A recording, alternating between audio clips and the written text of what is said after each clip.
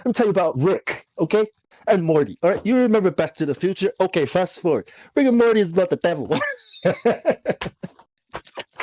Nah, I explained to him, all the bullshit science and all the crap and all the.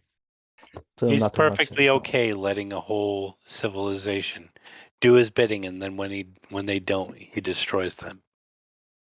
Yeah, as I told, that was a big thing I explained to him. Let me tell you something about Rick. Don't you ever think this piece of shit is cool, okay? Let me tell you something about him. You see those people, okay? See this guy? He fucks that girl, right? Has a baby and he fucks off. Don't you ever think that's cool, son? All right? It's called responsibility. But he's a pickle.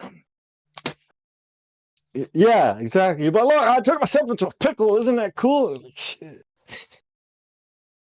See what he does? You see what this dude does? You might be the smartest person in the world, okay? But you can still be a piece of crap Listen, if you or a don't pickle. already know, that Rick is his son, Rick is his actual Hey, son. hey. Rick is Morty's son, or I did it. Morty is Rick's son. Yes, that's what I thought. Yeah, It is. Morty is Yeah, Rick's son right. from his daughter, So, from his own daughter. oh my God. So when I saw the episode with Evil Morty, I was like, that's my guy right there, Evil Morty. Get him, Morty. uh You don't like Evil Morty? No one does. I don't know anybody named Morty except for people wearing small hats. Am I wrong? Small hats with the little helicopter thing on the head. No, the ones eating gefilte fish. Well, you know what I mean? Like, okay, I just wanted to get back to the drill thing, the music thing, because I think it's a very powerful platform. Look, man, we can release stuff on Spotify, Apple Music. You got a It can be rat there? distributed. You have a rat? What's that sound? It's a bird. They're birds. They've always been birds, man. Gosh. Those We have a birds sound like mouse. rats. We have a mouse problem here in Australia. That's why you need a rabbit fence. It was during harvest time, and it rained really hard. And, that's how the mice multiplied. It's in the grain and everything. That's called a plague. Yeah. That's how you know God hates you. That's what I said. It's like, ooh, Australia, you did something. You didn't do something. Something went wrong there, bud. Yeah. Yeah. Well, I'm still trying to find some idea. Like, what would you store? Eric Dubé, what? You that episode that he first put out, the 200 proofs. You reckon that's a good Yeah, place? I would start out with that. Think of all the fire 200 bars proofs. he Yep. spits. Yes. Yeah, yeah.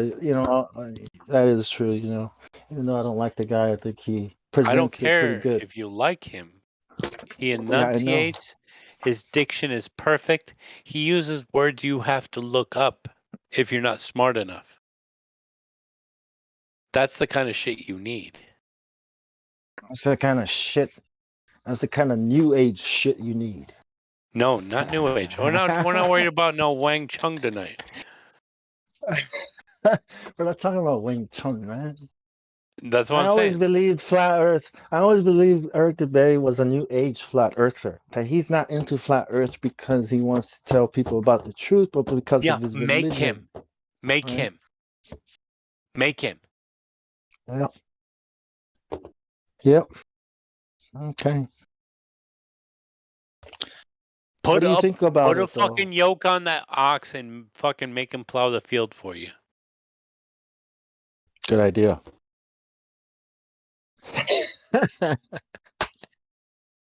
Let me write that down. Put a yoke on him. I like that.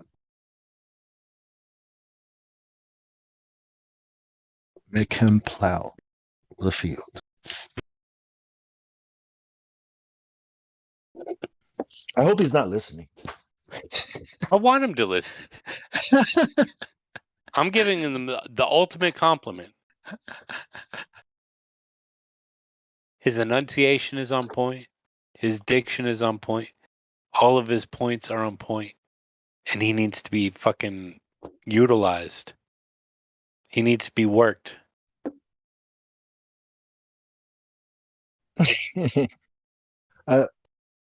It's all good, you know. I'm not gonna.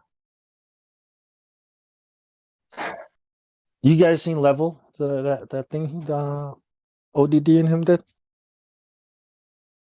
Level? Yeah, it was okay.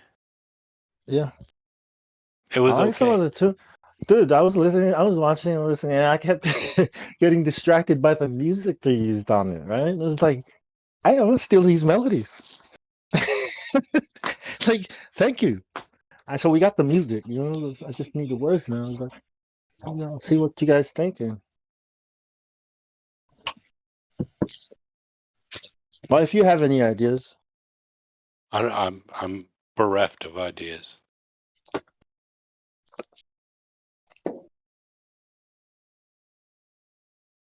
you know, I have nothing. I'm artistically inept. it's not. I don't. You know, the art is not hard. You know, it's the message. You know, I think it's the message. It's getting the message The message visually. across. It's Yeah, the same as drawing a picture. right. I And what get am it. I trying to tell people? Yeah. I get it. What are people? Like, I read something. It's not about what you say. It's about what the people hear. Right? Because you could say stuff, but what are they hearing? You say. Yeah. When you say they're just flat, are they hearing this guy is crazy? You know what I mean? Like so. Don't ever let him say it's flat. No, don't make that a topic in the fucking song whatsoever. Exactly. Thank you. That's what I thought. Thank you. I thought that. I was like, I don't think it's a good idea to do. I think we could use some better words. I think we could, you know. I No, think we can lead them don't to it. even let the topic come up. Okay. Stick to the Lead the truth horse stuff. to water. Don't fucking try to pour it down its throat. Well, that's what I mean. You know, 200 proofs is all about flat Earth. You know, Right. that's It's what I all mean. Like, about flat Earth, but you never have to let it say flat Earth. You're trying to make music for the masses. yeah, The because great unwant. but you've heard of these? I forgot this artist. He's a white guy. He's a rapper, but he's talking about it. He's blowing up on YouTube, right? So I was thinking to myself, like, how is this guy Who? blowing up on YouTube? Who? I Who? forget his name. Who? Hold up. Who? Who? Wait. Drop a link. Okay, there's a song that he talks about people. I can't even remember his name. Shit. Drop a link. Who? I'll try to find him. Um, um, what is the name of the song? It's about, dude, this guy. Okay, I gotta find the song. Shit, it's the white guy. Um, He talks about cloning. Okay, he's got a video he just released, you know, about cloning, celebrities getting cloned. A lot of reactions was happening on YouTube Bob, about it. Shit. B.O.B. No, No, he's come not on. He no, said he not was white. he's white. He said he He's was white. white. How you guys say Yeah, BLB is white? but he's a I didn't rapper. hear that part. What is his name, man? I forgot his name. It's a simple name. Jonas something or I don't know. You're telling what? me. Yeah, Don't well, ask but the me. point, You're telling me. the point I'm making is like a lot of these artists are using truth, right, to Dempsey, market Dempsey, themselves.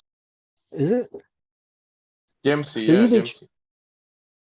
they're Don't using listen. truth to market their music, and their music blows up. And they talk about conspiracies. Now, Flat Earth hasn't come up yet, but they talk about every other thing we're talking about. You know, exposing, you know, the McDonald? technology, 5G. Yes, that's him. Thank you, him. Yeah, Yeah. I've No, been no, no. like intrigued. Yep. And that's fire. That's fire. But listen to his bars. Every single Right. thing he says is recumbent Exactly. upon itself. It always Okay. goes back to the original premise. You keep using And- words like that, people are going to get lost. Barack, recumbent. Nobody's going to know what the hell you're talking about. I'm bereaved at the fact that my people perish for lack of knowledge. Okay. Yeah. It calls back to its original premise. Plus, it's archaic language. Oh, shit. No, okay. Everybody always complains that English is so Archaic. archaic, but it's actually not. People just use it incorrectly. Yeah. Yeah, I would agree with that 100%. Oh man, what's his name? What's his actual name? Tom McDonald, right? Yeah. Look, the elephant's Yes. like, I don't care about you. I'm getting the fuck out of here. Dude, if you watch that full video, you can't see that tiger up until it jumps out of that fucking grass. Yeah, That and they full don't video? want the elephant. They want the man meat. It's going right after the man. It don't give a shit about that elephant. He's Fuck got that a song elephant. called "No Lives Matter." Yeah, yeah. Or Well, he's got a lot of songs that are called a lot of things. yeah, fake woke. White People so boy. stupid. He's got fucking yeah. People so stupid. Snowflakes. He's got so many songs. But the thing is, yeah, he's spitting fire. But like I said, How do you do that? I call it white it boy magic. it is all recumbent upon itself. It always calls back to the previous album or previous song. So it seems a bit matchy. I What want I'm to see that saying, whole video now. which one? What's the tiger? Does he get to eat or not? Oh no. But the guy gets his arm ripped open.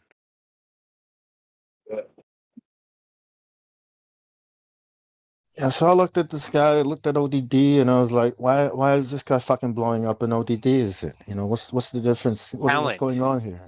Talent. ODD is Oh, talented, but that yeah. guy is God has given him a gift. Yeah. Okay. So that's the content. It's about 19 the million spark. views. It's about the spark and the consciousness of everybody else at that time. At the time, yeah. What's trending? He is number one, or he was number one on Apple iTunes for a week. Now he's at number 4 with his song Snowflake. Yep. So that's kind of what inspired me to, you know, use music to But his music is not drill. I know it doesn't have to be drill, you know, but drill. So he, you know, when I heard what he was doing, I thought, why can't we do stuff like this? You know, so I've been looking I'm telling for you, a way can, to do and you it. don't have to do that much work. You just got to get those vocals on staccato. Right. Everything is mad. First, you Everything gotta is have flow. Then you gotta have favor. no. Everything Yeah. everything has to be succinct. Write down the points you like that Eric Dubay says. Put them in staccato to beat. Mm. Have a return from somebody who's actually going a little too hard at the end of it to hype it, and then get a hook of some sort. And don't have What do too you many mean by hooks. that? What do you mean to have somebody Somebody like hard? QE to hype Oh yeah, that point. yeah, That yeah, point, yeah. like going a little too hard. Yeah. You need that. You need that contrast because Eric is so subdued. He's so Yeah. demure in his delivery. You need that contrast of somebody going a little too hard. Contrast with QE. Not just QE. You've got you could Yeah. you could use who's Nathan QE on all the time? Oakley. Yeah, no, or I would do Nathan Oakley probably more because he's a little more succinct with his cuts. Yeah. When he's Yeah. actually fucking filing somebody down, he is very specific. Vaughn, I want to know, did you know he said he was too modest, Eric was with his delivery? You know, the Mormons, modest. Uh, those are the exact reasons why I'm so, like, it's not, I don't expect, I'm not saying he shouldn't be modest, Wait, right? But it just did I do doesn't. it again? Did I do it again, Michael? I think you enjoy. I think you enjoy doing it. That's hey, I love it when you do it to do those underhanded insults so that people don't catch. I love that shit. It's funny as hell. I'm being honest. I'm not trying to give it underhanded. No, I've heard you insult people that smiled and just kept having a cordial Dude. conversation with you, and I'm like, dude, he just called you a fucking idiot. Not wrong. I wanted to send him the definition of the word, but I said, yeah. You Let it realize that was be. the second definition of bereft, right? What, Demore?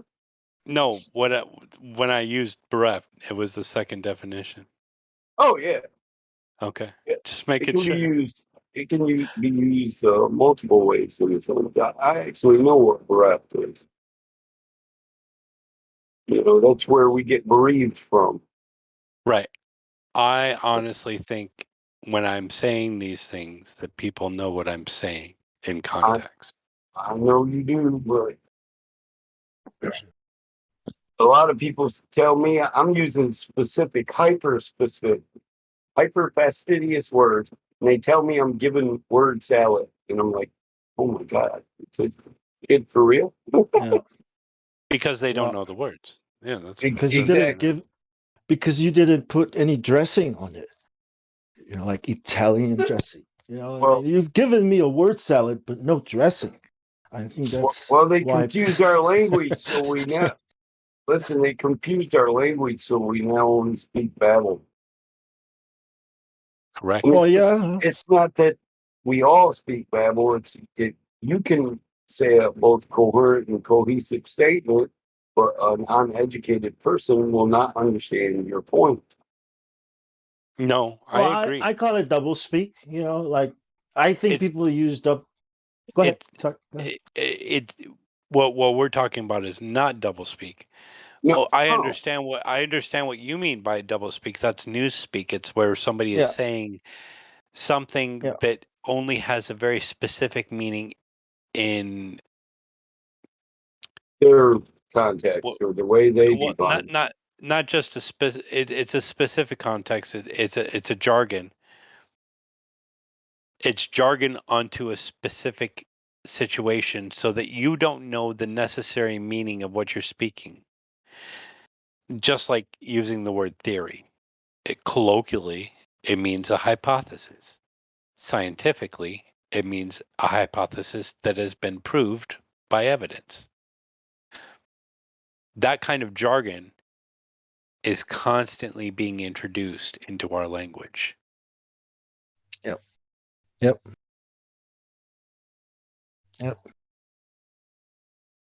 George Carlin. Yeah, it's making something that's actually bad sound good. But you remember the death Yeah, tax? or you can just speak in a language they don't understand, and you tell them, "Yeah, we're going to kill all you motherfuckers," and they don't know it because you'd have to say it just like I said it for them to understand. Well, what do you think the word death tax means? Does that sound like you will be taxed for dying to you? No, I know what death tax is. Death tax is Right. See, right. it's a capital gains tax upon your death that you pay for your probate. That's not. It's the estate tax. That's really all Yeah, it is. an They estate fucking tax. renamed it, fuckers. No, And they renamed it for a specific reason. They renamed it because it is wrong. They put it in its proper context. They're charging you. The government is charging you for death so that your kids will not inherit your wealth. Yeah, that's the attempt is to take a portion of the wealth that I leave to my children in my estate. Yeah. But yeah, there's ways around that yeah, also. So calling it a death tax is putting it in its proper context, not its improper context. It Right. is but putting actually it, it is a tax upon your death on your first you children's gotta inheritance. It Right, is. but first you have to really, but first you have to understand what Only, they're talking about when they say only death tax. listen, You know, a death tax, it only applies to estate taxes. So if what I I'm saying is, if I leave my the, children my estate, then I'll have to pay a death tax. okay, you know that show The View and all these shows on TV. They started talking about the death tax as if it's something that happens because you died. So they don't even. So they've kind of confused it, and they've already confused it. They've already, people do not know that this is what it is. Well, They don't know it's an estate tax. They think it's a some kind of tax that they created to that you should pay. And when people sign off on it, well, we don't want that, then they lose. Like if they would have known what it actually was, the actual word estate tax, they probably would have like, fuck that, that's bullshit. What you want me to? You know what I mean? People would. yeah, That's what I mean, like by double speak. They. it's another way to say inheritance tax. Yeah, Right. Right. just like listen, You, my property is valued at $1.2 million, but because it was an inheritance, if I sold it, you know what, I'd only get like 250,000 if I sold it for what it was fully worth because of the inheritance tax. it's in its proper context. That one, Bong, is a bad example because it is in its proper context. It's meant to scare you off from voting for anything Yeah. death taxy. Exactly. That is correct. It's calling it. It's drawing it. It's doing the same thing you want to do with your music. It's drawing it down to the lowest common denominator, so the fool can understand it. Yeah. But they've done it in like they've inverted it, so the fool might think this rather than actually know it's that. And What you're talking about is like Citizens United, I don't know making what a that is. corporation a person. Making a corporation, isn't that already a thing? No, making a corporation a person. Or how about making a person a corporation? You can do that right now. I thought everyone was a corporation when you're born. No. You have to incorporate yourself, and then you have to take all of your Oh expenses yes, into account. yeah. Yeah, no, LLC. that is Yeah, actually the proper way to live your life. Yes, and nobody knows that. Nobody knows that. Everybody's, I'm gonna sue you. I'm gonna sue you. Take everything you have. But it's like it's just a name on a piece of paper. Like why am I affected? But anyways, you know what I'm saying. Double speak and. But You've given I two was thinking, horrible examples, but yes, I understand what you mean. okay, my bad. I was thinking, are we able to am I able to kind of like do a survey or a poll? You know what I mean? The way these people do it, right? Like, and you give people words. And you say, which words, would you prefer? Like, what does this word make? These surveys they do, so that they can get the right words, right? This Right. word match. This is where you should care less. Okay. What does that mean? Where people say, "Oh, I could care less." This is where you should care less About what I say. about what what I write people down. think about what you say. Well, this is why also what I mean. Like, what I say is not necessarily going to be what people hear. You know what I mean? That's what I mean. I was like, how do I say this so that people hear this and not that? When I say this, are they going to think that Flat Society? No, I'm not going to bring in Flat. It's just an example. I would The have said more Flat people on you have Saul. questioning of what you just said and why you said it, the better. If you sit there and analyze and try to dumb it down from the lowest common denominator every single time, the more you're going to lose the audience that is willing to think. Yeah. Ambiguity, right? Ambiguity, Open. yes. Yes. Exactly. Okay. I like that. Yeah. I said that's an art in itself. I mean, I'm like, how do you do? Do I look like Kubrick to you? Like, I had myself that question, like, well, you think you can do what these people? That's the thing that's the thing, though. You can. You 100% can.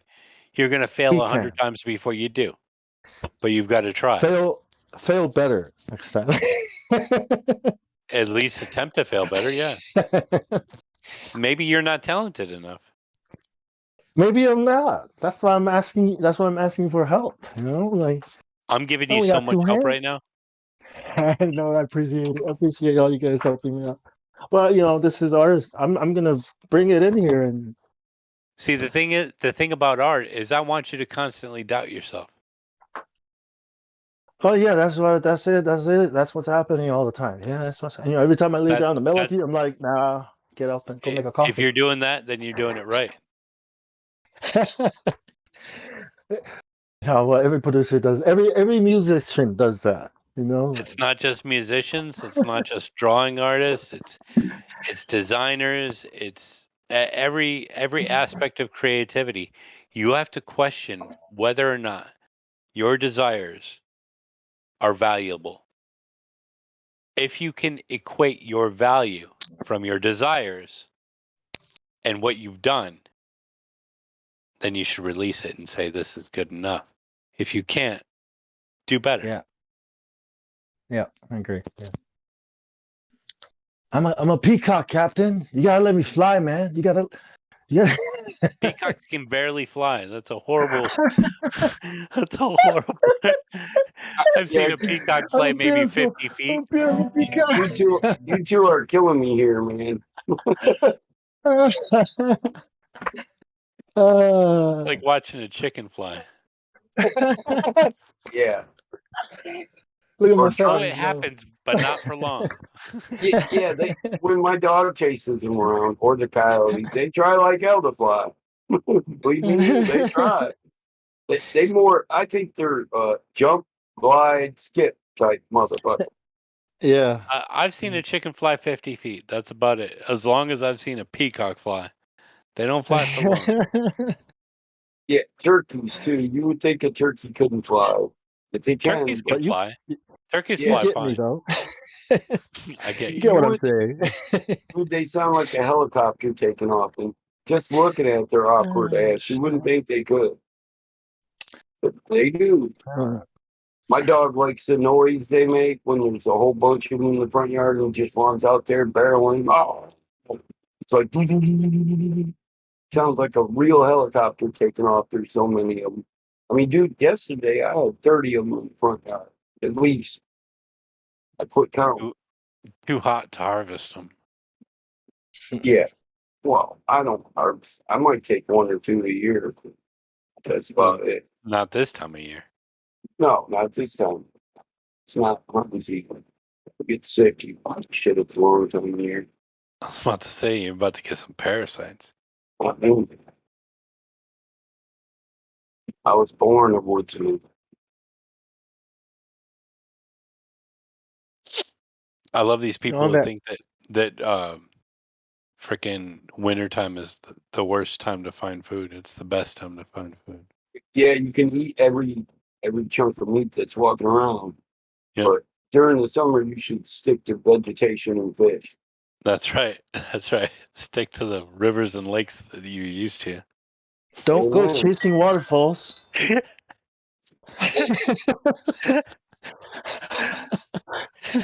Well, they all got parasitic That's perfect. organisms that thrive well in warm weather. Yeah. Fish is the best. I love fish. You would Now, say that. I'm always talking about fishing because it's the best meat to eat. You would say that. You would say that. Why? Is it because of Jesus or because I'm from Samoa? That's right. Both. Because you're from Samoa. Because I'm both. No, not because of Jesus.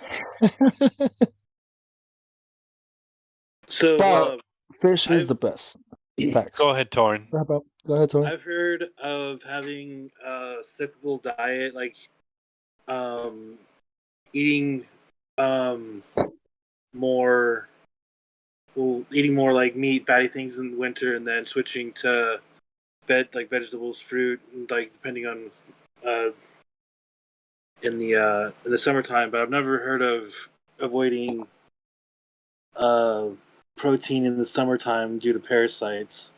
That sounds When you're hunting in our neck of the woods, you don't want to hunt any ground meat during the summertime because it's full of parasites and other diseases. Other diseases is a big thing. Anything in the wintertime is fair game. because all of those parasites pretty much die off or go dormant. Like, you don't eat a squirrel in the summertime, but in the wintertime, you eat that squirrel. That's good to know. Yeah, well, squirrels and rabbits Huh. get warbles. You know what warbles are?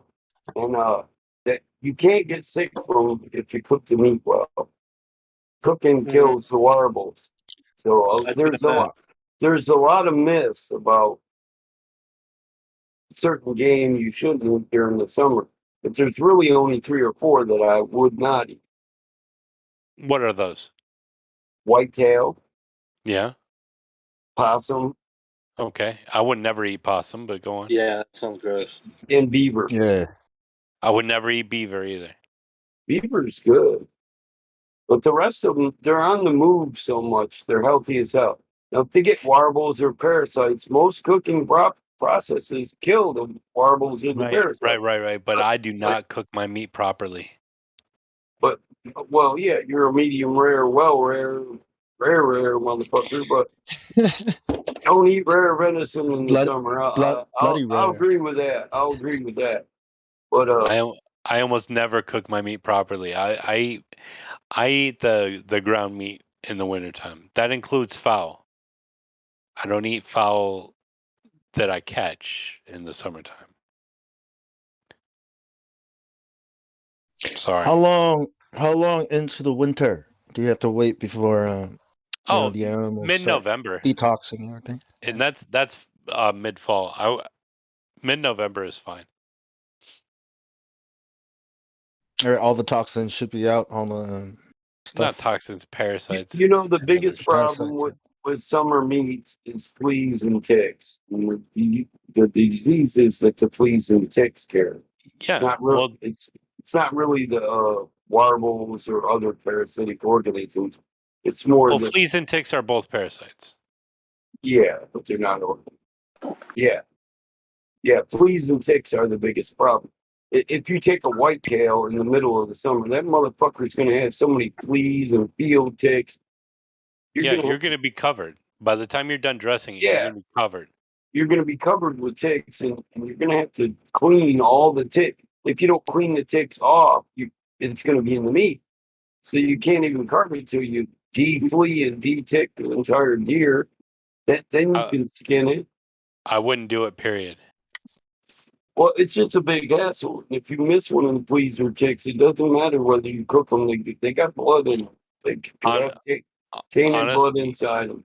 You are better off fucking fishing. So out of curiosity, when you hunt game, like say for instance buffalo,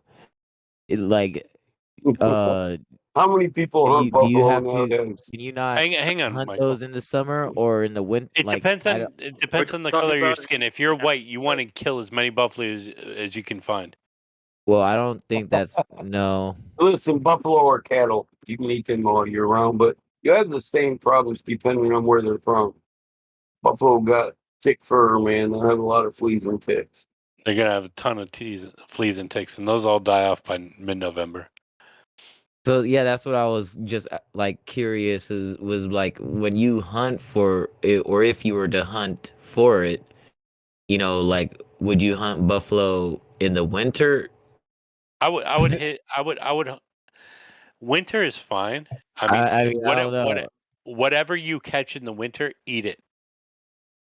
Eat the shit out of that. Listen, it's more the bugs you got to worry about in the summer. So all those bugs you have to clean off before you can skin it and dress it out. Okay, so that's what I was curious about. So because I felt like if you can only hunt at winter. No, that's a myth. So yeah. You can eat rabbits, you can eat all that shit in the summertime. You just want to make sure that it's so the meat is cooked so thoroughly. Dressing is where you're gonna have most of your problems because rabbits are full of fleas and ticks. Cooking it too because it's going to be more lean in the summer. Yeah, you're gonna get rabbit starvation if that's all you eat. You're better off fishing, honestly. Yeah, and because and scavenging for fruits and vegetables.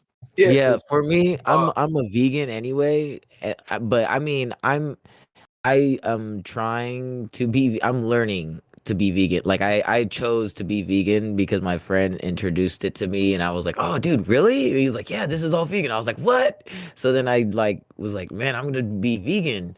So it's hard trying to be vegan when you're living with people that aren't vegan. You know, so like trying to wing myself off of meats is already difficult. But Enoch, yeah. you're picking the wrong time of the year to be vegan. And let me explain. When I mean year, I mean the end of this civilization. You probably shouldn't have a selective diet.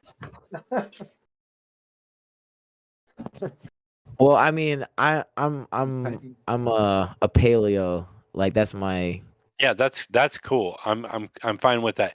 Having a selective diet though at the end of this specific civilization is probably a bad idea. You need to be as omnivorous as possible just because you don't want that dietary shock of when that grocery store is closed. You see what I'm saying? It's coming soon. right. So maybe just keep all your options open. I know all you vegans are No, starving. I'll be out well, here I'm chewing planning on on. jerk beef. I'll be chewing jerk venison, planting my crops for the next year. Well, I plan on like growing my own vegetables. You know. That's good. That's good. But That do you know that how many won't get you vegetables through you the need? winter. Do you know how many vegetables you need to replace just a single cooked steak? Not really. I don't really miss steak, to be honest. Like I don't really eat Okay, steak. no, it's just an example. A single cooked steak is worth at least 2 grocery bags full of vegetables. Oh, you're talking about like the price. What? No, I'm not No, talking about the price. I'm talking about the caloric intake, what you can get from the food. Efficiency. Oh, the protein. No, the value to your body. Oh. A single cooked steak is worth 2 bags of grocery bags full of vegetables. Right, because the thing is, I love like grapes and carrots and That's oh fine. boy, Where are you going to get any of that at the end of the world? I'm gonna grow it. You're going to grow grapes and carrots? I think Not only carrots just are grapes and not. I carrots, don't but think. just say I don't think. as I let me think say it carrots now.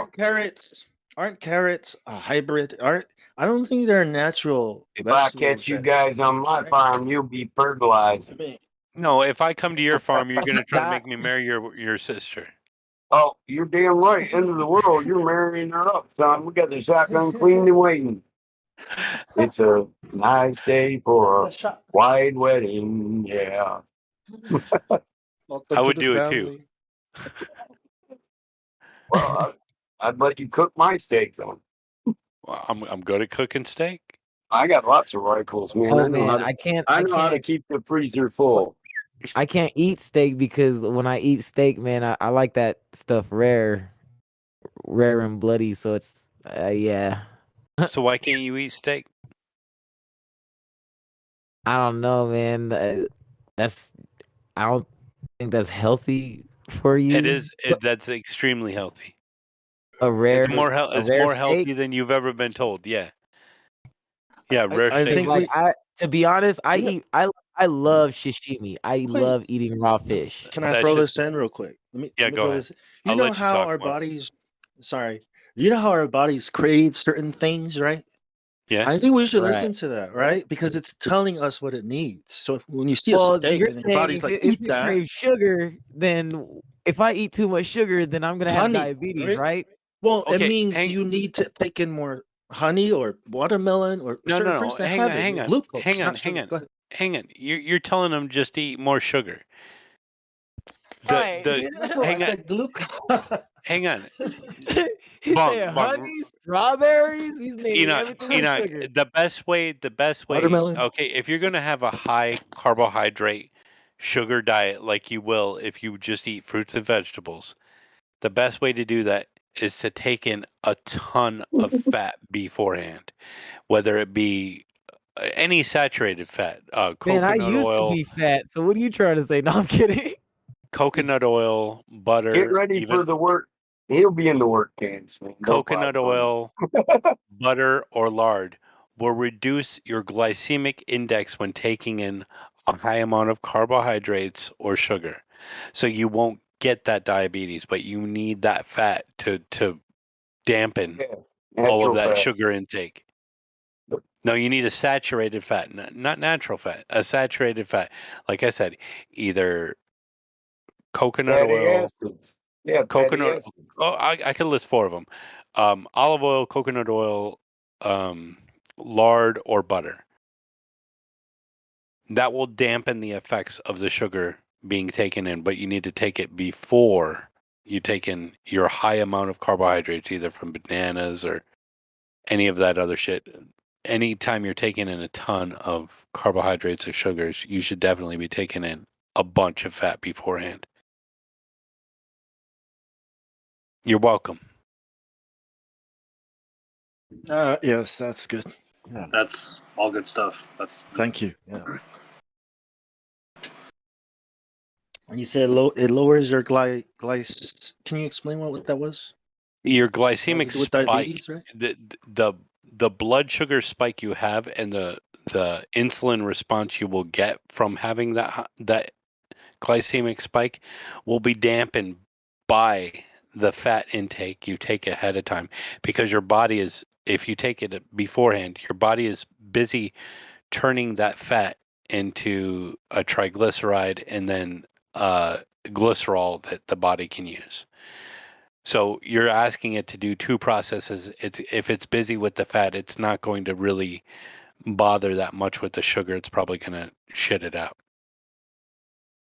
Does it matter what kind of sugar intake? No, as long as you're taking in the proper saturated fat ahead of time, it doesn't matter. It could be fructose, glucose, either one. Okay. Yep. Baked potatoes.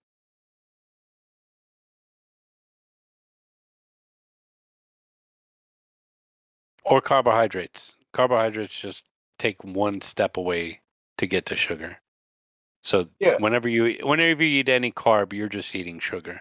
That's any bread, that's any grain, including corn, potatoes, any starch. Anything like that, you need a high amount of fat beforehand. That's the best way to keep away from diabetes. Put like olive oil on the bread. Is that good, right? That's You need good, it right? beforehand. You need to get that body responding to the fat before you take in all of that crap sugar. Or Well, starch. I've been eating like like tablespoons of honey middle of the night. Don't know why. I just Yeah, because you're having a sugar craving. yeah, and I didn't want to reach for any of that other crap. So I was like, I'm just gonna use the honey. It's not any better for you. Oh, it's Manuka honey, so I'm hoping It's not any better for you. It as far as what we're talking about It's the here, best honey in the world, though. Yeah. as far as you being addicted to sugar, it's still fucking sugar, bud. Yeah, maybe I should eat like I should what about drinking? What about a tablespoon of olive oil and then the sugar? Is that good? Like If you're gonna take spice them a out a little fat, bit. no, hang on. If you're gonna take a fat as a supplement, I would either say coconut oil or butter instead of olive oil. And take a tablespoon of butter first, like 10 minutes before Yeah. you go sit down to eat. Okay, sounds good. Coconut oil too. Yeah, coconut oil is great. MCT, that shit's badass. I have some questions about. Um, Please tell me flat Earth. No, what? Please tell me flat Earth. Oh, never mind. Just kidding. No, go ahead. It was going to Maybe be has a about diploma. like liver about your liver and doing like fruit and vegetable detoxes, so you can get more out of eating fat and protein, because that fat and protein is supposed to energize you, but like most people, it's they get kind of sluggish. They get like kind of like the itis when they eat like high fat. Right. high That's fat. because they're already addicted to sugar. Okay. Well, because something that I've been trying to do really recently.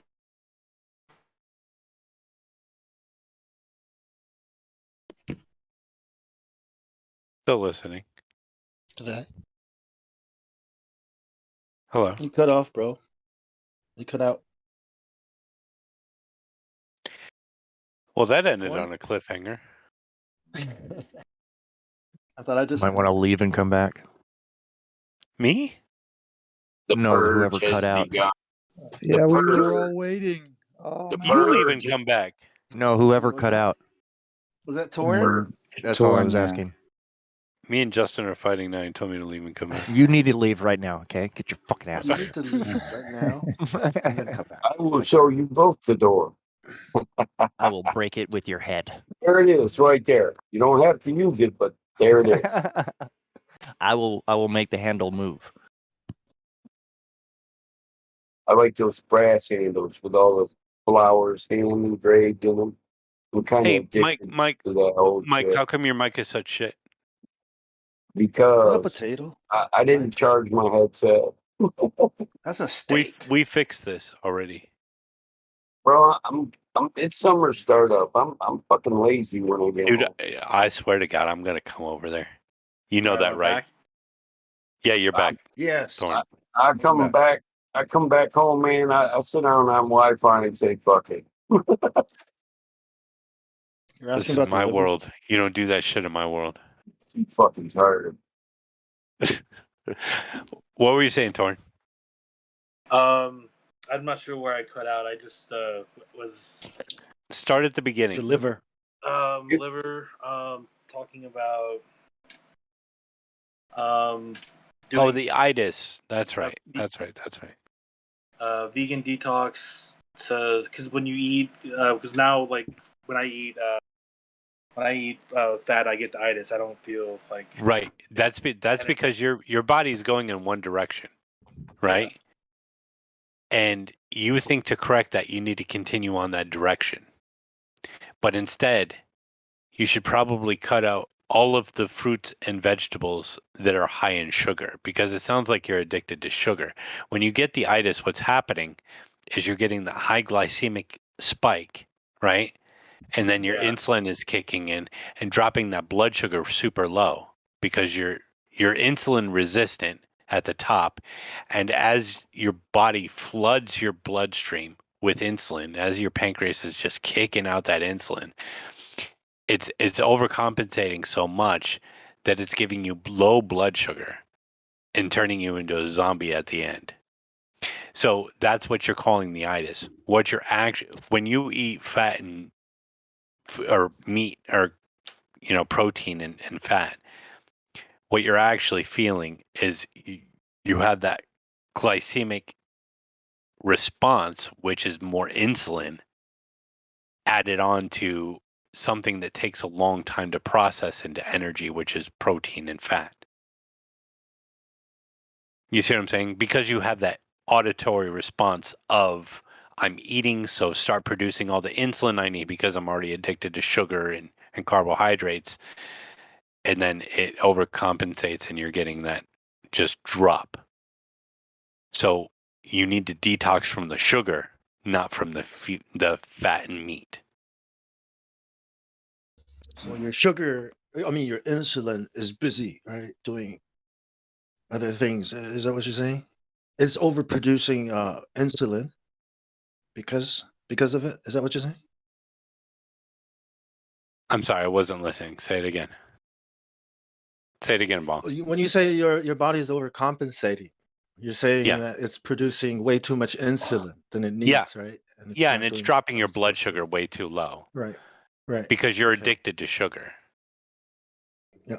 So by dropping the sugar intake, frees up the insulin to do what it needs to do for your body. You have to get your body used to being less insulin resistant, which means that you need to go on a sugar detox that includes carbohydrates, starches, all that stuff that turns into just pure sugar within one step of digestion.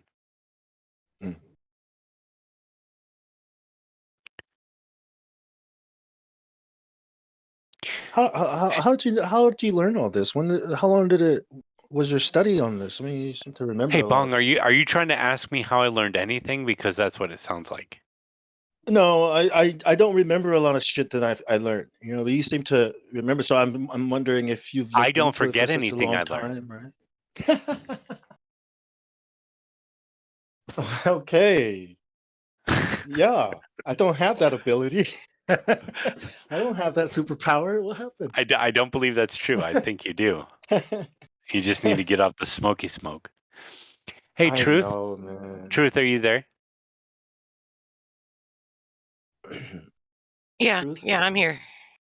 Okay, so I see you're having some troubles. No, I'm not. I'm not having troubles. I think it's just So at first, I was misunderstanding. Like the last time I had this conversation, I was misunderstanding what he was claiming.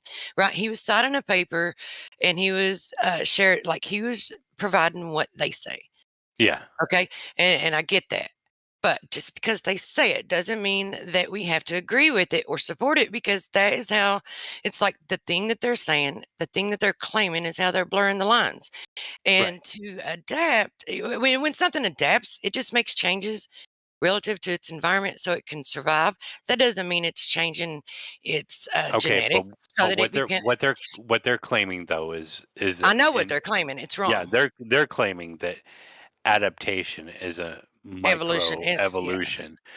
So and it's what wrong. they're claiming that when you change your behaviors, or you go from sweating from 70 degrees to sweating at 90 degrees, that you've changed your genetics. That's incorrect. And I agree. It is incorrect. Right. So there's fuzzy language there, because of course you have to adapt to overcome certain situations. You have to overcome them, and So let me ask you. that's what a normal person would call adaptation. But what they're calling adaptation is Exactly. I adapted to a situation. I turned my eyes from brown to blue. Okay, Right. so let me ask you this: knowing that they use this, as you call it, fuzzy language, and what I call just blurring the lines, and that's exactly what they do. Knowing that they're doing this, isn't it like, because there's a lot of shit that they claim that we don't cite, we don't support, because it's wrong, it's false. Right. Gravity, for instance, or what they claim that it is. Like we don't. But We that's don't. why Yeah, we don't use their language calling it exactly. gravity. We know it's So, that all we can prove is obviously right. density and buoyancy, right? So to add on to that and call just overcoming adaptation is buying into their language. You see Well, what I'm saying? okay? So what's the word adapt mean? Does it not mean to just change relative to your environment? Like, I mean, to be, is that like when you say, okay, so if someone like me, if I'm adaptable, then I can go into many different, many different settings or social settings or environments, and adapt to that environment, right? Well, and we know exactly what that means when you say it that way. So why is Right. it so clearly spoken then? And then it's because of this. It's because they want to blur the lines, and they want to call Right. adaptation evolution, and we should clear it up. We shouldn't let them. We shouldn't support Right. that. No. But as soon Well, as we start using their fuzzy languages, as soon as we've lost, because we're already buying into their jargon. That's their jargon. Well, what about the word acclimate? What about the word acclimate? Is that similar to adapt? To I mean, aren't they the climatize same over thing? time. To climatize over time. You That's know, like exactly what I was guy who describing lives with that's exactly what I was right. describing with temperature, getting used to temperatures over time. Yeah, that's This is acclimating. word magic now, right? Right. I mean, they're just But using words now what to. I'm saying is adaptation doesn't happen in nature where that adaptation goes from genetic to genetic as a pass off. Right, and if someone like if they had never claimed that was, and if they never started claiming that, then no one would make that inference. No one would infer that that's what it means. If someone says if they had never claimed that, they would, and I mean, so okay, so my issue with the entire thing is, so if we consider if we talk about to adapt to an environment, we know what we mean by that. No. But we're still using the slave language there. Well, I mean, I And know, but this is what I'm saying. I don't mean to describe it as that, but we're still using their jargon, and they will call you out on it. You can't show me an adaptation in nature where it will be The- passed down to the kin and that kin not die. So, Well, like I said, they're describing adaptation as microevolution. Adaptation equals evolution. There is no such thing as adaptation. We can say it overcame. We can say that it but see, it it's just like, acclimated. yeah, but it's but- stopping. It's just stop. If they had never done that, then you would be saying it. It's like the only reason You're is right. because You're just right. avoiding that word. And I I think we agree should with take you. it back. We should True- clear the true- lines. Truth, I agree with you, but we've been having this conversation for 3 weeks now. And Well, you that haven't makes it- adapted. You haven't adapted yet. That makes it sound like, yeah, that makes it sound even more intense because this is only like the third time that I've talked with EXO about it in the chat, I know. and yeah, the second time with you. So, but No, but, but yeah, just saying that it doesn't happen. It's like people know it's But it doesn't. That's what that will stop you in your tracks, and then you'll disregard any other information the person says about it because every individual knows that things do make changes. Right? We Right. do make changes. It's not like we're changing from one kind to another, but we do. And the minute that they hear someone say that doesn't happen, then they're like, "Well, I'm not going to listen to nothing else they have to say because I know that happens." But what we need to do is just clear the lines and not blur them and not support their. You can say I agree that things overcome, but I do not agree that things adapt per se as they're describing. Right, like Because to it's that just overcoming doesn't adversity. mean, You're saying overcoming adversity is an adaptation that will be what? What happens past that adaptation? Can it not revert? it doesn't like change. It doesn't allow something to change from one kind to another. That never happens. That never happens. Okay, And if we're in full agreement, and Right. I understood we were in full agreement on that specific point. That one kind is not going to adapt into a fucking monkey or a this or But that. you see what I'm saying, though? If someone claims that, like everyone knows that things do change No, and adapt to their they've been environment. They've been taught. Well, that I mean, language. I know That that they language- do because No, you can hang see. on, let me finish. Truth, they've been taught that language as a catch-22.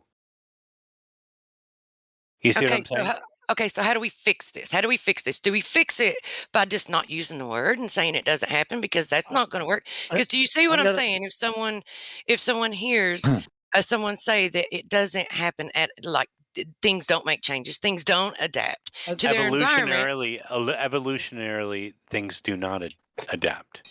Well, no, Can I? not like on the. But do you see what I'm saying though? If someone hears someone say that it doesn't happen, and they know, and they've seen it and observed it in reality, that things do make changes, it just doesn't change genetically from one kind to another.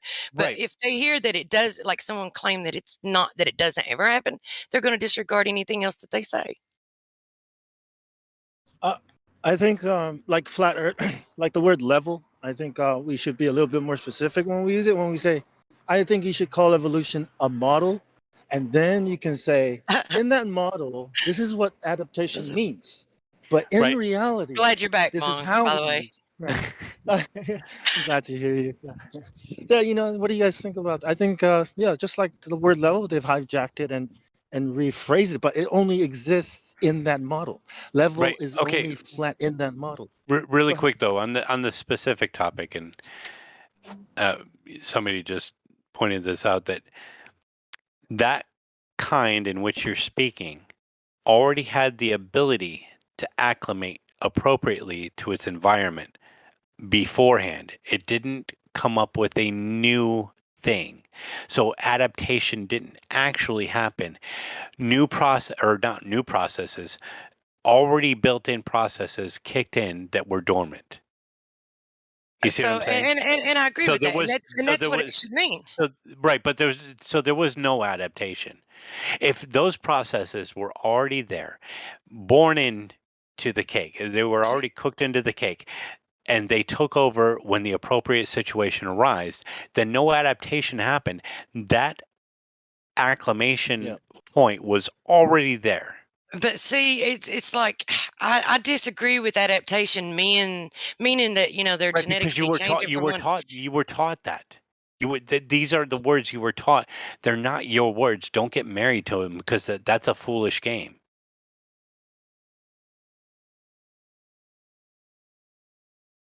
We were using that word just But why? I don't couple- understand why. I don't. Sorry, Paul. I'm not trying to we fight were with you, Truth. using that I'm trying to exact get to word. that understanding. Well, I'm just trying to understand why people agree with that adaptation is changing on the genetic level. Why agree with it? Because that's not what it is. If they claim it, doesn't mean it's what it is. Doesn't mean we have to agree with it. They taught you the catch-22 before you knew what it meant. It's not. We were talking about that word. We were using that word a couple, I think, conversations ago. We said I called him a boomer because he did.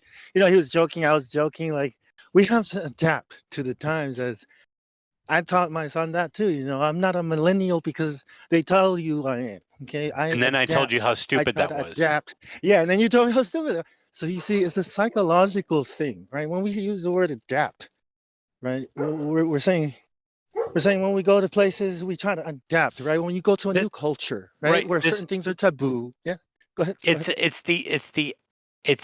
the proverbial apple. It's saying that you can become something more than you are by a trait you can build yourself, not from God. Yes. So to adapt, become adjusted to new conditions. Okay, so right. That's the colloquial. That's the colloquial.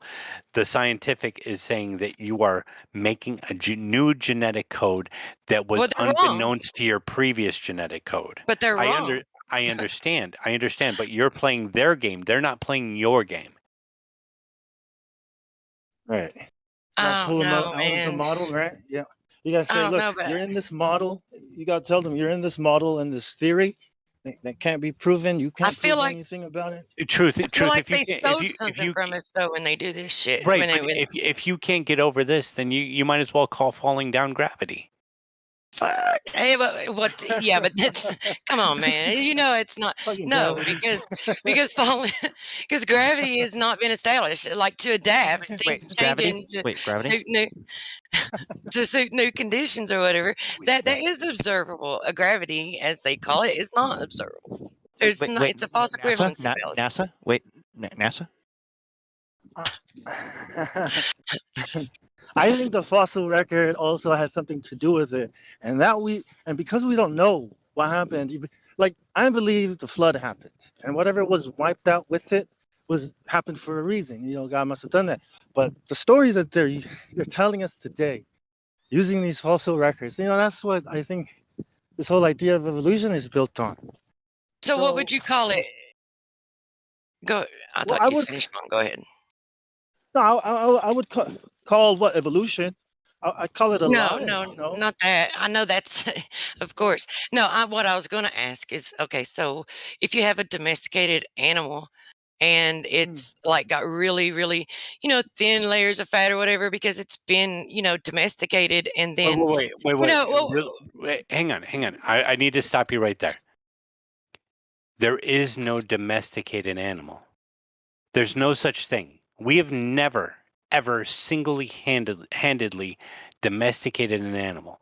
All domestic animals were given to Adam for him to name. I know this. Okay. Oh my gosh. You know what I'm trying to say though. I do know what you're trying to say, and that's why I had to stop you. That's why I had to stop you, because they are not the same kind.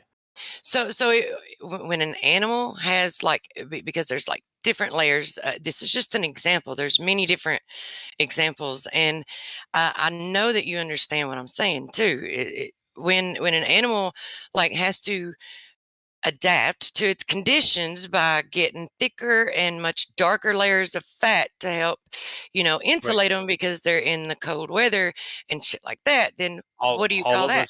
All of What us word do do you? that. We're not Right, I coming know. up with a new process. Our body is I'm not already saying that.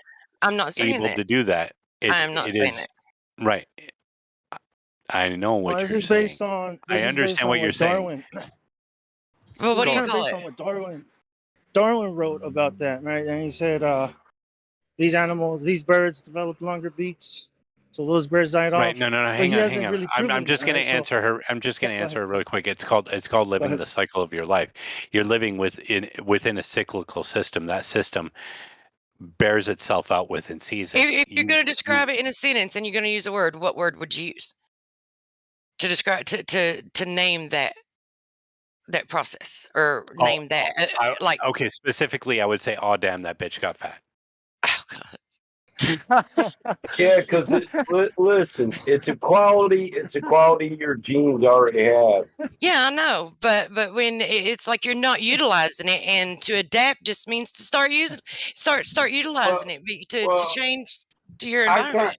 I think the system that we had that causes us to adapt or change for an environment, get fatter for a colder environment, skinny for a warmer one, is always working. It's part of our immune system, our regulatory system, all that. It's always working. Yeah, and I No, know, I agree. they call it a change, but none of them have ever proven it wasn't that quality wasn't present in every gene or DNA or genome. And I Nobody proved agree. that. I agree with that, but it's not But you want to utilizing. you want to continue calling it adaptation, but that's using their Yeah, language. You're yeah, falling into that catch-22 I of as soon as But you're they confronted. redefined it to I mean will that, go. and it doesn't mean that. No. They always had two definitions. They had the scientific and they had the colloquial, and they caught you with that. Always. Well, the difference between what I believe and what they believe is I don't believe the skinny motherfucker they got fat, the skinny people die off. I don't believe that. That nobody dies off. They all are best suited for their environment. But it seems like it's like they stole the word, they redefined it to mean what they wanted it to be able to No, blur the lines. And I feel like we're letting them. they Like, only that- taught you. They only taught you the colloquial, and they always had in their back pocket the scientific.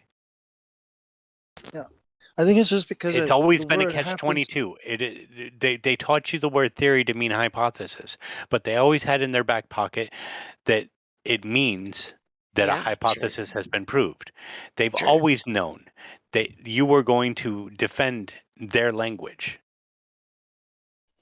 No, I just think Yeah, that because was it. the word, right? Because it's in their model. When you bring up that word, they are assuming that's the word you're using. Oh, you want to use the word adaptation, but you got to kind of pull them back. You got So to now pull you back believe from in the model, evolution as right? soon as you use it.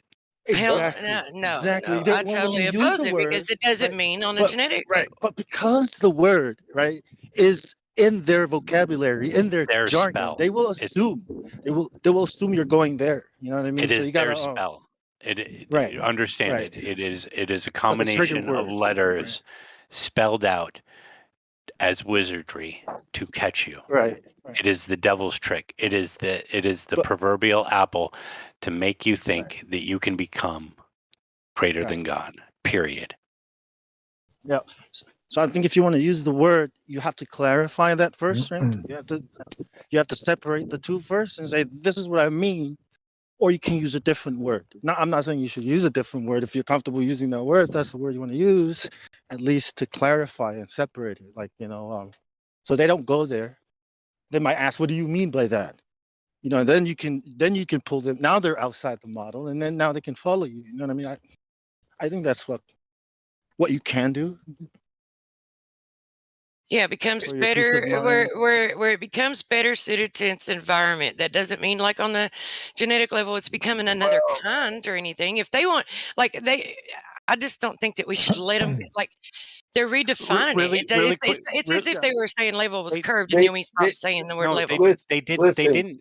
They didn't redefine it. Just read the definition that Michael posted really quick. Yeah, listen, Judas or Deuceful has a valid point. We have to use words as they're defined, or our sentences are neither coherent or cohesive. I say this a lot, but people don't hear it.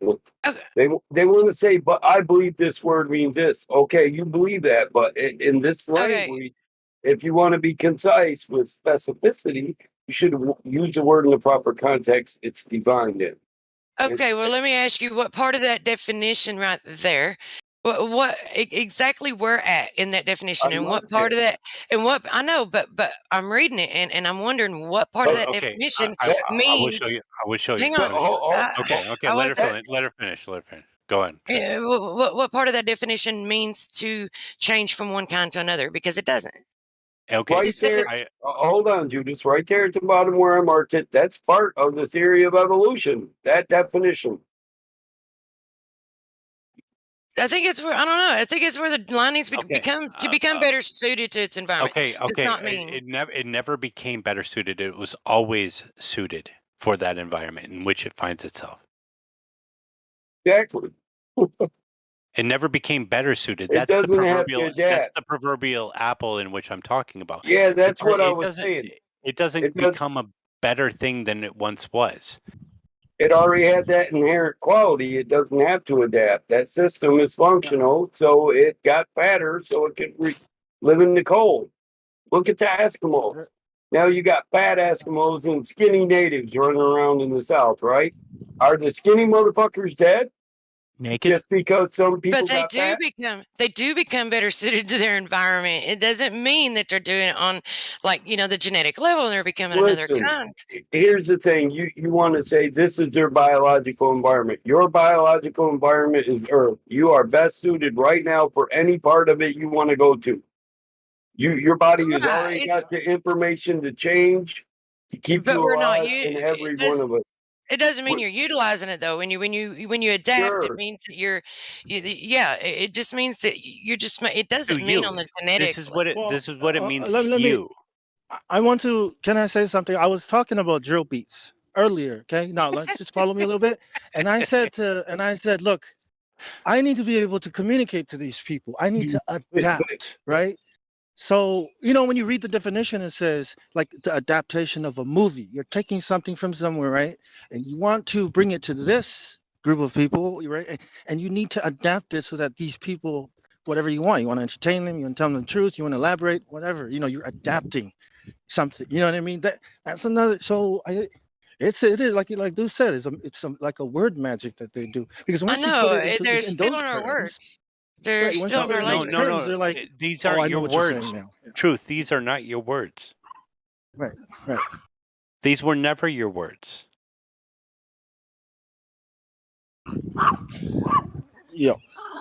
So just be specific when you use the Why do word. I feel like someone just got finished telling me and showing me a video of my boyfriend cheating on me or something? But you agree though, right? These were never your words.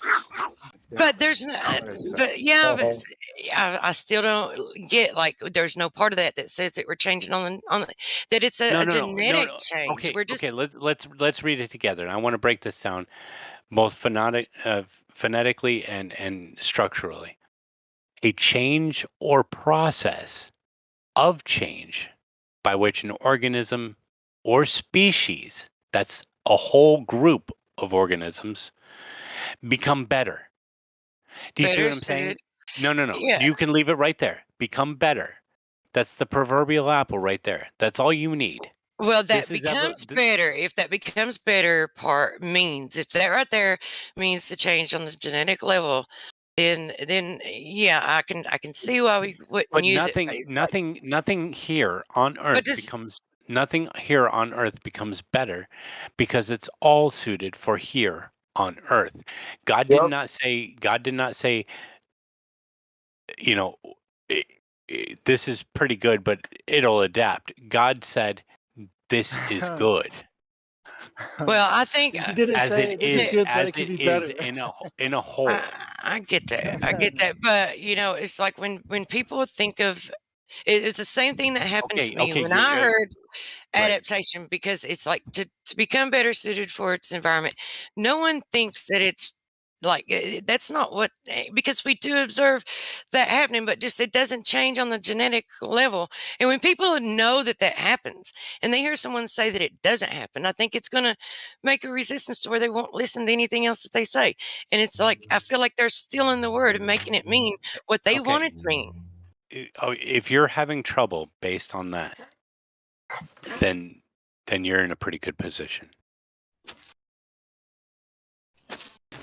Do you not agree? If you're having trouble just based on that, I don't feel like I'm in a good position, but no, that's the issue I'm having. you're in an awesome position. If that's They- your sticking point is the word adaptation, and that's where you're having some hangups, then you're pretty well off. Because I usually have hangups at the word flat.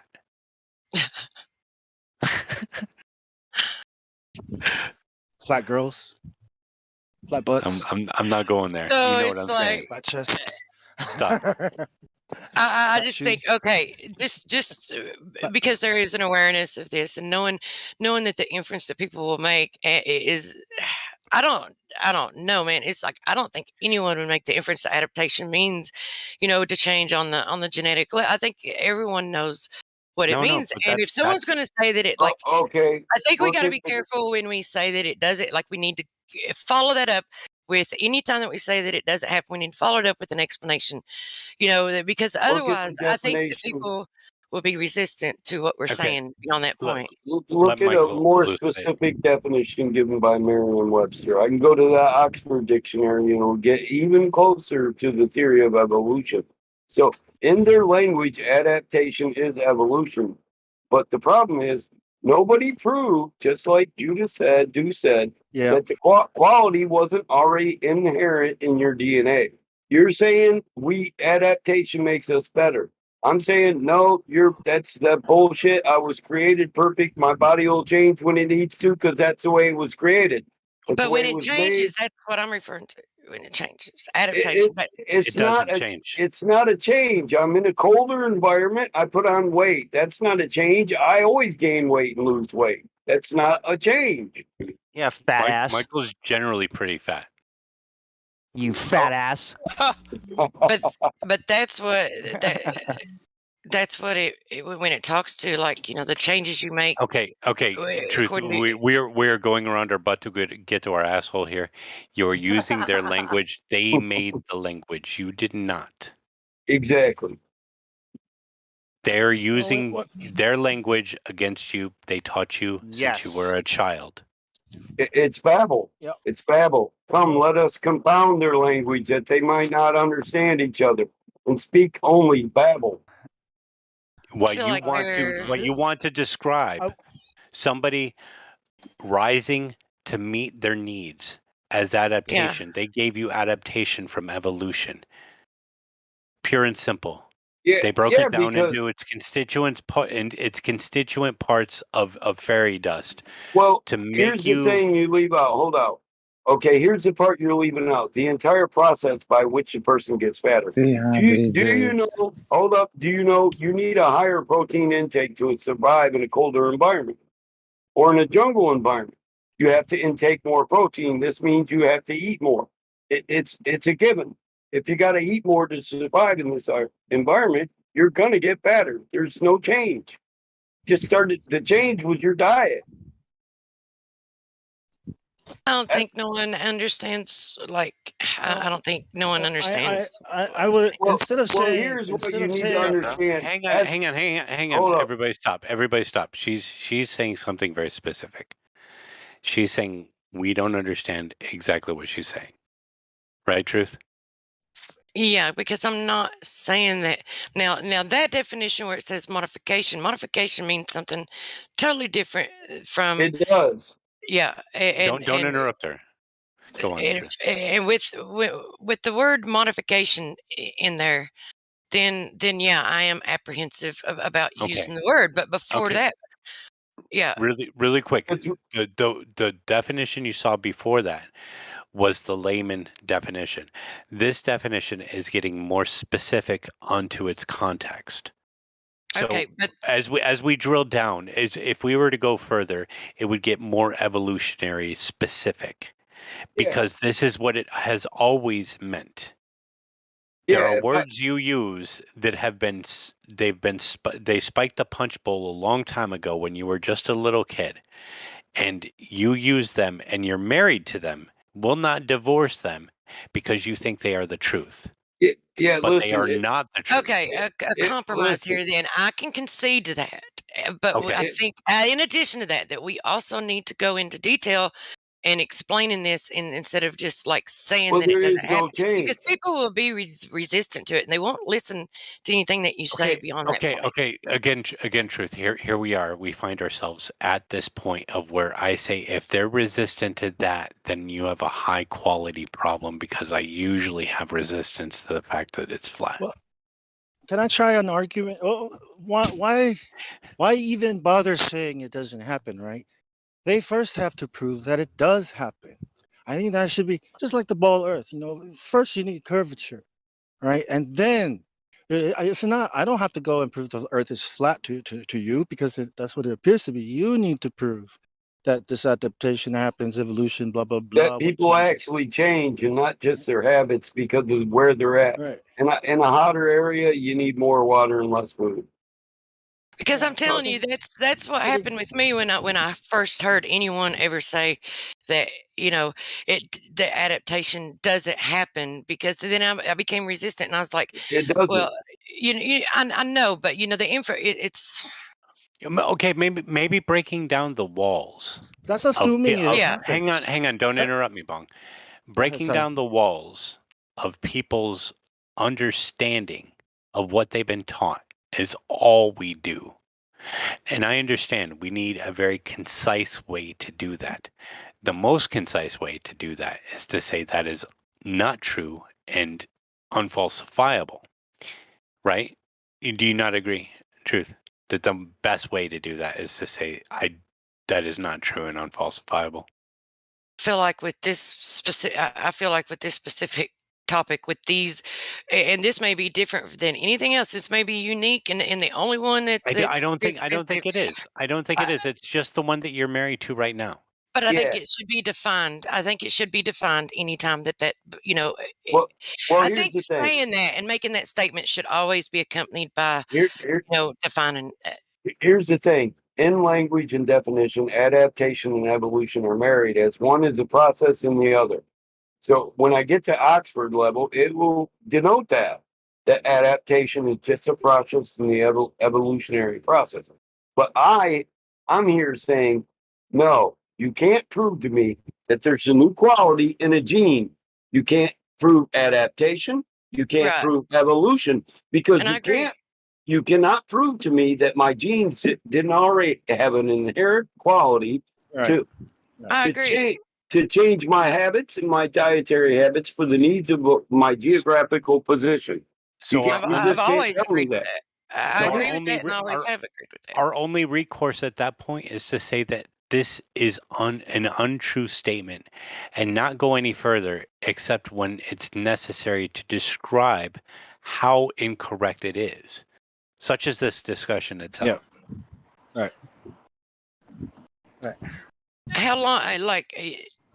I would just about guarantee that this definition of that word is new. Like, it's not always been. That has always been. That has been since it has been conceived. No, okay, it has been bona fide. It was changed somewhere before the 1900s. Well, I think the bottom line is, I tell my son, the bottom line is, if you find a helicopter in the middle of the desert, do you open your mind up to the fact that it could have evolved from the sand? Or do you look at the helicopter and know that it was designed? I think that's the bottom line. Is that No. We're not grew out of rocks and big bangs. No, okay, Bong, you're wrong on this, because this is not the discussion we're having. The discussion no, the bottom line. we understand. Every single person in this discussion understands that. Yeah. I just want you to know that it comes from the word adapt, and even in the oldest meeting, in the etymology of the word, it means to adapt, fit, adjust to, modify, all that. Adapt, fit, No. and to adjust to, but the word modify means something like when they throw that word in there, then yeah, I mean I can't use it. But if it weren't, That's married But that's to the beginning. adapt. but I just want to Adaptio. make myself clear though, just so that I'm not misunderstood. I've never like the entire process. I was never like supporting evolution, and I've always disagreed with that. And I never Right. like was saying that it was down on the genetic level, but then like then that prevents us from being able to just use the word like you need to be adaptable, or we can't even like use it like that if that's what the word is going to It's the entail. same as it's the same as us using gravity at this point. It's the same as saying all around the world. It's this. Yes, there are poison things in the punch bowl that you've been consuming your whole life, and now we're telling you that's fucking poison. Yeah. There's another word that I've been having a problem with lately. It's the word human. The word human. When you look it up and what it actually means, what the governments consider humans, the definition is beast of the field. And this is what they called people in the past. Like when I look into, the Genesis account, a human is a beast of the field, something that giants would eat, like cattle. Okay, I mean, are you that's not? offensive. Hang on. No, it's not offensive, Bong. Are you not a beast of the field? No, I'm a man. I have dominion over the beasts of the field and the earth and all There you that's in go. it. And I'm trying to subdue it and bring it under Okay, my I control. That's what we are. agree. I agree that. I agree with that. Yeah. We are the rulers of all these. I We are just not didn't know. equal I to just beasts. didn't know if you were coming from this from a really like soy boy kind of position. But No, I no, agree with no. you. I agree with you. Right, because God has already told us what we are, but these people are redefining what You we know are. that's what listen, that's what natural law tries to tell you. God gave you dominion over earth to live by his law. And he Right. gave no other man dominion over you. That's what we're talking about. And the same God that you worship, this God, he gave you dominion, but he gave no other man dominion over you. Like the divine right of kings, that's bullshit. The vicar of Christ, that's bullshit. Because man, all of mankind was given dominion over earth and rules to live Not by. all of mankind. I disagree with Well, that. this is what I mean. They use words against us this way, Well, where it did they causes a not lot of confusion. listen? Did it That's what not it still say? is, Bong. Was it not written? Come, let us go down and confound their language, that they might Yes. not communicate with each other and Yes. speak only babble. Yes. There you go. And some were born of Satan. Yeah, they're not men though. They live Okay. among men as men, Okay. but are Okay. not That's men. why. That's all I said. That's all I said. I If you're don't not agree a vicar, that it's But do you mean all a men physical in birth, or quotes. do you mean Listen, a spiritual birth? A hold up. physical birth. I want to cover another thing too, though. You know, when we get into the etymology of the word giant, you know what a giant really means. Men of Doesn't mean renown, men of old. Yes. no. a lot of people. The No, Nephilim. no. I'll tell you if you give me the Monstrous. chance. Okay, stop. So, a giant, when you follow the word all the way back through etymology, it's just a bully or a tyrant.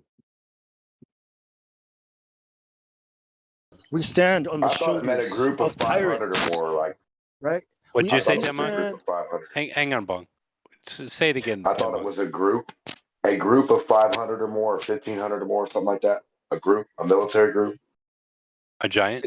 That's what I thought it meant. Yeah, like the way back meaning. They're Spartans. Bullies Like men of or old, tyrants. men of renown.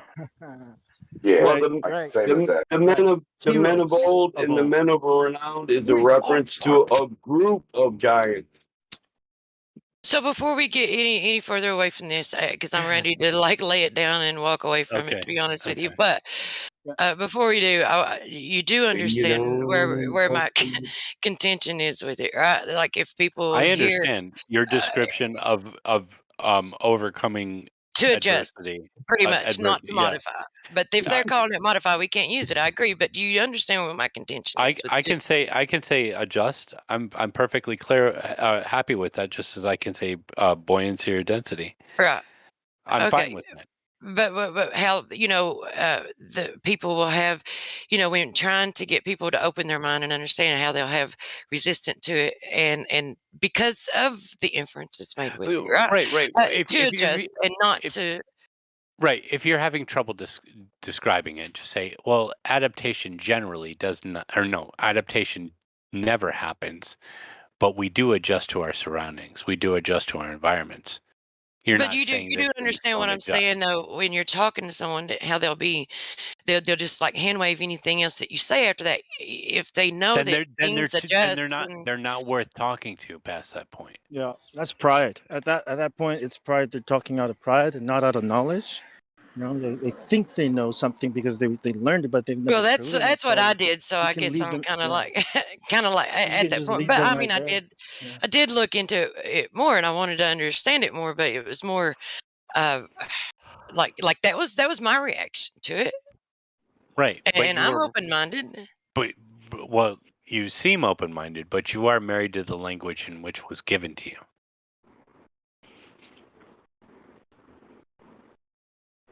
Well, not with modification in the definition, but to change or to adjust in that way to suit its environment. Yeah, I can accept that, but not modification. I agree with change. Yeah, I agree with adjust, but I don't agree with change. There is no modification or change of the human genome, tissue, anything. Nobody's ever showed that. Nobody's ever showed that. They show us selective breeding. A green-eyed, blue-eyed person give us a turquoise-eyed person. Yeah, that's not adaptation.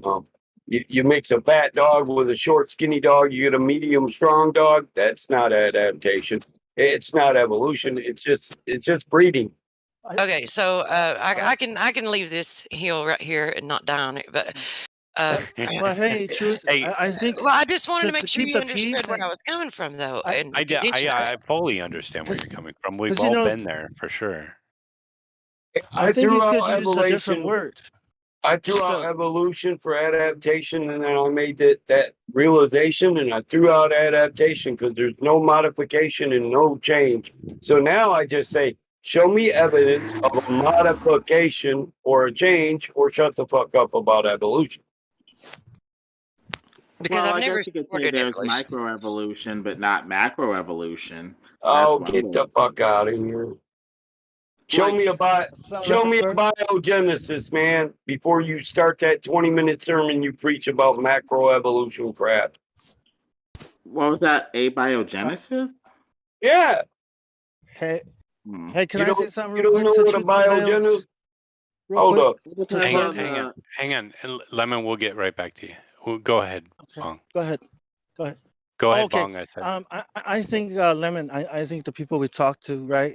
They mean well, and they get confused easily when we use the wrong language. So when we use words like adaptation, their mind wanders to the evolution side. So for their sake, and for the sake of argument, I think using a different word to bring them out of the model and into your conversation and your context, it might be the best way to go because it keeps the peace. I thought you were going to address the elephant in the room, and the elephant in the room is, thank you, Truth, for discussing this with us. I appreciate you at least entertaining it. Yeah, thanks. Well, I agree with appreciate you too. I appreciate the patience, honestly. Anyway, it's like just so long as I'm not misunderstood. Right? No, you're not. You're not misunderstood. I'm empathetic to your position completely, and I fully understand. You know how long it took me to extricate the word gravity out of my lexicon. It was ridiculous. So I'm fully aware of how hard it is to move past certain things that we've been indoctrinated into. Whose intentions are good. Because I Oh think that's Lord, the thing that irritates me the worst is being misunderstood. So as long as I'm clear on that. You are understood. I get it. I took the same journey. I think we all have at one point for sure, because I mean we've all been inculcated into this this dogma that is headless, godless beast that it seems to be forthright and is completely turned into just fecal eating rubbish. You know what I mean? Yeah. Yep. Yep. First thing we got to do is take our language back. Well, it's never been our language. Right. That's what I was trying to do with the freaking word adaptation, because to adjust, or to adjust to your environment is the way everyone understands it to mean, and for them to conflate it to mean modification or whatever on the genetic level, I think is them stealing our language, and that's what I was. It's not. It's never been our language. Language is a tool for both enslavement and freedom. It is your understanding of what is being said to you, not their understanding of what you say. Ja. Ja, dan kom maar. Roger. Roger, you're hot micing. Roger. Oh Lord, please don't let me military be boys. Hey, military man, misunderstood. the guys that went to the military. You remember boot camp, right? Is that adaptation? Do men have to adapt when they go to boot camp and become a military man? Is there evolution happening there? Because there is change happening, right? Is that Okay. Are you actually just trolling right now? No. Because when Adapt you and join the overcome. boot camp, yeah, when you join boot Conceal camp, and cover. you Come on, have man. to adapt. You have Okay. to change. Show You me know what I on mean? show me on this cellular level where you learned how to Hoorah! fucking clean that M16. Well, this is what I mean. Like Hoorah! this is adaptation happening. Michael, stop it. Hey, I learned to do that shit sleeping, bro. I can do that shit sleeping. What are you talking about? Any military man understands the change It was that they go ingrained through. in these when they go to hands, basic in these boot camp. elbows, in these knees. I could do bends and motherfucking tucks in my sleep. Michael, Mountain climbers all week. Michael, What? calm down. All you're showing is that you're a good lapdog. Shut up. No, I just get what I'm saying, though, right? I understood what he's saying. Our motto is adapt and overcome. I understand that, and like I said, you're just showing you're a good fucking lapdog, And you great for you. Yeah, you're one of the motherfuckers that say we're only good for following orders. As long as the plan goes good, we're cool. But we adapt and overcome. Am I wrong? No, you are, because I'll conceal, cover, and kill until everything's right. You've been taught well. And that is, and what else do they teach you in the military? You have to adapt, right? You have to know your enemy. What is the first thing they do to you? Bong, shut up. What is the first thing they do to you in the military? Tear you down. That's right. They break you down to an infantile state so that you will be. Shut up, Bong. So that you will be given built. A bunch of vaccines. I'm gonna What's your punch you fucking in. problem, maggot? Your mama's not here to make you be respectful. Listen. I'm your mama now. Okay, please. So they break you down to an infantile state so that you may be built up in the image in which they deem necessary, which is part of a collective, not an individual, not a man of God, but a man of death. Yeah, you don't even get your first name. Yep. Period. No. So while I understand what you're saying, Bong, everything they told you was shut up, Michael, was to take away that which makes you you, that which God gave you as the breath of life, so that they may breathe their own will into you. Yeah, you're getting a little too real, bro. You're gonna give me flashbacks, man. Let's just move on. That's what I mean. A lot of. I'm serious. So I've seen a lot of guys, come in and they quit. Why? Because they couldn't adapt. They couldn't change. you know, and they couldn't fit put in down with their the- individualism. They couldn't let go of the world that they knew and knew was correct. They weren't a failure. They were a failure at becoming a hive mind. I agree. Okay. But That's more. That's see, what it means. the thing- That is exactly what they mean by not squaring yourself away. Right. And I agree. And I also say the same thing, right? About following Jesus. Better put that shit in your gunny sack and look at it when you got time, boy. You know what I'm saying? Following Jesus is the same thing. You have to change. You know, We ain't got hundreds of time for other that people shit on change. patrol, You know what I mean? son. I'm gonna shoot you. I gotta tell you again. Okay. Adaptation. Really quick though. That is not adaptation. Changing your mind is not changing your cells. Nope. Changing your focus of will is not changing your molecular structure. Your molecular structure. I was going to say essence of being, but yeah, molecular structure, way less esoteric. Thank There's you. no change. Adaptation No change. shouldn't mean No modification. adaptation shouldn't mean on the molecular level. But it does. It does. So adaptation and evolution are both fairy tales. Right. Well, I know evolution is. So that that shouldn't mean now, truth, you know that you are what you are. That's how you were created. There's no such thing as evolution. This is how everything came to be, and this is what it is. It is what it is. That's what it shall be. You've heard that? But it shouldn't be. Adaptation shouldn't mean that. That shouldn't be. They have imposed that definition on it. It shouldn't mean that. Well, I wanted to cling to that word too, but you know, it's just a word. Fuck that word. We are as we're supposed to be, created perfect. Everyone. I like the word "get used to it." You have to get used to it. Bong, you spoke over Jenkins. I want to hear what Jenkins I'm says sorry. because he Go ahead, hasn't Jenkins. spoken in like a dog's age. Go ahead, Jenkins. Cool's age. Sorry. I was just saying that, you know, genetics, everyone has different genetics, so I mean everyone adapts a little bit different, such as Oh my God, allergies and things like Jenkins, shut up. You open the floor to him, damn it. I don't adapt. I don't adapt. I was made perfect. I don't need no change. Jenkins walked in and fucking flipped over the table. No, you're all wrong. My body will do what it has to. I've got allergies. You're all wrong. That's my job, Jenkins. I'm the one that comes in and flips over the table. Sorry, I You didn't can always listen long force enough. the world to change and adapt to you. I mean, why do you have to adapt to it? It's stupid. Yeah, that always works out for people. That's how you get meth heads and fucking heroin addicts.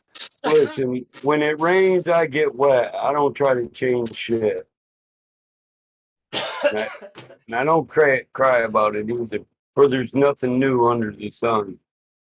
What about when you jump into a cold river and then you're in the cold river long enough and you start? I'm gonna shrivel a little, but that's not a change. No, but it starts feeling warm. Yeah, that's totally evolution. Next thing you know, you're a that's called- fucking fish, Jenkins. That's called hyperthermia, bro. No, what I would tell you is stop pissing where you're swimming. Yeah. No, That's called that's a rule. hypothermia. It You usually gotta do happens that. before you die. Hang on, go ahead, Jenkins. Your mic is really quiet, and I can't hear you over Bong. It's called pushing the limits. Different mic. I'll grab a different mic here.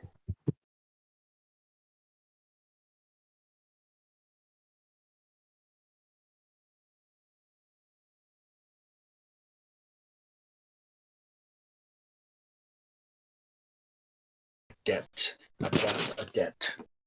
Bong, how you doing? I haven't talked with you in a while. Yeah, first day back, man. Been a busy year. He's a ghostwriter. What has been, And you changed your name. what has been will be again, and what has been done will be done again. There's nothing new under the sun. Nobody knows what verse that is. I don't know the verse, but I've heard it. Don't know what the scripture. Yeah. Ecclesiastes 1:9. There's Thank you, nothing Torn. new under the sun. Hey, really quick. I have done the Exo's bidding. I am now going to bed. Fucking Oh, Americans. Well, Good- what was that? Did you say fucking Americans? Yeah.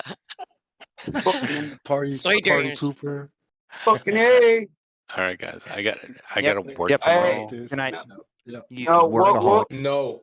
what was that bidding? Thank you for I might, thanks for all I the might stuff, wanna man. let me Appreciate look it. at the audit log. I might want to undo it. Don't ever undo anything I do. I'm joking, man. That's right.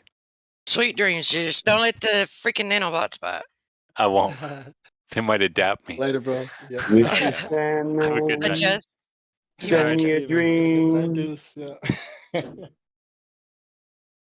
Mr. Sandman, send him a dream. Give her the biggest boobs that he's ever seen. I Give love her Deuce. what? What is it about Deuce? I don't know what it is about you. He's charming. Come on. Yeah. Do I? He has what's the word? Charm. What's the word? Yeah. Pizzazz. Yeah. I don't know about all that, but He's quaint. Charisma. Yeah. I think that's Well, I'm using bigger Charismatic. words because, charismatic. There you go. bigger words. Oh no, Yep. Charm's pretty There's a lot from him. He's cool, man. smart. He's one of the nicest assholes I've met, but Helios is still number one. Nailed it. Oh gosh. Mr. Bigelow, everywhere I go. Oh, man. Yeah, the word adapt, when I use it, I just, take control of it. When people start bringing up evolution, I was like, hold up, stop right there, dummy. I'm not talking about, I try to be very, like, I'm not talking about Specific, that. yeah. Not Yeah, talking but that's if about you use the word. becoming another kind. We're just talking about adjusting to the environment. It's already there. It's not something that you're rewriting your genetic code to become something else or anything. Oh, it's inherent. It's an inherent quality. It already existed within you. Is it Ken Ham? I forget his name, Ham or something. They rebuilt the Ark, the Ark of Noah. And he talks a lot about it. He debates this a lot. I forget his name. He's the guy that debated what's that dummy on TV with the bow tie? Bill Nye. He's the guy that was that asked Bill Nye a couple questions, and Bill Nye was like, You're talking about what's his name? Something Ham. His last name is Ham. It's- I think. Kent Hovind. Not Ken Hovind, the other guy. The other debater. I forget his name, but he goes through that. He explains how. Ken Ham. Is You it got Ken Ham? Yep. Ken Ham and Kent Hovind, yeah. Right, Ken Ham. I think so. He explains that that kinds, species. That's what confuses people. Each brings things kind after its kind. Exactly. Right. So, that's a pretty good. I would go and have a listen to what he has to say because he's got some very strong arguments. Yeah, Ken for it. and Kent, they hang out together. I used to listen to a lot of the videos. Here's the art they built. They got the Creationist Museum. I would take that tour if I was in America, in the continent. I would actually travel up and take The a tour. problem I got with this is he said, "Psst, take down your reed hut and build art." So he built that out of a reed hut. But no, we know the art is impressive, dude. Like, wow. Like you never would think it, right? Like you probably think, nah, it's not possible to build a ship that big and fit all the animals. Yeah, that's what I was gonna say. It's impressive, but not when we think about everything that was implanted in it. Right. So it was a submersible too. You couldn't sink it. At the top to it. Yeah. Yeah, and we are just now building boats like that. We are just now figuring, the boats that don't capsize. If they capsize, they flip back over. Right. I mean, I don't think that's what happened to the Ark because the animals. You need more of the boat in the water than out of the water. Exactly. And our boats have always been built to stay above the water. They're scared to submerge the hull because of icebergs and unseeable circumstance. You know that you were Navy. You can't see what's under you. Even the best radar can miss shit. It's impressive. I was blown away, watching the video, the tour he gave. You know what Like, wow. I always thought having that on my property as a house would be bad as hell. I said, Dad, Grandpa should have built the ark here and just put a bunch of windows in it, that wouldn't crush under the pressure. And he's like, are you fucking serious, kid? I was like, yeah. He's like, oh man, we'd have to bolt our pool tables to the floor. My dad, and he was a big man. If he could, he took his pool table with him everywhere he went.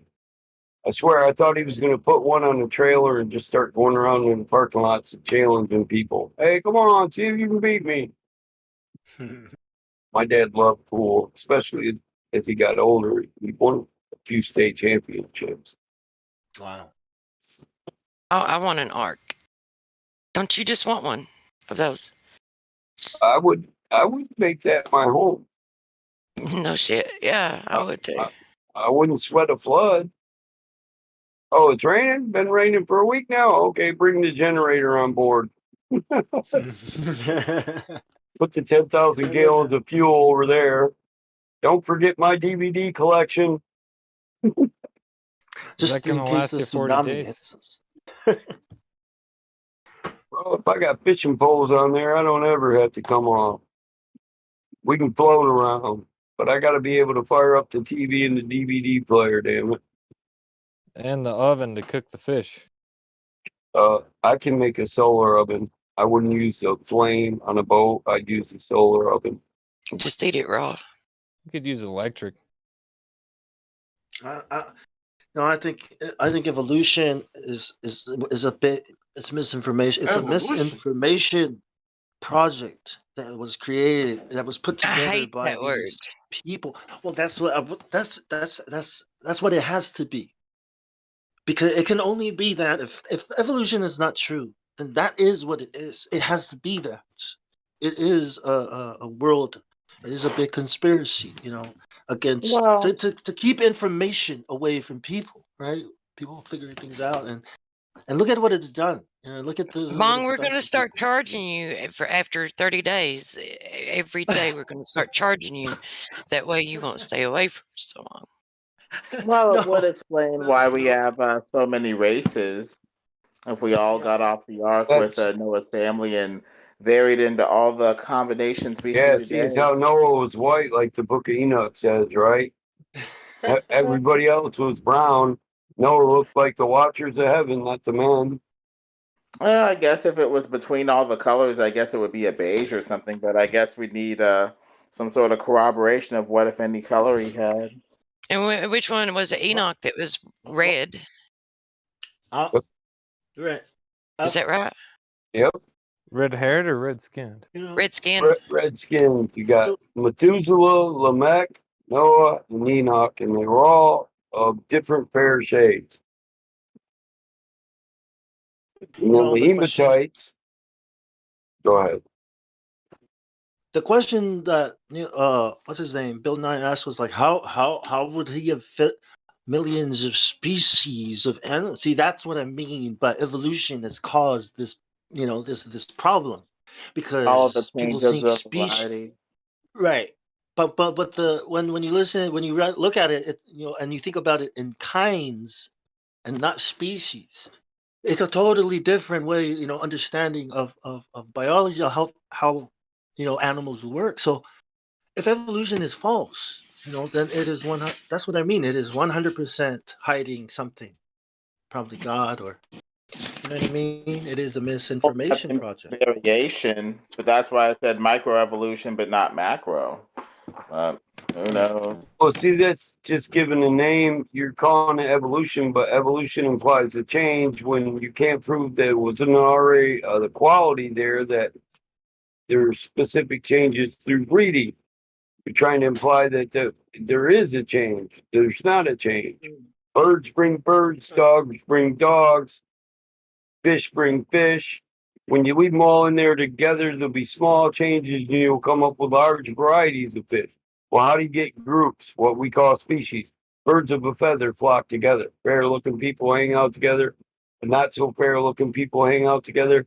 Big people hang out together. Skinny people hang out together. Darker people breed, they get darker. Whiter people breed, they get whiter. It's simple. Kind after their kind. What sort of term would you use instead of evolution? I think breed implies animals. People might get offended if they talk about humans. I don't believe in breeds or species. Canines are canines.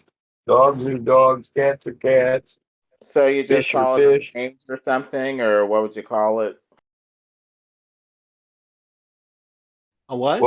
What would I call what? What evolution? You mean I guess people that look one way kind of changing into another. We're all human. I don't believe there's just adjust. multiple.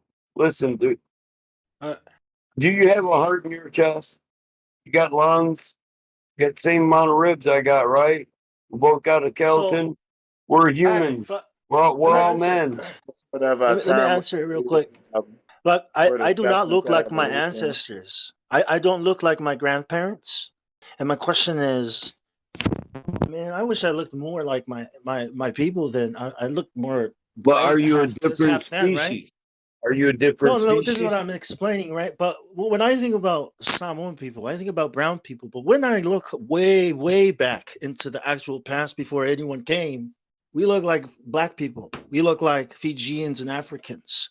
So that's how I explain it. You know, people mix and mingle. You know, and that's what I'm saying, dude. Listen, I come from Native Americans, and when you go back far enough, they're dark as hell too. You know, and I'm fucking pasty white, pale white. But all I got to do is hang out in the sun for 2 weeks, and I'm tan as fuck.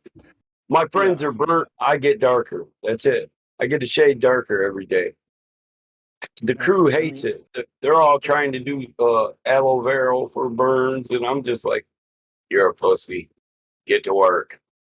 And I think something happened after the fall. You know, after the sin, after sin entered the world, something happened there. You know, there's a problem with the code, right? So all these changes, I think, you know, comes from the code being corrupted. So I think it's actually devolving the code, you know, the DNA or what's happening to us, and we're not getting better, we're getting worse. You know, Very true. So fair enough. Technology has extended our lives a little bit better, but how did I you don't get that think they technology? By hurting people, by doing Dude, unethical things that you're not supposed to do to people. My great grandma lived to be 109. My grandmother lived to be 91. My mom lived to be 67. I don't think technology is extending our lives. Right, that's the excuse. That's the that they use. Or we're living longer. Yeah, I think technology is actually shortening our lives. It's not only shortening our lives, but it's reducing the quality of the life that we have. Yes, we think it's 100%. better, but it's not. No, you're fatter, lazier, and less healthy. So you die quicker. That's true, but you do get access to any information at your fingertips. I'll tell you what, I'm 50 years old. Look at my PFP. That's me. All right. I'm healthy as a motherfucker. Ripped like a 20-year-old. You go look at the guy in the city that works behind a desk. He's the boss of something. He's a fat ass at 35. Looks like he's going to have a heart attack any day. The closer you live to nature, the longer you live, because the more healthy and the stronger you'll be. Everyone loves having knowledge. It's kind of like a drug. When you get some knowledge, you want more. But I would trade every ounce of knowledge that I have for a stronger connection. Yes, to I creation. agree. Exactly. I think knowledge is not necessarily always a good thing, especially if it's knowledge of digging up metals and turning it into a sword and stabbing your neighbor and taking his stuff. That's and crap. conquering a nation with it, right? I think it's actually using right. But see, this is what we do with technology. We don't do anything good for people with technology except conquer more people and subdue them and bring them under control and force to live like this and think like that. So technology and knowledge this is not always a good thing. This knowledge is good. That knowledge is being withheld from us, like you said, to have stronger relationships with people. That's real knowledge. But what we're being taught is exactly the opposite. To isolate yourself from Well, others, and too much go ahead. knowledge can be somewhat corrupting because usually you get knowledge to, guide some sort of action. And so Yeah. infinite knowledge would need to be predicated on infinite action, but we're limited beings. We can only do so much. So effectively, only so much knowledge is really necessary. The rest of it would be unnecessary and corrupting, asking you to commit Yes. actions that you really don't need to commit potentially Yeah. or just sitting there. But it Yeah. is nice, but you only need to know so much. But it's kind of like a toxic paradigm though, because like to be adjusted, like to have a connection with nature and creation is obviously the best way, and I believe there's some synergistic benefits that nature and we get from being connected. However, it's like you would need to live and reside in that environment in order for that to benefit you. So we reside in an environment where the technology and the knowledge is the environment, so therefore that is where we have the need to gain knowledge, and the more knowledge we gain, the more of a disconnect we get from nature. So really the only way is to just get out of the system, and that's it's almost impossible to do if you're going to have any connection with the remainder of the world. It's like a complete and total separation of the world is the only thing that's what is needed for it to benefit. Well, you need to have a good balance between action and knowledge. Ideally, that way you're not some, fat ass in the city or just, wasting away in some sort of electrical grid, pumping your heart until oblivion, from a 5G death tower. But I guess it's hard to strike a balance. Sometimes I guess God has to step in and strike a balance for us. Well, it needs to become attractive for people, and they need like for them to be connected to nature and to live within creation instead of this false synthetic world Yep. that's Artificial world that you live in your brain, in your mind, that you think is world is a ball, and we came from this, and we're on the internet, and this is all we. Right. Hey, I Well, agree Bob. with that. think about Bob, it. Like, all. Yo. Sorry. here, listen to this. Somebody in here posted, Nephilim are said to have an extra rib. Joe Doherty. I mean, RH negative. So I searched that, look, and I was looking at this, conversation they were having on it. Look, the first comment I see is from Karen B. Well, You put it in live stream.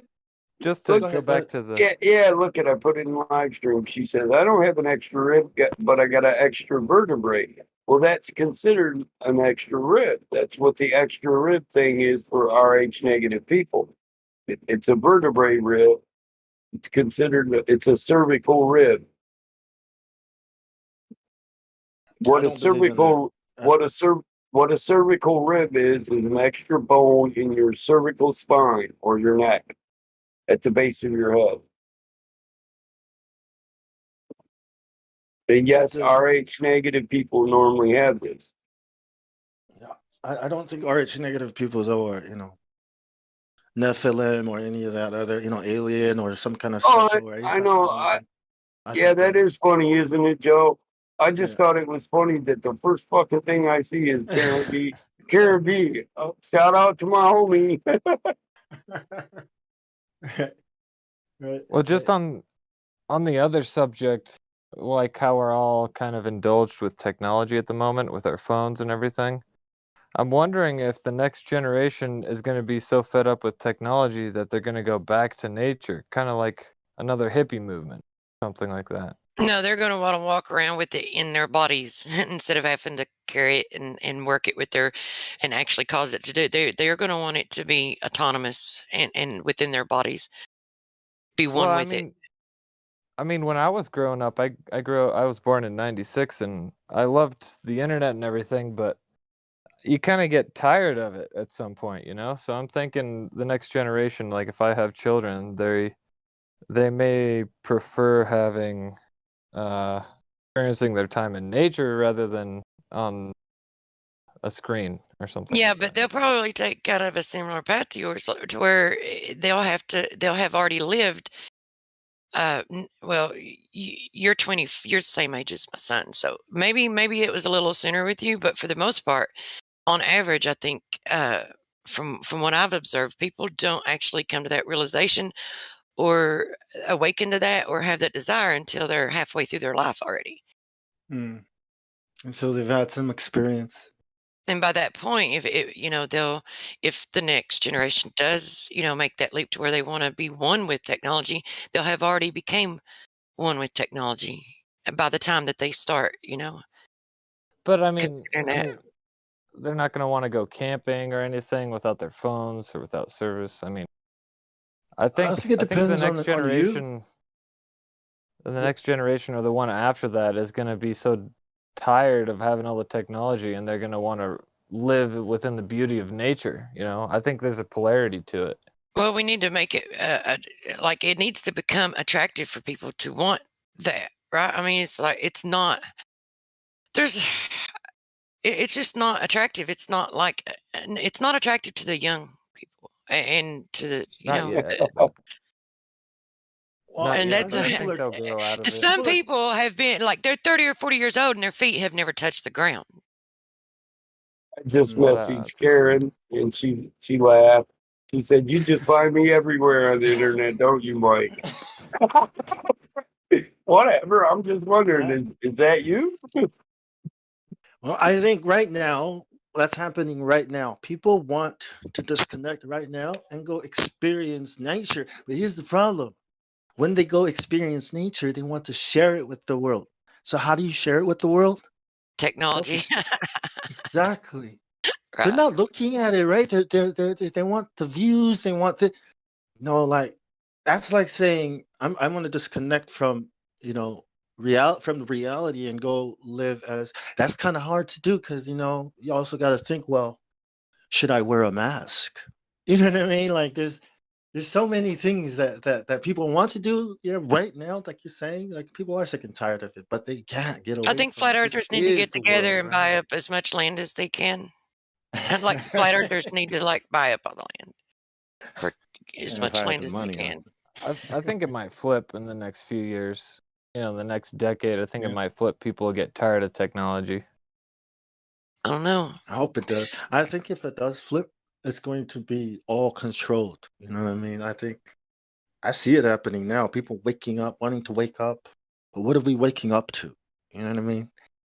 Is there something waiting for us? Is this already planned? Is this planned? It feels like we're being led to an awakening, to a new, because science is going that way too. Quantum mechanics is saying things like it's about to turn everything we think we know about physics on its head, upside down. Everything we think we know about physics could be wrong. So there's that to look forward to. Well, I can tell you right now that I live in Idaho, and there's a lot of people from California moving to my small town.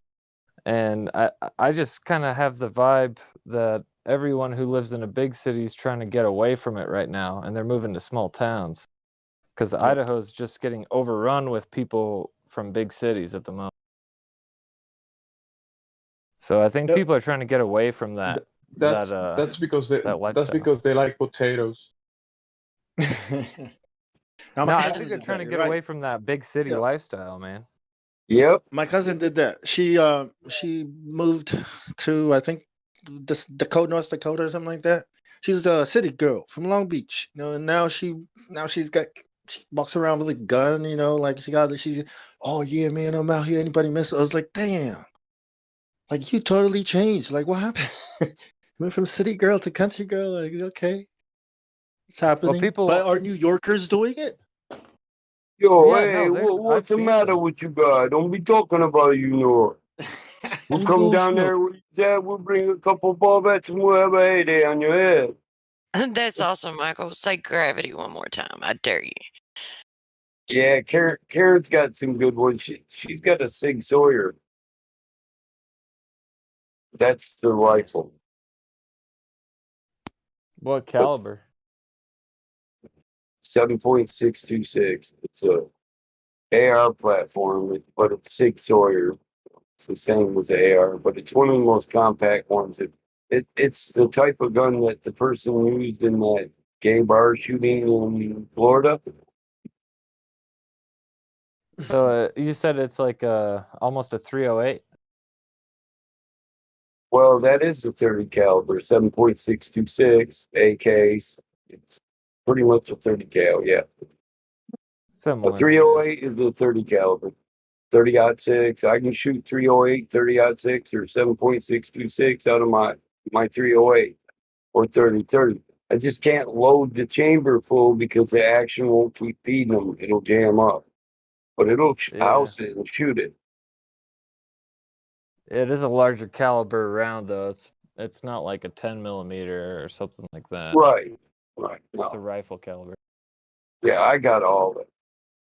My dad was a survivalist and a war vet. My grandfather was a survivalist and a war vet. I got a lot of antique militaria. I got an M1 on my wall, an M19 right below it. I'm looking at it right now. An M1 Garand? Yeah. From World War II? Yeah.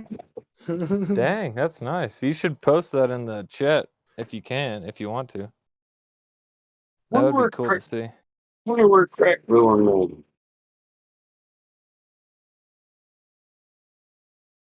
The real question is, can that overcome Coriolis, that gun? Well, it depends on what kind of Coriolis you're talking about. The rotation of the projectile you're shooting through the medium of the atmosphere, or something else spinning that we can't prove that spins. The real question is, Both how of them does at the the same bullet?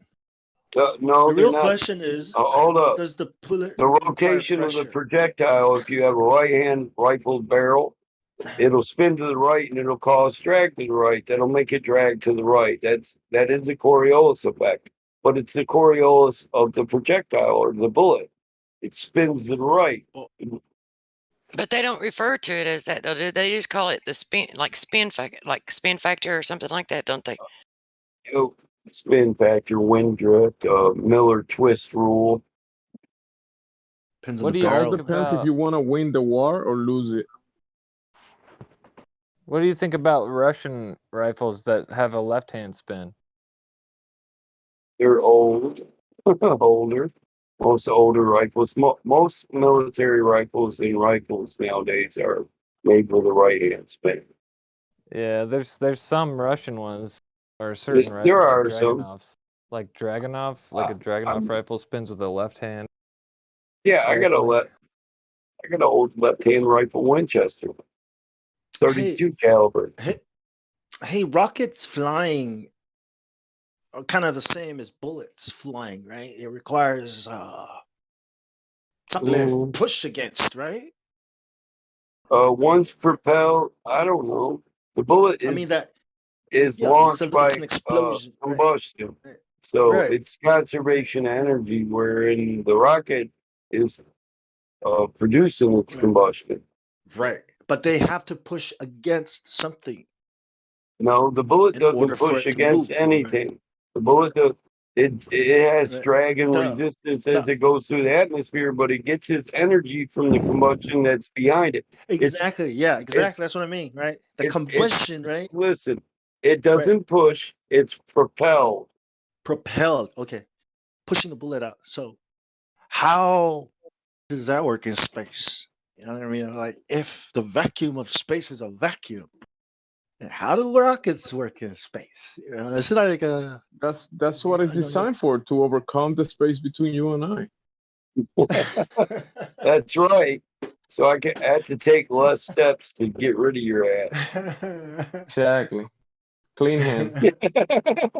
Yeah, because close quarter combat is so dirty and personal. It just gets dirty, yeah. Yeah, I don't want to get my built uniform rockets. dirty. Thrusters. You know they've built Iron Man thrusters, right? Like the military is using it. You know, you guys seen that? So this one here, I got a picture of the M1A, but I'm not getting up to take a picture of the M1000. That's an M1A though. I got 3 of these.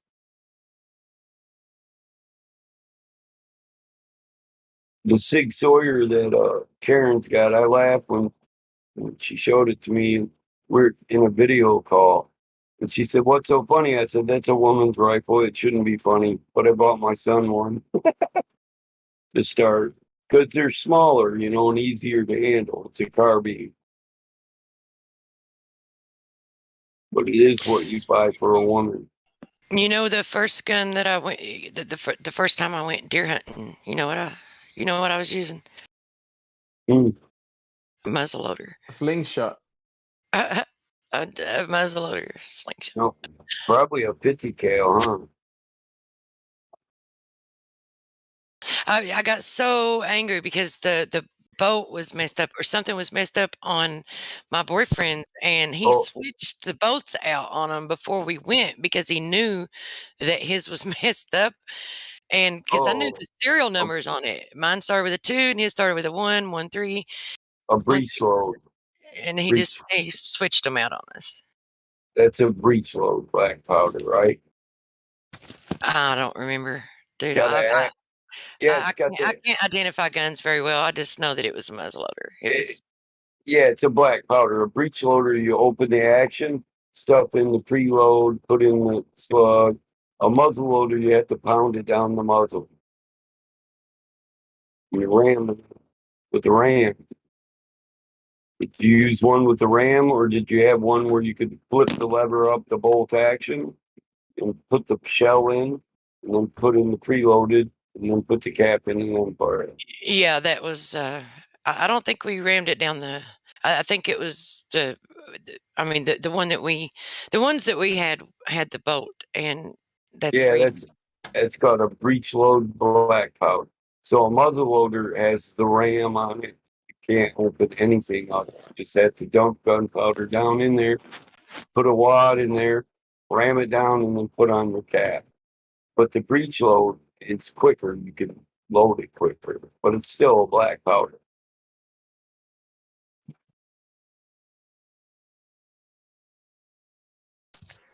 That's a nice rifle, Mike.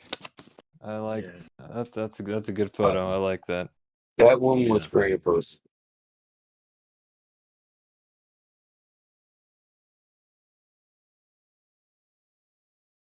My father was more in the AI platform, SKS, stuff like that. Yeah. AK, but not so if you know it. He'd say, "Oh no, that's just SKS," but it'd be a Kalashnikov. See, when I was growing up, I was about like 7 or 8 years old, and they taught me how to, shoot shotguns, and they taught me because I was going to be around them. If you're going to be around them, you need to be taught, how to use them, how dangerous they are, and how to respect them, and everything. And if you're taught like that, then you don't have all these.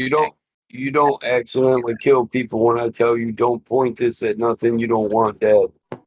Yep, exactly. That's what my dad told me. You never point a gun, even if it's a fake one, at someone if you don't want to. Exactly. Yep. True. Very true. I was at the range with my mom and I was teaching her how to shoot. And my mom's a real big klutz. And I just tell her, like, hey, don't point this at anything you don't want to shoot. Sure enough, she shoots one bullet, the gun jams, and she points, like, she kind of, like, turns around, but it's still at her chest and points it at me. And I'm like, what the fuck? It was like 2 minutes ago I told you not to point it at anything you want to kill. Barrel safety, trigger discipline, and then you check the chamber always. Yeah, we got in trouble if we pointed a water gun at someone. Yes. Yep. My mom could outshoot most men. Yeah, I think it's a habit. You have to develop the habit of the gun. Not you want to see a portion? Muscle memory. Portion of some of my military collection. Damn. It was more of the attitude too. Like you would get in trouble for pointing a water gun at someone if you were pointing it at them, like in anger or whatever. But I mean, it was like a lot of the attitude that you had. That's where you would get in trouble. You had the wrong attitude. I like That's my where Ruger. my dad got me. I like I was my pointing Ruger a Nerf gun. 1022. 1022. Yep, 1022. You're right. Hi, guys. Hey, how's it going? Hey, damsel. Good. See you guys. 308 breach. See you. Bolt action. What'd you do? Just say hi and then say see. Did you say hi No, and bye? I at the said same hi. time? I said hi. Good to see you both. Oh, good to see you. Okay. Oh yeah. I thought you said Alright, I thought you see said as hi in I'm bye. leaving. Like hi and bye, yeah. Nah. Hopefully you can hear me okay. Yeah. Yes. Yeah, it's good. But yeah, when I I know. was younger, I was pointing a Nerf gun at my little brother, and my dad said, "Hey, you don't point that at someone unless you want to kill him." And it was a plastic gun, and I was so freaked out, like, well, this is not a real gun. But ever since then, it's kind of stuck with me. Like, you never That's point. you gotta make it a habit, dude. Don't point guns at shit. You don't want dead. I don't care what kind of Yep. gun it is. Yep, doesn't matter. If it's Doesn't matter. Nope. some kind of projectile, you don't point it at someone. This guy wanted to take selfies, and he pointed the gun to his buddy's head. I had a What? friend die like that, dude. Very stupid. Yeah, Yeah. it's not. That's not a Very. game. I love guns. Yeah, I had a friend die. I can have mine when they pry them from my cold dead hands.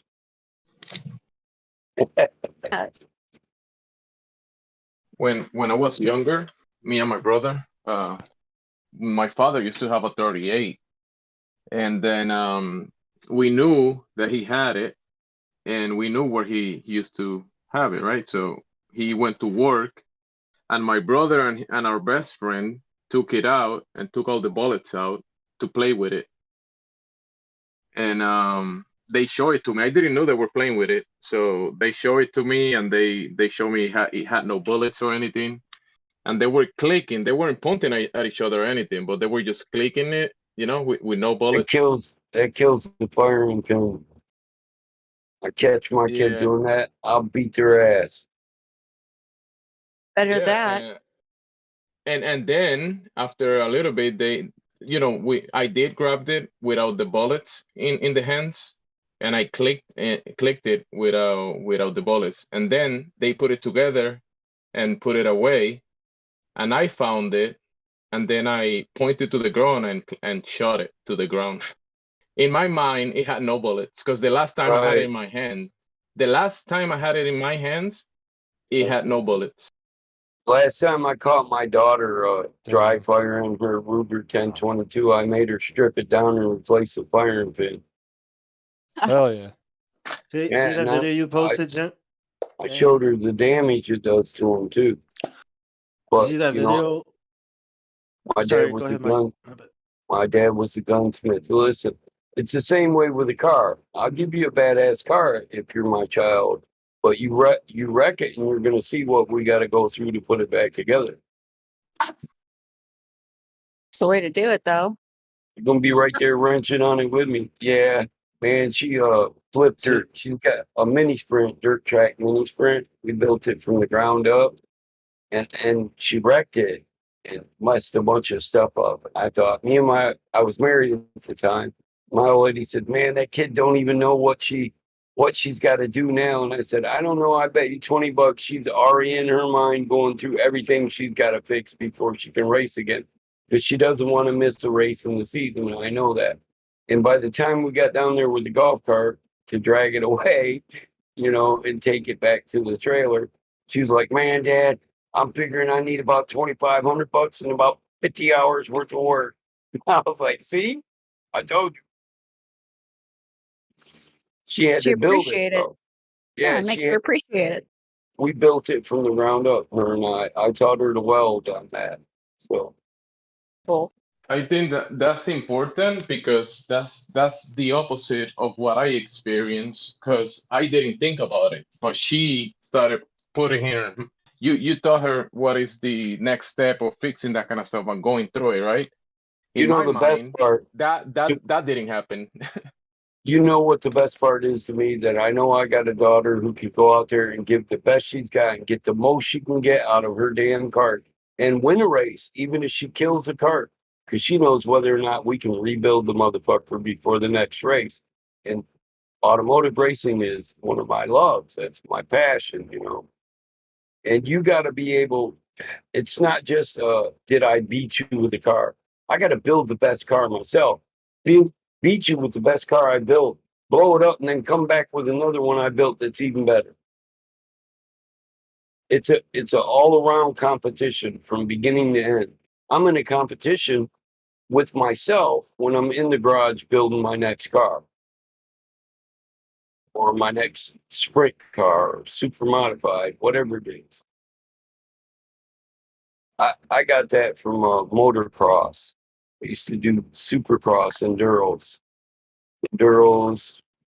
dirt tracks. I used to beat the shit out of my bikes, and my dad always fixed them. He got tired of it. That's where I started. He said, "Look, you're doing it today. You get the ratchet set."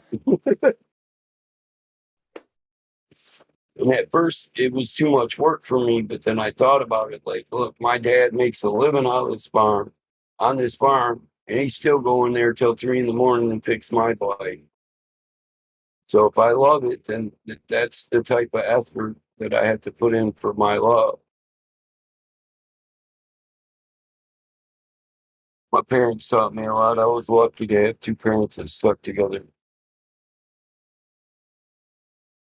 If I ever become a millionaire, Michael, off of these cryptocurrencies, if I do become a millionaire, I'm gonna build a car, and if I ever meet you, I'm gonna build a car and meet you just so that I can race you. Hey, Jankus, do you know what that brown color is called on your gun, Jankus? Yeah, it's flat dark earth, bro. You already asked me. All right. Yeah, I had a car being That's racist. made up in that color. That's a great color. It is. It's called Yeah, flat I built dark that. earth. I got Flat dark fatigue. earth. That's I cool. got I got fatigues that color. That's seen Your war. favorite color.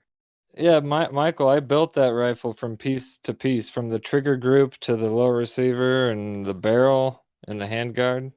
I Nice. built that. What I love about the AR files, so easy to build if you just take some. Yeah. Yeah, and this is an AR-10. It's a 308 Look, Yeah, I want style to. I figured it was a 308. I was going to ask. Yeah. It looks like a 308 size. I It's want an to arrow say this precision. without insulting anybody, because there's no implications behind it. But that's what is nice about the platform, that even an idiot can become proficient with it quickly, Yeah. and not just shooting it, but maintaining it. I can teach a moron to maintain that. In 3 days, I'll have you ready. You and your rifle will be ready anytime I call. Hang on a Hey, second. I'm I there want for you. to address some people in the YouTube chat, because we have Amelia, the role playing otaku, whatever that means, um, talking about flat Earth and flat earthers as their joke, and I would just like to invite her to come into the Discord and explain to us how the Earth is not flat. If you've got anything, bring it. Otherwise, you're just all talk and you have no walk. Dude, we're right here waiting. In the live stream? Yeah, in the chat. We're right here waiting on you. So What? I'm calling you out right now. You are all talk and no walk if you do not come in here and present your evidence of the globe Earth. In the lobby. And I bet you don't even know. I bet you don't even know your own globe. I bet you don't even know the claims that they make. Ooh, kicking the goalpost on her. She probably can't tell us the radius. Probably not. And the distance to the sun. None of it. Or the distance to the moon. But I'll meet you in How check-in. we got those. Click the link, come on into VC check-in, and if you come into VC check-in, I'll give you VC verified, and you can come right into the room and present your evidence. Otherwise, you're all walk and no talk. And no one cares what you have to say. Hey, all busting, no balls. Foolingo. Well, most of Look, those people don't even know how far away the sun or moon is, and they don't know how we got those values in the first place. I Now, make if my you own crop. approach, go ahead, Michael. Now go ahead. I was just going to tell her if she approaches the topic in a different manner and is like inquisitive in a way where she's like, well, why do you say it's, then we can discuss it and, we'll teach you, we'll have the discussion. But if you're going to come in here defending something that you probably don't even know anything about, like, I want to call you out. You're all talk, no walk. We're waiting.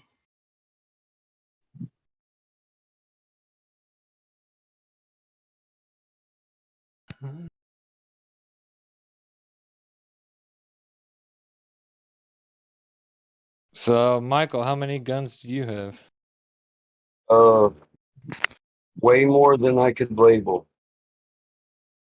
I got a room full of guns I haven't even messed with in probably 15 years that were my father's. They're part of an estate. They're all labeled for insurance purposes. If I can dig that paper up, I can tell you exactly. Well, you used to have a bunch. not exactly though. When you're a survivalist, there's a must that you keep a certain amount of ammunition and firearms untraceable.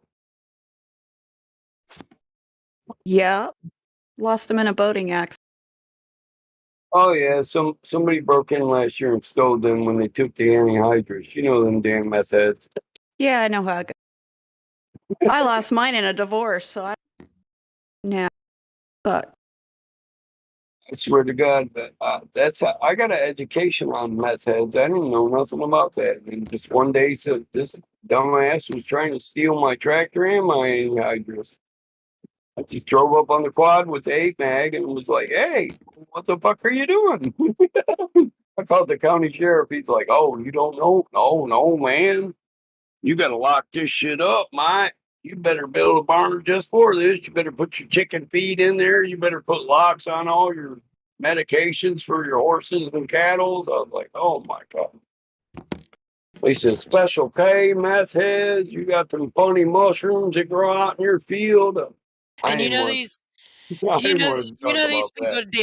these people, Michael, didn't learn to make this shit on their own. They didn't learn, like, they were taught this, and this is infiltrated into society by the law itself. It's like someone, I mean, they taught them how. And you know who invented methamphetamine? Hitler. Probably the Germans, probably for like Hitler. It's Hitler. That's you can look up pictures where they froze at the right there standing at the tanks when the storm came and he froze that storm that really made them. They And I'm tried not to saying, wait us out, but they were high on meth. and I'm not saying anything about German people. It's like I'm not, No. I'm not discriminating against those, like that race of people, or that ethnicity, or whatever you want to call it. Because my daughter's part German. Her father's German. So I think it's smart if you want a murderous militia of people who are just willing to just carve people up and do whatever. Just get them all strung out on meth. Don't give them 2 packs of smokes, and about 5 ounces of methamphetamine every week. They'll be angry as hell. So Amelia, she had chickened out. Sorry, I'm not talking to dumb. yeah, she's all talk. Yeah, I'm sorry, but if you can't even stand up to what you call dumb people, what's that say about you? Come on in. The water's fine. Scaredy cats. Yeah, show us why we're dumb. Smart. Don't feel bad. Come show us how dumb and stupid we are. Make your point. I don't see. Where are these people? I don't see who. Where is she? Oh, they were in the lobby. Oh, lobby. Okay. Yeah. Oh, is Pretty she funny. in the lobby? No, that one was. That was Amelia just a bit ago. Oh, I hate the freaking lobby, man. look, see what people were saying.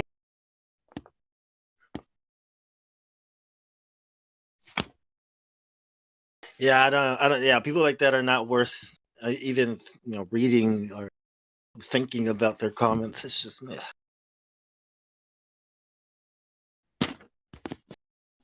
Oh, they're not worth our time Can you either. ban her? Because I think she's a troll. I think she's gone. Well, she looks like she took off.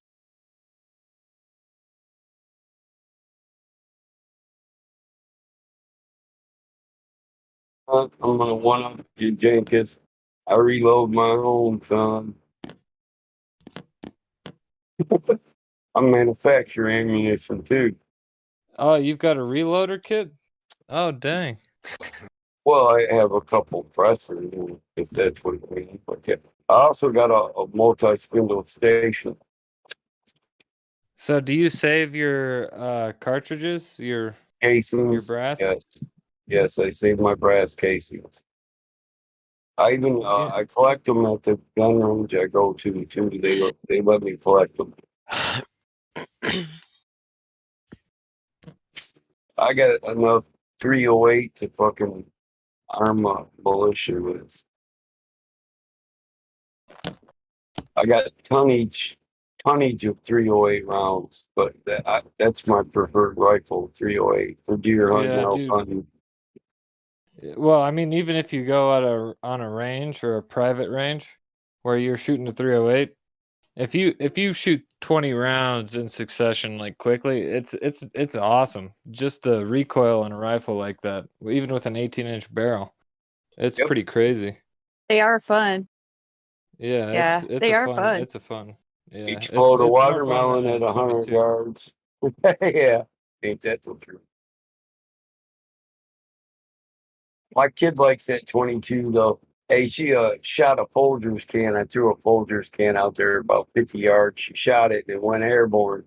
And she was just wrapping it with the 22, keeping it up in the air. As soon as it hit the ground, I hit it with the 45-90 and blew it in half. It's like, Dad, I was playing with that. I said, yeah. Yeah, that little gun was bugging me with the little mosquito bites.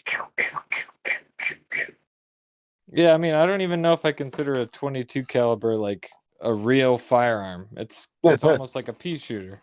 Yeah.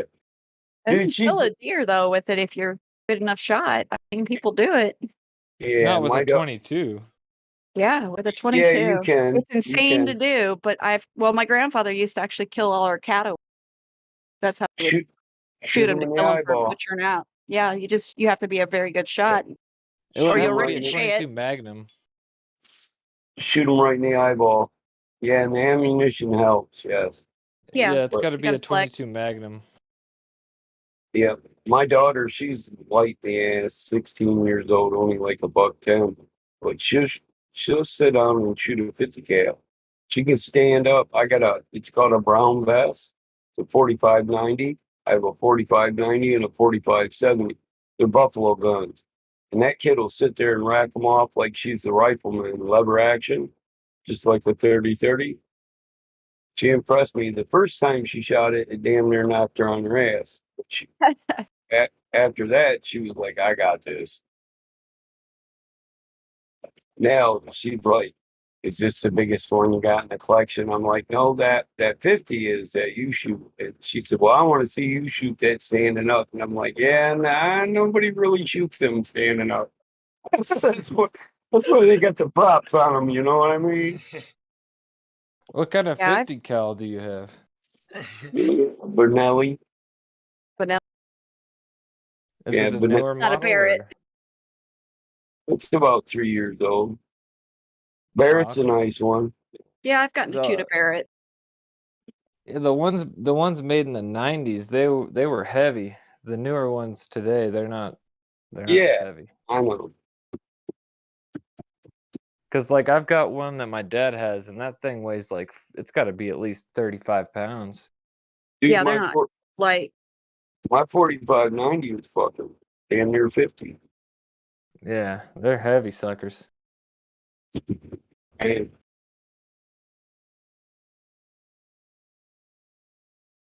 That was one thing about being in military, it was nice to get to shoot automatic, like the saw, the Barrett. BMG. Were you Yeah, were I you shot all Army? those. No, I was Air Force, but I worked with Army Oh, Special Air Forces. Force. Worked with Army Special Forces as a medic, Baghdad. So I got to play with all their weapons. Wow. They took me out for fun when we had time to just go Wow. plink between stuff going on. And Yeah, she's it was fun. talking about the M249 light machine gun. Yep. Hoorah! Wow. Fun one to shoot. Quad automatic weapon. Saw. Saw. Very, very, very useful battles Dig it. going Dig on. it, guys. Dig it. That's the chick talking that. Come on, keep talking. Don't stop. That's sexy as hell.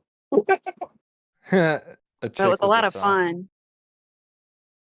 Yeah, I think I even have a picture somewhere with me holding a saw. Somewhere. I'll have to see if I can still find it. It was an old Polaroid. That'd be a good photo.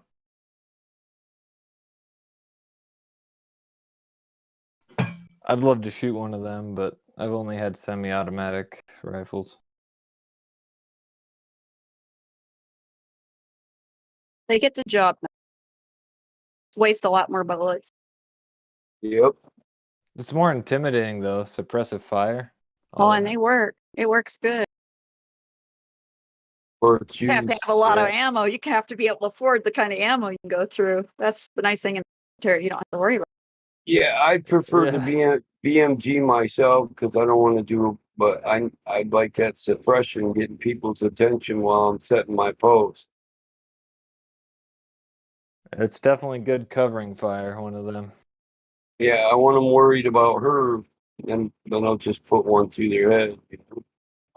Yeah. You know, they're switching to polymer, like plastic-based casings nowadays. Yeah. Yeah, they were starting to go to that when they got out. They were And slowly that saw doing it. make your arms tired though. Yeah, they're lighter and you can carry more ammo, but I don't know. To me, it just doesn't feel the same as like a brass casing. Well, it doesn't make the noise around.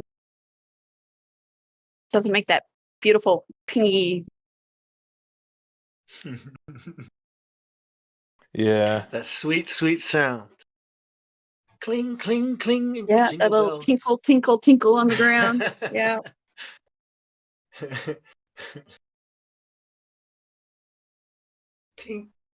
I hope we can still buy brass casing rounds for us out here in the States, because I don't want to but why- start shooting polymer stuff. Why this? Is it because it's cheaper? Is that why they switched to polymer? Or Lighter. is it because it's Lighter harder and yeah. cheaper. Lighter Yeah. and Both. cheaper, yeah. Yeah. It's actually a smaller caliber too. I think it's a 6.8 or something instead of like a 5.56. Yeah, it's either a 6.8 or a 6.5. I can't remember which they were Yeah, going to go to. They're going to a slightly smaller caliber. It's almost like a pistol round, but it's a larger pistol round in a rifle. The NATO round. It's almost like a I don't like if you look at it, it's got like a flat tip. It's not a sharpened point. But yeah, that's I think that's what we're going to here in The the States. 6.8. The 6.8. Yeah, the 6.8.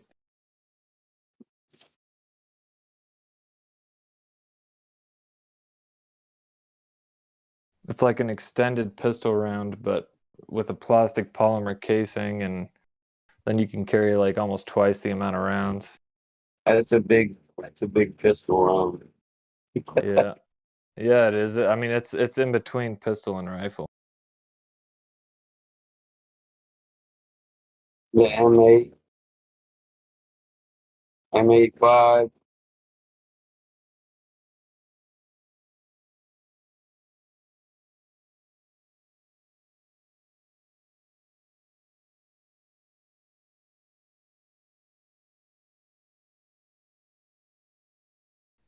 I think about people weaponize, the military, the government weaponizing these drones and putting weapons on them. Hey, I mean, that's one way to disarm people, right?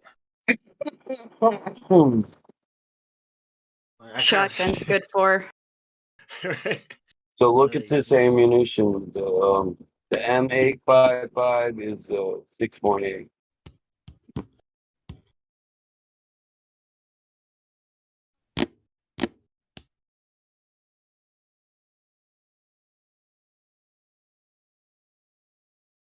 I'd rather use the M4.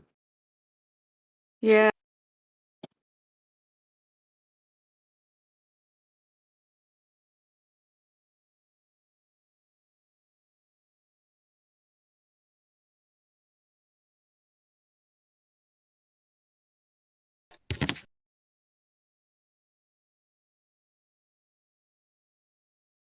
So which one's a 6.8 in your diagram at 12 after the hour?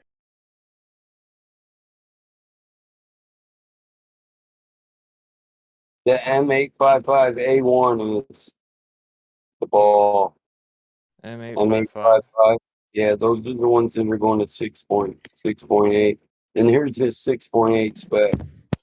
6x8 by 4.3, 42 inch. Yeah. It'll show you the difference between NATO and 6.8. Yeah, The I was six- short. Yeah, I shot the 6.8 SPC on a rifle that I hunting deer in a AR-15 body, and it shoots really flat. But I want to use it in.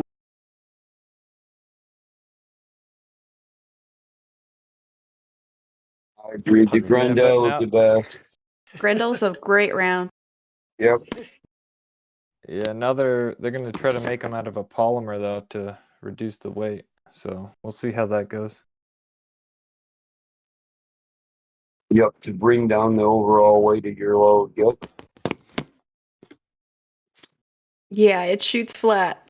That was actually around the 6 was the Army was using that on their competition teams for what they call 3-gun competitions, carbine competitions.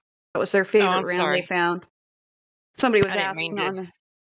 on there about what it meant to shoot flat, but yeah, it's really straight and flat. Doesn't have a lot of fast drop to it. Very accurate. Anti-Coriolis. Anti-Coriolis. Sorry, Damsel. I thought I was muted. I didn't mean to. Yeah, not interrupt really. you. It's more of a drop rate, reference to drop rate. Yep. And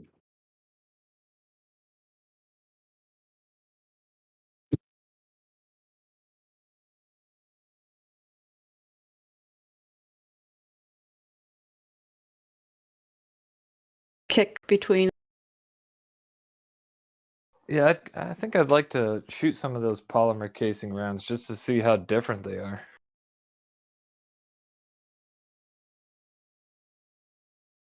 Because I definitely love brass casings.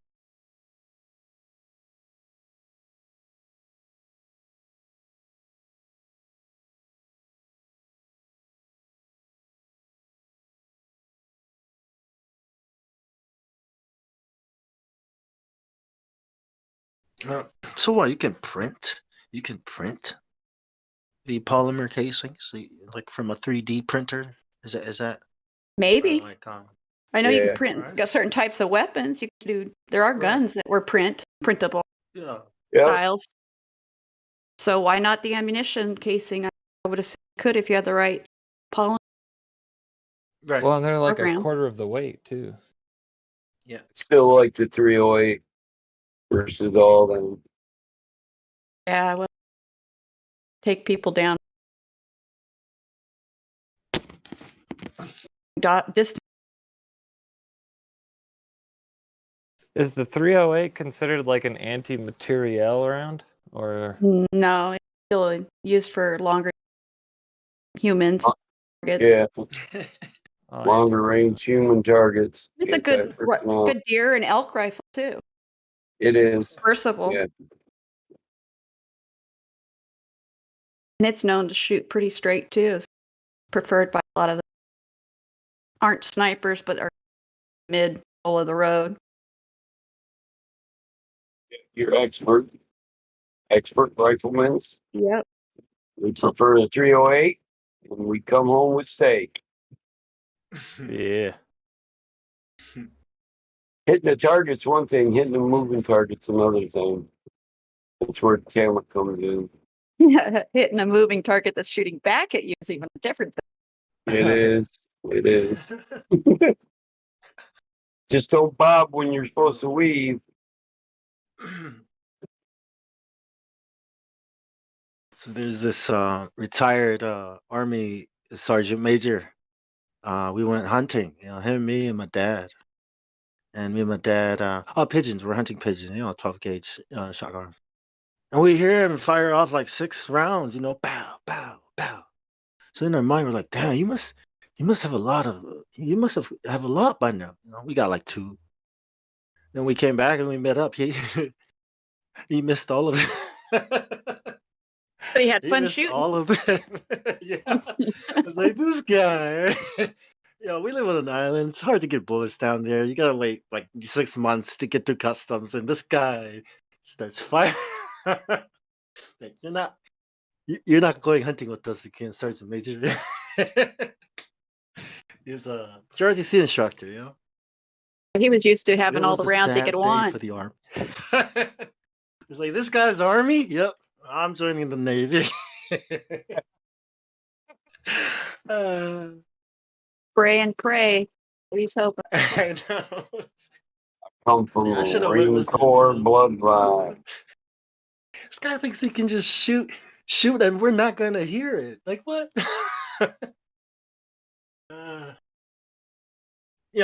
Bringing home the steak, 308. Like you said, kind of triggered some funny memories. Just give him 1 bullet. If you miss, you don't eat. How you do it? Pardon? Yeah. A pigeon Here's is your good, 1 man. bullet. Don't miss. Don't miss, yeah. I mean, if you're hungry, right, and you've got 1 bullet, are you just gonna shoot, just because? No, you're gonna make sure you hit it, right?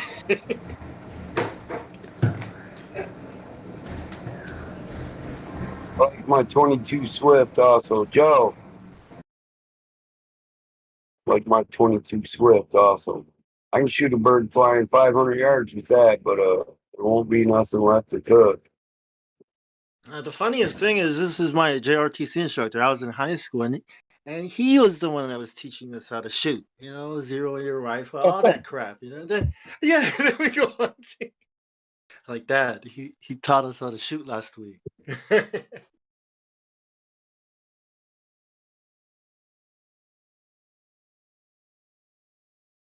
Hey, Joe, what's keeping you on the fence?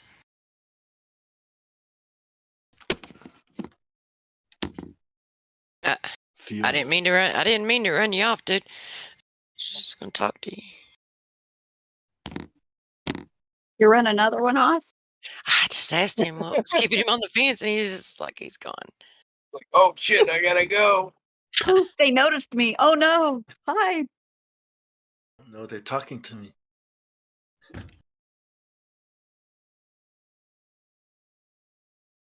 You ever? Hey, Frisbee.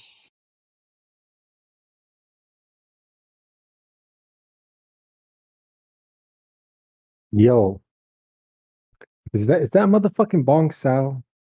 What's up, Vlad? Is that motherfucking Bong guy? It's the motherfucking party pooper, man. Yo, Bong. When the What's fuck? up, man? When would you go, guy?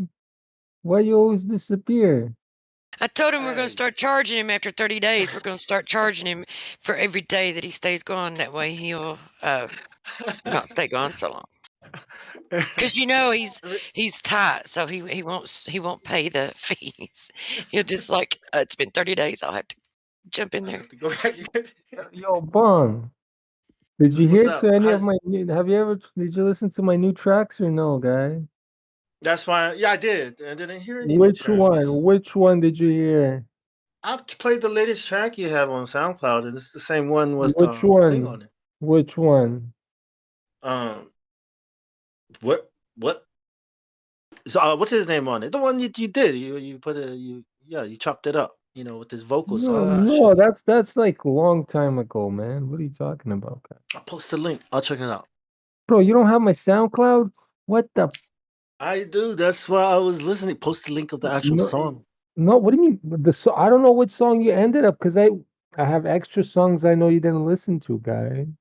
Oh, post your best one, the one you like the best. What do you mean? Don't know with the triple juice round Model 600 and your life's gonna end. Fuck, I got some new man. beats too. So Give me a track and I'll drop man. that shit. Yeah, you told me that like fucking months ago. You still haven't done shit. Where the you ain't been Oh, here. trash I talking. was here for so You ain't been long. here, motherfucker. You've been off I, itching your ass. You better go wash your hands. I'm always here. You can always message me. I'm always on Discord. No, you ain't Yeah, been nowhere man. to be found, man. I don't know what you're talking about, Yo, guy. what's the SoundCloud though? You like that Model 600? Alright. That's a short motherfucker right there. It's got some kick to it. Say it. Barrel there. You cut out what? Looks like a little shorter barrel there. Oh yeah, it's a 22 Swift, triple deuce, whatever you want to call it. Model That 600 or anything. That Model 600 has been a popular gun throughout the year. You made Yeah, a lot of those. yeah. A couple of my buddies had one, and I just had to have one. Like, yeah, I like that.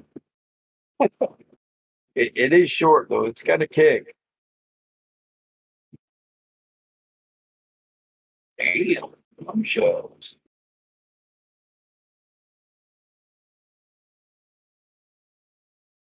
Yo, Bong, you there?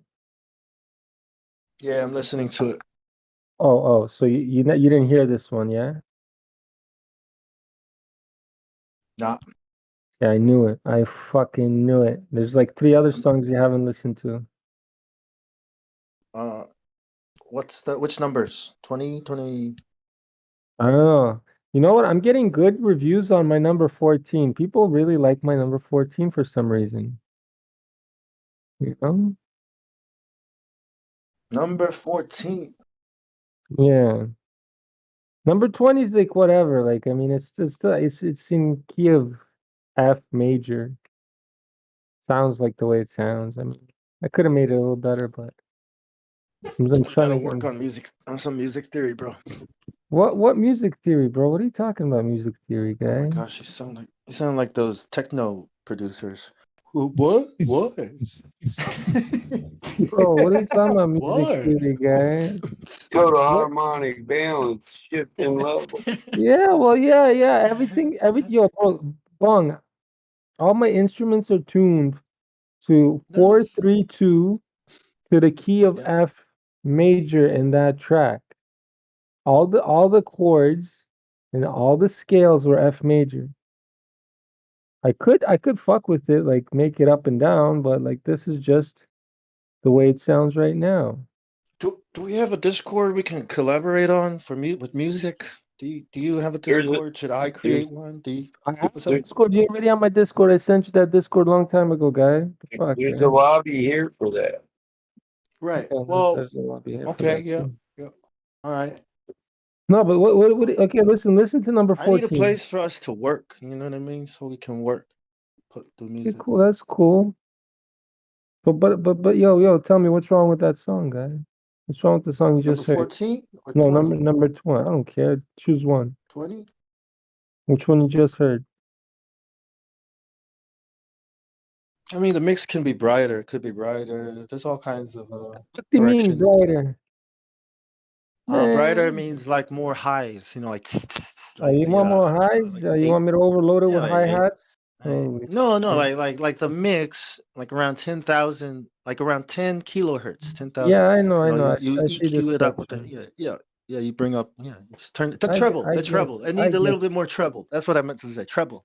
Yeah. You tell me to bring up the EQ on the highs, okay.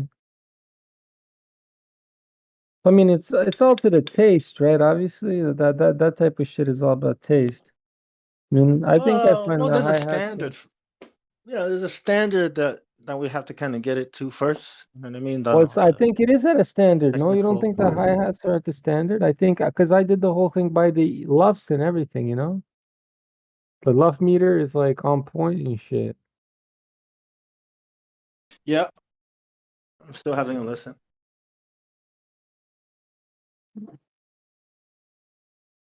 How do I send you a song? I made a beat. I don't know how to send it to you. You know what Helia told me? He What? said I should make music for like movies and shit. You know what I mean? Like Like production movies. soundtracks. Yeah, soundtracks for like movies and shit. Because they do sound like kind of movie-ish, you know, some of them. I agree. Like some people tell me some of my soundtracks sound like games from like Final Fantasy and shit, you know, Final Fantasy 7 tracks. And people Yeah. tell me, yeah, so some of that shit sounds like that. I've been working on drill beats. You know, drill music, right? No, what the fuck is drill music, bro? You heard of Pop Smoke? Yeah, not really, yeah. Yeah, drill I've music is heard. like drill music is like the new gangster rap. Oh, is that So new gangster shit? yeah, so to me, Mm, Flat is gangster. You know what I mean? We debate, and we're like gangster when we debate. You know what I mean? So.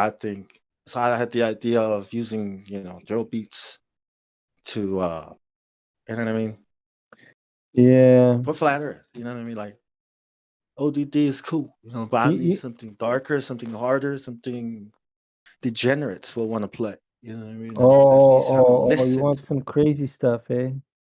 Or it's gonna have the messages in it, but it's got to be something people will play. You know what I mean? Like Yeah, and yeah, I turn get up. you. It has to be It's like underground after hour type of shit. like some really evil sounding shit. I'm not saying you have to be evil. I'm saying like underground is like good shit, you know? Underground is always good. Right? Yeah, yeah. I can Underground. upload this beat so you can listen to it. I don't know, bro. Don't you have a SoundCloud, bro? You should be SoundClouding these things. But yeah, you don't want to share your masterpieces. I forgot. No, I don't. I People are don't have gonna anything rip on it. SoundCloud. I don't I have know you anything on don't. SoundCloud. Can I just upload it in here and everybody download it? Yeah, that's what's gonna Can I happen. just? All That's what's right. gonna So happen. whatever. I don't care. You guys want to download it and use it? I don't care. Do it. But Yeah, I don't care. Do upload it. it. Just do it. Just Okay, do it. Bonks. So Job. okay, go listen to number 14. I understand that number 20 sounds a little bit like boring and it's like more like orchestral and not really up to date. But if you listen to number 14, I Yep. think you listened to number 14 before. Just listen to it again because I listened to it again and it caught my ear too. I was like, yeah, it actually does sound really good.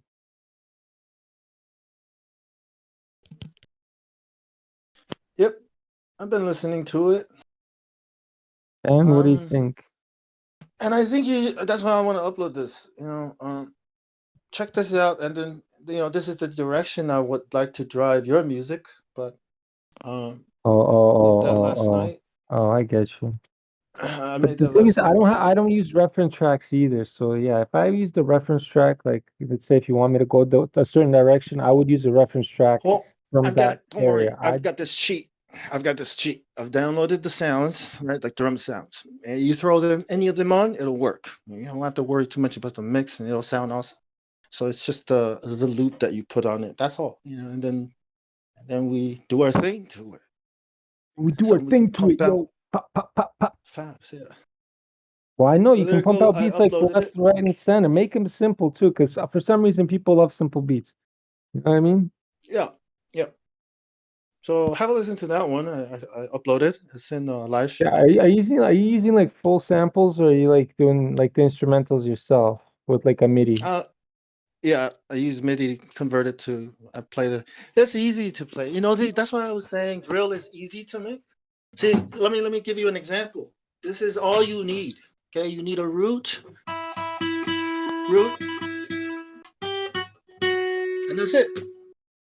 That's drill music. But that's what you don't think all my shit's not in key. You're telling me my shit's not in key? Come on, guy. Listen to the track again and listen to it carefully. You'll see that there's like layers of shit. That's what I hear it. I hear it. But No, I I'm don't sick think of. you. I don't want to. You know what I thought? I was like, you know what? I'm not gonna spend too much time on the music. I have to kind of focus on the content, and that's how I want to make beats, anyways. I'm not trying to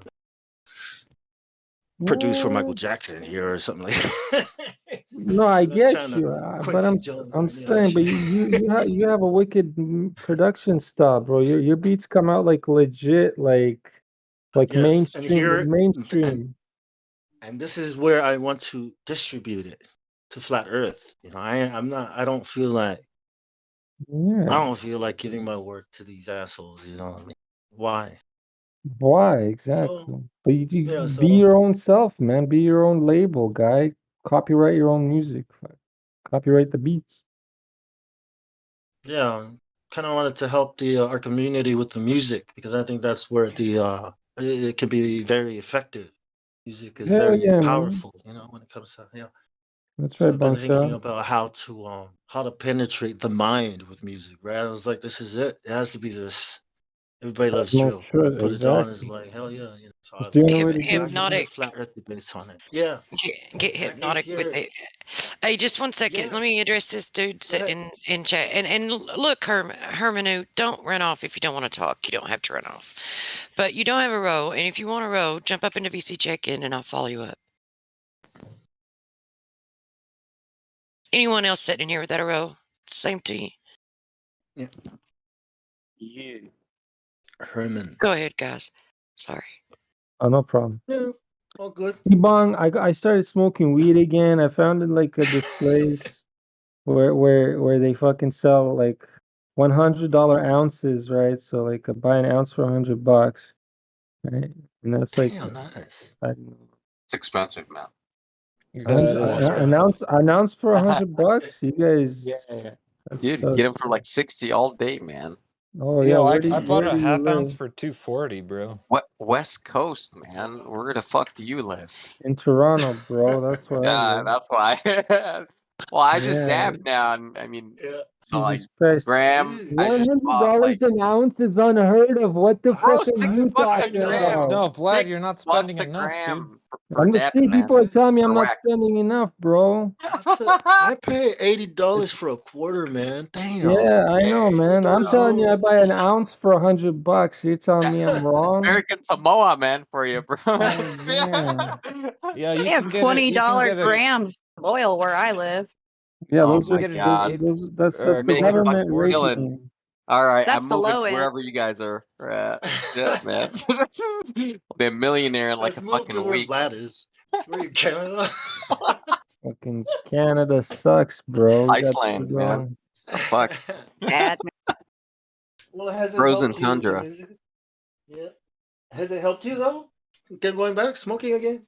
No, man, I'm lazy. I haven't made a song after when I start smoking weed. I cannot make music. I get lazy. Because you overdo it.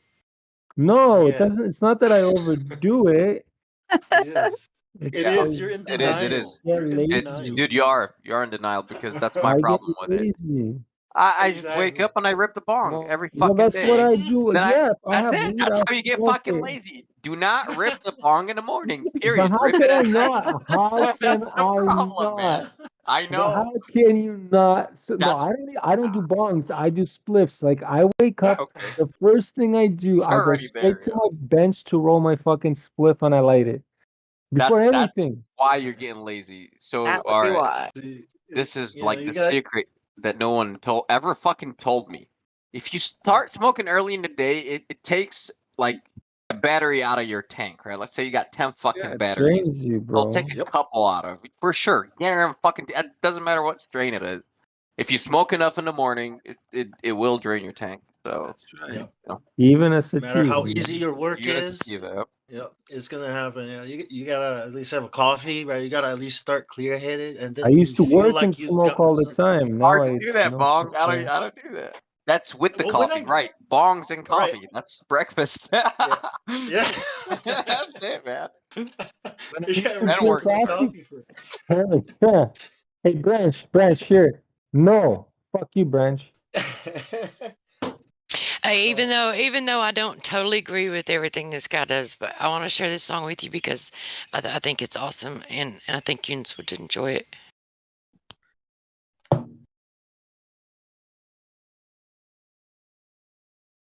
What the hell is that? What are you doing, Truth? It's a pretty cool song. I was just sharing it, man. It's just a pretty cool song. I think you enjoy it. Well, you may not, Vlad. Probably may not. Why? Because it's like You a may be the country? exception. No, because it's not country. No, because you're always the exception. Oh yeah? Yeah, you're always the I exception. like that. I like that. Center of attention. That's me. Hells yeah. Oh, come on, Vlad. Hey, Jenkins, are you still in the sauce, man? Are you still drinking? Yes. See, you don't take advice. Terrible. God Okay. damn it, Vlad. Damn. No I'm sauce for still me, here, man. aren't I? Goddamn alcoholic. Yeah, I know. See, there's a lot of people that will tell you, Jenkins, we were where you were, and it's the best thing you've ever done was to quit the sauce. Yeah. Yeah, I think that would be. I don't I think it'd be disagree with a good song to do a parody to Earth, like "Freedom from the Globe," "Freedom from the Heliocentric Model." True. Yeah, I'm gonna steal this. Yeah, it's 14 years Why, old. why is Branch muted, man? I'm gonna unmute Branch. No, He's fuck my, Branch, he's man. my guy, man. No, man, What fuck up, Branch, Branch? You're man. unmuted, man. Man. Let's Hit see it. what he's got to say. Don't worry, I'll mute him. I got it. Why? Branch, No. he's still here. Unleash the fucking Branch, man. Yeah, he's still here, man. Branch, man. He's a What do stick. you guys got against a good conversation, man? I don't get it. What good conversation? There's no good conversation with this guy. I know, that's what I'm saying. What have you guys got against a good conversation? One doesn't mean it. Oh, okay. Gotta put him back on mute. Branch is Yeah, pretty yeah. chill. He's pretty chill. I like him. Maybe he's got some I'm input down from to the talk music. with him. He's a contrarian. How can you say he's pretty chill? It's everything that you say he's going to be a contrarian against. He's not with me. He's absolutely chill with me because I unleash him. See, everyone else fucking mutes him, But I'm the nice guy. I'm like, all right, Branch, are you ready? Attack! Boom! And just fucking unleash the hound, man. He'll rip down any fucking conversation that's going on. Whatever. Cyrus, Go- can you control your Branch? Branch, man, where you at? Put a leash on I'm here, guys, but I mean, Hey, what's up, honestly, dude, That's good, man. if you guys really want to know who the fuck I is, okay. Now we know. Well, what I don't like is how you try to even understand how I'm different to you guys. Like, we're all people, right? I'm the same as you all. Sure. Some people eat other people. Some people rape other people. I mean, come on. Like, Yeah, right. I don't see me different to any of you guys. I mean, I don't know. No, I it's just don't think that's. On that note, I don't know, but I'm a flat philosophical earther. difference, man. It's philosophical. Doesn't no, matter. for reals. I mean, like, why would you guys say branches this or branches that? Like, honestly, like, what makes you are. I mean, honestly, like, if you really consider who we are as people, we're all the same. No, I'm not like you, bro. I trust you to be you, Branch. I trust You you have to a be reputation. yourself.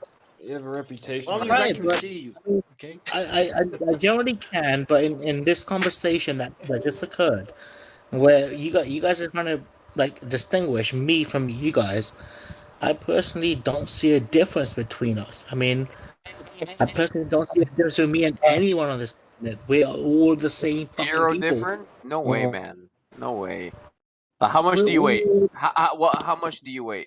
Like on a scale in kilos or pounds? I'm not, okay. You see, there's a difference right there.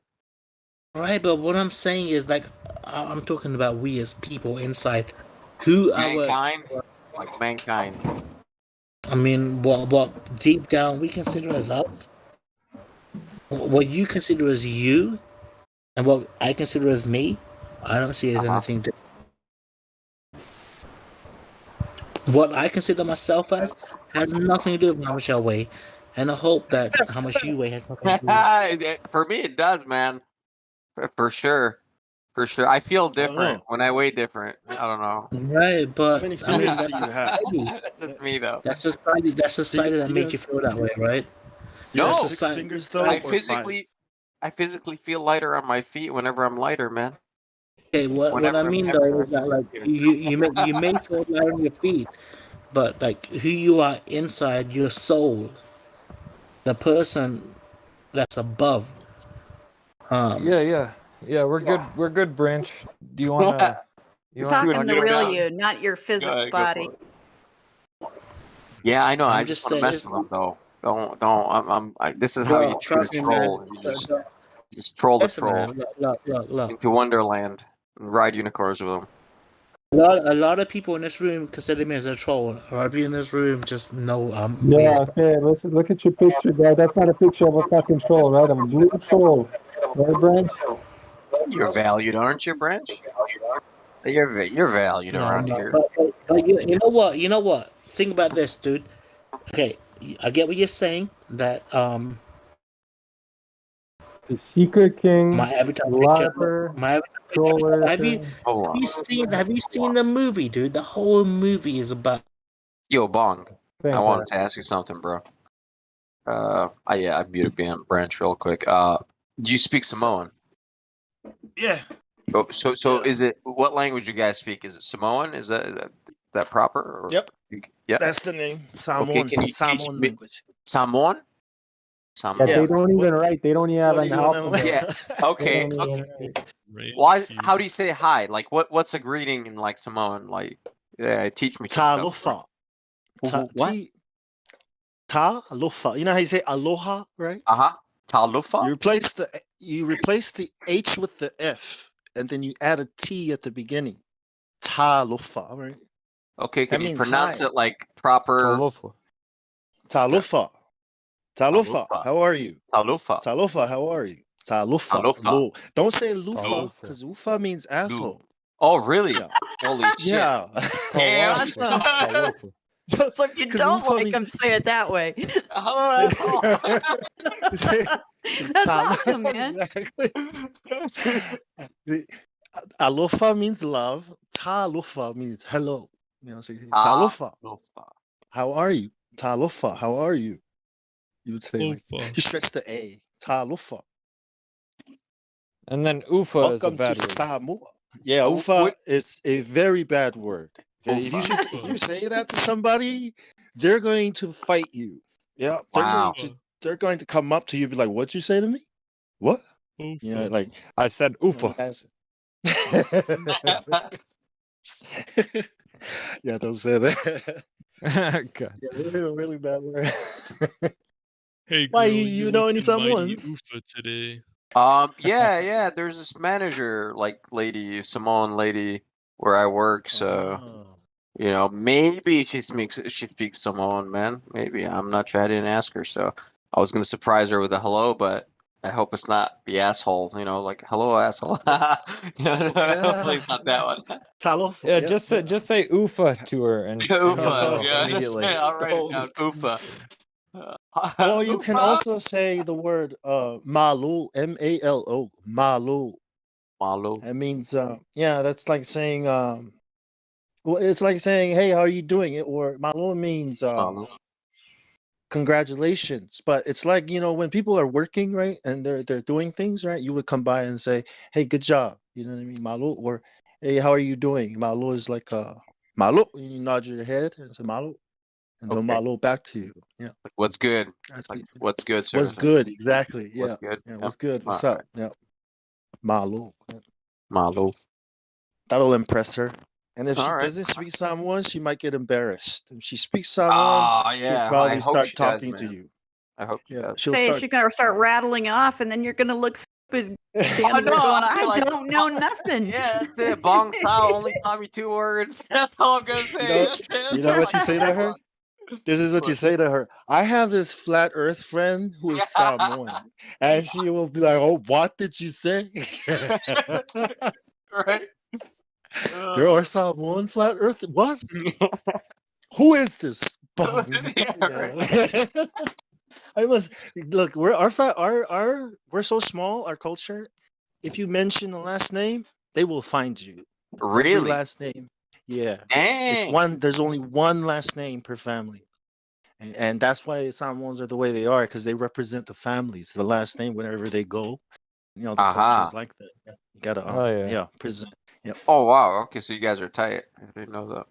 Yeah, real tight. That's why I'm like Not really. too many of you guys around. Yeah. Like, what's the That's why I like Samoan? being anonymous because I don't want to get start some drama down there. Oh, for sure. Hey, Dog. your son is on the internet talking all the shit. Fucking tribal war on your island. What the fuck is this, man? You gotta tell your son to watch what he's saying. It's against the law. I'm like, oh yeah. Yeah, I've got something prepared for them, man. For Flat Earth, my Samoan community. All right. It's difficult, but I gotta do it. I don't know any other Flat Earth Samoans.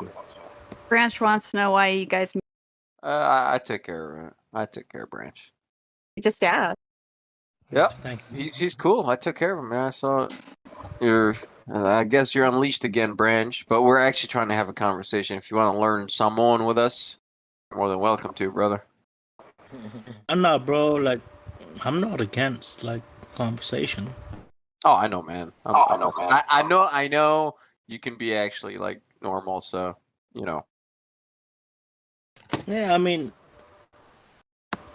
I think part of the reason why we don't have conversations is because people just see me as a flat earther and want to talk to me a certain way. You're not, We though, can man. set aside our differences. Flat Earth, you're a globie. I mean, my bad. I meant a globe earther. He's secretly a flat earther. That was a sniff. Finally converted you, huh? Num, if you wanna row, hop up into the VC check-in and I'll follow you up there and we'll hook you up with a row so that you can unmute yourself. I think I have. All right, let's go.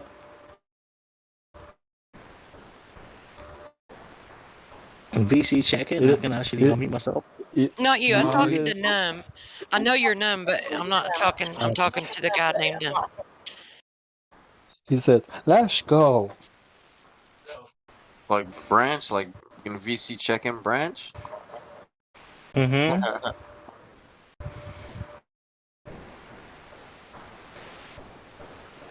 So, Bong Sao, do you own any firearms?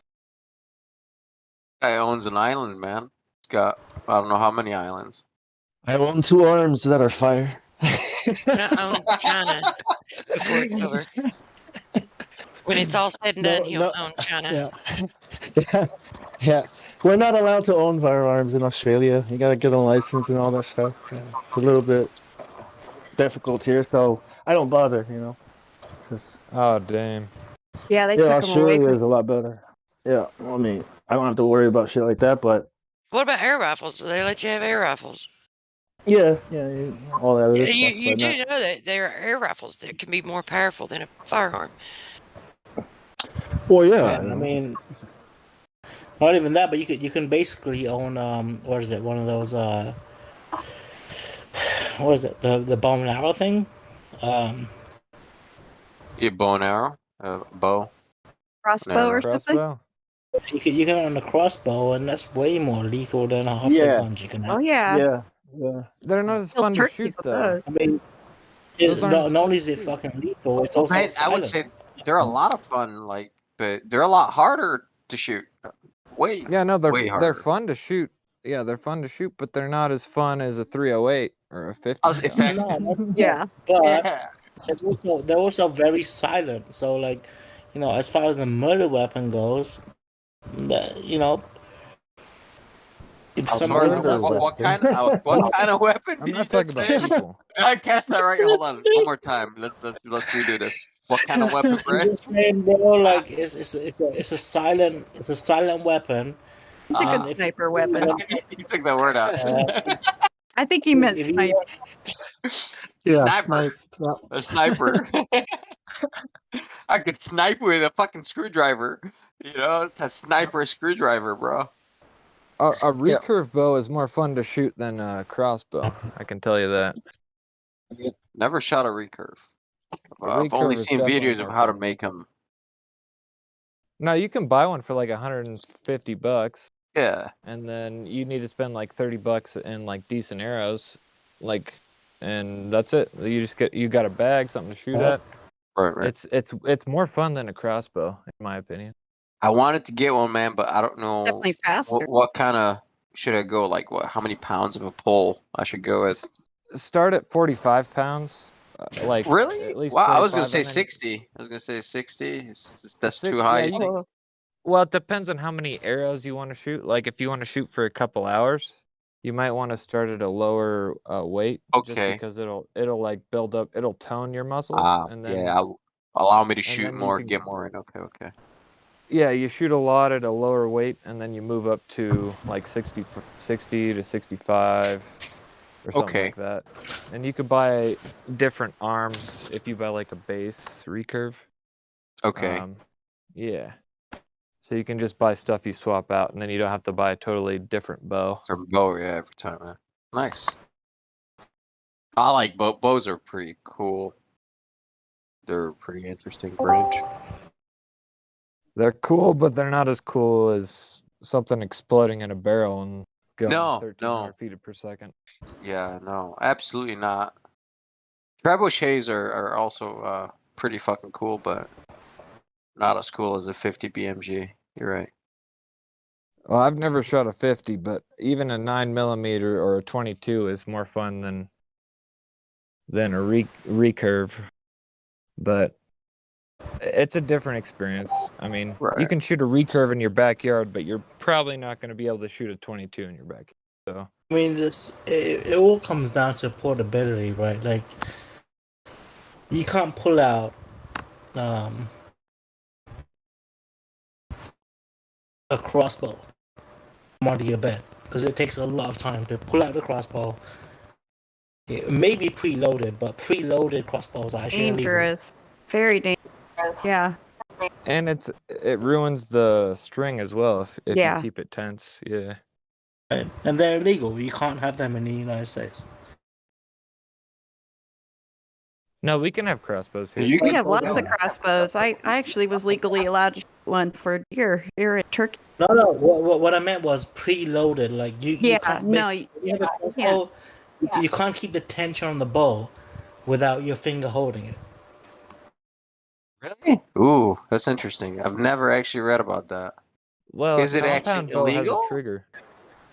It's actually illegal to have a crossbow where the tension is without your finger. Well, That's interesting. I Because don't. I think you can carry with it around in the chamber. Obviously, it's like the only way to carry. But why? You know what I mean? Like, why would Not that with be a illegal? bow. Yeah. I made me thinking about I mean, European They let me- states. I'm not. My state allows No, you no. to carry a crossbow for however long you want loaded up, but it's just really dangerous to do that unless if you're hunting, you know what you're doing, keeping it right. But put it under your bed that way, that'd be crazy, and it would ruin it over the time. That's my yeah, it's not. EDC. So you only do it when you're out actually, working and hunting or practice. Carry you that know, shit take it apart. concealed. Hijack Yeah, a little hard to holster. conceal. I think there's some rules though about crossbows and like there's a certain rule about whether or not the trigger is basically locking or not locking, and basically like if you got to keep your finger on the trigger or not. I'm not sure if it's an American rule or a European rule, but Well, I can tell you there's crossbows and compound bows. Compound bows have a trigger that's kind of like a keychain, and you hook it up and you squeeze it, and that's like the trigger. But that's for a compound. A crossbow is literally just a bow that has a trigger kind of like a firearm. It has a safety on it. It has at Yeah, least one safety. I always thought that like the biggest difference was the fact that your crossbow you basically can't have a loaded arrow sitting there under your bed and you pick it up, pull a trigger, and it just kills someone. Right? You gotta cock it back first, and that's the difference between legal and illegal crossbows. I never heard of That's that. what but no, because if you're using a crossbow to under your bed to defend yourself, you're way better off with a machete. If you know how to use it properly, way better off. Like depends what honestly, the dude, infiltrator honestly, has. Obviously, you could the, be dead the already. best thing, the best thing you can have as a defense, as a household person, is nothing. It's nothing. What? Oh Yeah. man, yeah, I don't know about that, Why do bro. you say? Yeah. The reason I say that is simply this: is like the moment you get a weapon to defend yourself with, The other person thinks twice. They immediately it's like, yeah. the more you're about to instigate someone to do something negative towards No, you. They've he broken already in your house. instigated. They've already Yeah. instigated. That's Thank too you. late. And see, in America, that's the way we look at it. Is if you cross my threshold, my kingdom, you're going to pay a price. Yeah, if you're It's just that coming in way to because rob, that's the instigation. Okay, If you have no yeah. mean intention of harm, no That's worries. harm right there. That's Don't intentional get fucking it harm. Is twisted. taking my Don't get it shit. twisted. Don't get it twisted, right? Look. I do Oh. live in America, and I do have a gun. Okay. But but I still think that. Why do you have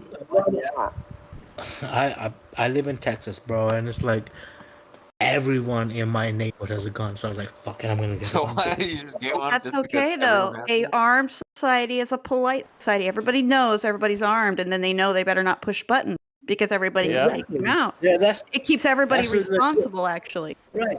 That is Yeah. actually a legit reason to get a gun, right? But I would say this though is that like I personally think that if somebody did fucking break into my house and I put a gun on them, and they're more likely to shoot me than if I didn't. Well, what if have they a don't You gun. have have a? nothing. If What you if have they don't- nothing, then what? Then what?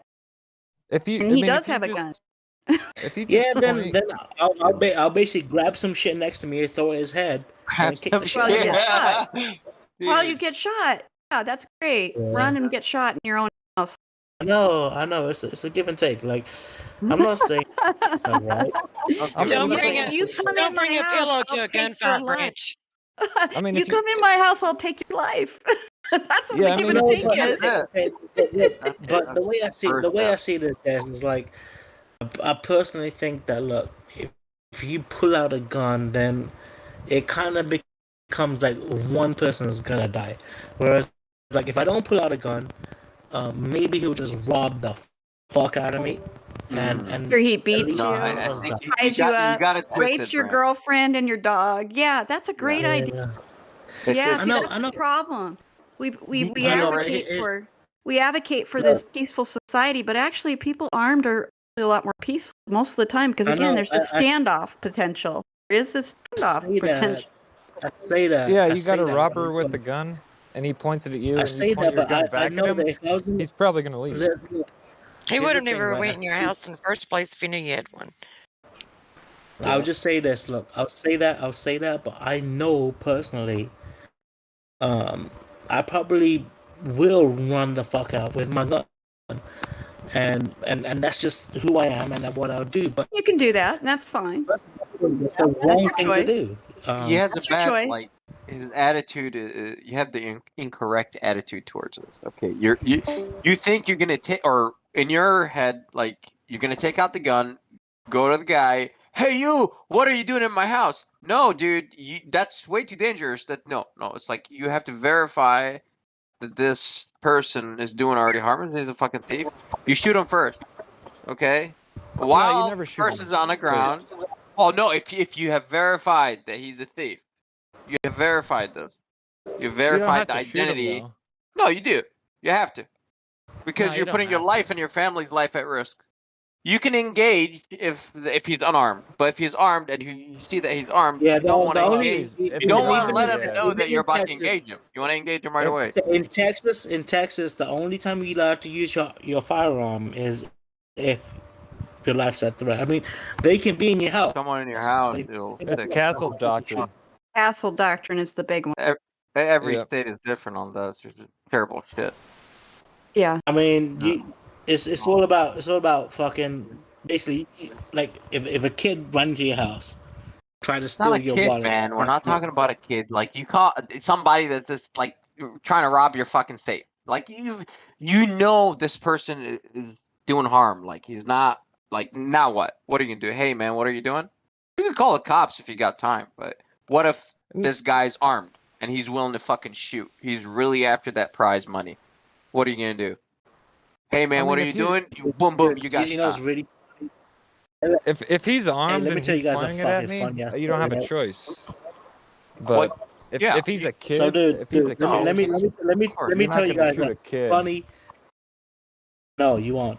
Well, you But have let to me tell you assess guys the situation, and it's difficult because your adrenaline is pumping, and you're not trained in this situation. So, 99% of people will assess the situation wrong. You know, and I wouldn't say 99%. Right, and that's why because your adrenaline, no, training. it's because of That's like why the when you have a adrenaline. It's because 99% of it's not civilians just don't that, have but training right, against, you know, a fucking, right. you know, an infiltrator. And or whatever. the one thing I don't like, the one thing I do not like, right, is that when people get guns, there's no stress training that comes along with how to use your gun. All right, it's all about how to use it in the best scenario possible. And the one thing people don't get is how not to use your gun when you're stressed out. Well, I mean, like where I live, I bought a gun because of big animals like mountain lions and bears. And I came across a bear while I was armed and I didn't shoot it. I just walked away. You know, there's different scenarios where you really even if you have a gun, you Right, don't and should honestly, you shouldn't dude, use it. well, Jankers, here's the thing, bro. In most even if it wasn't a bear, in most confrontation with people, just not using a gun is probably a better thing to do. Yeah, But yeah, you're not supposed to exactly. Yeah. take it out unless you intend to kill. So in most states, it's Yep. not even legal to unholster your weapon or touch it if you don't intend at that moment to have made a decision it is necessary to take a life. Because that's what will get you in court. You try to brandish it to scare somebody, you can actually be taken to court and held guilty. For like Guilty attempted for murder. pretending, because you're not allowed to pull out a weapon if you don't use it. So you don't even do that unless you are absolutely certain. And that's what they have to teach people, because that's the big key. Don't use it if you're not willing to go the full way, because if you do, when they do put you in court, even if you didn't kill the guy, or if say you did, and you end up in a court because of the family, and you say, well, I was just going to kind of trying to threaten him, or I was trying to de-escalate it by pulling my weapon, you're going to be going to jail. That's what the case is Right, about. but the I mean, if he's bigger in your problem is this, house. right? Because The secondhand bigger Yeah, it's a guessing. different scenario Oh, because hold Branch on, said hold the on. guy was in the house, and now you're talking about like concealed carry, which is 100%. But it's even same even in your. But yeah, It's the same castle you attitude, right? automatically kill. But that's But what I'm they tell saying you. in your the house. the bigger problem is this, right? Like, if you're not willing to pull the trigger, Bend over. you Just bend over. person may cause them to shoot you, right? Even though you had no thought in your mind to kill that person, just you Is that getting person in your house or you're on the street? Like, regardless of where it is, right? no, But man, situation, dude. I'm just saying though, dude. Like, even if Environment. the person No. had no thought in their mind to shoot you, right? Just you pulling up a weapon and aiming You know at them. that people The like do statistics like They're going to be show like, that to be I better true. shoot first.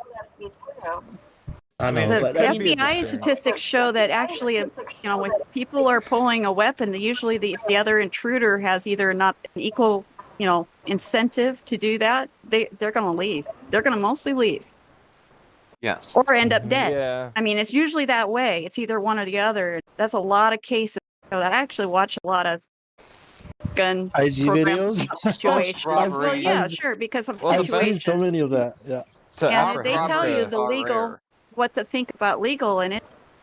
You got to Like, really okay, think. you're working at a gas station. All right, because this is the armed robbery type of scenario that's in my mind, right? Like household robberies.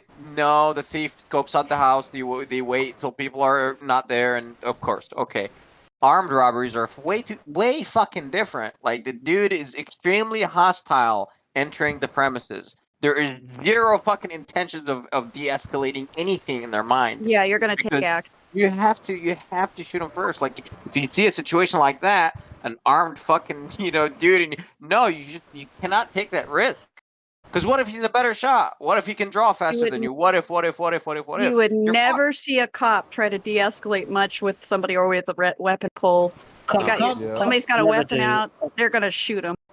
They're not gonna give him much chance. Honestly, dude, I'll be honest with you, like if I was a cop, I have nothing against that because you know what? Cops have to deal with this shit every fucking day. And if, even there's a slightest chance they're gonna get caught. I mean, not caught, but shot. They gotta react. They have to. That's their job. It's a tough job. Well, I mean, Tough if job, someone's I wouldn't about want to to be in their shoot you, position. Fuck that. yeah. I mean, if someone's about to Yeah. shoot Where's my you, bong you gotta end the threat because they're not just a threat I to you, mean- but they're a threat to everyone. Your family. The sad thing about America is this, right? Is like we put our cops in this situation every day. Well, It's someone's bullshit. got to do it. Bad about America besides TV. I mean- People just quit I watching mean, fucking okay, TV so like it's good. I'm very twisted about this, right? This shit, because I enjoy having a gun. I enjoy not only having a gun. I have a couple of guns, but I don't want to give up my guns for anything, right? Because I feel somewhat safe. Because I have I have a gun under my bed and I have a gun right close to my front door. And the problem is this, is that for me to feel safe by having these guns puts our cops at a place where they have to be unsafe on a day-to-day basis because everybody has guns. Except for you're talking the difference between a criminal and an innocent person that's like you. You're allowed to have a gun because you're never going to pull it on a cop for no reason. I mean, that would be stupid of you. You wouldn't do that. Criminals, on the other hand, even if you ban all the guns, guess who's going to still have guns? Guess who's still going to have a gun? Exactly. Yeah. Thank you. It's not going to be the innocent. It's going to be the criminals. Not the law-abiding citizen. I get that, but like I also grew up in London, right? Where like Where people stab each there's- other every day for a living. right, it's exactly, dude. It's all Do you about ban the stabbing. knives then? Yeah, So let's exactly. ban You can't- knives then. No more kitchen knives, right? Then it'll be rock. Fucking stupid. Then we'll have to ban hammers because actually No, it will be, FBI it will be to 6'8" forks. hammers will You kill ban more. knives, I'll start killing with forks. Sharpen up the fork, man. The edge of the But fork. I Ban will say forks. this, though. I will I say- use I will say sticks. this. Ban You have to use chopsticks. that No more argument. rocks. Even Yeah, though it's a ban there's a rock. lot of stabbings, right? Yeah. Even though there's a lot of stabbings, I will say this. Yeah, There's a lot less cops that die on their job. Certainly, because they're usually armed or have more resources or protective equipment or something over the population. yeah. You know what's funny? I actually got I really got fucked by me and my friend were hanging out one day I literally got searched by a bunch of squad. I'm not sure what they call them in England, but it's basically a fucking van that pulled up, just searched the fuck out of me. And Let's just Like agree that cops guns don't kill people. People kill people. yeah, I mean that. I think the reason I got searched was like that day I was hanging out with one of my black friends, and so like Oh, I'm gonna pull the black card. yeah, I mean I ain't gonna lie, like I've never Blame it had on the black guy. No, bro, I swear to God, man, I've Colored never man had over there, anything sir. close. I've never had anything close. I've never had anything close like that ever happen to me in England, right? When I'm hanging out with my fucking Indian boys, you know. Well, the Um, police, Well, because- the police Hey. don't usually come up to you unless they get a call or they're watching you. You know, it's usually based Yeah. on someone else calling in on you. I don't know, but I'm just saying, bro. The only time that shit ever happened to me was when I was hanging with my black friends. What you saying? Oh yeah, it's the it's mean, the in stigma. America- It's the yeah. I mean, it's the propaganda good, that man. everybody's been exposed to, and people, it's brainwashing. Like Set of up course when you see by- Indians, yep. Go ahead. I was just saying, they set up the society like this. They really did. They Yes. made us enemies on purpose. They wanted that. They I mean, needed somebody for okay. this like this. The one thing you guys gotta understand, this is like pre 9/11, right? So like post 9/11 though, that's probably totally different. Right? I mean, Because like I think the music industry. post Sorry, 9/11, sorry. 9/11, post 9/11, brown skin is the new black. You know what I mean? Yeah. Yeah. If you go a little bit farther back to when gangster rap came out, right, and you think about entertainment industry plus prison industry, right? Who's targeted here? Who's the target, right? Yep. This is how violence at the hood and all these things are Yeah. spread, drugs, and this is how you brainwash. Now you've got this. It's a system. It's a system. It's how it was set up before honestly, gangster rap. I'll Black be people honest with were you. treated. I Yeah, don't, go ahead. I don't give a fuck. They I'll be created honest with you, gangster rap, man. like you know, Exactly. here's the thing, right? Yeah. Here's the funny thing about me is I get it, right? Two white boys walking down the road, there's a good chance they're not up to good. I mean, they're not up to no good. There's a lot more. And I hate to say this shit, man, You're right. but like, there is stigmatism that's somewhat worthy of being Listen, stigmatized. it's kind of not true and it's kind of true. I grew up in Chicago, but anyways, I live in the West Coast now and I live in like all white neighborhoods. But listen, that's kind of true. If you're in a big city and you know you're in a shitty part of town, then yes, yes, like okay, Yeah. the color from far away, yes, it does have. So Yeah, the I would question say is yeah. this, yeah? But you also see like You're steel, in steel on the Chicago. windows, whatever that steel is. Yeah, what's up? You're in Chicago. You're in Chicago. You're alone. You get off the train. Yeah. And you're walking back, right? Yeah. Where am I? Am I in a are you- decent are you- neighborhood? Just two black guys? No worries. From the way they're dressed, is I will profile anyone from their fucking clothing. Period. Regardless of skin color. Mostly white. If you're a white guy wearing a flat bill hat, pants got a tied around your fucking ankles, basketball jersey, whatever. Like I already know what's up. It doesn't matter what your skin color is. But you know. Yeah, You see, it's because how you you know hold what's yourself. really weird, dude. Fucking No, the other thing that's really weird. You know what I'm the saying? other thing that's really weird, right? Is that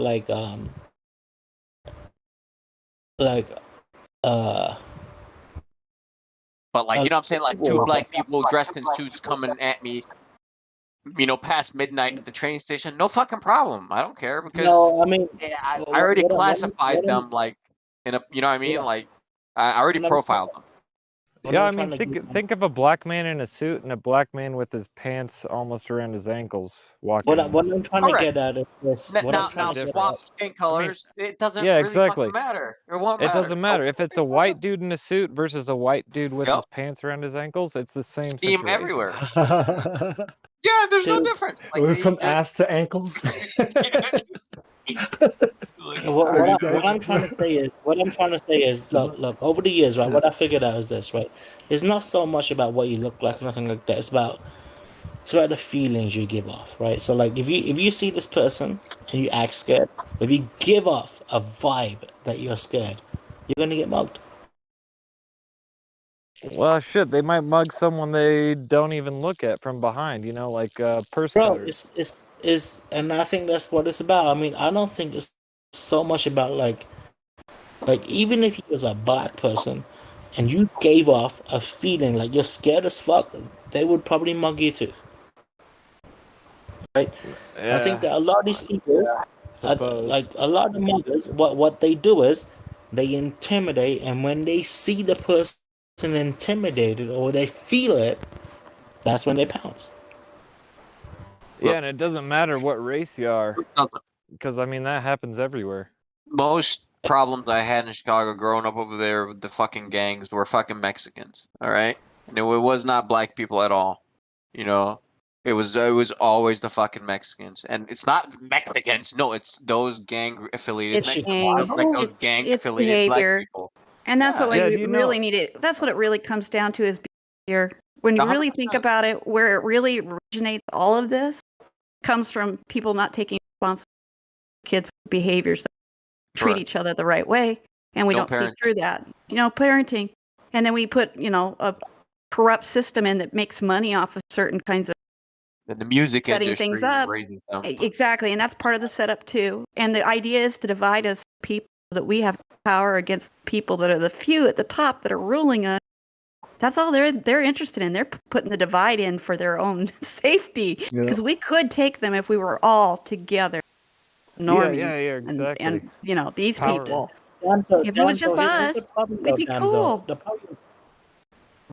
problem is this, though, right? In order for us to ever be in a society where the social, economic divide between people is a lot smaller than it is today. I mean, we're talking about something that is not going to be able to happen for another, like, I don't know, maybe 1,000 years.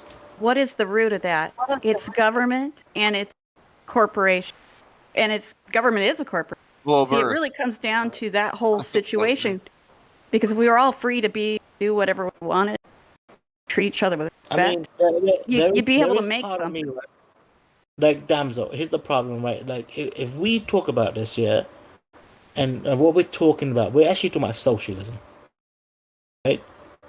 And yeah, and we as a nation of Americans, like, we are very against socialism, aren't we? So yeah, Because this there's is good where I reason wanted to to be interrupt. against it. Yeah, There's I a want good to interrupt reason. right here because, like, I was gonna say earlier that it's the false dichotomy, right? People think they live in a capitalist system. These people think they live in a communist system, but it's neither, right? It's neither. These things don't exist, and then we say we're against socialism, but that's exactly the system you live in. Yeah. It's crazy, right? Yeah, it is. It's the right versus the left. It's the same argument. And how can't we just nothing? The problem is this: like, we as people, we thought we wanted capitalism. What we didn't want is such an enormous divide between the rich and the poor. But that's the thing. We don't have capitalism. We don't have capitalism. We don't. There is no communism. There is no country that has communism. There's no country that has capitalism. It's all socialism. Banksterism. Yes. I'm saying corporate. What's good? What none of you guys said when I said this is socialism, none of you guys said, you know what, that's fine, right? Because honestly, the way I see is that, like, socialism wasn't good back in the days, but maybe we've actually got to a point in our lives where socialism is the right way to be. Define socialism for me, because I'm Exactly. really stupid when it comes to politics. If you don't actually give me the parameters or the boundary conditions of this fucking thing, I'm very, left brain, like mechanical engineer sort of left brain. So, all right. let's define it now, please.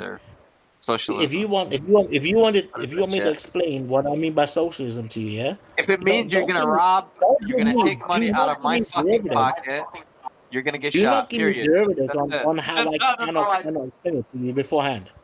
Yeah, right? What? The fuck is it about? What?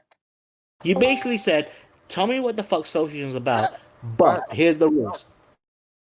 What? Because again, he's going to set a parameter of not robbing people of their taxation and other fines and putting people in jail for nothing and not following the law that's natural. I mean, those are things that are so vital to make sure that we don't harm each other. That our governments, none of them follow anymore. None of them. Do you think there's anything on earth that is doing that? I don't think government can. Well, you know what really pissed me off? What is socialism? What really pissed me off? You know what really pissed me off? Do you remember, like, a few years back when the 1% got all fucking angry because they lost so much money?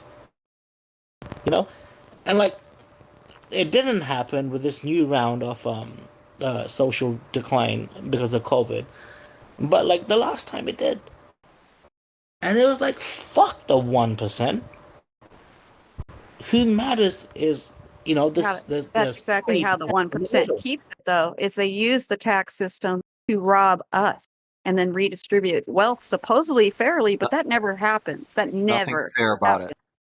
There's nothing fair about robbing anybody to pay Zero. somebody else. There never is. And that's where it comes down to personal responsibility. And this is where a lot of people forget anarchy it's been put in our mouths as a bad word. not really a bad thing to govern yourself and have No. your own tribal areas, and that's it. And don't worry Right. about these big governments. Once Well, you got a big government, you're done. You're done. Our entire constitution of basically America's constitution was put together to allow we as states to run ourselves, right? Yeah. Put together by who, right? Put together by who, and why should I, right, listen to those people who put it together, right? I was born It's not with these even about the rights. states. You know what I mean? Honestly, Like, dude, yes. our entire So was I, constitution, Bong Tao, and not they even don't about get the that states. part. Our entire constitution is out Mine there comes with me. with the militia, right? I'm giving this shit. Comes with my fucking Yeah. machine. It's called Seriously, this bro. If branch. you I don't know really what consider, what is socialism, real quick. What is it? if you Give- really consider in a what, if you nutshell. really consider what, if you really consider what the constitution is about, it's about malicious rights, right? Basically, it's about people's rights. We are allowed to be like basically. If you look at the No, constitution and militia rights. it's not. It's about. See, let me just. It's about the new world. If I wanted about to control equality. the world, if I wanted to control the world, how would I do that? This is how you do it. Okay, because if you have all different kinds of people with their own systems and their own tribes and stuff, I can't. Branch, let him finish up, man. Constitution I can't. has been put together so that the people can form their own alliances Okay. outside the And government. I'm saying by whom is what I'm asking, right? I'm asking by whom, right? That's what I'm That is saying. the fundamental. That's the fundamental right that we as Americans have. When this was being set up, the Constitution was being set up. When people were moving to America, Branch, hold up. When people were moving to America, what did they call America? What was it called? It was called the what? The new what? The new The world. free land. The new world. Hey, John, That's what it was I'm called. not saying that the militia needs to step hold up up, and hold do up, man. something. Let me just get to the end of my point. After you establish the new world, okay, you come over, you set up a constitution, and then all of a sudden, like 200 years later, America is the what of the world? The police of the world, right? What did Joe Biden say? What did Joe Biden say? We are America. We will not stand by because we stand for rights, and we're going to go to China and do this and do that. After he has an interview with what's her name, right? What's her name? Cardi B, right? And why? Why do I need to listen? This is obviously bullshit. These are the people that are corrupting and degenerating the minds of America, of the world. Okay, what is a little pimp doing on stage with Donald Trump? What is this Cardi B, wet ass, whatever their song is, #1, doing interview, but talking to the president? John, These are the people. the problem is this, John. The problem is this, right? As Americans, right? We're Who's gonna John? do what. But look, the problem is this: we as humans don't have in any way whatsoever any type of global leadership, right? There is no global authority that we as people can actually sign on to. What are you And talking say, you know about? There's the United Nations, bro. What are you talking about? all right, we'll sign into them. Like you're still gonna That's be what on. that's what it is. If you're not part of the Damn. United Nations, you're nothing. What I mean is this, dude. Is like We, bro, okay, we is a even if fictitious entity. There is no we anywhere. let's say this, right, John? You sign up to the United Nations imperative towards shit, right? You still have to always be on the American imperative too. Americans didn't want to go join the war, bro. Like when World War I started, American people did not want to join the war. They knew that this is not their war. Why should we go? No, bro, Right? So well, let me finish. People knew that they shouldn't fight this war, but they fought it. How did they fight it? Propaganda. Propaganda. And were grenades. Yes. Do not say what I'm about. Don't say what I'm about, John. Look, I'm all about people's rights. I'm all about we as humans just need our own rights. I really think that American rights are fucking all good. All good. Oh man. I'm trying to say is this. What I am trying to say is this though. If you don't like your own country's rights, you really have nowhere else to go. don't have Problem a is, you world think they fucking. belong to a country. So that's your first mistake. You think the rights belong to governments and people and countries, and they're not given by any of those things. They're actually given by the Creator. See, that's what changes everything. Then you don't let any man say anything or do anything over you that they won't want done to them. Said the And the G rights word. never are controlled by then a group of people or one vote that changes everything, that crushes the individual. The individual man's rights and women's rights actually comes from the person or being that created us. And if we give that law the real honor that it should and abide by that, you would never do any thief from a man, lie to a man, cheat, steal, because it would have consequences and responsibilities upheld by something much higher than any man do. Yeah. It's the golden rule. Yeah. It's the I get golden that. rule. I totally get that. You I totally treat get that, others. Damsel. as I you wanna totally be treated. get that. Yeah. I totally get that, Damsel. But my point is simply this: say if you wanted to believe in exactly what you just said, right? What government could you possibly turn to No government. that would have? See, that's the problem. What does government Why do mean? you have to Go turn look up to the a government? definition. See, the government Mommy means and to govern the mind. It is to govern your. They take control of your mind, and you don't allow. You're not allowed to make your free will be your free will. You are controlled every moment of your life nowadays. Look at us. We don't have Brance, control over anything, Yeah. Go dig a well in your and it backyard. never stops. See what happened. Yeah. You need a permit. Guys, You need to guys, ask seriously, permission from mom and dad to put a fucking shovel on the ground. Yeah. Really See, quick, the guys. difference You guys is just understand one thing about Branch. The thing about Branch is this, yeah? No matter what I say and what side you may think I'm about, I usually just talk on both sides always. So all because you think I'm saying, on the left right now doesn't mean I No. believe it. So, I think the right has the same belief. They think their side will win and make a good government. I don't believe either. See, that's the problem. Yeah. I'm not right or left. I'm for man's rights, your natural rights, No. which means if you make an agreement with another man, you guys hold honor and do everything in honor. You don't screw each other over. You make agreement. But you don't Right. have a multitude of Damsel, people over you Damsel, voting. But my point is simply this: I don't think the right or the left is ever going to be right, and I don't think that the people are ever going to be represented. Ever. Well, that's the The reason problem. why- You want somebody to represent you. I don't want anybody to represent. I stand for me. I'm a woman. I can stand on my own. Thank you. I don't need Well, a we have government a- or some other intermediary. We can make agreements between each other as men and women. What do we need this thing in between that steals, puts us in jail, and does all kinds of things that we could handle as men and women and communities by ourselves? Well, No, that's you're what the government is. No, you know It's- what. You're totally right. As a woman, you can't stand for your own. No, I'm not disrespecting you on that at all, man. That's not what I thought. But I'm just telling you, I don't need as a person, no matter what gender, doesn't matter what creed or whatever, if we can have honor because the Creator says your value is just as valuable. Branch, you are just as valuable of a life as mine. And so I have to treat you with respect in our dealings, with honor. If I don't do that, you're not going to treat me with that respect. And see, if we all treat each other that way, with the idea that there is a higher power that will have judgment done with this little game that we're playing here, then there's some accountability. You have to take responsibility. It means a fully responsible human being, though. And I don't give it to the government to be responsible. Damsel, can I tell you what I think? What's up, right? Sure. I personally think that women's rights has always been a thing, and please don't even assume that I'm not about women's rights. Oh, I don't think so at all, man. Don't worry about it. You're not going to offend me. I was in the military, all around men. So no problem, you guys.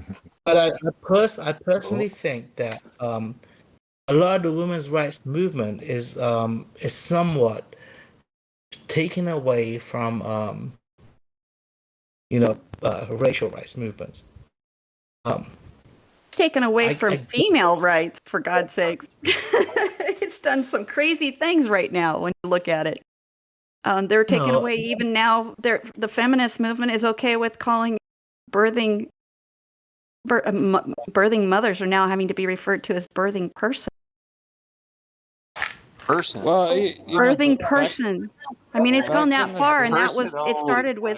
Started with the women's rights movement, you know, which is a good thing. But we've taken it so far now that it's not about being honorable between the sex. It's about having one up, and that you guys are all evil, and that it's just gone over the top. And now we have to make everybody the same, whereas women aren't special in their own right, and men are not special in their own right for their strengths and weaknesses. And we have a problem with that now, because now we have birthing people and breastfeeding people. They can't call it breastfeeding woman. They have to call it a breastfeeding person. Well, you know, this might be a little controversial, but back in the day when women were, you know, they were like the head of the household and the men would go out and work. What I think is the women were held up to, they were more valuable than the man. Like, women and children have always been more valuable than a man. Always. Because True. If you look they're at the it future. rationally, they're the future. You don't have anything Yeah, but without us. that's why you wouldn't make you know, your wife, you wouldn't make them go out and work because they're too valuable to do that.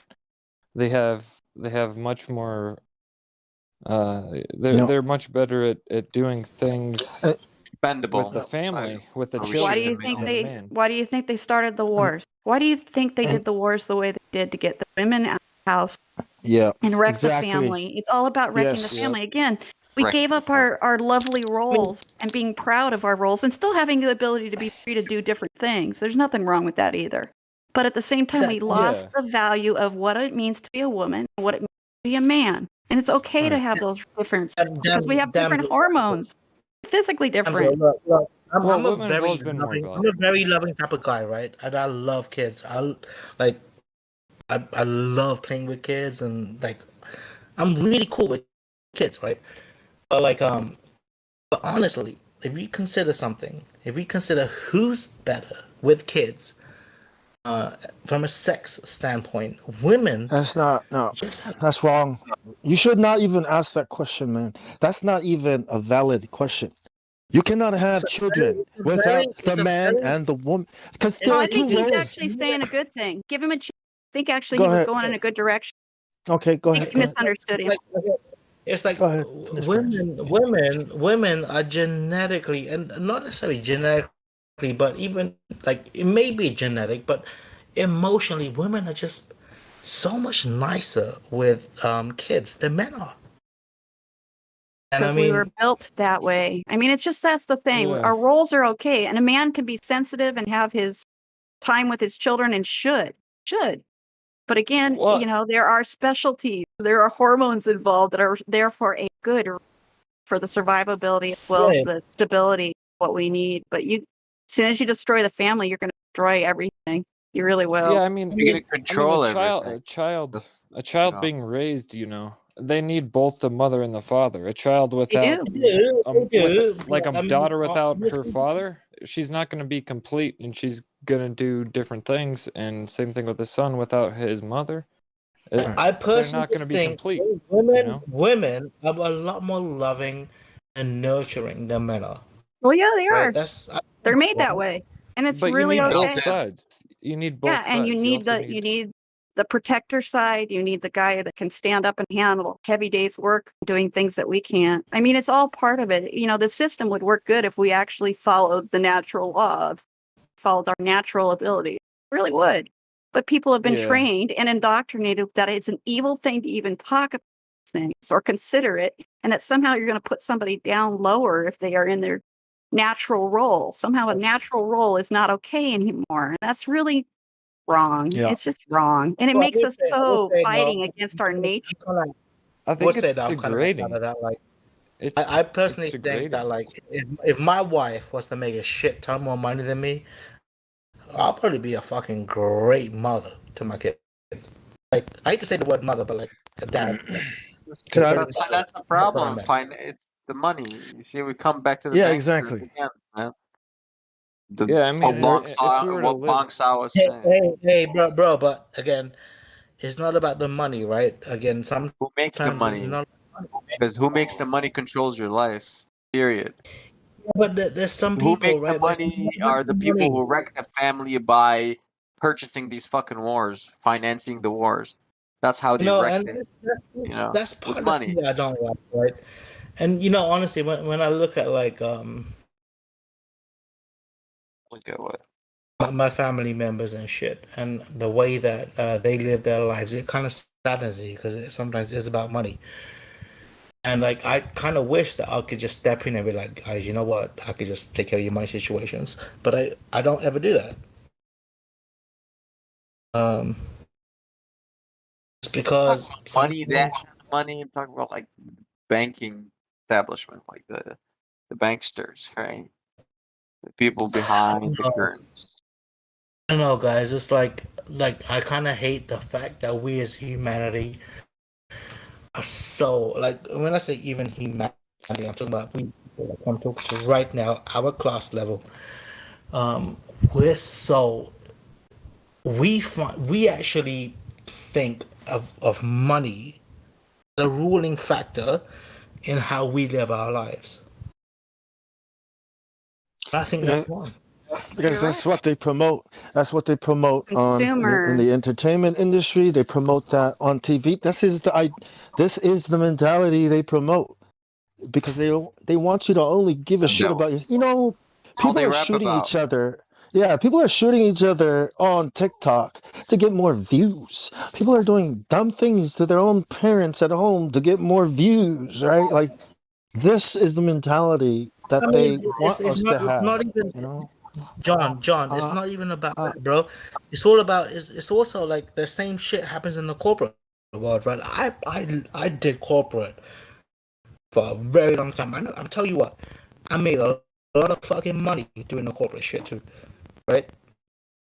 Um, but you get to a point sometimes where it's like you look at your life and you're like, really?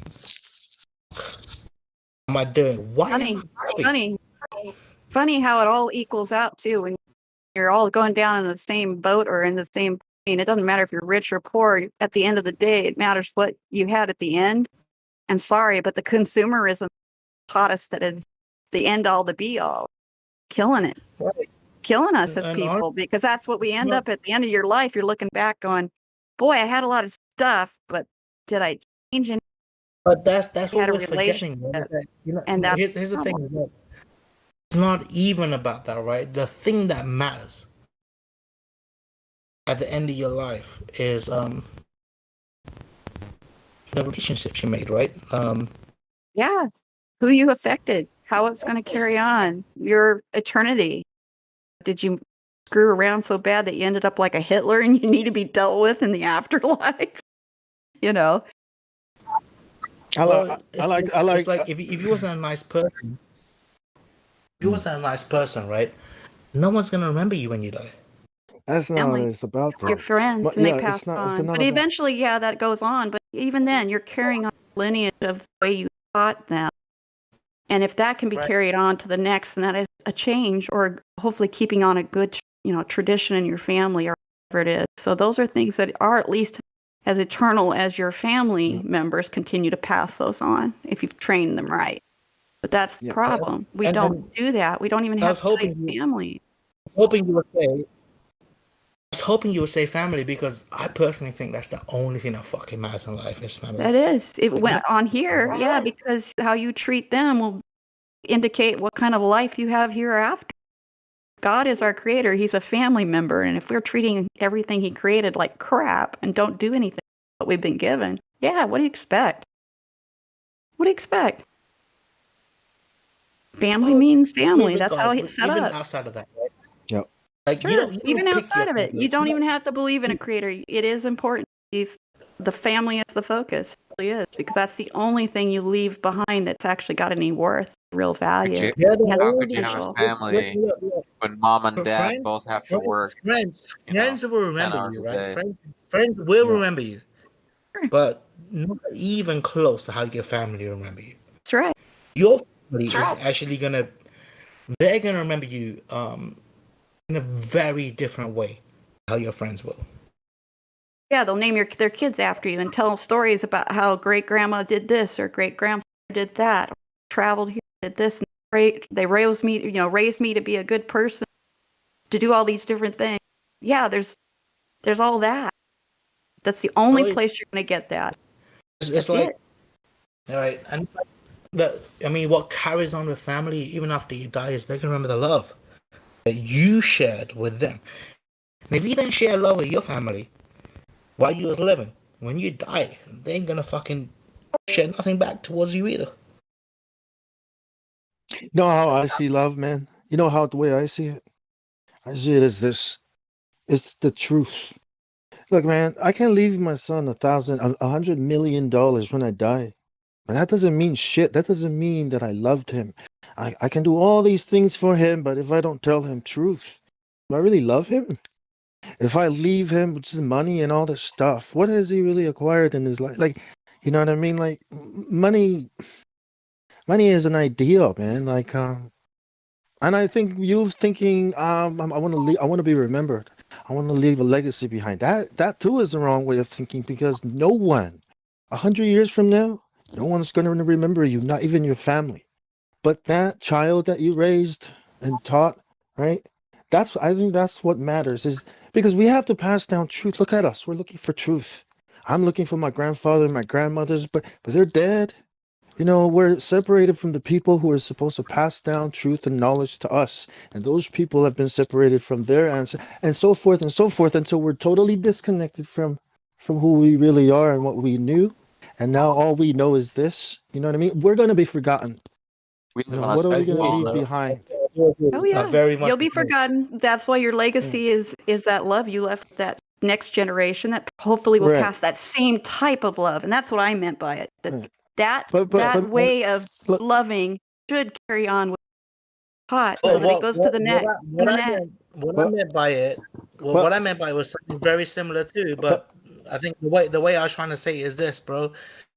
The more you get compounded, or if you want, the more you actually become part of the societal way of life, the more you lose your touch of society or family.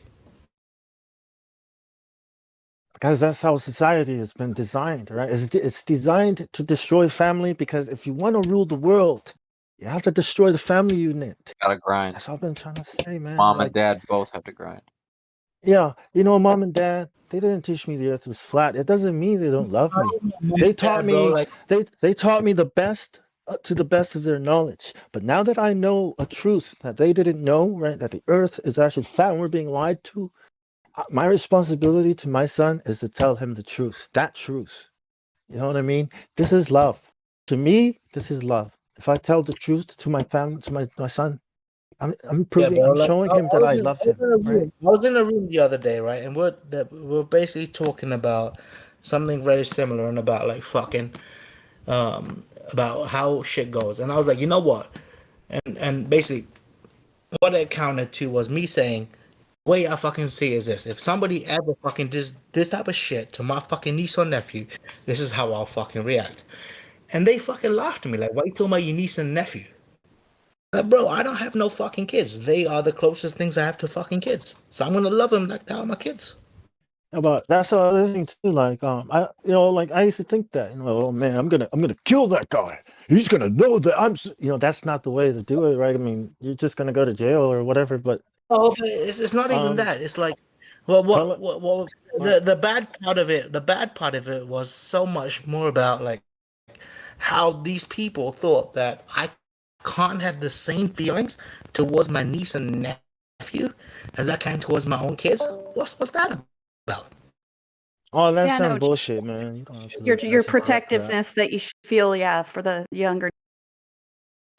You know, Because if that's I the tell I mean, children that the earth is flat, you know what they call me? They call me a dangerous person, crazy man. like a terrorist. That's how they treat me. But you know what I think? I say this because I love them. That's what I do, and if I'm gonna be persecuted for it, that's okay. All gravy. All gravy, Yeah. baby. Right. You know what I mean? That's love, man. Yeah, you got to tell people what's true, man. Like, no matter how much it hurts. The best definition for me with love. It's the same definition as conversions, right? Which is becoming one with. I think that's for me. That's because I'm very left-brained, like I said. I understand feelings. Oh yeah, I have a lot of feelings for sure. But like love, like if you actually think about it, if you love something, don't you always want to fucking hug it? Like you want to become one with it. That's legit. It's like if you love something, you actually want to become one with it. Think about it. You actually want to touch it all the time. So I was like, oh, it's kind of like becoming one with. It's love. Yeah. Hate would be. It's not the opposite of love, but like the opposite of love is running the other fucking way from it. It's like that's Fear, right? It's fear. Fear fear is is the opposite. correct. Right. 100%. Right. Fear is the opposite of love because it's running away from something and coming Nah, close to something would be love. Love is actually something more than that, dude. Like, No, I it's mean, not. And that's it is. Yes, 100%. But left brain wise, if you actually want to think about it like a master thing, like a left brain, no, there isn't. No, there isn't. It's becoming one with. Like for me, it's very simple. Now you can put emotions, spice it up. Girlfriend, wife, whatever it is, pet. Go ahead. If you love it, you want to get closer to it. Boom. Very easy. Very simple. Very That simple means you also want to be in harmony with it because you don't want to be close to something you're trying to claw with. can't. It's a joining of, and that comes with again, like what you guys are. Truth. You can't do that. You can't join with somebody, even a best friend, if you know they're lying to you, or if they have a lie in their life, or they're living a lie. It's so hard. You just can't be that oneness that you guys are talking about and trying to express as love, because that's what it is. So you have to love the truth. To love the truth means that you love to be with people who also feel that way, because then you can combine. You can be strong. You can do things together. You can have a longer, that legacy than held. You know what love actually is, right?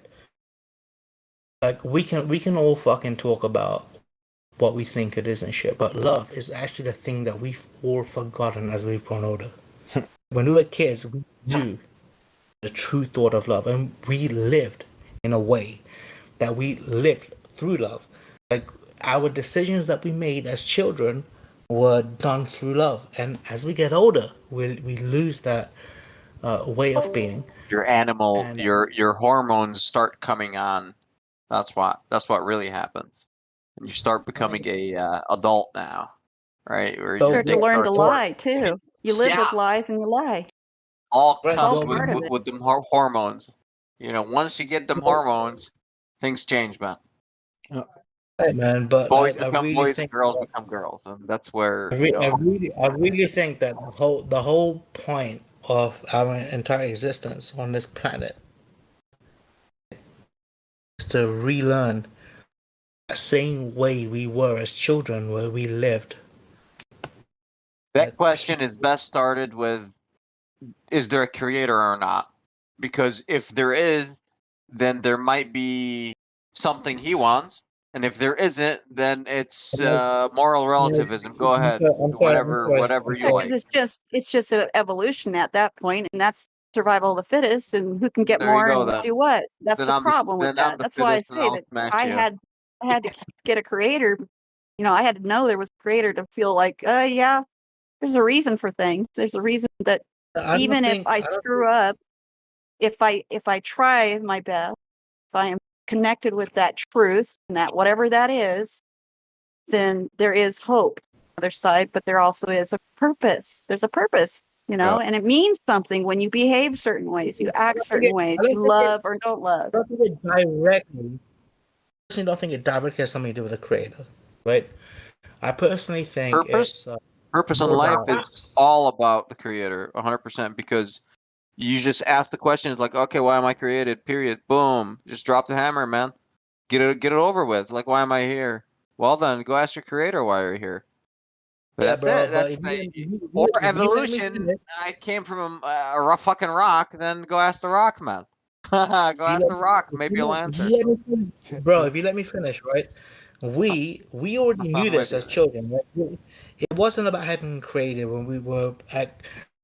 Look, if you really think back at a point of time, If you really think back when I was a child, when my dad was explaining the solar system, and but he was holding up a ball and a flashlight. He did it beautifully because he's also an engineer, so he's left-brained. He made a little model, and he's like, oh yeah, Earth spins or what. The first thing I asked when I was 5 is what every other fucking 5-year-old asks. How about the people on the bottom? How come they don't fall off? Children have flawless logic, which if you tell them there's no creator, they'll tell you, go fuck yourself. Why? They'll be like, dude, everything got created here. Where's your fuck? Why are you breaking the logic, the train of logic now? There is no fucking logic, but you tell me everything, I mean everything around me was created except me. Any 5-year-old will just tell you, fuck off, dude, because they have flawless logic. It's when we screw up the logic, Branch, we're like, oh no, it's I'll let gravity holding people upside down. That's it. They're fucked. They're fucked. They're like, huh? We'll let you What? finish, Branch. We'll let you finish. But it really does come down to it again. I've had 2 kids, so kind of have some experience, boy and a girl, but they're a little different. But the first thing they asked that I can remember of that was a complete sentence and a thought out thing was, how did we get here? What is all this? It was the why question. How does the sky blue? How's these things happening? Why are we here? They start asking that pretty early, and that's partly because you have parents. Parents, you'll ask, how did you get here? Where'd you come from, Mom? Where'd you come from, Dad? I came from Grandma and Grandpa. And so there's this creation story even within your family that you start to ask that question early on. And it's innocent at that time because it doesn't make sense to a young mind to say everything just came explosion of a big bang and it suddenly came together and poof, you just got here somehow. It doesn't work. So you start to tell them what creation. What I'm saying is this, though, right? Look, when the children ask you those questions, right?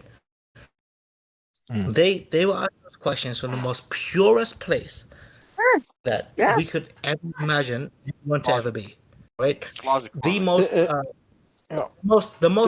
if you want, the most sincere place that we've ever known. And what I'm saying is that could it be that we've forgotten how to be that sincere? And how that to innocent? be that pure? Yeah. Well, Yeah. I said that I brought this topic up early, and I'd like to. That's what I said. I said not all knowledge is necessarily good, right? Knowledge puffs up, but love builds up. So when you think about children, right? Children, like Sarah said, they're purely illogical minds. They don't think we came out of nowhere. No, they have this cause and effect thing happening in their mind. You know the question they always ask? Why? But why? But why? This is a cause and effect question, right? Why did that happen? Why? How did I get here? Why is How did I everything get free? You know what? The more we talk about this, how is Bong Sao in Australia not falling off? I remember that question. I swear to God, I remember it. I remember I was 5 or 6 asking my dad that. And what was the answer? Gravity. And that's it. Gravity. That's where the fucking logic broke in my head. Obviously, because I'm a child. I know everything comes from something. Right, exactly. It's like, oh, what? Because you were told gravity. that, right? Because you were told that, knowledge has been passed to you, and now your logic is corrupted. What was cause and effect is now just magic. Things magically happen, and you don't have to ask any more questions. Just listen to this guy tell you about magic. That's it. This is where we start thinking that way. I do personally think that that love we felt as children, that love that we actually had and felt, is something that we as adults have totally forgotten. It's something we need to find before we can find peace within ourselves. Well, yeah, because remember, you ever see 2 kids that even if they're not the same color or whatever or look anything alike, they don't seem to have a problem with anything with each other. They just want to go play. Let's go play. Yeah. Want to play? Yeah. It's once the sexual love, if that you want to call that love at all, like enters the playing field, your hormones, that's where love is kind of gone. That I know the innocence you're speaking of, Branch. Yeah, that's where it's gone, dude. Puberty. And that's too bad that we need to come back to that. The competition needs to be- That's Adam's fault, right? He ate from the I tree. don't think we're ever going to get the innocence that we had as Never children. will, sir. Ever. We can strive to find a peace that children have. Just have. Like, we all had. Innocence. We all Innocence. had I that. let me. We Can were I all interject? children. We were all Yeah, Bong, children. let Bong Song Let me. speak. Yeah, let me interrupt. This word innocence that we use. Children. We only call them innocent because their minds are empty, right? But what children, the nature of their mind is a believing nature. So I think that's what you mean. We need to go back to that believing nature. But look at how they've manipulated this nature that we have. We believe. I like what you said. We want to believe. That's why you have to Ties in. have trust, no lie. See, that's the problem when you have people that think lying and cheating and cheating get ahead. It's the only important thing, and that's the problem. You can have all the belief you want, but if somebody's lying to you, look at what happened. This whole world is filled with believers. Part of the reason I say this, school and church, you know. Guys, I am not saying this fucking from nowhere. Right? Hold on. Can I say something? Right, look. If you look at the teachings of Buddha, I'm not Buddhist, by the way, but if you look at the teachings of Buddha, right, basically what he says is the fundamental thing that makes us unhappy is possessions. Right? As a child, we didn't have possessions, which is why we were so happy. Right? And I personally think that as a child, we were the happiest we were ever going to be. And I think that before we die, we need to relearn that. And before we can potentially say we know what the fuck life's about. Like material possession, or what kind of possession did Buddha mean exactly? Material possessions. He meant material as far as I know. Yeah, it has, because you have a mom and a dad. Buddha That's considered meant yours. any possessions, like even. You can't possess another person. Elijah, you're like in a box that's in the closet, that's in another room, that's down the hallway, bro. I'm sorry, brother. Yeah, I can't understand. Nah, bro. Elijah. You should see him lighting up. You know. The only reason you guys are fucking against Elijah is the only motherfucker in this room that's ever got my back. Sad? Okay. Can you hear me or no? Barely. We can hear you, but you're a little quiet. I can hear you. Hold on. Let me see if I can. I'll turn you up from my end. Yeah, we're fine. We could probably deal with it. Almost at full blast though, but yeah, all right. Elijah, regardless, bro, we can hear you. Oh, much better, Elijah. Much better. Well, yeah, I was just gonna say that you said something about peace, and I was just thinking, well, I've found peace now. Like that's literally what I found, and it's also because of this understanding that the world is set out to market to me everywhere I go and everything I do. And I don't have to react and respond to that because it's a crazy world. The world's upside down. Right? I now have peace because I don't have to play the game. And heliocentrism was a big part of that game. Yeah. I no longer Too. possess as many things as I had to before in my mind. I get that. I'm kind of like, I like material possessions personally. I like tools and I like that. And I like, in my own personal time, I'm working on an invention or whatever you want to call it to gain shitloads of money. Because I don't think money is evil. Because the more, it's like tools, right? The more I have of it, the more good or evil I can do. It's a choice. So if I'm extremely rich, I can help a lot of fucking people. And if I'm extremely broke, financially broke, I can barely help myself. It kind of makes no sense. That's not where your come from, though. Because what if you fail? Here's the thing. I get what you're saying too, and here's the thing the way I see it is this, right? It doesn't matter how you find peace. Right? If you find peace through money, if you find peace through believing the earth is flat, or if you find peace through however the fuck you find peace, it doesn't fucking matter. As long as you feel peaceful inside, and I think that's the most important thing about life. Yeah, a lot of I people agree say, with you. yeah, but look, man, a lot I of agree people with think you. the earth is a ball and they feel like they have peace, you know. And Yeah. I say, what is peace? You know, that's the How many question. of And them like what really have Elijah said, peace? But it yeah, How many of doesn't them really have matter. truth. Who Truth It cares? does brings peace, truth matter. gives man. It does. peace? Truth. Because That's they're the My, living thing. a my, lie my that's full of point, fear. my Yeah. Truth. point is this, bro. Who cares I do. what I people care. think? I care. Like, who? No, seriously. The I only care. thing that matters. You If you may lie care, to but me, I care, and I get extremely the, angry okay, right okay. away. And Let that's me That's not tell you. just bad. was me. Let me ask you a question, bro. Look, Yeah. you may care, and that's preventing you from finding peace in yourself, right? Well, if you lie to That, me, then I'll get extremely pissed off. No, I'm extremely peaceful with that, no. and I love it. So Enjoy it, essentially, actually. that's your prerogative, right? You got to figure out how to deal with it. Liars, yeah, Well, don't talk to them anymore. Thanks. That's how much it cost me to detect that you're a liar and you're a sack of shit. And okay, if you escalate this, I will punch you and just leave me. That's it. That's peace for me. That's fine. With assholes, it's okay. It's relative. Yeah, exactly. It's fine. But that's not true peace. You know, we're like we people redefine peace, right? The same way they redefine words like love. Can't You know, redefine and truth though. right. Well, That So which truth. it is. That's the That's problem. It it, is. dog. Guys, That's it. you know, if you And guys really ask Earth being a yourselves the ball question, spinning is that which it Well, is they not. understand where you're.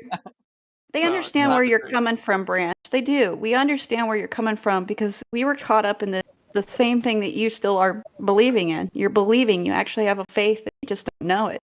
But that's okay. We were there. Someday, hopefully, you'll get clue that it's no, not quite what you say. I've always been a faithful person.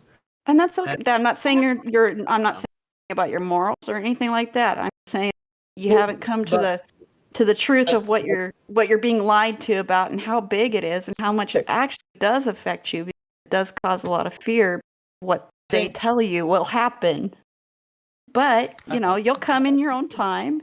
And I don't think people are misunderstanding at all. I understand that you want everybody to come to a place of peace, their own accord from the position.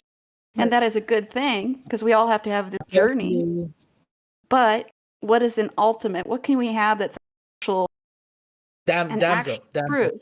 Truth. Yeah. the way that you spoke, right?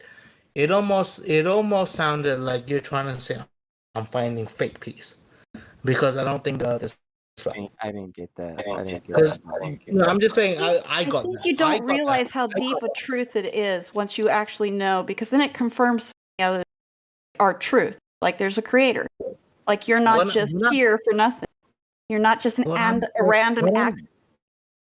What I'm saying is this, right? You don't need to believe in a creator. You don't need to believe in anything. All you need to do You don't need is to find exist peace then. in yourself. And And I then think you we can disagree on that, but we understand that position that you're in. That's the way you feel about it. And peace is individual in some respects, but at the same time, I know how they're going to probably play out this lie on you, and it's not going to make you peaceful because it's a lie. Yeah. And you're going to suffer because of that lie, and your peace is going to be red.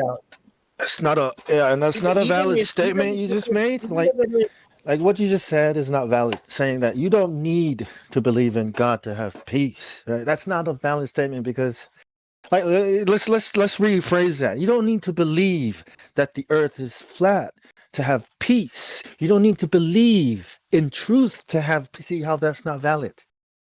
Things like peace, freedom, and love all require truth. So if there is lie, then there is no peace, no freedom, we are enslaved in our minds. How can we have peace if we believe lies? Well, that's How why I can told him we I have understand his position, though. He really does feel that way. He feels that way because he does see it as why does it matter? It doesn't really matter. Anything you decide is your peace is okay. But when you know that there's lies going on that are affecting that decision on people, you have a hard time with it. Exactly. And it's the peace wrong is word. not there anymore. Right. Not the peace, because he's truth. Truth is what we're after. Peace. Well, that's the only thing that's science. That's a peace is a result of ultimate truth. Okay. Yeah. So it's like the aftermath. It's like the effect, right? Like So you got to find the truth first, then you might achieve tranquility or whatever word you want to use for peace or balance. You know, Right. and whichever. Go ahead, pick your yin and yang, peace, balance, whatever, tranquility. That's the same as Think saying about that the peace. the ultimate love. Think about the peace that you get when you have an epiphany, a realization of some truth, Yeah. something that Yep. may have been nagging at you, something that you couldn't quite pin down, and then all of a sudden you have this eureka moment and you're at peace. That's just a Yeah. little example of it right there. Yep. That's it. We do understand That's where the you're coming feeling. from, Branch, and that's what I wanted to say. Is I understand where you're coming from because I used to think like you did. I really did until I had my epiphanies. My truth finally shook, so I could actually know what the truth was. I didn't have this. It's everybody's truth or anybody's truth. It's really, there are some things that are just purely true. Once you get that foundation, it changes. It really does. And it's hard to explain it to somebody that hasn't experienced that yet. But that doesn't mean I don't understand where you're from. It may sound like I'm coming from a place totally outside of religion, right? Well, I don't think that. I think you just have a more open experience of what peace means. These guys, You're not, me, are into 'cause if- truth. I am damsel. I am a If Hindu. you come with scientism, you're about to get grilled. So you didn't come in with scientism. So Damsel. This is how I interpret my religion. Right? Is that the only rule that my religion tells me to have is to find peace before you fucking die. You're gonna come back to this same planet we're on today, reincarnated until you find peace. And that's exactly what I'm talking about. And That's you may exactly have to also repeat it because of that. I don't know. right. Exactly. agree with So that. you're basically saying, yeah, right, that your spirit, soul, whatever, is restless until it finds peace, which comes through truth. Is like Elijah said. It comes through truth, right? And then your mind says, "Yes, I am satisfied. Let's move forward man, now." I love that. Dude, that's it. About Bong Sao, man. I love the way you put this, man. I've never thought about Yes, it this way. unfortunately, the voice of reason now, unfortunately, we are not there yet. Some of us are, but most of humanity is not there yet. We are a long way from that epiphany for Right. everyone. I don't think there's any hurry, Jen. Actually, don't hang on, if I may be allowed to answer that. So if you think lying about going to the moon, Mars, and go and get your jab, wear the mask, let's carry on with the wars, people dying, children dying, starvation, homelessness, and there's no hurry, you've just revealed you are far away from reality. You're not there yet because there is an urgency. Humanity is in dire straits. Okay? Jen. Yeah, What this I'm world, saying is this. this earth is in dire straits. What I'm saying, Jen, is this, right? If Not fucking around. if you run your life based on all that bullshit, you're never going to be happy. Can I tell you something? Can I tell you something? The fact I'm aware that there's an urgency is my motivation for living and getting this realization. That in itself makes me feel like a helium balloon. Because if the creator was asking me, what was I doing when all this was going on? Well, creator, I was trying to spread the news of the realization of your beautiful creation and that things are going wrong. That shouldn't be happening. That's what I was doing. Was I 100% happy? No, later, because no one else was happy at this point. But I was happy in trying to spread that message. So the difference between me and you is I've never divorced myself from reality and nature. I am happier than you. You're all messed up, washed up in your confusion. That's what's going on with you. So please don't make me feel or appear to be out of control or whatever. You are far away from the truth. Yeah. I'm not saying, Jen, that I'm happier than you. Well, I'm less happier than you. That's what right? But see, you're okay with everything being your own personal. There is no standard. See, that's the problem. There's no standard. It's just anybody can decide they're peaceful, and that's the problem. I was like you once because I figured everybody had their own way and own path, and there wasn't just knowing at least one truth wasn't necessary, but there's a necessary truth of you are a created being, which means there's somebody to be responsible to. Now, how you go about that religion-wise, I'm not talking religion. Look, if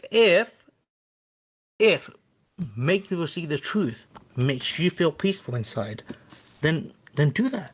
Of course, that is the whole That is the reason for my existence. That is the reason of existence, to live in harmony with everybody else.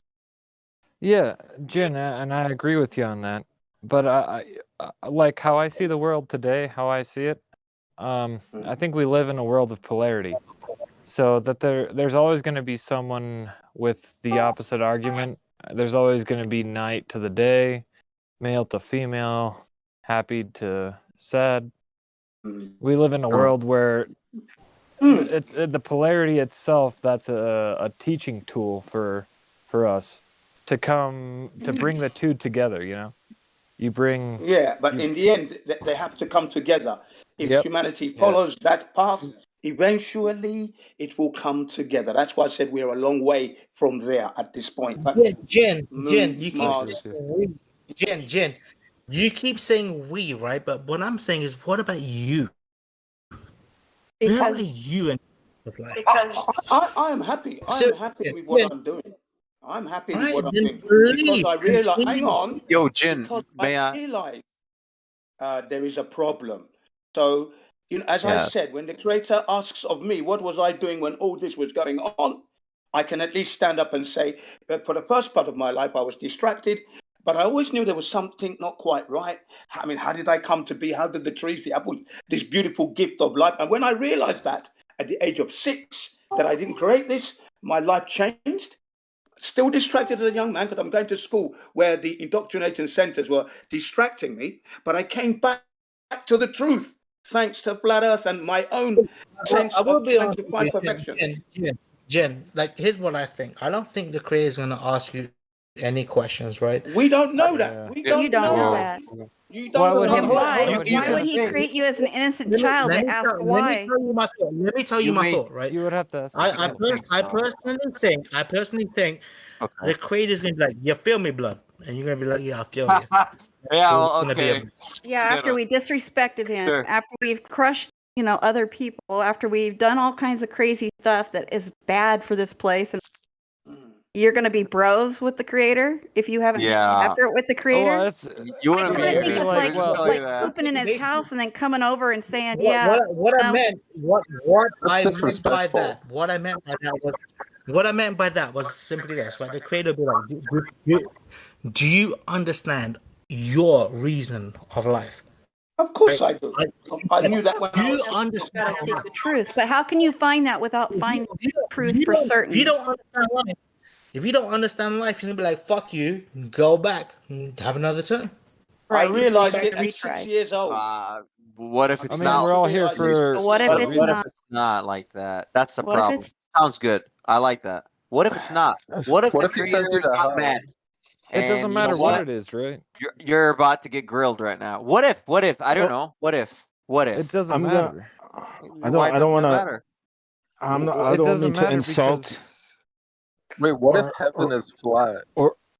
or offend any Hindus, guys, but this belief of reincarnation also Scientology believes in it. But the problem with it is when you come back, you don't remember your previous life. So you cannot get it right in this life Same. if you cannot remember the mistakes you made in the previous life. Therefore, you're coming back and you're not you. You're not getting a second chance. No, Therefore, but you're that's still not the even a same logic. Are soul. you sure? Are you sure That's about not that? You're the logical. same I'm soul. sure Just about you don't that. believe that. But because You're sure that your if previous life doesn't affect the life you have now? the thing about that idea is that if you cannot remember your previous life, right, and your You're not mistakes, then supposed to. how can you do a better Correct. job in this life? Right? Well, I Yeah. find it Right? interesting. Dude, It's you a can I find it always learn. subconscious. interesting. It's a What, subconscious what I memory, find right? interesting It's is that a lot of isn't Christians the do job of a believe. father to teach their children to be, kind of like a better version of Exactly. their parents? Like Yes. that's passed Yes. down through That's generations, exactly, yes. and the That's why I teachings, tell the my son, learnings, exactly, and Jamesy. everything is like a work together. Yeah. I tell my son, you are my second chance. You are going to do it right. How I messed it up, what I didn't have, you have. What I wanted to put, my dad gave me, I'm giving it to you. You do it right. That is the second chance for me. My son has a Teachings, chance right? now to right. What you are But given, you give back. That's life. Thank you, Man. Elijah. Thank you for that. That was exactly what I said to my children. You guys are behaving better than I did when I was your age. I was doing a lot of bad things out there. You children, you're not even doing that. So already you're better than me. I can tell you that because I know who I was back then.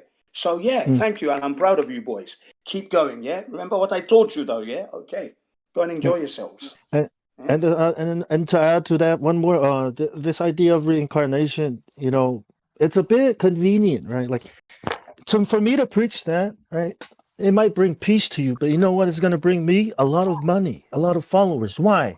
Because this is easier for people to accept, right? Look, I can fuck up and do whatever I want because I'm going to come back and get another chance, and that is dangerous way to live life. Yeah, maybe it's Of course easier it to. is. Yeah, the second chance isn't as good as the first chance, though. I can tell you that. Well, No, the second I'll chance tell is you better though. than the first chance. How do you know I'm if you not don't living remember life. the first chance? That's illogical. Yeah. How do you know? If you can't Thank remember the you. first chance, Because it's how can it's you a have a datum subconscious. to compare it to? It's Well, mathematical, guys. man. It's Anyways, So it's guys. I religious. think Pure it's religious, fair by to the way. say, hang on a second, please, guys. Guys and dolls, I think it's fair to say that most of us here are not living life like we're going to get a second chance. I'm not living like that. This is the Yeah. Well, one you're chance not I've got. supposed to live life like that. It's your Yeah, life. Right. that's right. This is the only chance I've got. So I've got to make the best of it. So obviously, when we are born trying to seek perfection. Depending on how far we've been distracted, each one of us will get there in their own time if they're on that road. Now, I was from let's say the age of 6 in the realization that I didn't create this earth, so I must not destroy what I didn't make. Those were my first rules that I put on myself at the age of 6. So already I'm trying to be good on this earth. I still went on to do naughty things as a child and as a teenager, Well, right? I But will I say reached. this, Jim. Go ahead. Jim, I will say this. Yeah, as a Hindu, we don't expect that this life we live is the life that is the last life. Well, On you see, for the, me, the things that are going wrong on this earth that was given to us, we are going to be punished. There's Well, you punish yourself. you know, one of the most come romantic in things. and allow this system One to of the most flourish. romantic We're going to be punished for that. about this You is don't understand. one of the most romantic things that I've seen in any religion is like, you know, when you marry a girl and you have a Hindu wedding, right? You don't marry her for this life. What you're basically saying is your souls found each other today, and for 9 more lives, the souls will keep finding each other. And I don't know. It's real That's romantic as Hinduism. fuck. The only problem I've Hinduism. ever had with the reincarnation thing is why isn't the world then getting better? If people are coming back to repeat from doing something so bad that they needed to repeat and not move on to the world, then why doesn't it the ever world get is better? getting better. I think it's No, polarity. it's not. Gotta have. No, not when they're gonna carbon tax you to death for breathing. Sorry, but put you in an under-slave system that's a new world order where you're a we slave. used to live under feudalism. Like the world is No, getting we better. live under. No, You're we gonna live be under. in a world of Damsel, polarity. is the world so bad? It is. Listen, Yes, It it is is. not Yes, the world yes, that it is. my childhood was like, where we could leave our doors unlocked and I didn't worry. Hold It is on. not the The world world that I is a gift remember. from God. You guys should Hold on. appreciate Hold it. on. The That guy is. who It's a world said of this polarity. isn't feudalism missed the I fact that will we're be still. honest. The guy Hold on, who Elijah. just said we're not under feudalism missed the fact that we're still under the queen. In fact, America is not a country; it's just a corporation, Corporation. and There you we're go. just products. Are you Slaves. serious? Yeah, We're I don't believe slaves. that, dude. I don't believe that. Well, No, that's that is because you've true. been conned. Because you are Yeah. you are And hey, taxed guys, to death. really You're quick, I think you controlled. guys are way too pessimistic. I think this life is gonna No, get we're better. realistic. We are Yeah. realistic. No, One no, thing I hold gotta on, tell hold all of on, you hold guys. on, hold on. Let me respond to that. Like, who the fuck said I was pessimistic? I'm I did. only answering to your view of the world because you're thinking this word feudalism, and I don't know what imagery you have when in your mind when you say the word feudalism, But as far as the mechanics of it, what's the difference between then and now? Think of all the technology and all the resources we have No, now. what's the Instead, difference between us and us? Think of all the bombs going off and weapons and the sadness. well, now we actually own. Basically, what Elijah's trying So to say instead of is, the Lord how owning the does means how of does that production, make it's a actually difference owned by the Oh, individual. whoa, guys, one at a fundamentals time. of life? How does that make a Look, difference to the fundamentals? babies are Branch, dying. Sasha, let Sasha answer the question, Babies Let man. him are dying. answer Go it. ahead.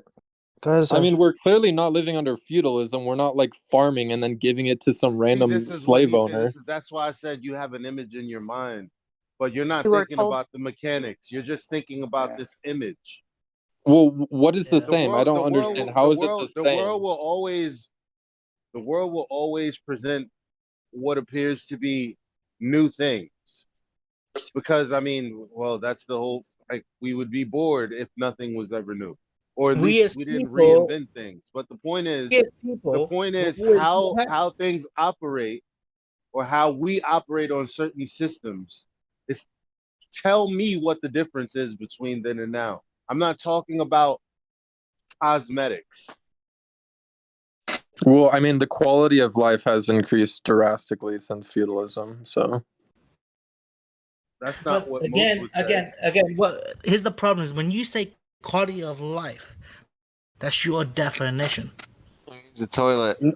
you can use objective Plumbing, definitions. I usually. would say the average person is far more happy today than they would be living under feudalism. Really, you would tell us the suicide rates of children are less now than back then? Because that would not be.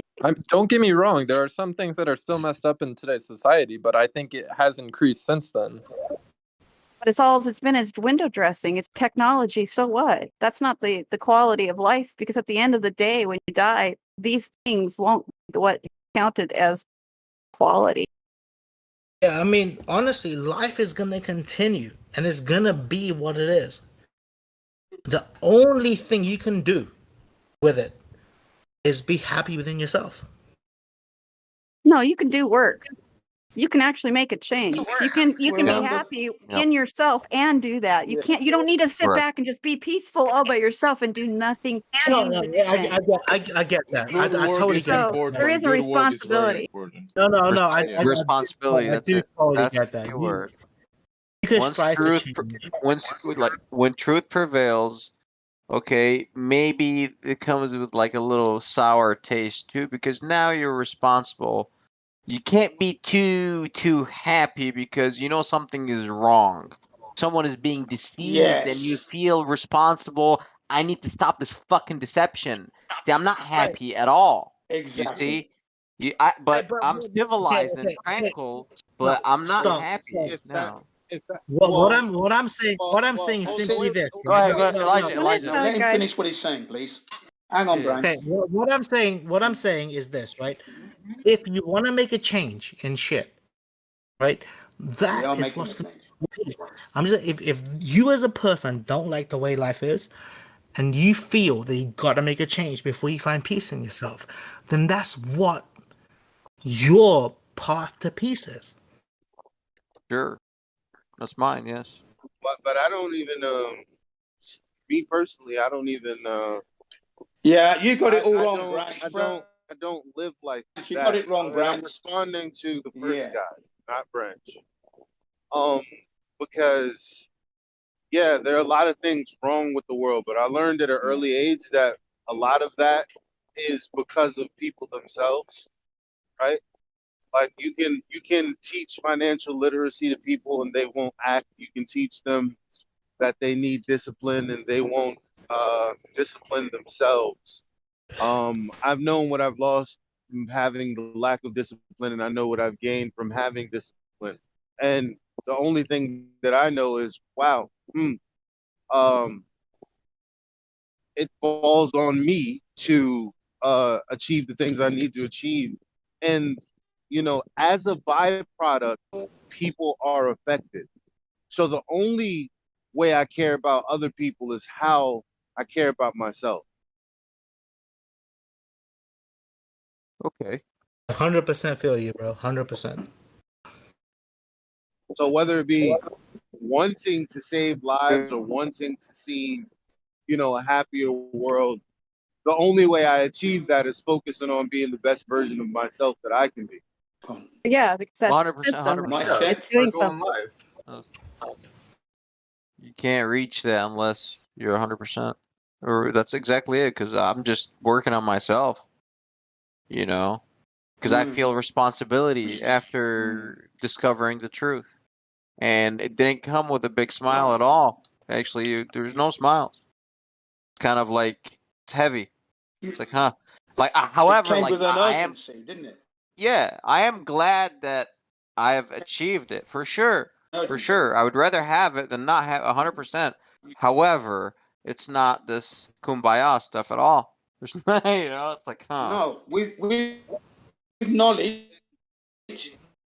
But it became knowledge comes great responsibility. Yes, or Yes. no? Yes. But it became kumbaya for me when I realized how easy it is, how simple the truth is, and how juvenile the lie is. Once I realized that, and once I realized, oh, that's what I fell for. Like I feel you, brother. In the same instance, like that's what people have fell for. And it only took someone asking me the easiest of questions for me to begin to want to validate what I've been told to believe my whole life, right? I feel you, brother. That's it. That's it. You see, that's that realization, and then you become like a helium balloon. Well, the thing about truth is, you're now. But I'm over not saying time, I'm the truth but, will but, emerge. but The truth will emerge over point time. my whole point is only this, because you said like it's a burden, but how can I continue to be burdened by the people that I think you cut off, bro. Well, I would just say it's it's not a fading. burden for me. It's a drive to express the Yeah. same truth that I found, even and it's not a burden. even Jesus felt the way about it. He's like, man, It feels like a burden to me a little bit. All that's mental, guys. It's all about how you approach things. I think so. Well, yeah, you're right. It does depend on how I approach things. You're right, and I'm approaching it like I am the boss. That's the problem. I'm approaching it as I can actually make a difference. And what the fuck do I do with these people in the swimming pool? That's my mind. Where it's like, okay, these fucking dickheads over Well, there, this is and where they're evil. They're evil because they're not. They're like the thief that's in your house, armed, gun pointed in your fucking face. That's the problem. But they hide. Like you can't actually reach them. It's like, oh my god, what the fuck? They're so smart that Yeah, but if they you got it. live the truest sense of your truth, yourself, and the truth that you know, and the truest form of yourself, that's going to impact more people than you could ever imagine in ways without you even knowing it. It's the craziest. And that's all you need Like to I do. said, If you live the truest form of yourself, which is desire to go out and people that Be extremely fled rich. So when and be you're faithful extremely to it. rich and famous, your tweet matters, and you can tweet some stuff. And Yeah, if you like oh stay yeah. truthful, and if you stay truthful to that original truth, though, then that won't corrupt you either. So that's the thing. You won't be corrupted by all these other things. It won't matter. But at the same time, you will make a difference. You'll feel that drive, that lifting of that belief, feeling like something happened. Yeah. It does. It works. But that's because you're living the truest self you Yeah. are right now. There's What you this know is true, and you're this living. little fiery component I call with the truth. It's not just water. It's like it got intense fire. I guess Some if people you it have does. fire in your heart. For It's me, high I got octane. nasty It's high high octane, man. octane. Super high High octane fuel. fire. Yep. Jin gets me. I know he gets me. I can feel it. I get it too, man. Yeah, man. Yeah. It's this fire is like, what the hell is this? We should also Now I've got consider. to control this energy. Now Yeah. I've got to control this energy. Correct. So whilst I've been here in Japan for the last 20 years, I've promoted good health. I've promoted the evils of the governments that are out there. I've promoted the flat earth. I've promoted all the health mistakes that we're falling into, the potholes. I've promoted all this, and I've lived and walked and done and run the talk and done it. And I'm still doing it today. That's it, you see. So, and that's been my motivation from when I was 6 years old. So that's not going to Man, change. that's badass, Yeah. man. Since you were 6, Yeah. amen, bro. Yeah. Because that Nice, was the man. time I realized we were doing this nature study in our school. We went to the school garden. We had to pick up some ladybugs and some leaves and that. And as I put the ladybugs and the insects in this jam jar and took some leaves off the tree, I knew that this leaf was going to die. And then I felt really bad that I was killing something. That's exactly how I felt. So I put it all in the jar. I put the plastic, the paper on top, put some holes in, elastic band. We took it in, drew the picture, did the studies, and talked with the teacher. And as soon as the lesson finished, I said, "Miss, can I take this back out and put it out there?" So I released it back into nature, and I said, "I'm never going to do this again." That was because I knew that I couldn't make this leaf. I didn't make this leaf. When I felt it, I knew that it was going to die. I knew this. So I said, right, I killed this leaf. I can't be doing that again. And I never did that again. Man, that's crazy how some people are so connected. Well, Yeah, it's neat to hear a story. incredible. I was probably a little savage that lights everything on fire when I was thinking. It's like the total opposite, man. Yeah, that was me as a kid at school, you see, because it was all new, wasn't it? But I still realized right from wrong here. You know what I mean? And like I said, when you're innocent and you haven't been corrupted, your mind hasn't been corrupted, you're moving towards perfection instinctively. Yes. That's what happens to us, you see. This is why it's important to be able to go back in your past. There is so much evidence that's going to help you to understand the now and what will possibly come. I can't stress it enough. Look back at all your old pictures. Go back to the family albums. Go back and look at what you were doing. That's going to make you a better person in the future, now and in the future for sure. I can't express. Anecdotal is always used important. It's very important. Anecdotal, your own personal experiences are very, You know what's very scary important. about that, Jen? Go on. What's scary about that is everybody wasn't the same. So the attributes that you're detailing right now, like I felt the same way. I was the same way. But I also remember my peers at the time, they weren't all like me. Yeah. And they were children too. Some And got that's what's higher levels of scary. evil, Like yeah. the thing is we're all it's not just I personally don't think that I mean on one hand it's like all right, we're all part of the creator, we're all God's children, but at the same time I don't feel that way though. I feel like there's certain people that are just wired differently as if they're of some other creation. That's just me. Yeah. I often say that we're in nucleuses, right? So we are the product of the environments we all grew up in. So that's also going to have a conditioning effect on you and, in some way. So I feel what you're saying is absolutely correct. Yes, I always looked at myself as somebody different in a way. I was always told I was different. I was even, as an adult, I was called a maverick. And I thought, well, yeah, I don't mind being called a maverick because I know what I'm doing is correct. I'm not doing something wrong. So if I'm doing something right and I'm being called a maverick for that, okay, well, thank you very much. I'll take that and wear that as a badge of honor, actually. Well, but Jen, are you deciding what's right and wrong? I'm deciding what's right and wrong in the world that I want to see flourish. Yes, I am doing that. Wrong is wrong, right is right. It's as simple as that. And if I can project the right thing and by highlighting the wrong thing, then that's a good thing to do for humanity. Okay? And remember this, we're living in a time where we're enslaved. Children have been dying in wars that need not happen. Yeah. And we, the taxpayer, have paid for that. So I don't care what you say. I know what my intentions and what I want to see happen. And that's humanity flourish as the creator would want it to be. No hunger, no homelessness, no wars. This. We are getting on. Simple. Watch this. You know how people think, oh, so what do you think morals are? Are you the person who chooses, or who chooses what's right and wrong? People think that this is subjective because they think they can lie. But the Yeah. honest reality is there are many ways to prove that there are just certain truths. For instance, there's a standard of beauty. And a lot of people will say, well, beauty is in the eye of the beholder. Fair enough. But at the same time, throughout history, Objective we as a truth. collective, based on our experience, based on all of our collective experience, the general standard of beauty is birth in the way that we know it. That's why Yeah. we pedestalize certain individuals. That's why there's certain magazines. That's why there's a certain way of dressing. That's why people like a certain symmetry about things.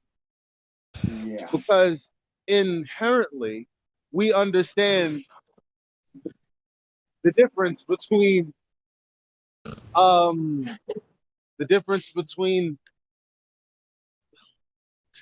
I don't want to say beautiful and not beautiful, but we do have a standard and we didn't make it up, but we operate as if, we agree with this standard. Yeah. And it's the same As thing if with we can morals. set up It's our own there. standard, right? Yeah, We look at exactly. flowers. We look Exactly. at flowers Thank you. and I'm glad the man butterflies, said that. right? I'm And we glad the say, man this is said that. beautiful, right?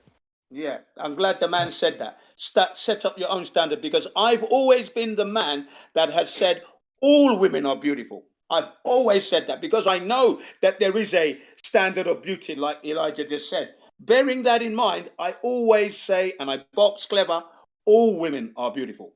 Period. And that for me keeps me in a neutral position when I'm amongst women. That's for sure. But That's see you smart. but see, you know that you have to do that. Yeah, You of course. have to do that, right? That's a Yes, choice that's that right. you're making. But Yes. ultimately you're cognizant and aware of what I'm saying because it's just true, Yeah, right? that's correct. That's correct. Exactly. Been aware of that for a long time. I, This re- is I golden remember one ratio. time I was with a girl. I was in a party, okay, and I was with my girlfriend. Her name was Sharon, and we're in a party, and there were some nice looking women there, loads, model what you'd see in the model magazine. Now I'm with my mates, and they all said, "Cool, look at that, look at that, look at that bird, look at her, look, wow." You know what I said? Cool, look at my girlfriend, look at her. Isn't she beautiful? Yeah, and I gave her a kiss right there and then. You know what I mean? And I said, when the women went, and goes, "Look, don't ever put me in that situation when my girlfriend is there. What are you doing? What are you doing?" Do you know what I mean? My girlfriend felt fantastic. She felt like that healing. Beauty is Cares in all the about world. her, man. I I think our rejected this truth too. I was tall, I was handsome, I was this and that. And I didn't like the way people were treated if they weren't what people thought as beautiful. So I acted Yeah. in a way to in my own way to counteract that. Like, no, I'll Yeah. date whoever I want, not what you guys think I should date based on what I look like. Like everyone yeah. deserves to be happy. Everyone deserves a chance, and I'm not helping if I think I'm this and I stay over here. Like, no, I'm gonna mix it up. Like Yeah. because I Yeah. I You see, personally this. don't agree with that. The creator might be like, hey, yo, you, you're supposed to Yeah. do this. Exactly. Exactly. Exactly. I So bro, you're making the right and wrong decision there. You're making that decision. You're taking all the I variables and you're making that good decision. You see? So Branch, uh, yes, it is important for someone to take control when you can and project the right thing. Okay? Thank you. As if I get in front of a Mack truck that's going 60 miles an hour, I'm definitely gonna die. That's a truth that everyone can accept. There's no way you're coming back from that. But in All it's beauty, cause and effect we relationship, can man. muck it up a little bit. It can mean this, it can mean that. No, it means something, but the whole point is it's the same thing with morals.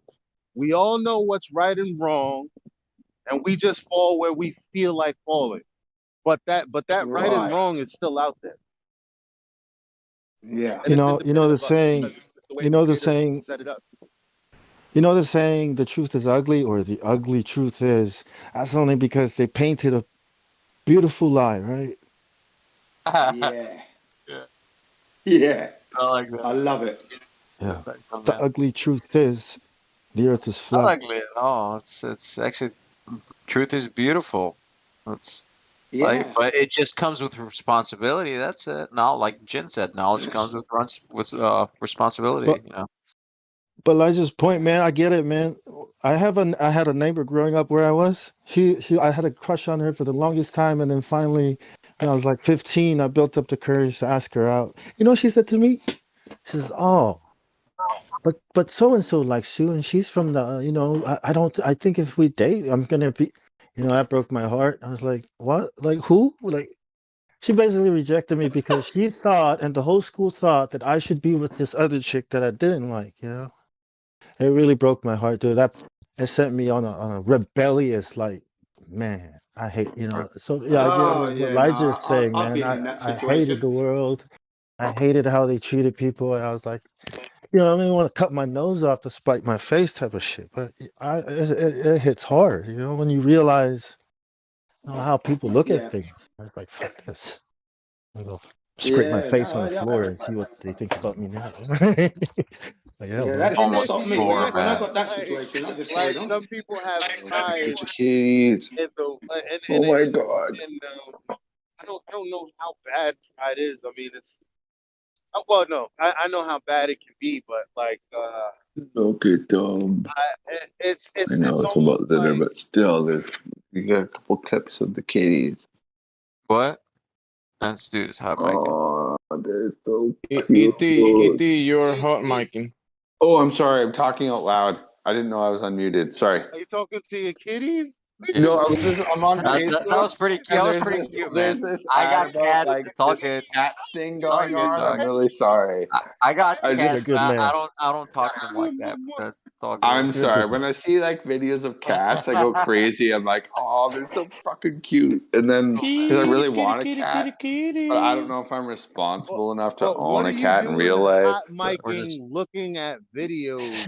Like, what are you No, doing I'm that you listening to you guys talk about all this crazy shit, and I'm like, all this stuff. I'm multitasking is what I'm You're a doing. kitty. Here, kitty. Sorry about I'm that. I'm really sorry. gonna That's open kind up of the embarrassing, flatter. actually. Like, I was just I'm listening gonna to you guys open talk up about the like flatter God for like an Discord. hour, and then all of a sudden I'm like talking out loud about cats, and you're like, "What are you talking about, Right. bro?" I'm gonna open up the flatter Discord and watch a kitty video. That's what I'll. That's exactly what I was doing. I Classic. was listening to you guys talk Classic. about flat Earth and God, and watching a video about a cat. That's Cat exactly what videos. happened. Cat playing the piano. All right, I'm on my head to bed. It's 4 a.m. over here, or almost. Damn, I'll good catch you guys conversation, tomorrow. bros. Thanks for whoever unmuted me. Thanks a lot. It's been a while.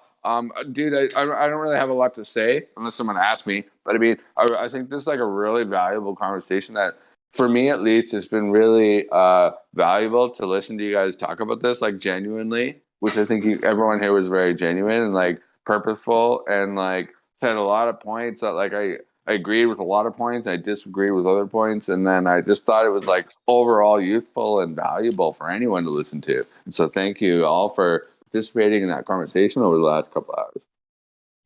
Meow. Thanks, man. Thank you. Thank you, man. That's pretty good. I agree. But back to Thank you for that.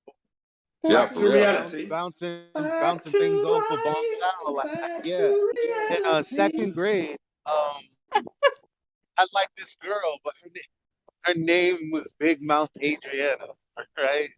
Like she did talk a lot. She did, but I really liked her. But when they Yeah. came up with that Big Mouth Adriana, like I I folded. Like, and this is the early, like the later on in life I got, the more I was like, I'm not gonna let people determine what the fuck I do and what. But I really liked Big Right. Mouth Adrian, and it was like hard to withstand the pressure of the class. It's like, All ooh, right. Elijah's with Big Mouth Adriana. it's very hard, you know. Like it Peer sucks. pressure, bro. Everyone goes through it. Yeah. Dude, Elijah, that's crazy because I feel like you're the kind of guy that could get any woman you wanted. Oh man. When the mob I'm not gonna lie, decides, this is true. It was true for a long time. oh man, yeah. Sad story about her though. Or one of the teachers got her pregnant. You know, the girl I like. So that was sad. I was like, fuck, I should have saved her. But anyways, that's God.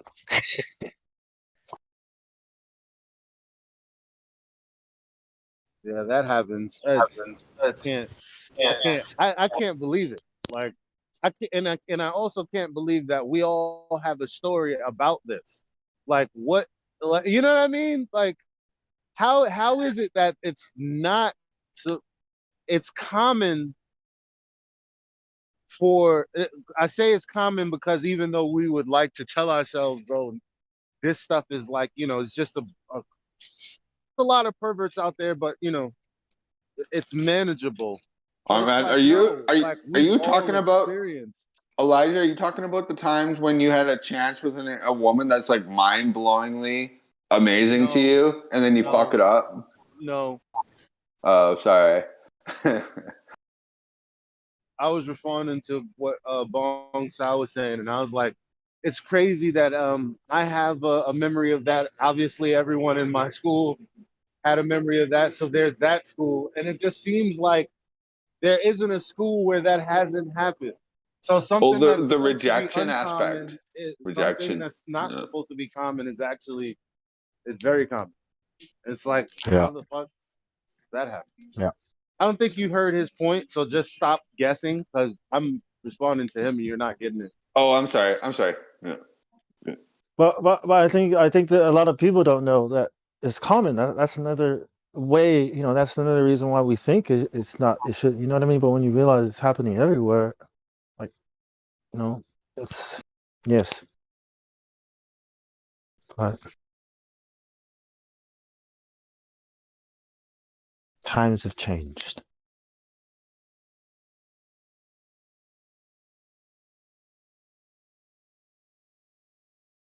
I mean, but yeah, this whole thing about beauty, I think we see it in the natural world. When we're born, we see the birds, we see the beauty in the world, and then there's these things that we see also that causes us to look at these things and say that's beautiful, like mathematically, the golden ratio, the form and structure of things, proportions, and I all these believe in things that. work I together. believe in that too. My whole adult life, people always told me that like I thought that they thought I was weird for thinking certain women look really attractive, and they could be like girls from like my high school or college days, or like now even like Hollywood actresses. And they're like, "Why do you think that woman's attractive?" And I'll be like, "I don't know, I just do."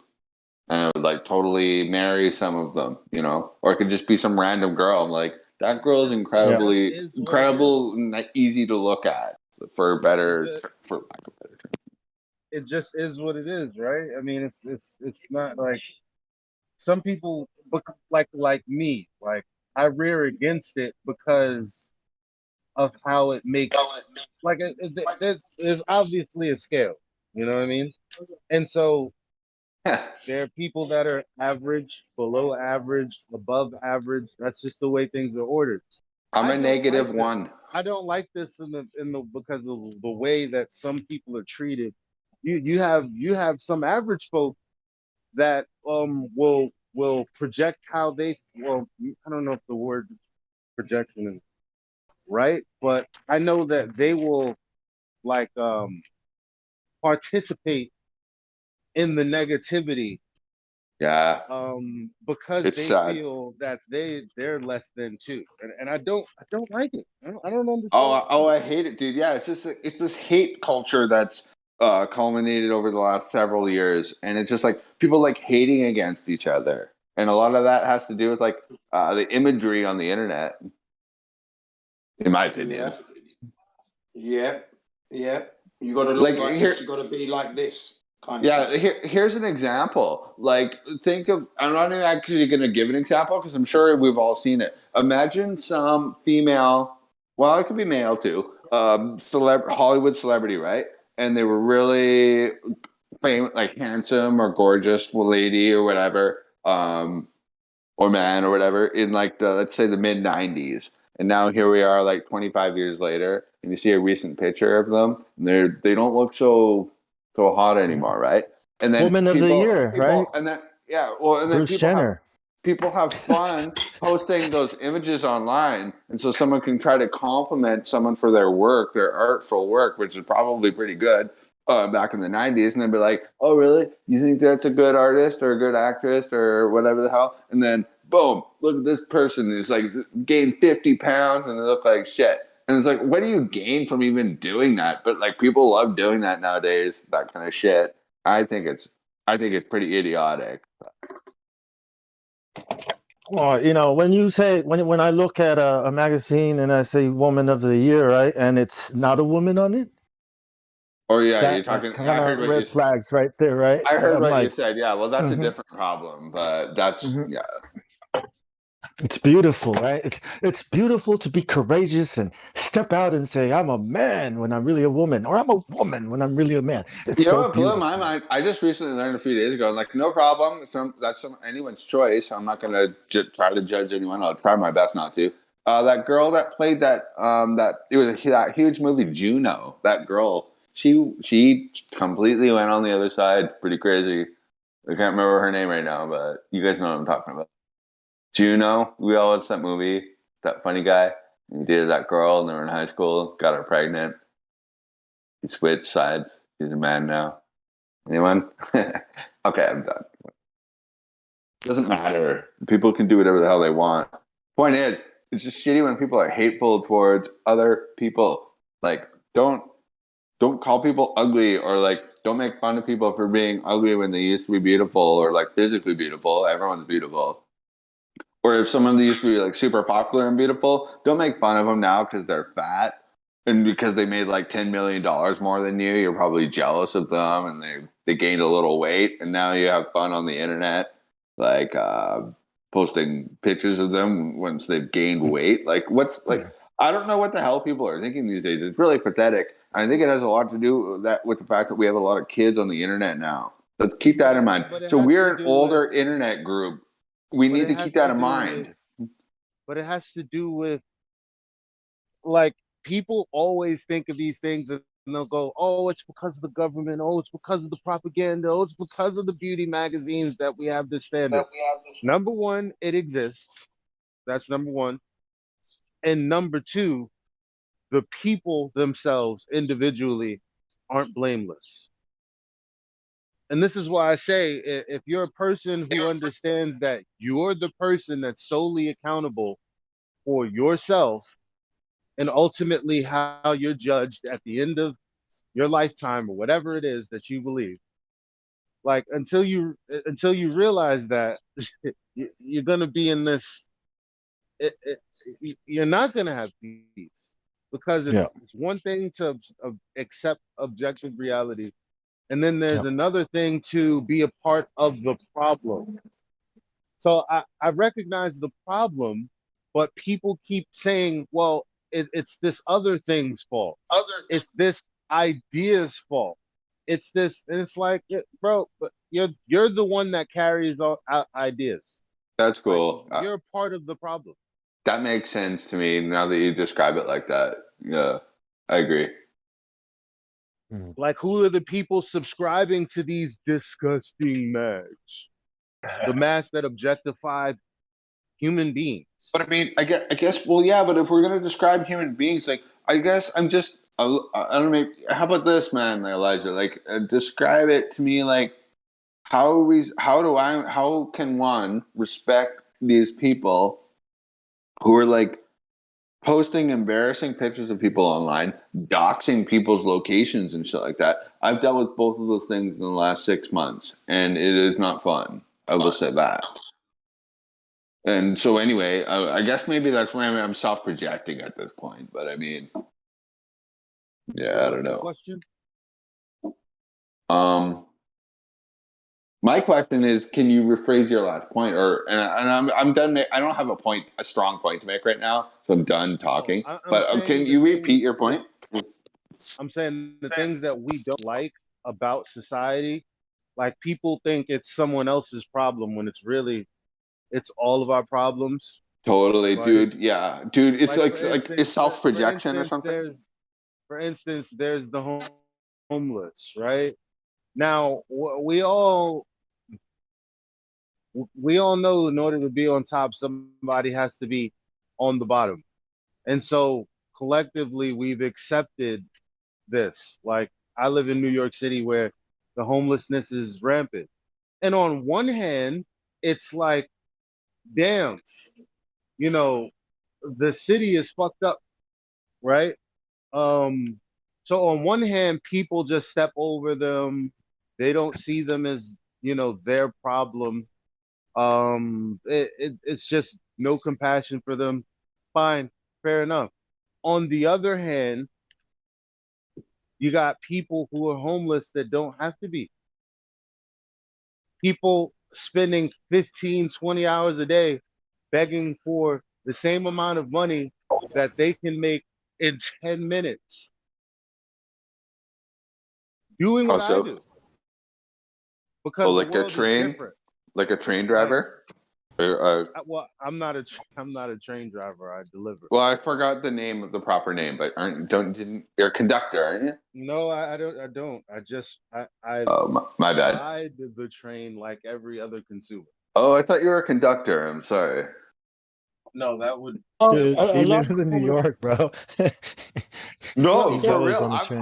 known Elijah for like over a year now, and I always thought he was a train conductor. I don't know why I thought that, But to He's Elijah's always on the point, subway. right? I've actually known a lot of homeless people, right? That no, wait. Can we they're stop for not a second? homeless. I'm pretty Hold on. freaking Hey, sure ET, Elijah I is a was train talking, man. conductor. ET, I was talking, right? I've known a lot of homeless. I've known a few homeless people, not a lot, but they're not homeless because they choose to be homeless financially. Homeless because they're just tired of society. They just don't want to be part of society anymore. The only way they can do it is just say fuck it. I'm just gonna be basically possessionless. They don't want no possessions. They don't want nothing. They just want to be homeless. They basically don't want anything. Just chill. Everyone wants something. Nah, dude. Like I've known homeless people that don't need to be homeless, but they choose it. I know. I've known them too. I've hung out with homeless people before. I used to do it for fun. And I can't find a homeless person who's not who I haven't determined. Oh yeah, well, I mean, you could get out of this situation, but you won't because I mean that's not what you want to do. Like I'm telling you, like the only people that we like when we think of homelessness, we're talking about us. I've been homeless before. I'm talking about, we're all talking about the homeless people that have had to sleep on their friend's couch for a month and a half. That's the kind of home until you got a job that could get you out of this bad situation. This is the homelessness we think about. The homelessness that's actually out there in perpetuity, though, that's not the same. They want to be out there.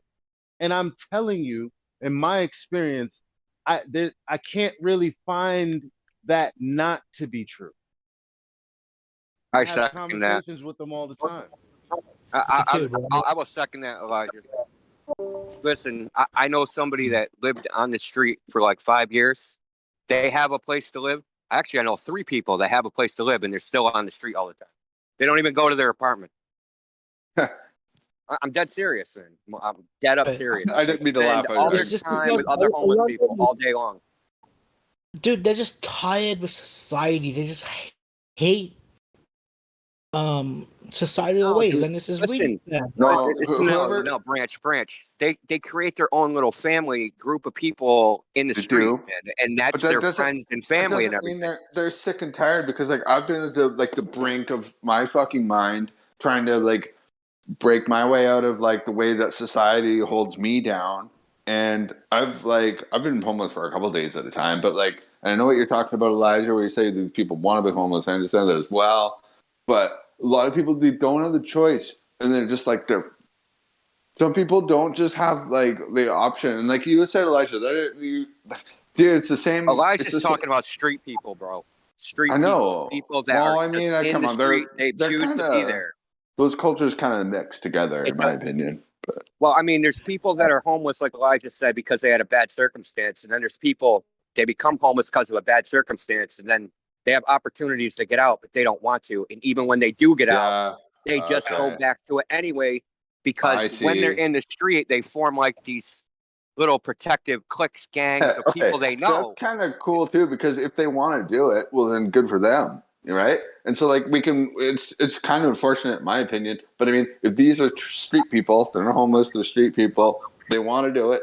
I watched this documentary a few weeks ago about this small gang in California, and like of like 3 or 4 or 5 people. They were homeless, kind of, even though they found homes. And they drove shopping carts down these crazy streets in San Francisco or something. And like they used to like make like speed records, and there's this guy who made a whole documentary about the whole thing. They just did it for fun. And they were like, that was their life. They were street people. They like slept in parks and sidewalks and shit. And they would spend their days collecting cans and riding down like it's like permanent camping. Basically, they have their own philosophy. That's the thing. They have a certain philosophy. They have a certain outlook on life, and based on the experiences I've had with these people, I'm saying it's not the same as what I call homelessness in my experience personally.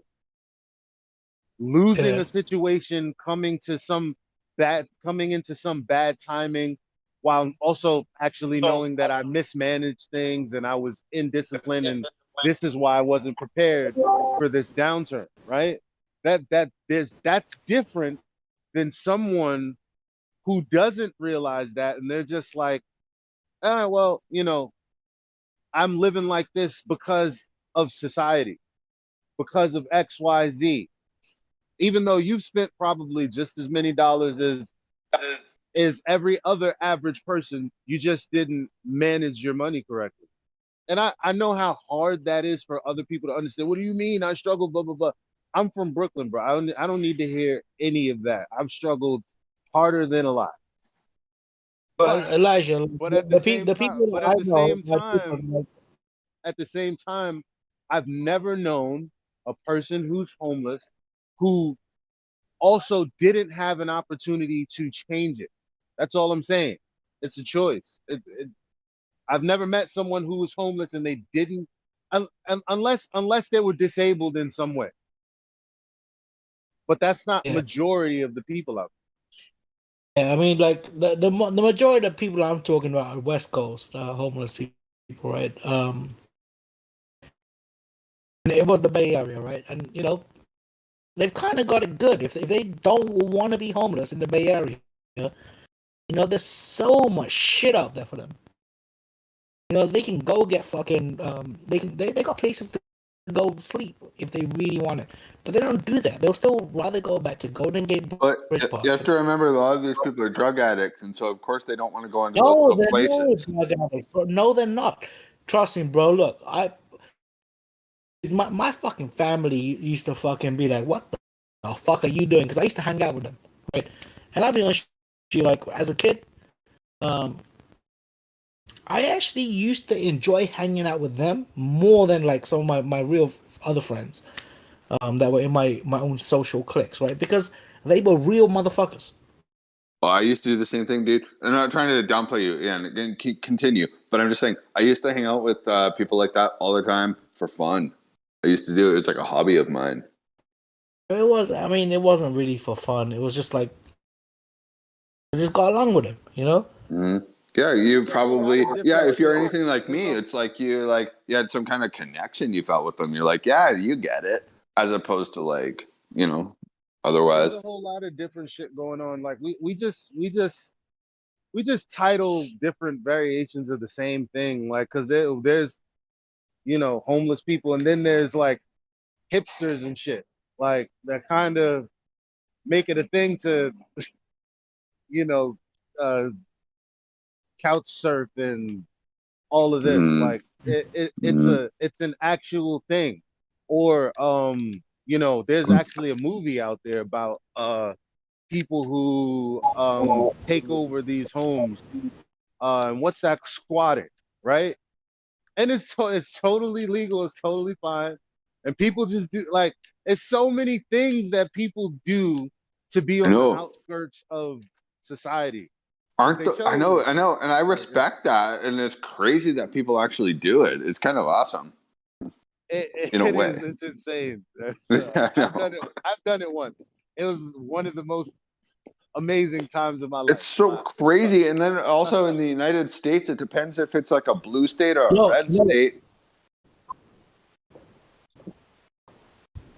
You know what's fucked up though, right? Like, you make friends with people that are really on the streets, right?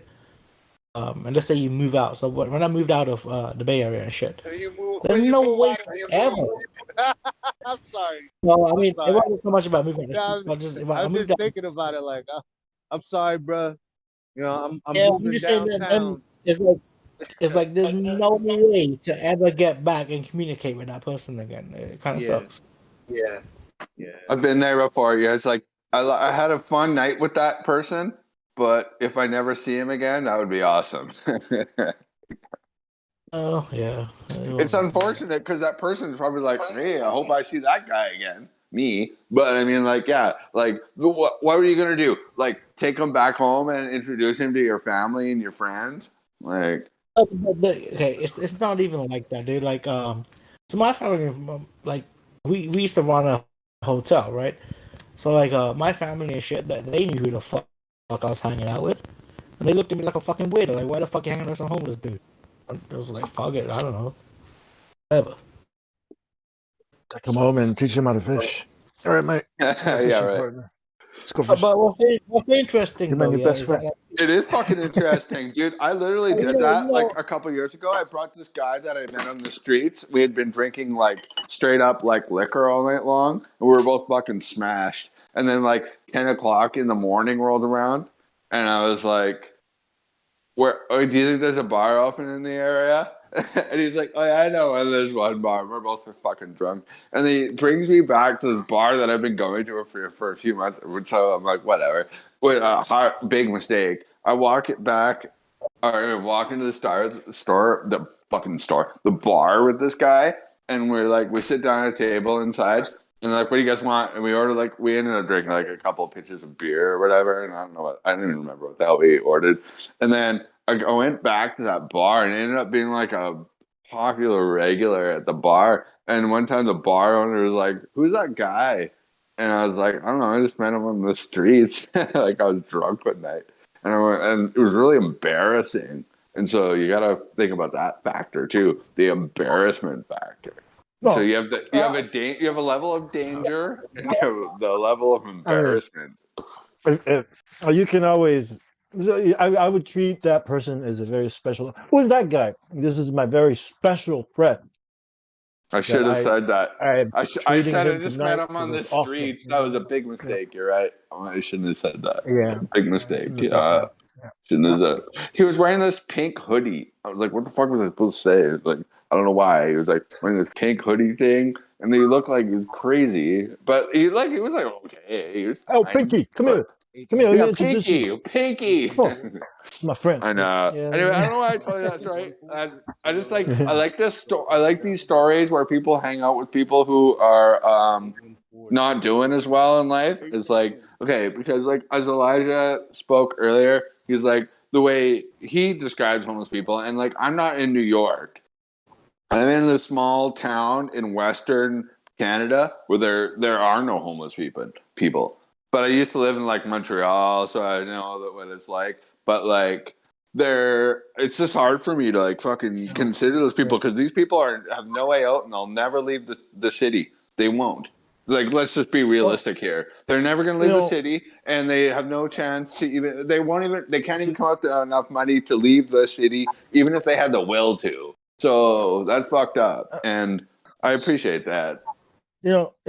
Jesus said, birds have nests, and certain animals have burrows, but the Son of Man doesn't even have a pillow to lay his head on. I think he was homeless. You know what I'm saying? It's like, oh, I know what you mean. I know what you're talking about. Yeah. And a lot of great homeless people. Me too, dude. Yeah, like I said this God, multiple times. I had a several year span where I was like obsessed with hanging out with them because they were so cool and fun to hang out with. And I would just like get drunk because I'd be walking in the streets and I would like text my friends and they're like, "Sorry, bro, going to bed." I'd be like, "Going to bed," and I'd be like, "Fine." And then it'd be like 2 minutes later, there'd be like this group of dudes like hanging on the curb. I'm like, and I got like a bottle of whiskey with me or something, and I'd be like, "What are you guys up to?" They're like, "Not much. What are you doing?" I'm like, "Not much." And then I'd sit down and like have a couple of cigarettes with them, and then like all of a sudden we were like really good friends. It's funny. Yeah, ET. That's not what I meant by becoming friends with someone. You know? Like seriously, dude. What you're talking about? Seriously, ET. What you're talking about, right? Is that you look down on these people like they're No, worthless not at pieces all. of shit. No, if I looked down at them, dude, I wouldn't even be around them. I actually spent. Even the way you're talking, right? Can we step away from that real quick? Let's step away. In your mind, ET. In your mind, he was always better than them, wasn't he? Well, I mean, I already knew I was better off than them because I knew I had a home and I had more money than them, and I hung up with them anyway. I don't know why you think that makes me better than them. As a person, in the eyes of God, you was better than him. You literally not at all. felt like no. In fact, if you're gonna put it like that, man, quite the opposite. These are the people struggling, doing their best to be their best in their scenario, where here I am just walking around with a bunch of money at the time I was taken from my mom. I was the piece of shit. So yeah, well, what is when we say homeless, we gotta ask, like, what is a home, right? Like when you can buy this black man, this black leader, I forget his name, but I saw him on TV. He said, you can buy a house with money, but you can't buy a home. That's true, right? Without a family. And he said a lot of these things, right? So home is where the heart is. You can have the nicest house and not want to live there because it's fucking boring and you're alone. So you're gonna leave that place and go find people to hang out with. That's home. Totally. Hey man, I bought a house recently in the last year or two. I just trying to vaguely tell about the specifics, but quite recently. Yeah, and I bought it alone, and I'm okay with it. And in fact, I like my own privacy and space. But yeah, it kind of sucks not having anyone around. That's for sure. Mm-hmm. Yeah. So what is a home? You know what I mean? Like I think where these people go back to on the streets, that's home for them. When totally. You say, and like with these people that we were these people that we were describing, it's really interesting to me because what I found is that they group together in groups of 5 to 10, and they create little groups. Totally, a home is made of people, and they seem fucking happy. It's crazy because they're safe. A home is where you feel safe, right? Because they have a certain. I mean, here's the difference, though, right? Like I wasn't friends with everyone. Hold on, man. They group up because they are responding to some kind of societal thing. And so their response is our experience of them, because they all have a certain feeling towards the way things are going. I do too. You guys do too. And we all express it in different ways and find like-minded people to express this with. Like how we all hang out in this Discord circle. It's no different. Exactly. No, though, I mean, like the way that you're kind of coming across it is like just being friends with homeless people in general, and like, no, that's not what's up. If you're like, you don't just become friends with a type of people just because they're a type of people, Like you like personally, when I say I was friends with homeless people, like I was friends with maybe one homeless person. wasn't friends of his friends. I just like hanging out with them. I wasn't like best friends with them. Right. But it's like the way you talking about it is like, yeah, you fucking, you hanged out with I homies had and shit, a and high you're cool. level of respect for some of them, is what I had. You know what I mean? You're really gonna make me do this. I have to agree with Branch, dude. Unfortunately, God damn it, just ruined my day. I fucking don't want to agree with Branch, no matter what. When you're right, But you're listen, right. you're talking. You keep saying those people. What do you mean those people? Tell me a name of one homeless person you hung out with. The name of one person. Fucking don't know anybody's name, dude. Seriously. You're full of shit. Is this Radwin? Look, I know homeless people, like, personally. This is Radwin, So I got my isn't friend it? Omar, this dude, No. this girl Jess, this girl No? Tiffany, this dude Messiah. Like, dude, I can, like, name their names. I know these people, right? I know these people. That's I know crazy. how they got on Well, the street. I I know was their whole talking- story. I know where they No, sleep. I know. obviously, I don't know know these that. people. I'm just I saying bet this you I is give something. away. Dude, shut the fuck up. Dude, you better talk over everybody like crazy, dude. So anyway, the point is, a lot of these people, they have a community on the street. My hero. There's listen, I live in a city. You live in the boondocks, right? So every day I see homeless people. They all live in, well, not all of them, but a lot of them live in Boston Common, in that area. I go through there every single day. I give them money. I bet you I give away like $100 to $200 a month to random homeless people. It's the same people every day. Some are on drugs, some aren't. Some are literally like mentally handicapped. So one dude, they just call him the Marine. He's out there. His fingers are blown off. He's got half a foot, and he's totally mental. Like he can barely hold a conversation with you. He got hurt somewhat, like in Afghanistan or something. So even if that guy had the opportunity to get out on the street, he's not mentally stable enough to even like fill out an application. One morning, I went out, I was going to the gym. The dude's laying in the middle of the road. Another morning, I get out, he's walking around with his pants down to his ankles, buck naked. This is like normal shit that happens here. So, like, you don't know what you're talking about. You're right. No, I know. fuck I the was just VA. talking about the fun side of hanging out with street people. What you described was the opposite, which is the not fun part about it. And I mean no disrespect to anyone who is in that situation. Well, these are like real people, people, man. These are real people that have real lives, that have real problems. Totally. I totally get that. And I wasn't trying to make fun of it or anything at there's all. a I'm just saying, you're right. You're right. That's I agree. why I said there are certain variations of this kind of philosophy. And so I think the people you're talking about are just hipsters, bro. Like, Well, kind of, but I mean, what Indio just described, yeah, that's hardcore shit. And like, you're right. Like, he didn't say. A few of the people are veterans. A few of the people are mentally handicapped. There's dudes Totally. in wheelchairs. Yeah, like there's people that are like pimps, hookers, and fucking you name it. Paraplegics and all that stuff. Yeah, I think the homeless person you're referring to is the one with, a $1,000 backpack, and they're just kind of like traveling between cities and stuff, and they don't really know where to settle. And I don't know.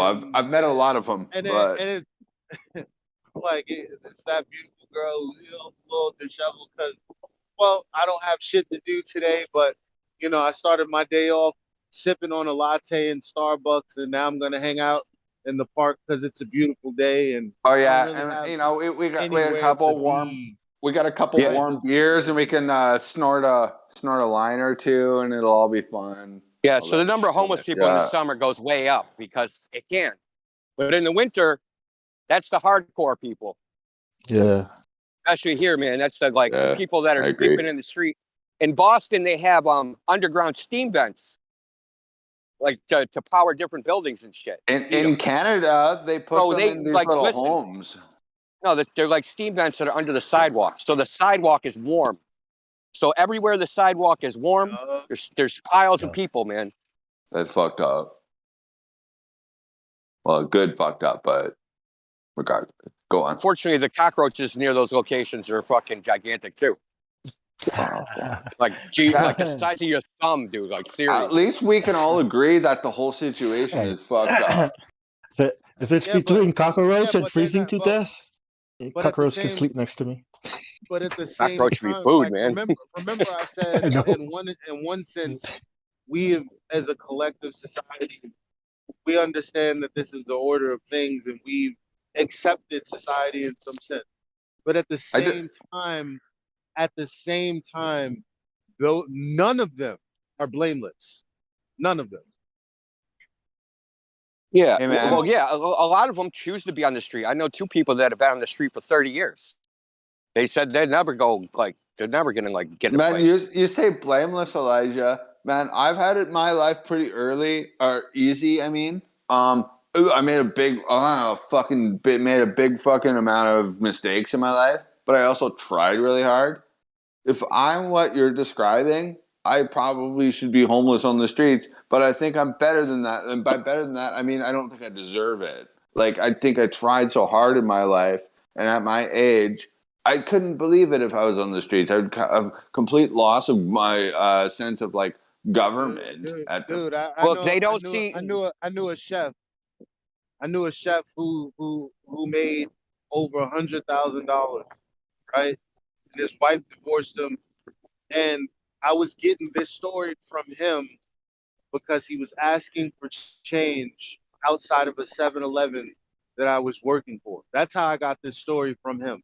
His wife divorced him.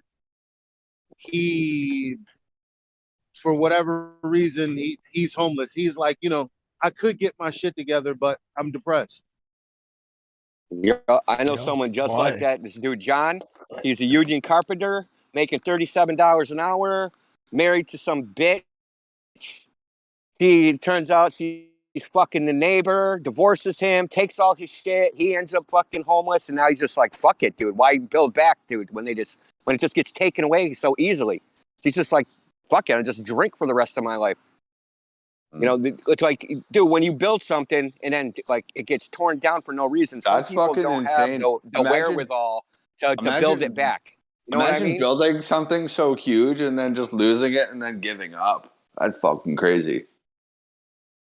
That blows my mind because I always had this attitude where I was like, if I could get to that state, nothing could stop me. But I can't imagine that getting like torn down. Listen, he didn't like give up. It's not like he was trying, he had a bunch of stuff and then just stopped. He was trying, had a bunch of stuff, all that shit got me. And he's like, I'm just not climbing that ladder again. That's not giving. Oh, so it's like a choice he made, I guess. Yeah, choice he made, and I'm not getting back on that merry-go-round. I quit. Right. Like, Well, that's his choice, I guess. Oh, there's also people that sometimes depression is something that hits people, and it affects them in ways that you won't even understand, bro. Yeah. Well, some people take their life. I mean, to me, that's the extreme. I mean, I've had some pretty dark days in my life, and I still do sometimes. And I know a lot of people that I know, like friends and family and friends on the internet, like some of you are, have times where like maybe you have a dark day, but that doesn't mean you end it all just because you can't take it anymore, or you know what I mean? Like anything like that. Look, I'm going to give you guys a life hack. If you're ever in a city and you need to take a piss and don't know where to go, ask a homeless person. They'll know exactly where you can go take a piss. Every time. And where you can get a smoke. Indio, I asked an African and he just said, he in between the cars as quick as possible. You always have a bathroom. Oh, yeah, you could do that. Last time I hung out, remember when we were talking about hanging out with people who don't have homes? I'm talking about the guy with the pink hoodie. Remember Here's the thing, though, right? If you're not homeless and you're dressed well, you don't even have to worry about that. You can walk into any storefront. But you not during COVID, dude. Yeah, you have Listen, to wear a not mask. during COVID. They shut down all the bathrooms here. All the places shut down their bathrooms. Yeah, there was nowhere to piss, dude. They don't care what I literally had to get off the train one time and piss in the elevator of a fucking building. Bro. Hey, Elijah, I have a serious. quick question. There's no way I could have made it home. I got to ask Elijah a question really quickly. 10 seconds. Before you 5 ask the seconds. question, before you 2 ask the question, seconds. before you ask the question, I just want to say the whole point of me bringing up the part of the conversation that I brought up is to say that now we were talking about stress and the burdens that we put on ourselves, and I said all this to say that now while like real world example of the chef, on one hand I can empathize with him. On another hand, I'm not going to lose sleep because he's chosen that enough is enough. So two things can happen. I can have compassion for this person. I can empathize with this person's situation and maybe sometimes sympathize. But at the end of the day, I'm not to wear that like an albatross around my neck because each person has a choice to rise from the ashes or to bury themselves. How is that not true? If somebody could show me where that's not true, I'll change my mind. Always true. The only people that don't have choices are the incompetent, the people that are crippled, mentally disabled. They don't even know how to make the choice. So they get a free pass, but everybody else, even the drug addicted, they also have choices. Yes. Yeah, I agree. That'd be fucking awesome. Hey, how's that going to work? There's some overlap there. It's not one or the other. There's a lot of overlap with the drug addiction, mental illness thing. Yeah, that's true, actually. And good luck trying to prove that in court because they'd be like, "Hey, don't throw me in jail or prison. I have anxiety and I like drinking." You know why we can't prove it? Because people lie. Like that's the only reason. You're right. We, like I said in the beginning, that's the only reason we say beauty is subjective, even though that's not our experience. There's some sort of standard that's set up separate from ourselves. That's why these things seem to be subjective only because I don't even know. But at the bottom of it all, it's just because subjective beauty is pushed by fat ugly chicks. Okay, that whole idea. You guys, other cultures find women. Women like the skinny woman. The idea of a skinny woman is like really popular in Western culture. In other cultures, like a more overweight kind of woman, like in China and whatnot, is way more attractive. Me too, Bong. Yeah, but man. I don't. But see, this is oh what my I'm God, saying. here we go. This is my I love big girls. I'm not saying that that's not true because I said that at the beginning of this conversation. My whole thing with that is I'm not happy with it, but I know that it's true.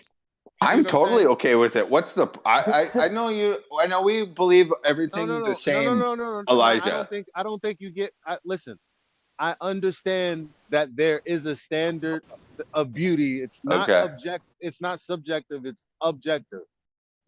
So my problem is, I guess, with the creator in a sense. Like I don't. Who else am I going to have the problem with? Like it's. Well, I don't think there is a problem. I think culture throughout the history has proven itself to have different forms of what they think is beauty, seeing as like the different, look at the Egyptian cultures and everything. I don't know about that. Like, okay, that's fine. I'm not an expert, but beauty is beauty across the board, no matter. Yeah, but I mean, there's like, yo.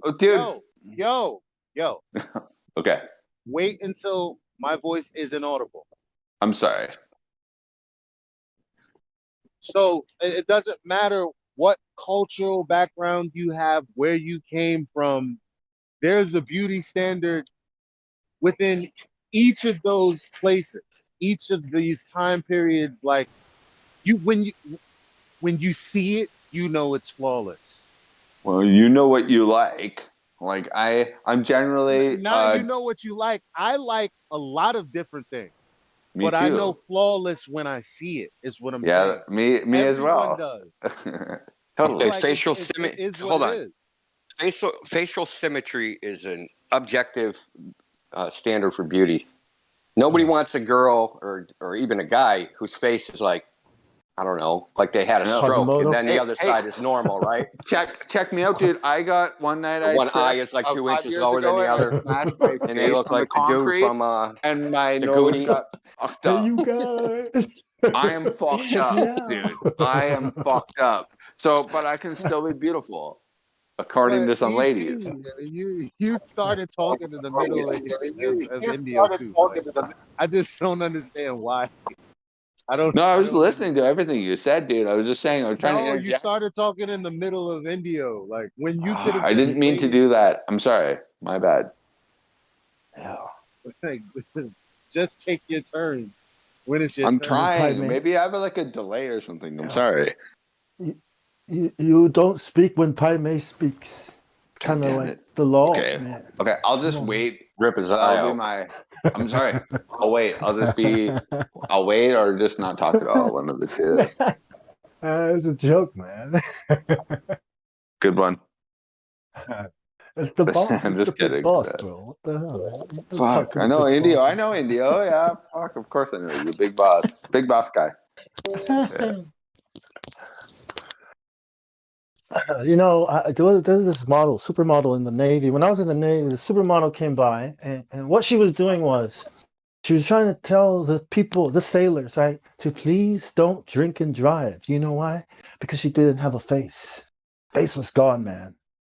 And I was horrified by what I saw. But, I read her story and then I looked at her photos, right, when she was a model. She got into an accident, drinking and driving, and that's why she's. Oh. And this changed the way I looked at people. I never would have thought that that's what she used to look like.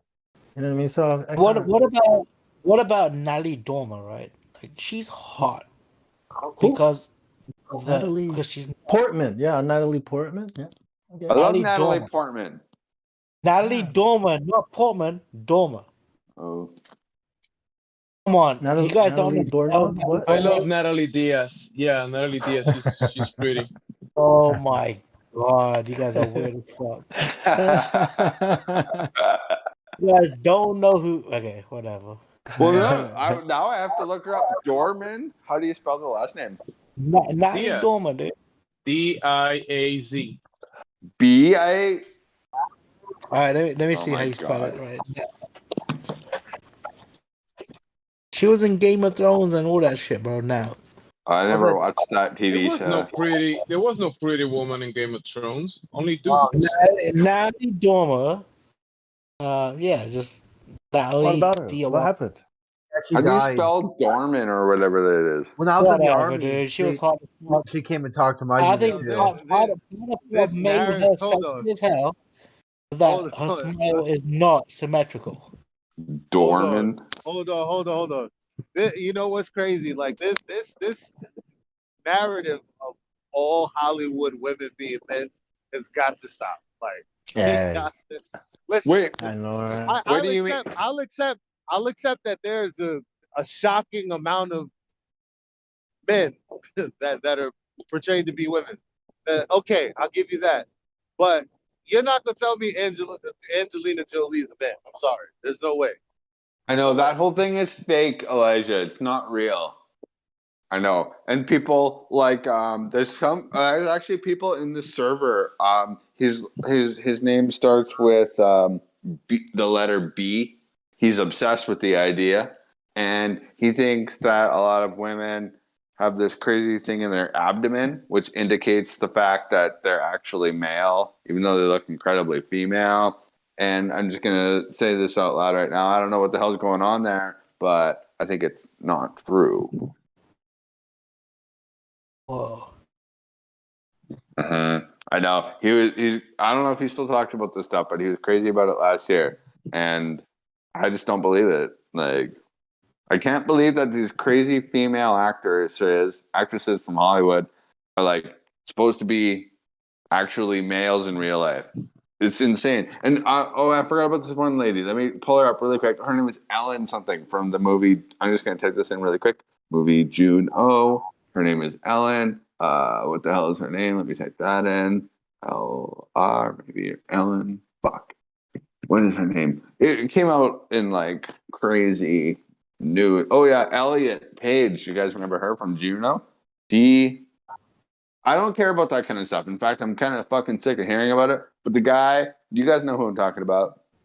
His name starts with a B. His name B, like B is in Bartolo.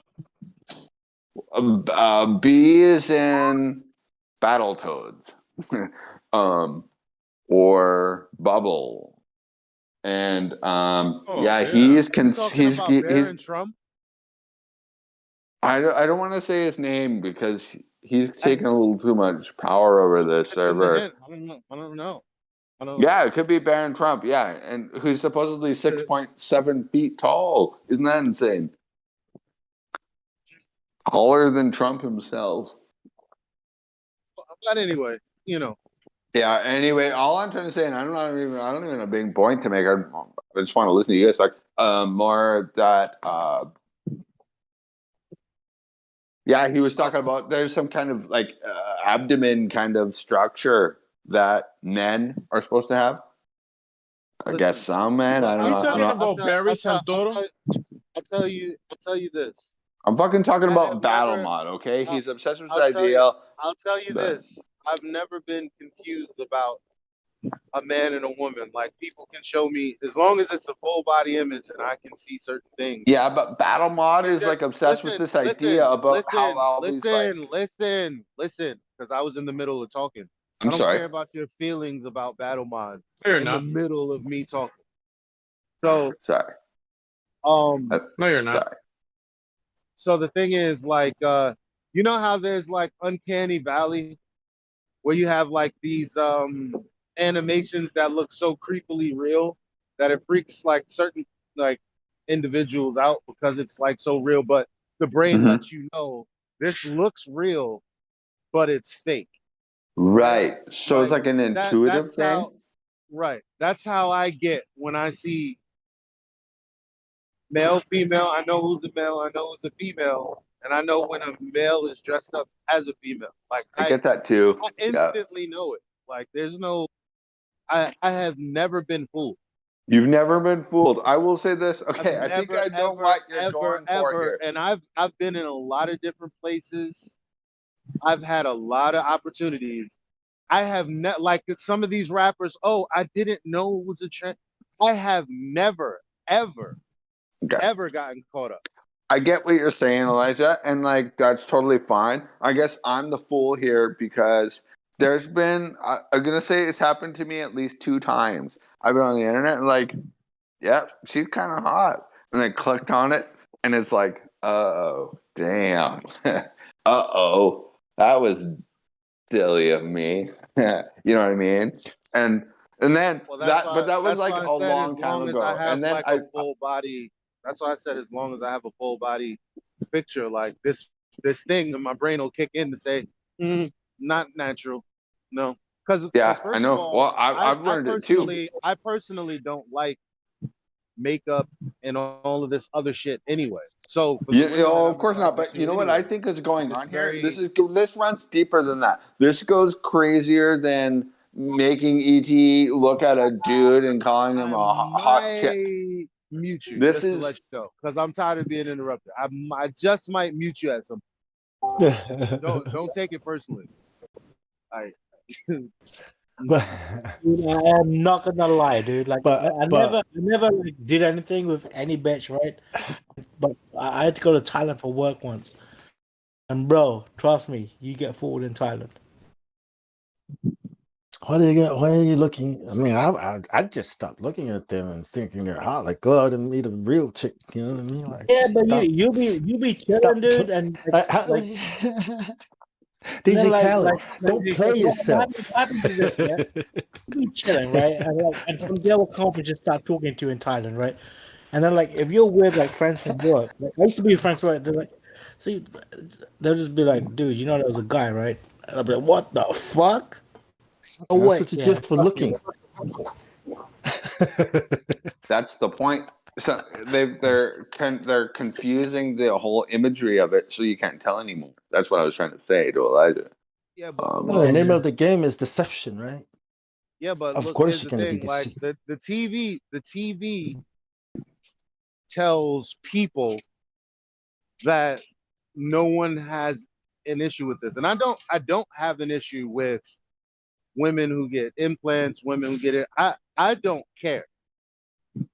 I'm also not attracted to that kind of person, right? Exactly. So It's what like I I'm don't saying, give a fuck. what I'm saying is, most people, in my experience, don't. Okay, most men don't want that. Most women do that because they see there's a standard of beauty out there, and this is what they want to up their game. But we didn't ask for that. You just felt that way because there's a standard of beauty out there. But we didn't ask for a fake version of the kind of beauty that we like. I think So it's you got all of these people out there, having all this surgery for no reason. That And is then, true, so the dude. people who don't like, the people who don't mind the fakeness, it's no wonder that they get tricked. Like you like find me someone who's trans without extensions, without certain enhancements, and see how easily you'll be fooled. If you're that type of person that's into that kind of shit, it's a lot easier to be fooled. That's the whole thing. This is amazing, Elijah. Even I agree with what you said. I just I guess we got off on the wrong foot. It's gender dysphoria, they call it, and I think that's a perfect term.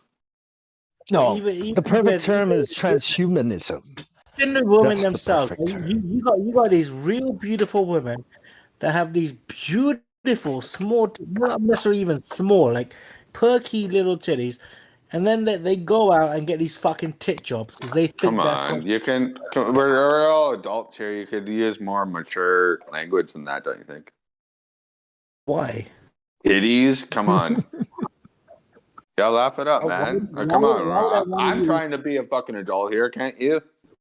No, dude, I'm gonna talk the way I always Branch, talk. Okay, Branch. fine. I love Titties. I love the little titties with the big nipples. I love it. Well, fine, but a lot of women don't like Perky. that terminology, Perky. and like I think that's kind of where this kind of thing started off in the first place. Is all this kind of like disrespect for the other gender, and then there became a disrespect for what you didn't even know what a gender was in the first place anymore. So that's kind of fucked That's up. not disrespectful. That's not disrespectful to say. What are you talking about?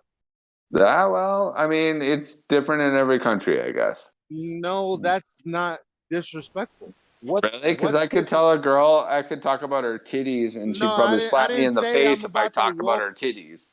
I didn't say I'm about to walk up to a girl and say, "Hey, I like your titties." Okay, what about all the What is females in the server? disrespectful? What is disrespect? I didn't say I was walking up to. I didn't say, "Hey, Leluca, how your titties sitting today?" Okay. I'm What just is saying, man. disrespect? What is Isn't like 100 What people is listening? disrespectful about the Like, word yeah. titties?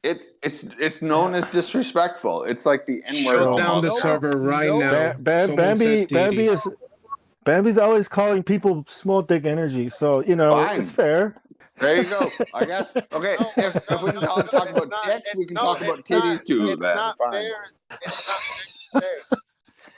If she says small dick energy, that's not even. That's more But of an that's insult different. than When it is. people talk about small dick energy, that just means like pussy cowardice men. When that has nothing to do with What? women's breasts. Hey, And some men get offended by that, right? But some men think that's disrespectful. well, no, but no, it brings them down to like a lower level. When you talk about a woman's breast, they really take it personally. That's the difference. But the whole ET, what fucking woman is anyone talking to right now? Well, hey man, there's women that listening to this. There's 100 people probably listening to this. Isn't Okay, it so around I'm 100? asking you to articulate for the people listening. Okay. What about talking about titties is disrespectful? You have yet to detail how it's disrespectful. You have only asserted. Okay, Elijah, I'll do it right now. A lot of women disrespect the terminology behind the word what was said, and which I will just say is tits or something like boobs or anything like that at all. I mean, the most I think they should be called breasts. Yep, and there's Chicken nipples breast? involved. Oh, good one, buddy. You're not. Stuff All like you that. said You know. was all you said was Okay. a lot of women have a problem with the terminology. They do. I prefer breast.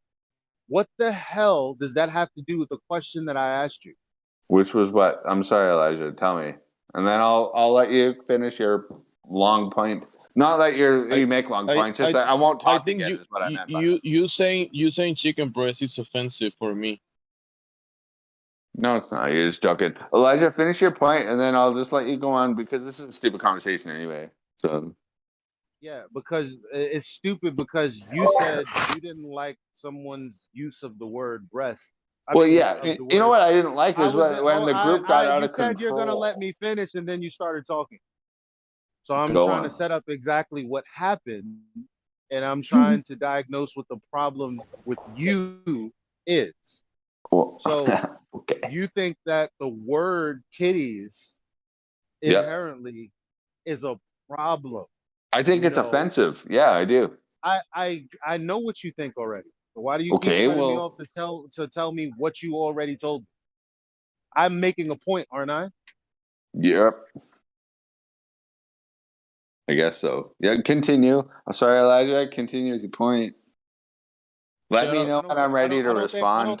I don't think women have a problem with the word titties. Oh, I know women who do. I think women have a problem with any man, right? That's gonna walk up to them and go, "Oh, nice tits. Oh, nice breast. Oh, nice." That might be a problem. But having a conversation and where the word titties pops up is not the same thing.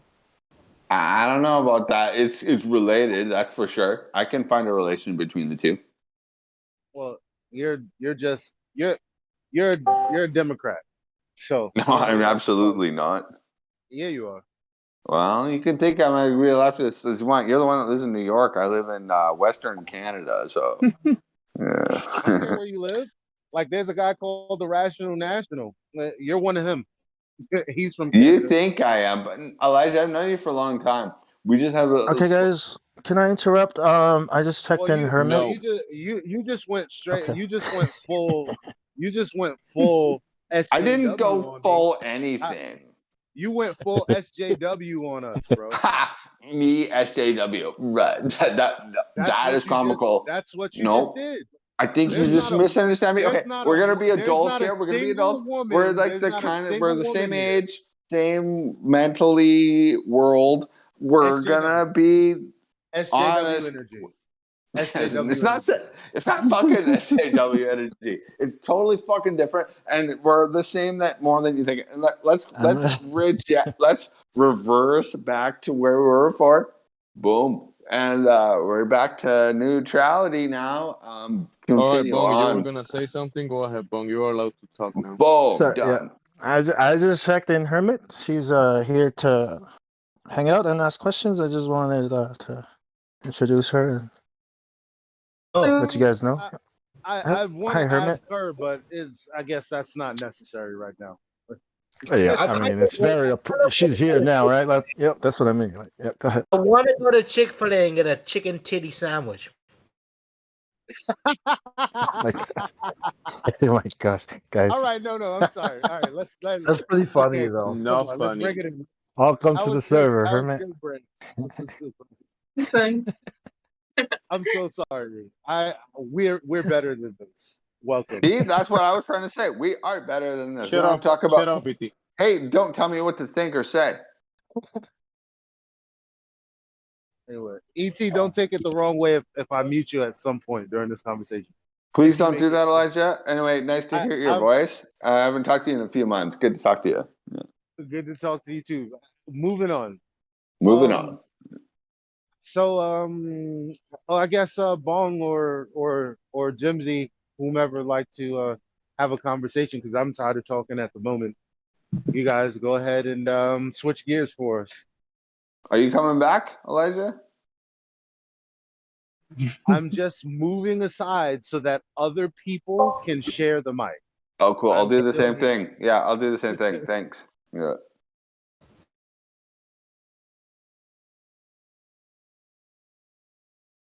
Oh, I guess we should start with what do you believe the shape of the earth? What's your take on it, Hermit?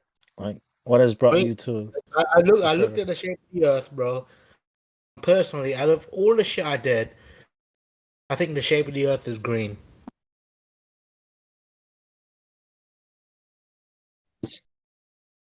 That's the shape. And what color is it? Black.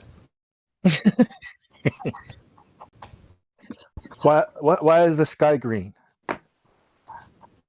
Nobody said the sky is green, bro. Why is it flat? I mean, you looked up in the sky. Does the sky look fucking green to you? Green skies, bro.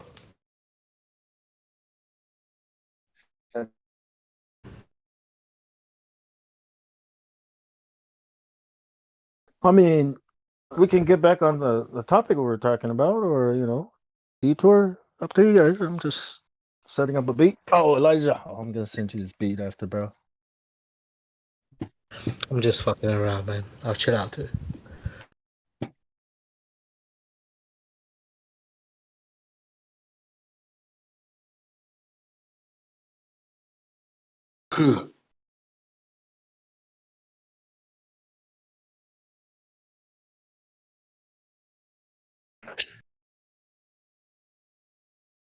Hey, Elijah, what do you Anybody think want about drill beats? Oh, sorry, go ahead. I want to ask, anybody want to talk to the new people? Crete, you want to talk to anyone? Crete, for a few minutes?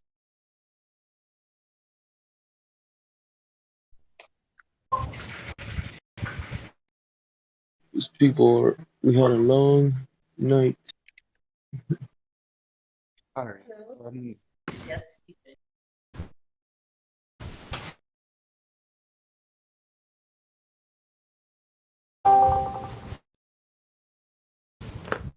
Can I ask you guys a question? What were we talking about? Wait, why did we detour to titties? We were talking about something important, and I wanted to bring up I know it that's was what pisses me off. transhumanism.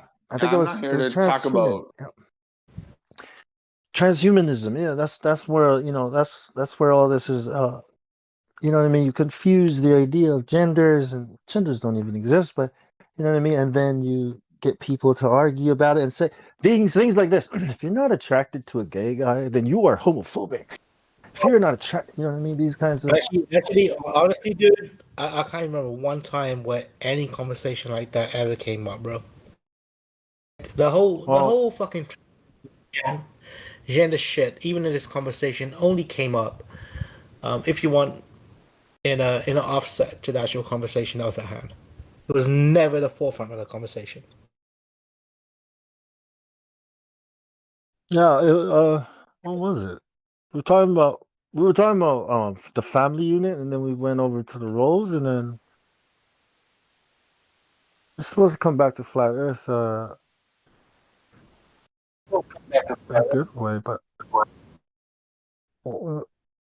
I forgot my point. Yeah, he's right. The overall conversation was about what we think is objective. I mean, what we think is subjective, but is Right. really objective. And there's evidence of these things like beauty being objective, but because humans can lie, we call it subjective because there's no scientific way to nail certain things down as far as aesthetics and all this. Like there's no real scientific way to say, hey, what I mean, because it's not even the right question. Like, what is the cause of beauty? That would be a scientific question, I guess. But it's still objective. Everyone just sees it as subjective, and it's like it's no more objective than stepping in front of a Mack truck and someone saying, hey, if that thing is going 60 miles an hour, you're dust. There's no chance in hell you're going to live that kind of collision, that kind of impact. Yep. That's an objective truth. It's just not. You're just not going to survive that. If you fall out of a plane, I think there's a. I think there's a. I think someone actually survived that. But let's stay with the Mack truck example. Like this is something that is true that no one can really like. It'd be ridiculous to say that's not true. Like, of course, there's a chance that you can survive. Not 60 miles an hour Mack truck. It's not. Not if it squarely hits you at the no. Right.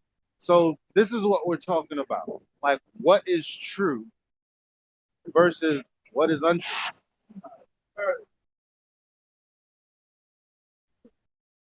And does truth really give you peace of mind?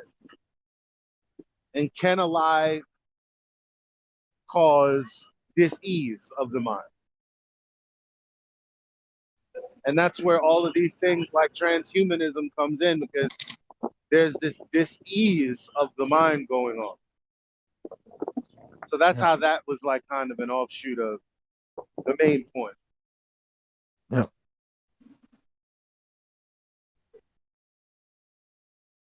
You can check if some of the new people have any questions. Oh yeah, let's get into some objective truths today. For the people that think that this topic is a little, Or Nico, you can unmute your mic if you have any questions. Ayora. Hello, can you hear Got me? some people in check-in. Do you want me to just so, drop them down? Hi guys, can you hear me? Hey. Hi.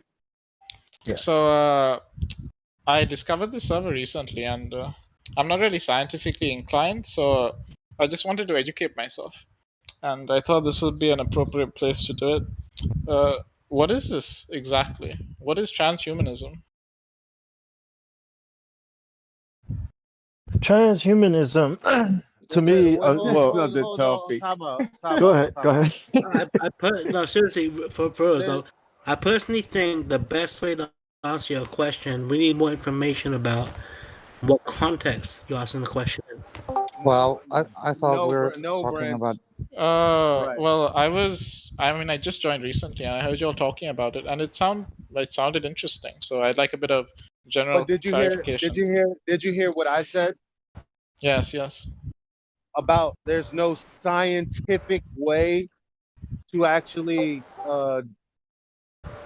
determine certain things, right?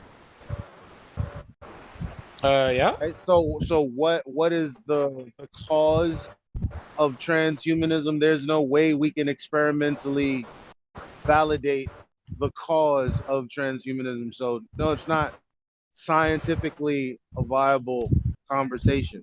It's actually not, is what I said. So no, before we get that far, what exactly is transhumanism? Yeah, look it up on Google, right? This is a flat Earth server. Right, and that's why. Yeah. Iota. He can just Google it, Branch. No need to. He can Google it. All right. Okay. I will do just that. Thanks. Do you have any questions about the nature of reality, so to speak? Actually, I do. So, like, this is a flat Earth server, and the Earth is, well, I believe it's a plane. I'm not entirely sure. Is it an infinite thing? Is it like just keep going on, and then have you only discovered like a certain amount? A quick question to you, right? All right. You know this is a flat Earth server, right? Why is the first question that came to your mind when you came to this flat Earth server was about transgenderism? Oh, that wasn't the first question that came to my mind, but that was the topic of discussion at the moment, and that's why I asked. Okay, that's my bad. What do you mean? Is it infinite? I mean, what does that mean, right? Have we discovered all there is to this world? Is what I mean, really. I don't think infinite is a thing, though. I mean, that's what I'm saying. What is that? What is infinite? Go ahead. No. Okay, Elijah. So I mean, yeah. When I say infinite, I just mean like, is there more to be discovered? No, the answer to your question was no. That's rather vague. Wait, no meaning. Meaning no. Meaning there, it's not, because there's no such thing as infinite. So it's No, just an no, idea. no, no, no, no, no, no, no, no. When I say no, I mean the answer to his question being, do we know everything? No. Yep, we definitely Well, don't. well, I can agree with that. I'm just asking for your opinion regarding. I just told you the answer to your question, but you didn't ask my opinion. That's objectively true. No, we don't know everything. You didn't ask me. The answer holds whether you're a glober or a flat earther. Like, even as a glober, we're only like globers are a fraction of knowing the truth of the place they actually live in. Say that again, please. Even people that believe the Earth is a globe and are fully in tune with science need to understand we only fractionally understand the realm that we live in. We've only got, maybe 300 years worth of actual comprehensible science to define the world we live in, and that's nothing. So obviously We you and have Branch, a lot more to learn about us. obviously you and Branch are in the same boat. But do you have any questions about the nature of reality? None at the moment, but thanks you for the opportunity to ask. Alright, Ayota, cheers. you said that the Earth is a plane. You said that? That's what I heard. Yeah, that's why. Well, a friend of mine actually invited me to the server, and he's quite an avid believer in the flat Earth theory. I don't know what I should call it. And So what have you come across that will have you come to the conclusion that the Earth is a plane? well, I mean, I haven't found any proof that it's not. Like, you see all this media bullshit, right? I really don't know how I feel about it. Like, they lied to us about COVID. They lied to us about this vaccine crap. I don't know. I really don't know what to think, and I'm just here to hear, I guess, both sides of the argument or get another perspective.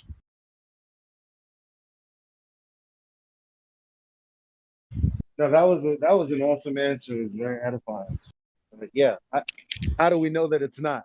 It's just like, because if someone says, "How do we know it's not a globe?" We have an answer for that. How do we know it's not a plane? That's a lot harder to. You can't, because that's what we experience. So, what do you mean? You know, what not you, but like to those who would say, "Well, what do you mean? How do you know it's not?" Well, I mean, it's what I experience. So. Yeah, I kind of understand what you're saying. I think it's also similar to the argument about God. I don't mean this in any negative connotation, like in any negative fashion, but we don't have definitive proof he exists either, right? But there's certain people and there's not so certain people, and I feel like the discussion of globes and planes, it's similar to that. No, not really, No, it's not. because there's also if you go to Quantum Sorry, Eraser's guys. channel, he boasts having proof of a creator. But not only that, like information, knowledge, the metaphysical, these are all things that are outside of the thing that we define as matter or material, right? So this information, the way things are ordered, it doesn't just happen from nothing, right? So every effect has a cause to it. And as far as creation goes, yeah, there would need to be a creator for creation, an inventor for the invented. It's just how it is. Now, who it is and what they've done and what the nature of them or it is, we'll never know. Well, I'll say a lot of people would think that we would never know. Shouldn't we strive to learn, though? Shouldn't we experiment, test, do whatever we can to find out? Well, I Otherwise, mean what's the purpose of being what alive if we're just gonna live in the unknown? but that's what you do when you go on your spiritual journey, because there's nothing really scientific that you can do to communicate with the creator. It's more of a it's more of a health of the mind, if you will, that'll connect you to more than just what meets the eye. Okay. So it's a personal journey, like like people are always saying. It's nothing. We already know that there's a creator, but who is that? What are certain characteristics that I don't think that's not something that one individual can tell you. It's something that you have to realize or not realize. If you don't realize it, well, then you just never come to that information. But some people claim to have come to that information. And the problem with that is, well, there's no scientific way to validate that someone is telling the truth about it. Exactly. And that'll never happen. If one person gave you the answer, then what's to tell you that person was right? I get what you're saying. You need to find the answer for yourself. Don't ask anyone. What you suggest is very scary. That there is no absolute, and that there is no like this is real, this is material. Everyone can agree on this, like the laws of physics or globes and whatever the current norm is. Yeah, without all these restrictions, all these rules, we know nothing, don't we? Isn't that terrifying? Yeah, that's pretty much like where I was getting at. Like, we're so young as a being is, we think we know everything.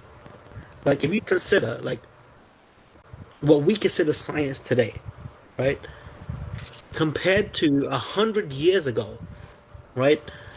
We looked at the people 100 years ago, and if we look back at the science they believed in, we think they were complete dumb fucks. So does that mean 100 years from now, that's only we're gonna look back at us like we're dumb fucks? That's only mainstream people and the preachers of pseudoscience, which have always existed, branch. The people. But here's the thing, Elijah. No, right? This is science. This is the philosophy behind science, and the scientific method is an empirical method. It's one of the ways in which we can get to know the creation. Actually, it's one of the ways to suss out a lie, pretty much. Because all it is learning an empirical truth about something when you put something through the scientific method, and it's testable, it's repeatable, it's falsifiable. Like this is Elijah. I think the biggest difference. This is a philosophy that's been around for a long time, and the biggest difference, pseudoscientists Elijah, between always, me and you, bro, is whether or not I'm being lied to. Right? That's the biggest difference. Well, we're talking about you said science is different 100 years ago than from it is today. I'm like, yeah, 100 years ago, and I responded to that by saying only pseudoscience. Well, no, if we consider mainstream science 100 years ago, right? But you're just saying, but you're just agreeing with what I'm saying. You're not. Yeah, I'm totally agreeing with you. Nothing about what you're saying is like you're not continuing the conversation. I know. But, okay, but let me agree with you on this for a little bit, and then I'll try to not agree, right? So if we consider science 100 years ago, right? It was pronounced to people that is the way shit is, right? That's how we should teach it in schools, and basically, we all thought there's no way that we could be wrong about it. 100 years later, we look back at them, we're like, holy fuck! They literally thought that moldy bread was bad for you. Penicillin could have cured fucking a lot of fucking ailments they had. Shit like that, right? Yeah, but look, again, you're talking about the mainstream narrative. I'm pretty sure there's a journal from that same time period speaking out against the mainstream narrative that was put forth. In this case, moldy bread. You don't think that there was someone back then saying, hey, I don't agree. Because that's what we have with the flat earth too. I don't agree. People just ignore that there were people bucking the mainstream narrative this entire time. Right, and I think that back in those days, though, the people that disagreed Uh, it was a lot harder to disagree back in those days. If you actually disagreed and you made a thing about it, you'd be called a heretic and considered a witch. What's different between You don't that even know and that. It's just a claim. wait, Jimmy, wait. But what's the difference between that and how flat earthers have been treated for the last 6 or 7 years? I'm called a heretic. Sorry. No, but I think like over the sorry, I'm a multiple sneezer. Right.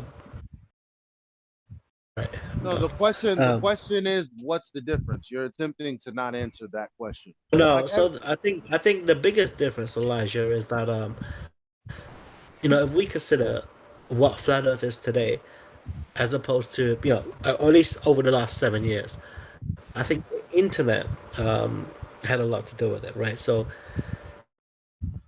I don't even want to put it like I don't want to say it how I want.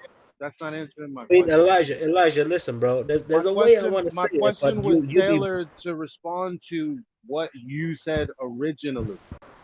So I'm not just I didn't give you the answer I wanted to give you based on the question that I asked myself. I was responding to the information that you put out there, and you're not responding in kind. My bad. But I said, what is the difference between people being called heretics back then and flat earthers being called heretics now? Is the internet. Like seriously, you know why I say that? And you're gonna hate my answer, right? That back in the days, if one person in a village had a notion that shit was really against narratives, I wouldn't call him a village idiot, but whatever, right? But back in those days, if that person was a village idiot, he would be somewhat, localized. In today's world, multiple village idiots can get together and talk about it. I'm sorry that's I just got in here, but that's very interesting. I like that theory. I just wanted to mention I might not be able to stay too long, but when you guys get a chance, there are 2 new people I just checked in, Kira Puzzi and Nadishat. They may have questions about flat Earth. Welcome, Kira Puzzi and Nadishat. All right, Branch. Let's you and I take a back seat and let someone else have a conversation. I agree, bro. I agree. Totally agree. Hello.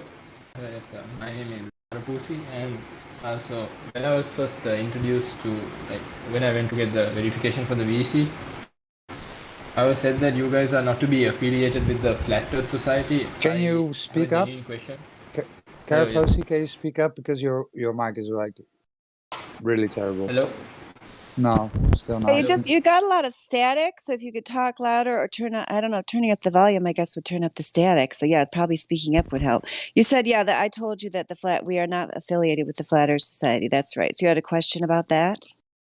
Yes, I would like to ask what is the exact difference, what separates you guys from the Flat Earth Society, because don't you guys have the same fundamental beliefs? No, I'll answer that one for you, Karapusi, because I didn't go into detail about that. That is a good question, because a lot of people might not understand that. So, and I personally went to the Flat Earth Society. The first thing when I was trying to find out information for a paper I was writing for the university, that's the first place I went, because that's the first place Google sent me. And so I have had firsthand experience with what's wrong with the Flat Earth Society. Basically, they're kind of like a joke or parody organization. So yeah, the mainstream Google, President Obama, and so on will hold them up as the representative of Flat Earth because they don't want people to understand the objective measurements. So when I was spending time there researching for my paper, there were some interesting questions there, such as, if the Earth is spinning, why can't a helicopter, get up and hover, just go up and hover, wait for the Earth to turn and then land in a different place, and so on. Like they do discuss flat Earth, but they do not in any way present the geometry, the mathematical information, the logical information, and the measurements, the objective measurements that show that the globe model fails to predict reality. They keep that information off of their forums. They sit there, they create straw man models of what the flat Earth is, and then they argue over which straw man model is the correct one. That's basically what they do over there. So if you've seen a picture, which is a common meme, of a disk flying through space, if you've heard the idea that flat earthers think the disk is being, pushed upward at the rate of 9.8 meters per second squared, those are all misinformation and red herrings and straw men that come from the Flat Earth Society. So that's called controlled opposition. Have you heard that term, controlled opposition, Karapuzi? I can't say that I have, no. What were you going to add? Continue, Mary Mom, I just wanted to point out, and it'd probably be good to speak to Sleeping Word, whoever can about this, because I'm not that guy. But it's funny that some facet of gravity actually describes that the Earth is moving up 9.8 meters per second squared. It's not that we're that's falling down as fast as falling Einstein. down. That's So Einstein. it's funny that that's still their religion. It's not even what we propose at all. But continue. I'm sorry. Excuse me, Dandelion, if I'm not Yes. mistaken. Yeah, you said that you wrote a paper. Am I to infer that this paper is with regards to your findings about the flat Earth theory, correct? That's correct. Yes, my paper was specifically about how to explain to children that the Earth is not flat, but then I discovered that it was not that easy to explain because the globe model lacked objective scientific evidence. Understood. How is it possible to read through this paper out of curiosity? That'd be very Well, I mean, I have it on my computer. I just turned it in for a class. I didn't publish this paper or anything like that. So, Oh, okay. Understood. yeah. I mean, I have another paper that's published, but it's not about that. But anyway, so yeah, Karapuzi, controlled opposition is when, usually it happens, there's many examples of it. For example, if you ever heard of Alex Jones, it's the best example of controlled opposition anyone could ever find. But anyway, InfoWars, all that stuff. It's when an organization that's in power, such as a government, world government, or government of a nation, decides that a revolutionary idea is going to endanger their power and the stranglehold that they have on the resources and the hoarding of the resources and the control over media and propaganda that they currently have power over.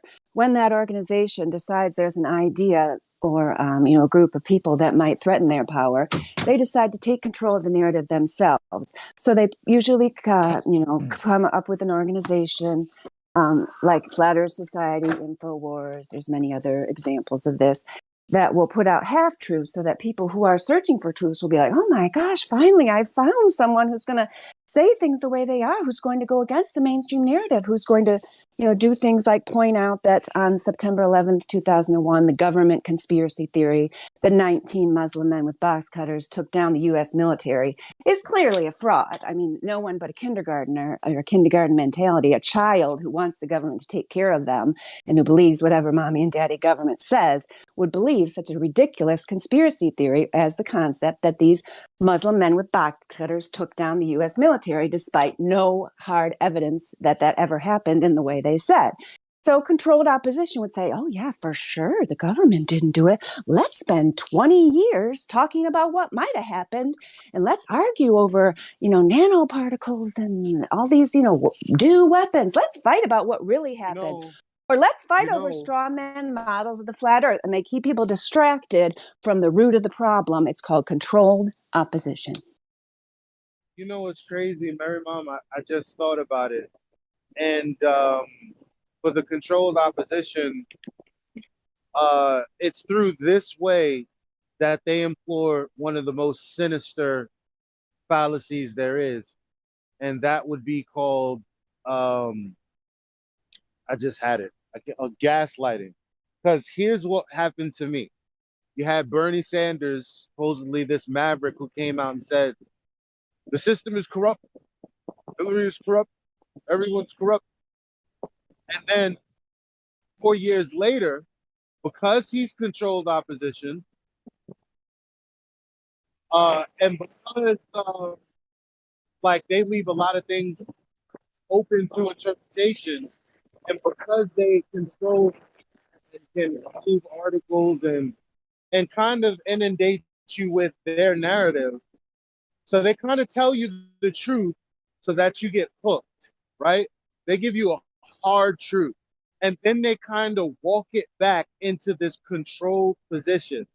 And then when you call them out and you don't conform to the walking back, they make you feel like you're crazy. Elijah, the first person who made me see that was Deus Vault, from the server. You know him. Yeah, because I was wondering about, because they totally did that with JFK, like in the year 2000, 2001.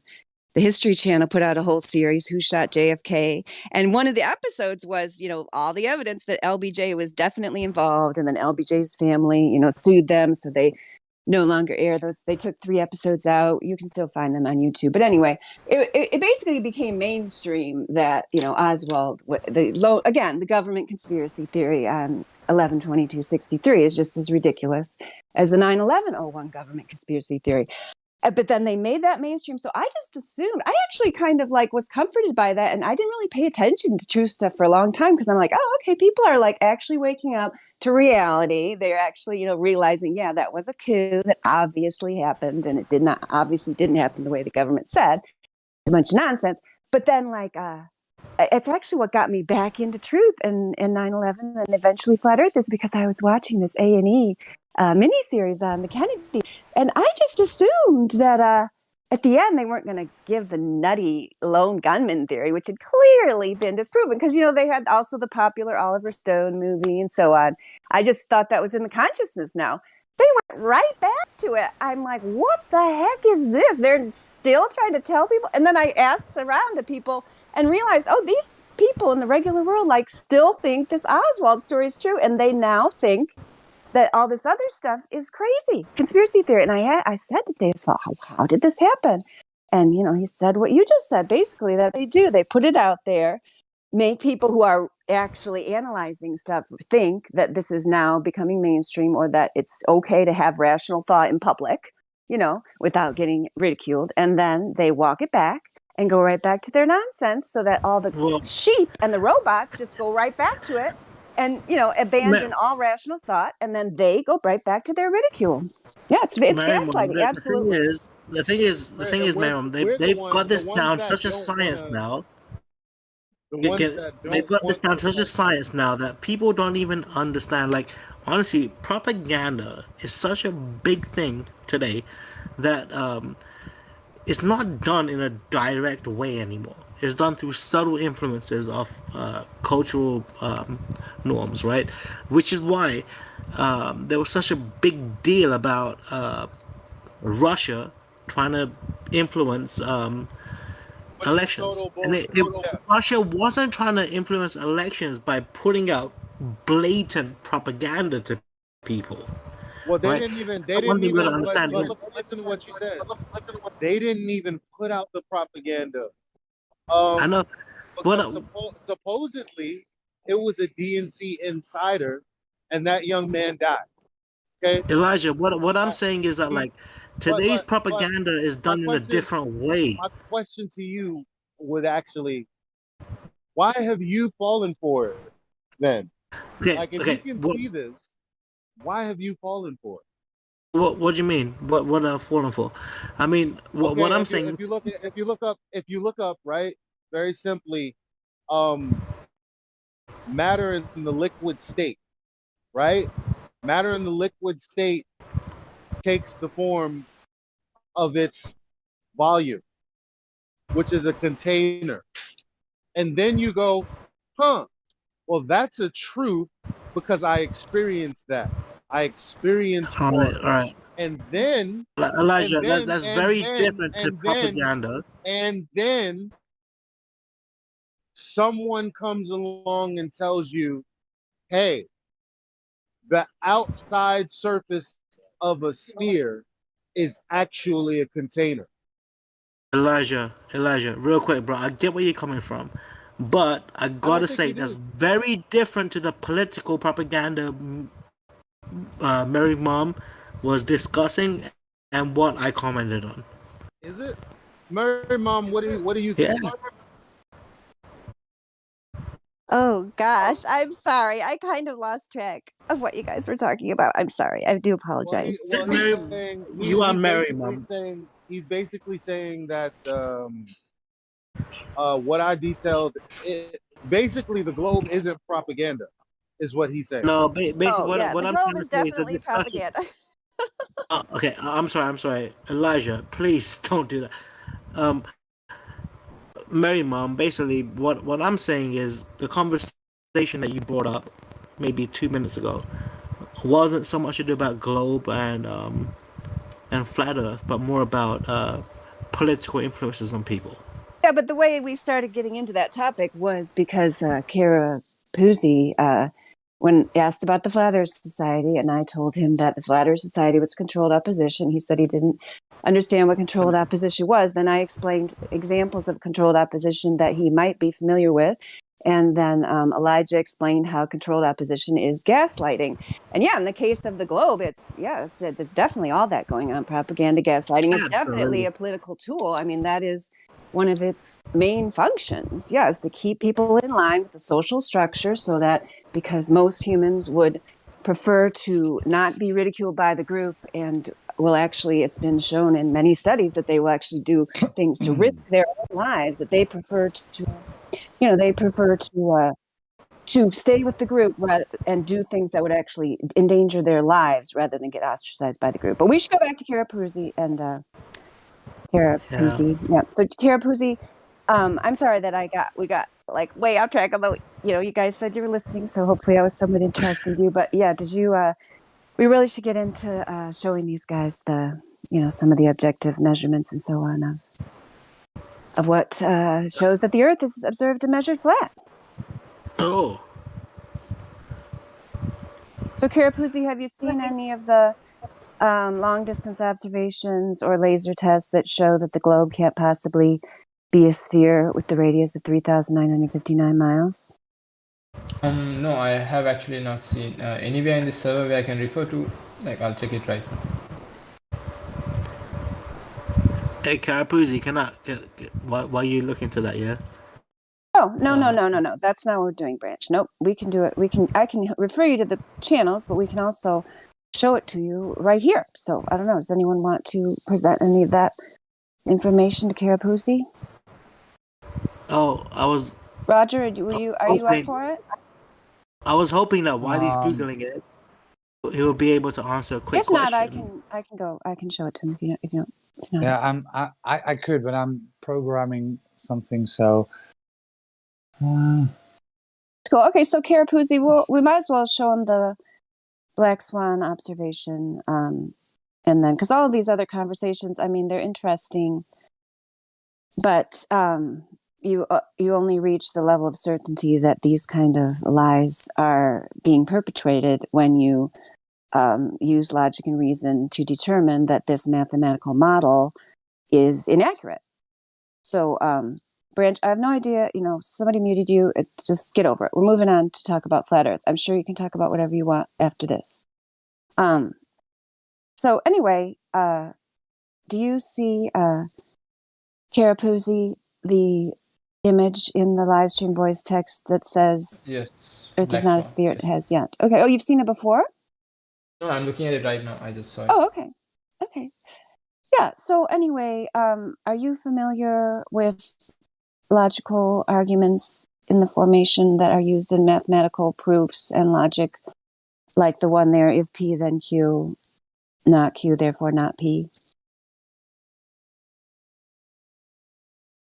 I'm not familiar with this.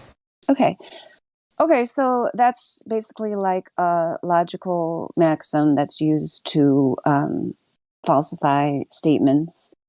For example, if we say that P is a figure is a triangle. We could say if a figure is a triangle, then it has three sides. That would be like a simple way it's used in geometry of the definition of a triangle. If you have something defined like that mathematically, then if you investigate Q, so in this case of the figure that we're looking at, and we count the sides, we discover it does not have three sides. It has 4, 5, 6 sides, whatever it has. Then not Q. So it doesn't have three sides, therefore not P. It's not a triangle.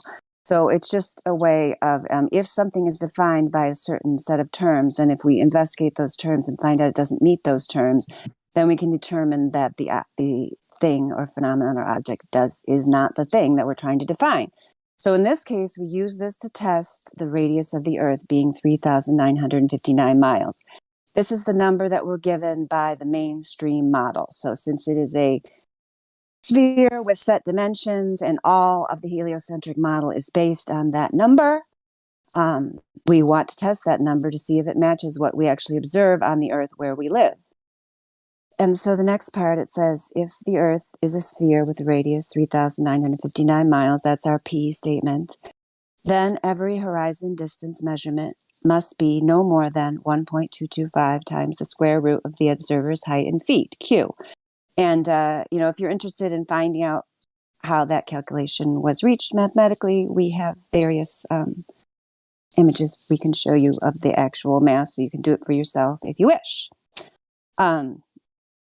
Okay, so that's the Q part, that we can tell because the horizon is, if we live on this sphere, the horizon's basically the leading edge of the sphere, which limits your distance, Q.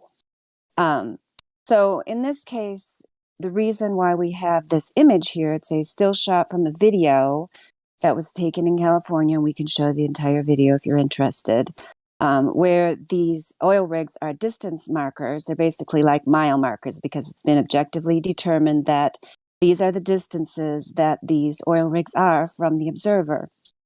The Platform Hill House is 6.21 miles away from the observer.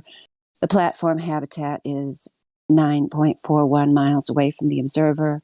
The observer height was 1 foot. So putting that into the formula, the square root of 1 is 1. So 1.225 times 1 shows us that the maximum distance the geometric horizon could be if we were on a sphere is 1.22 miles. And yet,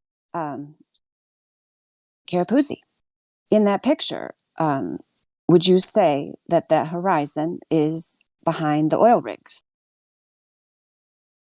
Place where the water appears to meet the sky. Do you think it's behind the oil rigs or in front of it? According to this equation, right, I believe it has to be in front of it. Well, yeah. But that's not what she asked. That's not what she asked. Right? If so we you lived believe...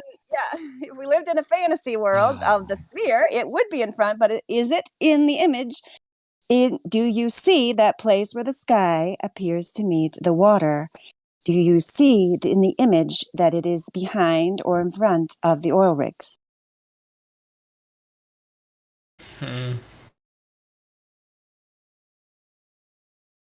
You can give the answer truthfully, and no one here knows who you are, and no one in your life will find out that you said that the truth of what's sitting right in front of your face. Believe me. You can leave here today, and no one will ever know you were here. So is it in front or behind the oil rig? It has to be behind, right? I can't. You can't see it? Yeah, I can't. You can't see the place. I mean, we also have images where it's, underlined for you if you have a problem with your vision. The horizon is behind the oil rigs. It's the place where the sky appears to meet the water. That's that is what the horizon is. So it's clear that these oil rigs are in the water, and that we can see them, and that the horizon's behind them. It's just that you can see them. All right. It's like we just said. You wouldn't see them if you were on a sphere, or the observer would not see them if they were on a sphere of a radius of 3,959 miles. They would be this is mathematical impossibility. Both of these oil rigs would be hidden behind this alleged curvature of the Earth, which has never been measured or found to exist in reality. This is just one black swan observation, and there's many more that we can show you. So that's why we are of a mathematical certainty that we are not on a sphere with a radius of 3,959 miles. So, according to this image, right, if the Earth was, I'm just saying, hypothetically a sphere, then we would only be able to see these oil rigs if they were within a distance of 1.22 miles. Further than that, they would be hidden. That's what this infers, right? Yes, that's a very good summary. Yes, yes. Thank you for paying attention. A lot of people don't pay attention, so we appreciate that you are able to summarize the main point. Okay, I get it. Okay. Well, I want to go through how the 1.225 is. I think Chad put that in there for you, maybe. Did he? I just saw. He did. Yeah. Yeah, I can read it. I can go through it with you if you like. So, That'd be great, first of Chad. all, so first of all, if you look at, do you understand the 8 inches per mile squared equation or estimation? No, why do they take it to be 8 inches per mile exactly? Right, so there's two pictures. If you look at the second one, which says 8 inches per mile squared, it's plotting a graph, yeah? Can you see that? Oh, yes. So you got y equals the square root of, in brackets, 3959 squared minus x squared. So that is the equation for a circle of 3,959 miles radius, yeah? Yes. Now the second one is y equals 3959, which is the radius, minus, so this is the x squared, which is a mile squared, and it's 8 inches. So that 0.0012623 is what 8 inches is in miles. Okay, so the green curve is that x squared thing, and the blue curve is the circle. And as you can see, that they're very close to each other. They only start diverging on the graph here about 2,000 miles. But if you go close up, it's good up to about 1,500 miles, depending on what accuracy you want. So the 8 inches per mile squared there is a good estimate. So then we use that 8 inches per mile squared, and we flip it round and make instead of having 8 inches per mile squared, hang on, let's have a look at this. We make the height, the distance to the horizon, the subject. So can you see that using the approximation, drop or height equals 8 inches per mile squared? This is the second picture with the circle in and the terrible picture of the man. We just turn it all round. So the equation Dandelion gave you of 1.225 times the height in feet, the square root of the height in feet. What I've done here is I've just written it a different way, because the square root of 1.5 is 1.225, so you can take that out of the brackets and then times it by the square root of the height in feet to get the distance to the horizon. You see that? Okay, so we just basically rearrange this equation, right? That's right, yeah. Okay, I get it. So we use the equation of a circle and then we rearrange it. And no, you use the equation of the circle to get it close to close to a 8 inches per mile squared is close to the equation of a circle, so it's just a simple way of doing it. Okay. It just makes it easier. Okay, that makes sense. So the 8 inches per mile squared is very close to a circle up to whatever point you want accuracy you want, and then we just rearrange the 8 inches per mile squared to make the height the subject rather than the distance. Yes, I get it. Okay. Yeah, it's accurate, but for 1,000 miles, right? So, and we are doing observation way closer than 1,000 miles. So, it's accurate for the purposes it's used for.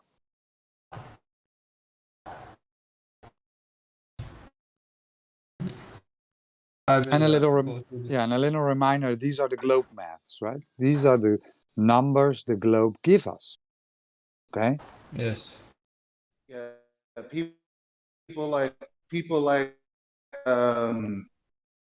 Andrew Thomas Young, they explain this in full detail, right? So they explain how you come to the conclusion using the radius that horizon would be at this specified distance. Nobody in the globe world contests this.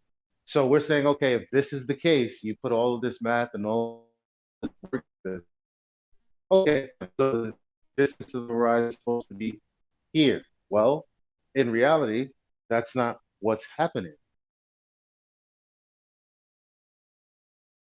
So basically, you use the globe as arguments to dispel their, like, you use their own arguments to go against them.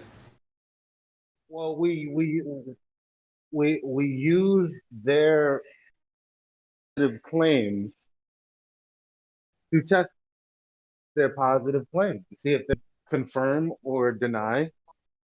And we attempted to confirm, and the request has been denied.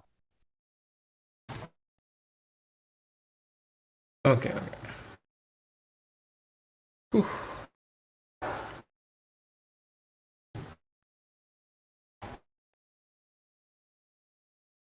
Those are questions, Karapuzi. Yeah. So, and I just wanted to point out, like, this, information is obviously new to you. So we encourage you on your own, as we mentioned earlier. I mean, we can keep talking to you about it, but, hopefully you'll go back and look at some of these on your own later, because sometimes it's easier to kind of think about things when you don't have a bunch of people with you. But I also have another, I put another link in the voice text for you to the report for one of the laser tests that was done.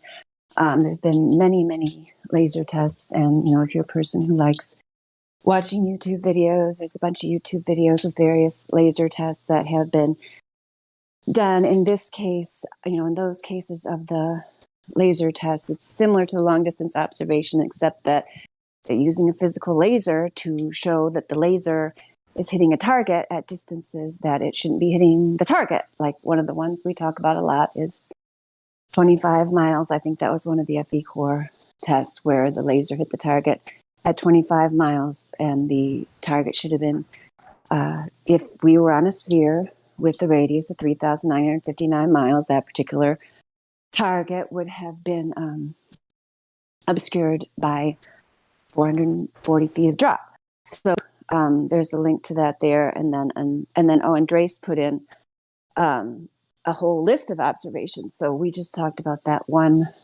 black swan observation of the oil rigs, but if you click on this link that Dre's put up, there's a whole bunch of observations at different places in the world, and each one of those falsify the WGS 84 model for the globe. Okay. I will go through all of this in a while. Yeah, good. Save them. That's great. Yeah, and let us know if you got any feedback after you look over those. Come back and let us know what you think. Is it like before today? I will ask Did you you? guys if I have any questions. Okay, cool. Before you looked at this information today, what was your opinion about the concept of flat Earth in general?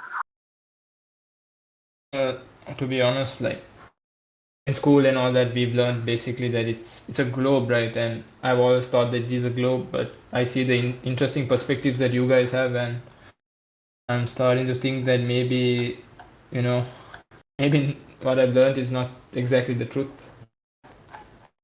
Yeah, it's a lot to take in at currently, so. Yeah, good.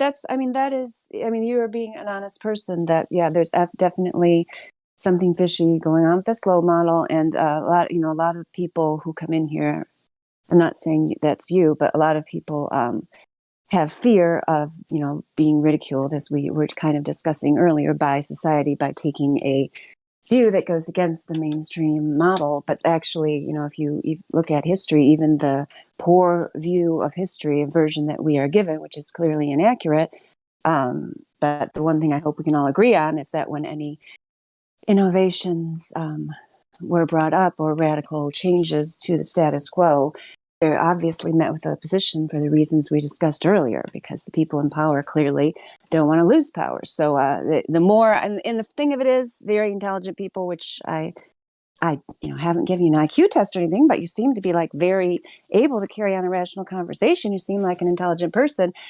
Some people who won't even like necessarily entertain the idea, they realize there's got to be some reason that the government goes into so much effort to censor and ridicule flat Earth. You know what I mean? They don't put that much effort into other stuff that are supposedly completely ridiculous, such as, you don't have we have in Congress, YouTube admitted that they censor flat Earth. It's one of those things people are not allowed to look at. They're not in there with Bigfoot hearings. They're not in there with, these people with their fairy gardens thinking there's fairies in their garden. We got to stop them. You can't have people with misinformation about fairies, Bigfoot, unicorns. These girls that have unicorn posters on their wall, we must ridicule them and take them down. No, none of those things deserve the kind of attention that flat Earth gets. The President of the United States does not come out in press conferences and address these other items. Therefore, there is some to it. So I'm happy that you're able to see that in such a short period of time. Yes, that makes sense. Because if they are making an effort to censor these other stuff, but if they are making an effort to specifically censor flat Earth, then logically there must be some truth behind this. So I get what you're saying. Yeah, absolutely. Yeah. And the thing of it is, you don't have to, we've discussed this many times, like we know for a fact, and I wish Jen was here, that people who have jobs that are, that are kind of, I guess, in the realm of government, or, pilots, this kind of thing, that have these kind of jobs that require a certain level of clearance and so on, are often afraid to come out and state this publicly. But I have to say this on the live stream, because when Jen told me about this pilot from Holland, they said she was grounded for flat Earth, but that is not what happened. That is a spin on the story. I watched that entire video. She went to them and asked, for it to be looked into, because she was not happy about being ridiculed by the other pilots for talking about flat Earth. But they did not, it's not like they tracked her down and grounded her. It was, her decision. She decided to be upfront about her thoughts about how obviously pilots always view the Earth as flat. They treat the Earth as flat. The gyroscopes that they supposedly used, one time a pilot, it was broken, and they just told him, no big deal. You don't really need that anyway. Like, it's like a lot of pilots realize this, but they don't have to go out in public. I mean, if they want to call attention to themselves like this lady did, and then she's still employed by them, and basically her choice was to stop flying because she didn't want to deal with these guys that were making fun of her. So that she was not punished. So I think we need to not spread misinformation about this, because we need more people who are willing to publicly state the obvious.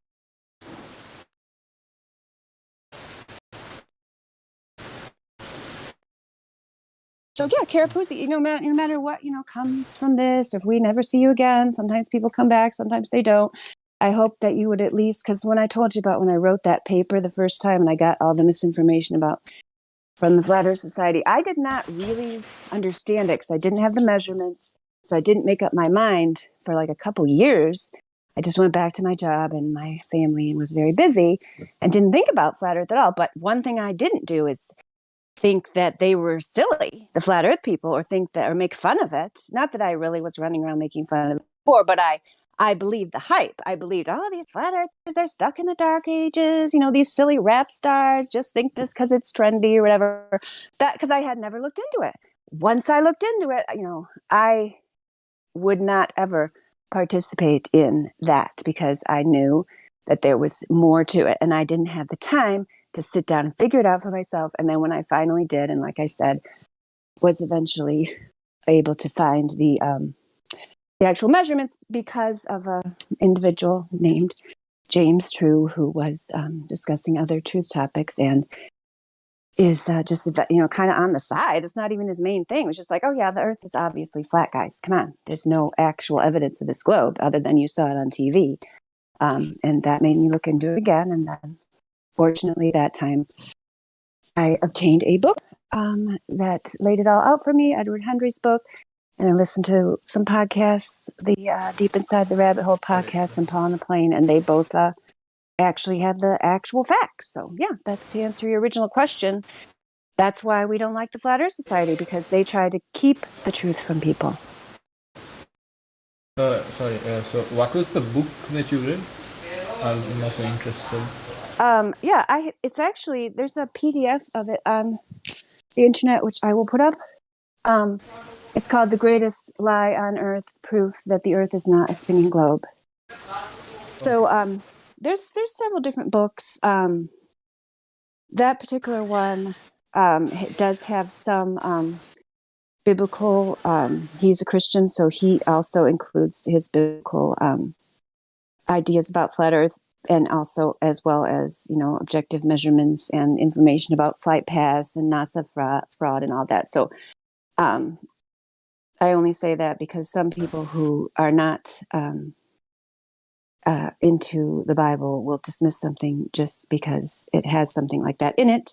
But that would be an ad hominem logical fallacy to dismiss the information just because Edward Hendry is Christian. So yeah, I'll put the PDF up there for you. Okay, thank you. I'll be going now. Thank you for the explanations. I'll probably be back later after I go through some of this. Especially Great! Especially the what? The experiment, the flat Earth co-experiment that Definitely, yes. The Yes. laser level experiment. Oh yes, definitely go through the laser. Yeah, great. And tell us what you think. Actually, FE Core stands for Field Engineer Core, not Flat Earth Okay, I Core. thought that meant flat Earth core. Yeah, My bad. I did too. I didn't know that, Elijah. I did too until 10 seconds ago. Thank you for telling me. Oh, it stands for Field yeah. Engineer, you said? Right. Yeah. Because I mean, again, a lot of people think that we're just all uneducated. Like a lot of people have multiple degrees here. Just talking about this stuff, I put the link for the book up in there in the voice text. Yes, I opened it. Oh no, that's the wrong one. Actually, that's the 200 proof, but that's good too. That's not the one I meant to give you. I'll find the other one too. Okay.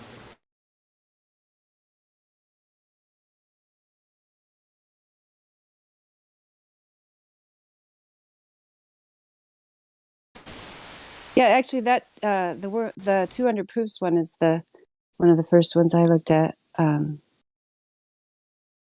200 proofs. Yeah.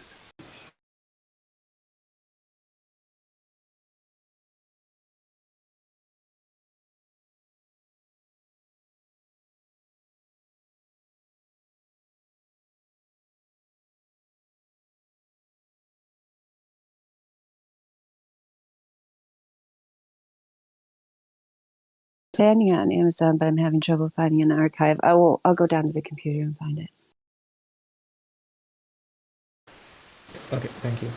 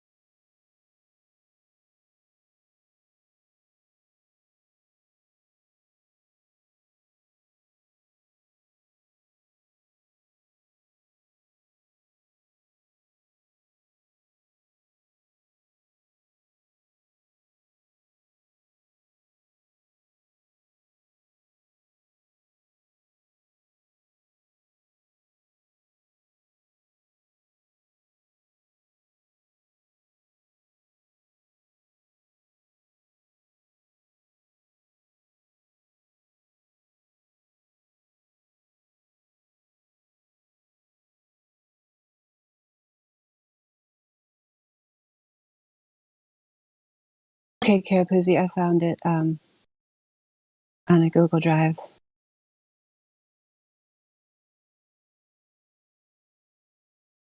Thank you. Thank you for taking the You're effort to welcome. find it for me. Yeah, no And problem. thank you for the explanations. Yeah, yeah. Thanks for I'll be being here. going Thanks now. for listening. All right, we'll see you next time. Okay. Yes. Thank you. Bye. Bye bye.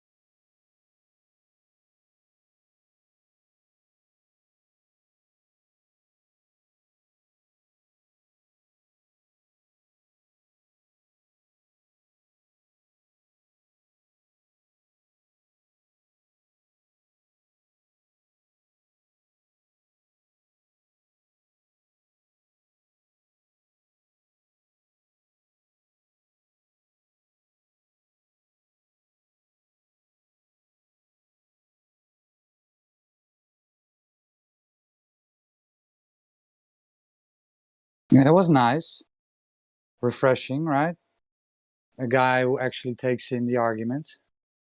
Yeah, that was very cool. He just took it in rationally without freaking out and so on. Yeah, that's the kind of guy we need. So I hope he does come back. Yeah, we'll see what he's got for us.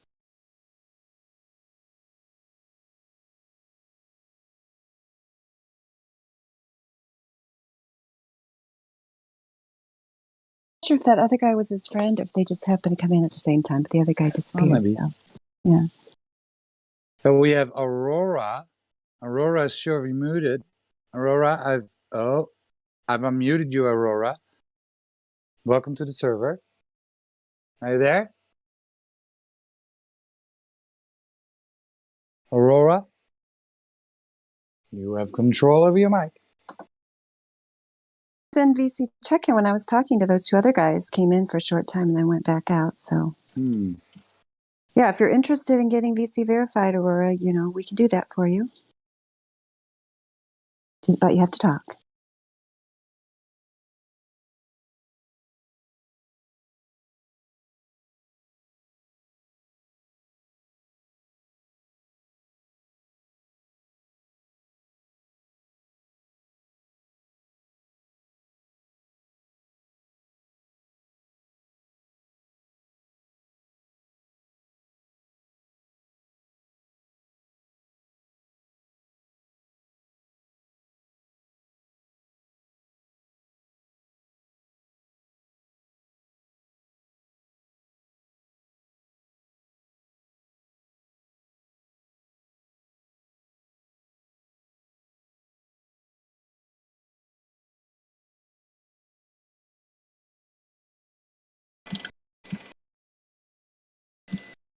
Well, I'm gonna go do some stuff. So, but great to talk to you guys. Thanks for Have a nice helping out day. with those guys. Yeah, you too. I will catch you later. Bye bye. Bye.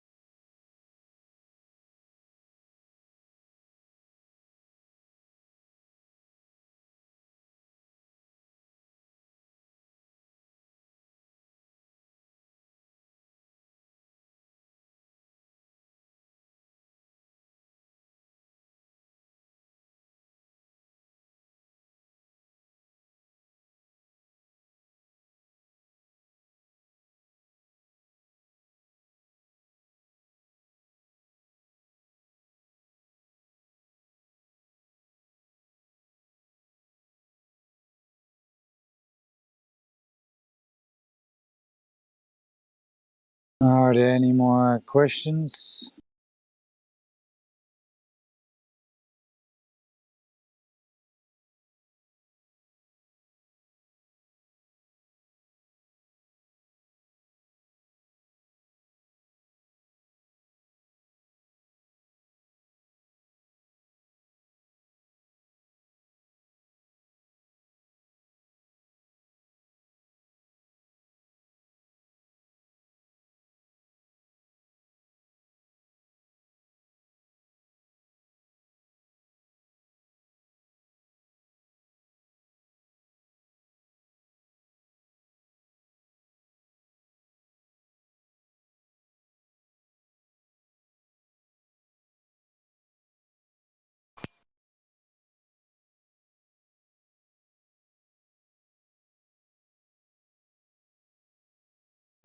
We have 99. Oh, is deafened.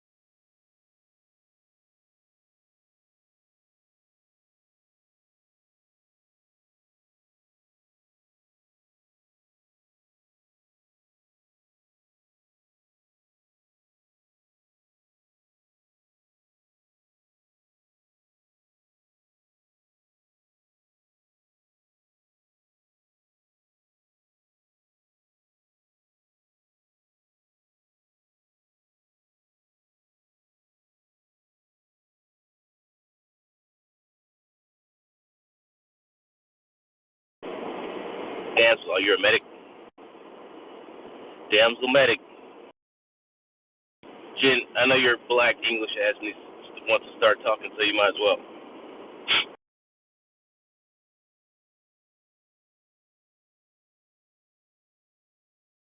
I'm just waiting for someone to say something. That's all. I know you are, motherfucker. You fucking damn robot talking.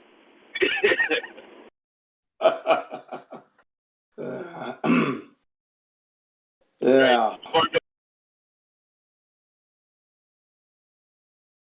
Well, let's see. What have I got for you? Have I got news for you? Not really. No, nothing much to report. How's that Fukushima shit over there? I mean, what's the quality of living there because of that? Is that really affecting anything? It's affecting a lot of people because they had to be moved to new locations, and it's temporary, and it's been temporary ever since. So it's not looking good for them at the moment. Constant checks, medical checks for the children, and then what's going on now with the jab and everything else has compounded it for them. So their life is just miserable at the moment, to be honest. Yeah. So where do you live, location-wise, to that whole incident? Yeah, I'm on the same line as that, but I'm like let's have a look, 180 miles away. Oh, okay, that's cool. It's not so bad. Not too bad, but it's still too close. All right. And it all comes downwind as well, so there you are. But as for the people, they like the parents were worried about the radiation fallout at the nurseries and at elementary schools. And here in Japan, the grounds are covered in sand. So what they did was they removed the top layer of sand in order to alleviate the parents, kind of thing. And they bagged that and sent it to the East Coast for storage. Okay, bags of radiated sand.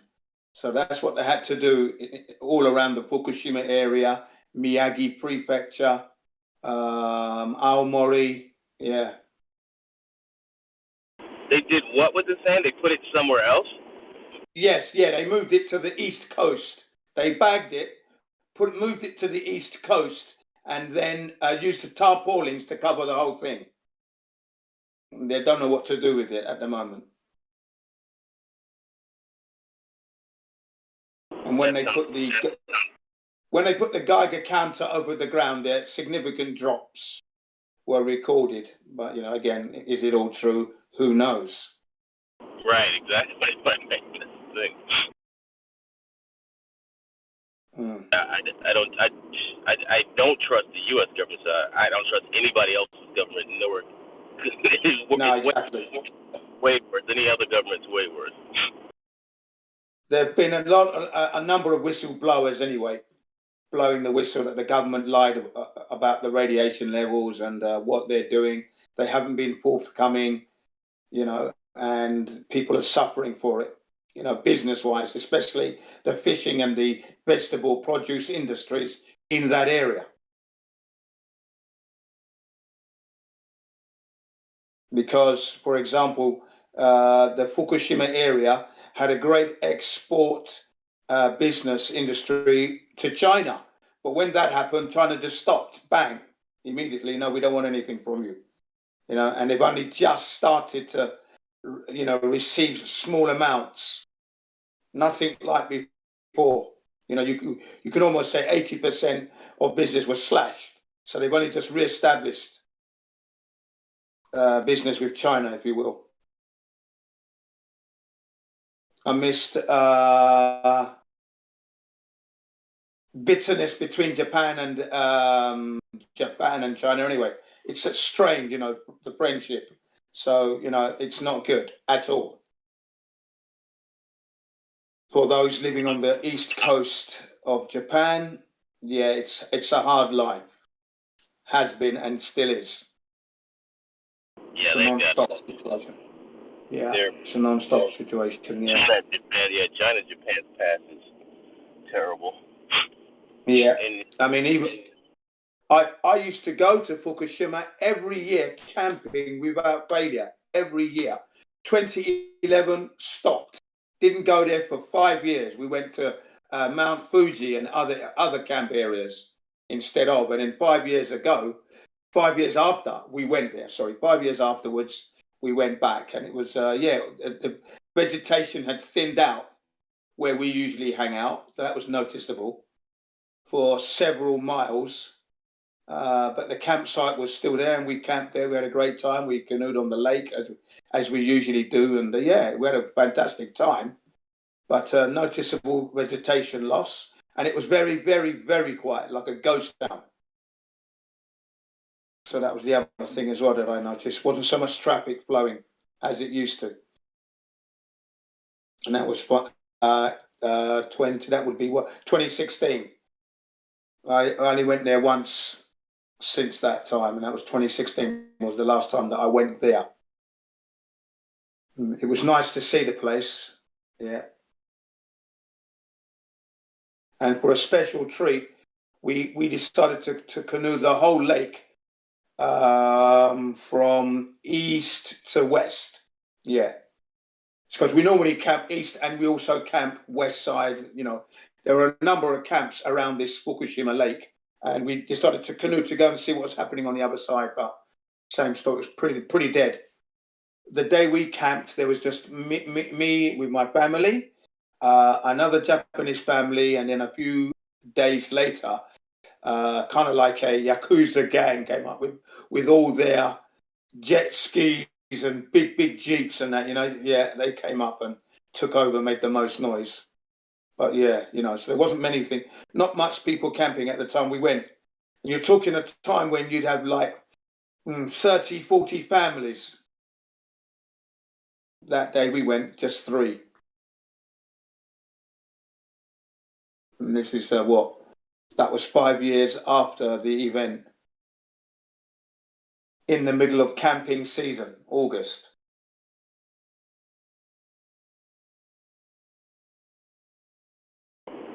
Yeah. So how long have you been there now? 21 years now. This is the 21st year I'm in now. So you actually, I tell a lie. This is I'm just starting the 22nd year. Right to the day almost. So are you fluent Japanese then? I'm as fluent as I can be, yeah. You know, I mean, I've been a bit lazy in learning all the kanji and that, but I can get my point across pretty quick. Especially if I'm getting ripped off and whatever. You know, we're talking flat earth, I can talk flat earth with them. We're talking this bogus hoax virus, we can talk about that. Talk about most things with the Japanese people. Most things. But they're more receptive to it, right? No, their behavior is similar to everybody else. The psychology with the flat earth is as similar to the US, to the British, to the Spanish. Every human being acts similar, honestly. There is no different. Only they speak a different language. But the reaction, exactly the same, I'd have to say. You get those who are receptive, and then you get those who are just like, totally, no, this is impossible, you know. I mean, especially when I was talking to the university students who are going to these prestigious universities, and I was discussing flat earth to them via Skype, their attitude is, we're at the best university on earth.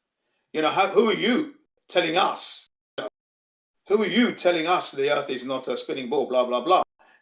And when I challenged them as to say, well, can you prove this thing?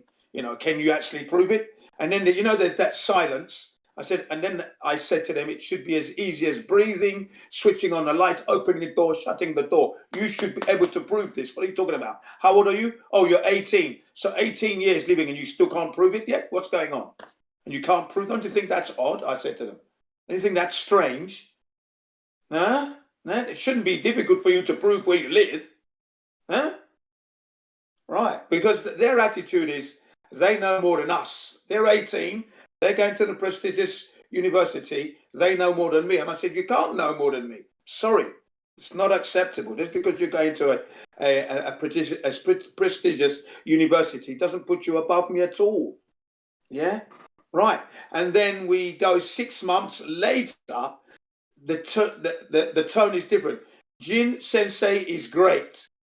When they realized, they're saying, Jin Sensei, you are great. That's what they were saying. Jin Sensei is a real sensei. Because by this time, their professors couldn't prove, and they said it in front of their faces, that they can't prove the Earth is a spherical ball. So I asked them, why do you teach it then? Why do you teach it if you can't prove it? This is in their cafeteria via Skype. It was brilliant. You're talking like 1 o'clock in the morning, 2 o'clock in the morning, we're discussing this. Some of them are still at that university doing their work, can you believe, at that hours of the morning. Unbelievable. But yeah, that's what happened, you know, when I discussed I consider their youth far more intelligent than the youth here. So that's why I'm curious as why they don't really, how are they so deceived? You know, because I mean, in their schools they're more rigorous than here. You know what I'm saying? They, you know, yes. You know, so I would think that they're more in on the realm of cognitive thinking and you know.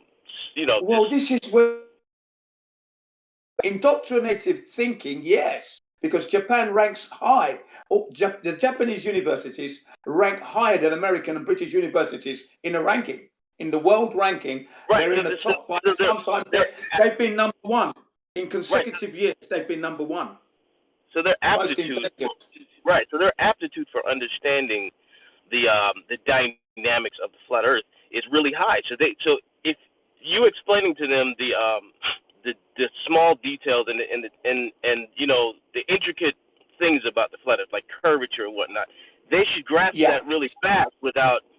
Well, you know, like the guys that come in here, they're like, "What, huh?" Because they're fucking retarded when they ask us questions. But I would think that they would grasp what you're saying really quick because their minds are so sharp because they're always in fucking school. You know what I'm saying? Yeah, that's the Achilles heel in their logic. Because of that thinking that they're learning the best information, they totally disregard what you say. It flies over their head. Cognitive dis sets in. And then like me, I hold them to task. I said, yeah, hang on a second. You cannot dismiss what I tell you without an answer. So where is this curvature? And then you're hearing the slide rules come out and the calculators and the computer and the clicking, you know, and they want to know the word for curvature. They want to know the word for long distance observation and blah, blah, blah. Yeah. Giving them the Pythagorean theorem to use. And all you're hearing is click, click, click, clock, clock, clock, click, click, click, click, click, click, clock, clock, clock, you know, and then silence, right? Because they realize what I've said is true. What was presented to them wasn't a lie. And then some of them go off with a stroppy attitude. Yeah, that's what I got from them. Okay, it's like 6 months down the line. Okay, because they kept coming back. Maybe in a month they might come back to me 3 times in a month. 6 months later, Jin Sensei, you are great, is what I'm hearing. And I said to them, we're all great.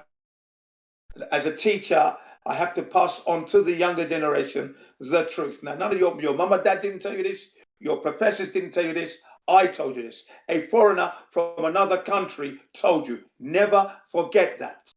Never forget that. I said, okay, right, now go out and spread the news. Go and tell the truth now. The governments and the educational institutions are not teaching you correctly regarding this earth, yeah, and what it is. Okay.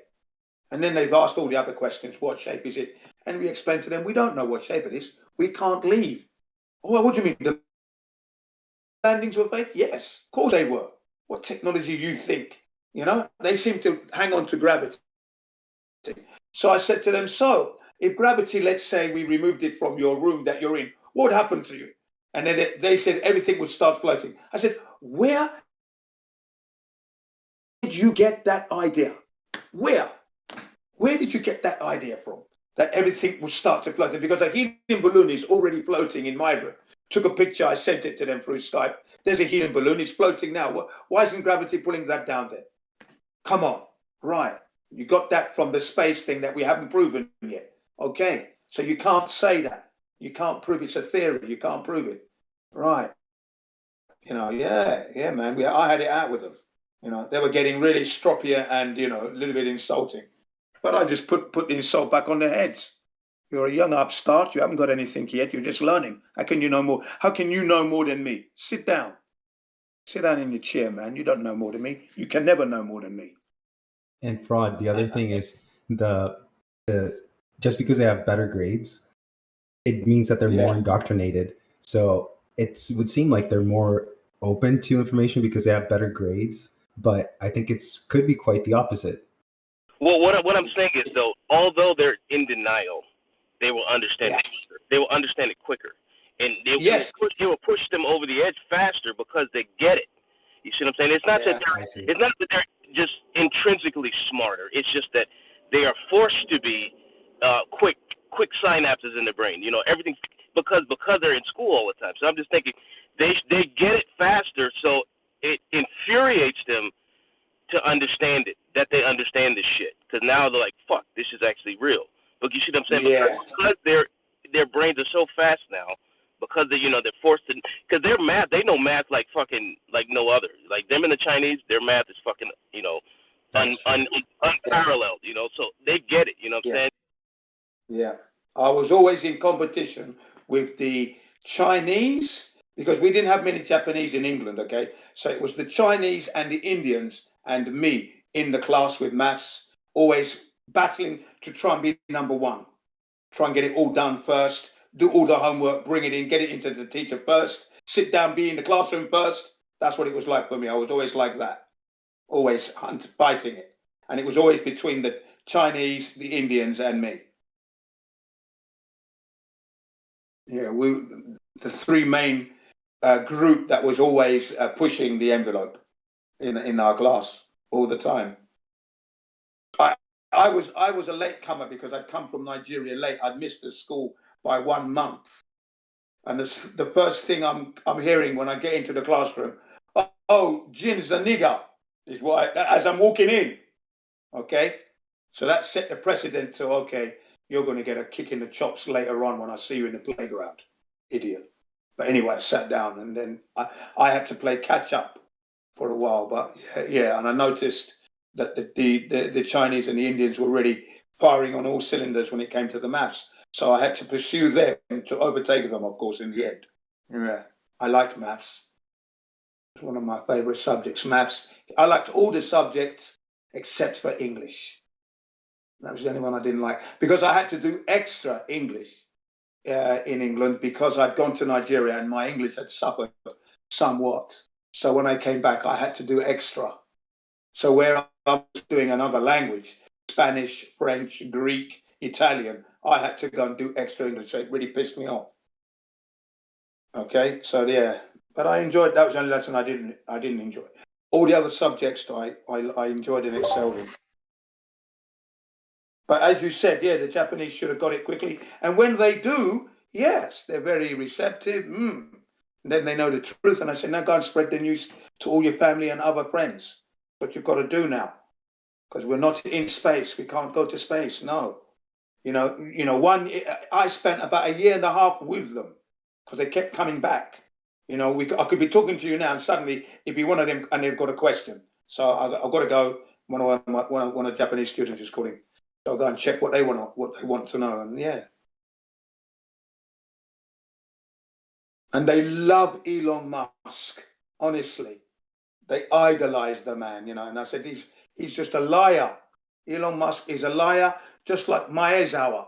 Maezawa, Zozo no CEO. Yeah, he's a liar. He's not going to go to the moon because we can't leave here. So he took your money, and then he's telling you he's going to go to the moon with the Elon Musk. Really? You really think he's going to go? Yeah. When America never went, but Elon Musk and they're going to go. Yeah. And Elon Musk is not even going himself. Start thinking. Yeah, right. That silence is what kills me because they're thinking. Yes. Jin Sensei, you're great. I just said, no, I'm not great. It's just common sense. You're in the middle of uploading. I uploaded and believed, it was only in recent years that it was brought to my attention that what I uploaded was wrong.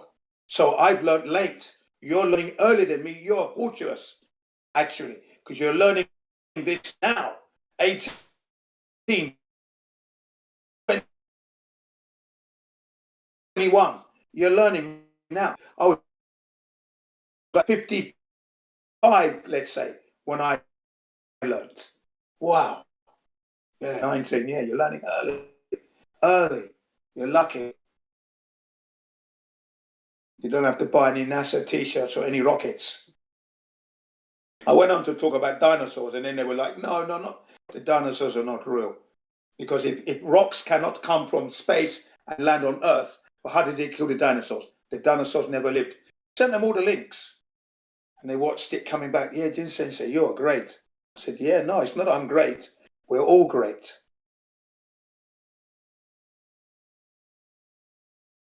So yeah, the psychology of picking up the flat Earth is similar across the world. Even with those who are heavily, highly educated, they display the strongest cognitive dissonance.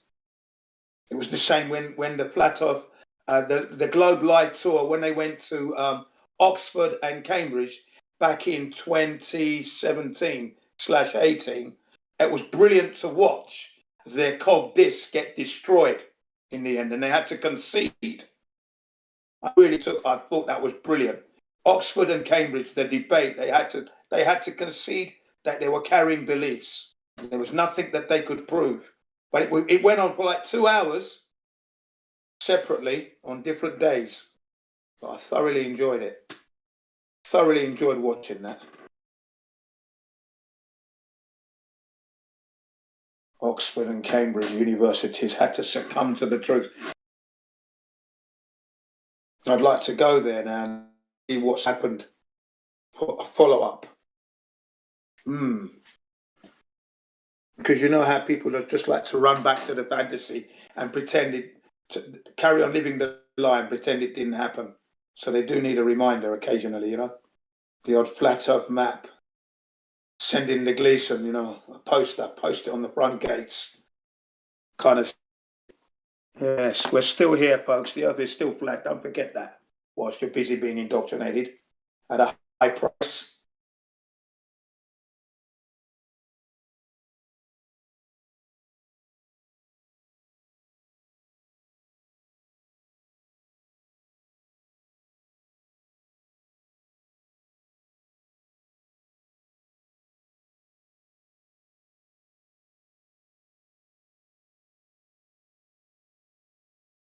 The expression Kagaku Teki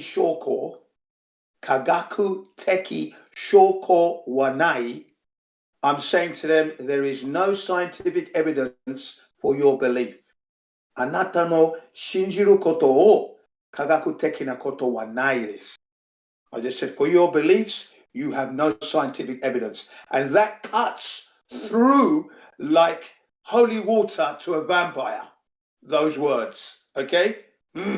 All you can hear is clicking on the computer when I said that to them.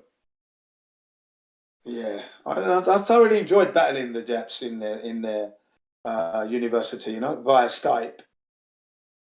They invited me over, but I was too busy to go. I said, "No, well, you got your Skype, you got your canteen, good enough. Everything I've told you can check it for yourself." I don't really need to be in your dining room, but never mind. Next time, maybe. But I never did get round to going there. But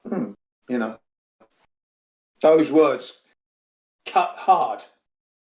No scientific evidence for your beliefs. You can't prove it with all you haven't got it. Okay. And then I had to remind them that gravity is a theory, and Sir Isaac Newton sent them all the quotes that he quoted and Einstein's quotes. Yeah, I said, you see, can't prove the spin. There you go. Einstein couldn't prove it. Say, but Einstein can't prove it. Can you prove it today? Well, come on, prove it, boys and girls. They even got a couple of their English-speaking foreigners who were studying at the university to converse with me as well. So I had to explain to them, and they were displaying cognitive dis. They were Americans. They were displaying heavy cognitive dis. I said, well, at the end of the day, all you got to do is prove it to yourself. That's all you have to do. I already know. I've got no worries about it. It's you that has a problem. You're believing in something that you haven't gone out and verified for yourself yet.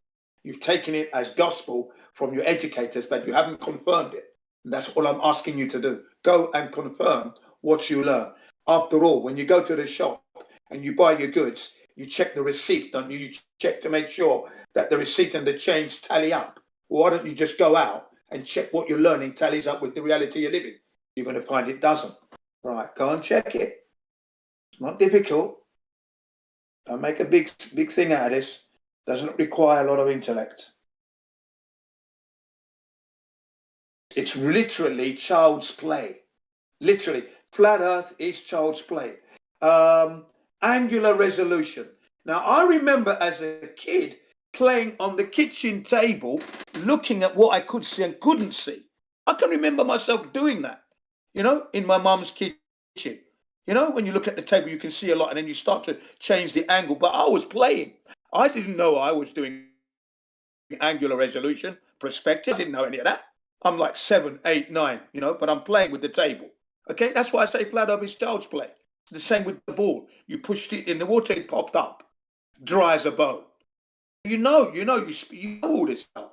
As a child, when you're experimenting,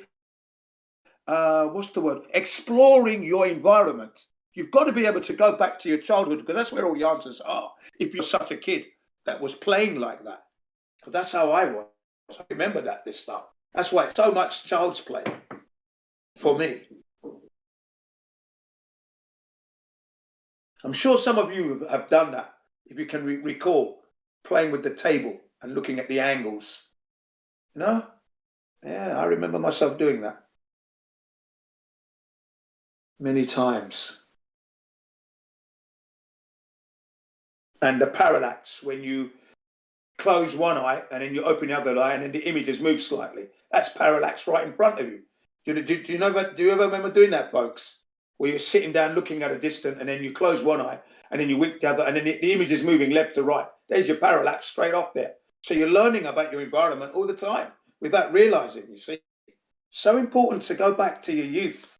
So important if you can.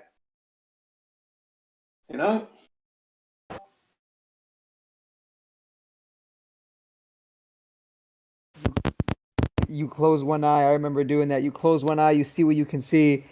Then you close the other eye, and then you move your finger over that same spot. And then you close the other eye and do the thing. Yeah, you're exploring your environment and you're having fun at the same time. You see, right? So when the word parallax came into my knowledge, I thought, yeah, I remember doing this when I was a kid. Huh?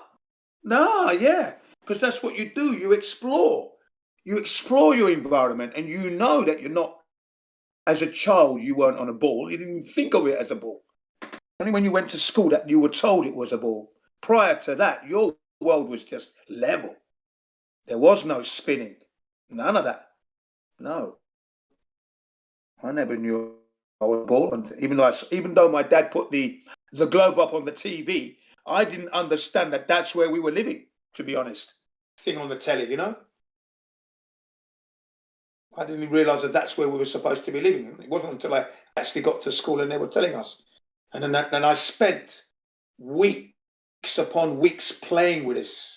And eventually I asked my teacher, well, how come they're not falling up in Australia? Weeks, months later of playing with this globe in the classroom. I was the only one. No one else paid any attention, but I did. Because at the map of the world, and we had one map of the world where it showed development, skyscrapers and the like.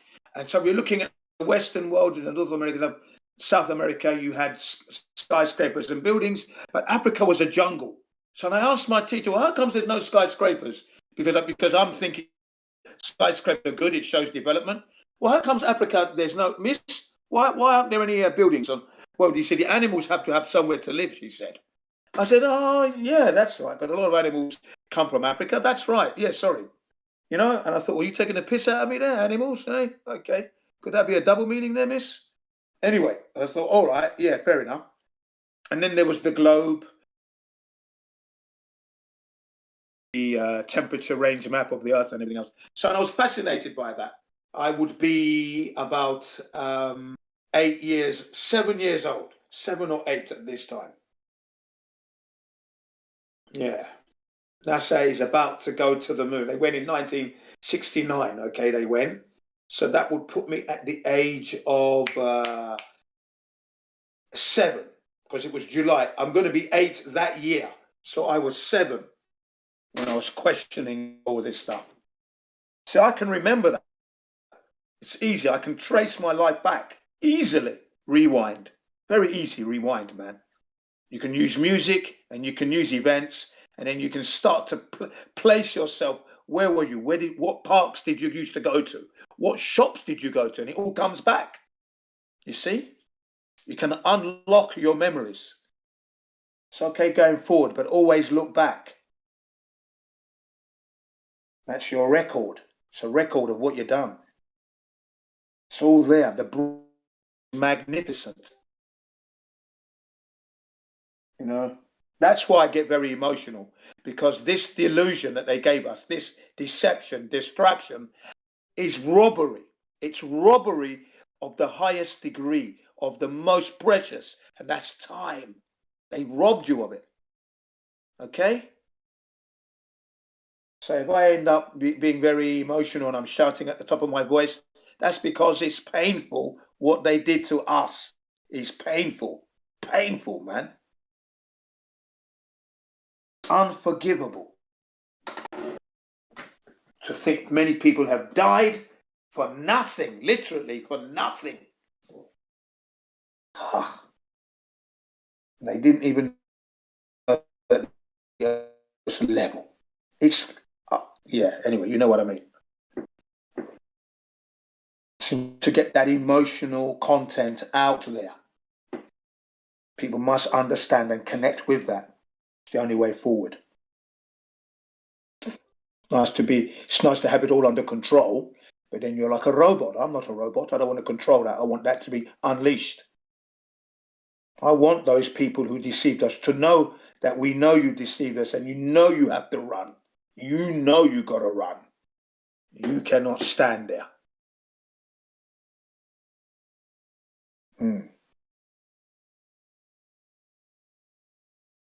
Yeah, it's a big lie, man. It's a beautiful flat Earth, though. That does make up for it. I'm still a helium balloon, remember. My mind is free. I'm not imprisoned in my mind, no. But the system is obviously imprisoning us, and we need to break that system.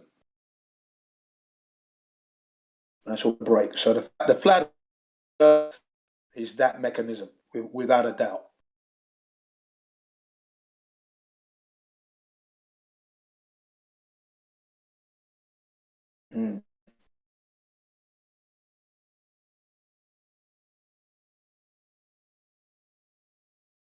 Yeah, so I will always be talking flat up to whoever I meet when I meet.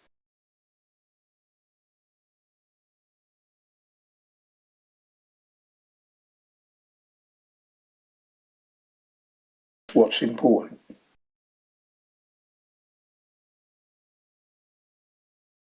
Jen, I like how free you are with that information, that like you say that you just go out and talk to people about it. I'm a little bit more conservative, but I love to hear like how free you are and how you talk to people about it. I want to be a little bit more like that, but I don't know. I'm a little bit more kept to myself, if that makes any sense. No, it makes a lot of sense, because it depends on how you've always interacted with people. Don't forget also, when you've been in the army and you've had all that training, that also comes to bear. It just comes to bear, doesn't it? You've got to, you realize that all that was really, okay, the training was good, but the end, I'm glad I didn't go all the way and end up taking a life. I'm glad I didn't do that. So that's why, in my case, as I'm getting older, there is an urgency. I do feel that as an elder, I should be promoting this. This is my legacy. So that's why I feel responsible. I have to make sure that whoever I come into contact with knows this information without a doubt. I'm not going to let time go by and missed opportunities. Don't stop. So if I get a chance and I'm talking to somebody, bang, you better believe that's what we're going to be talking about. Real, keeping it real. That's all I can do. My mother-in-law, my wife, their eyes just go up because they go, here he goes again. Well, of course. Of course.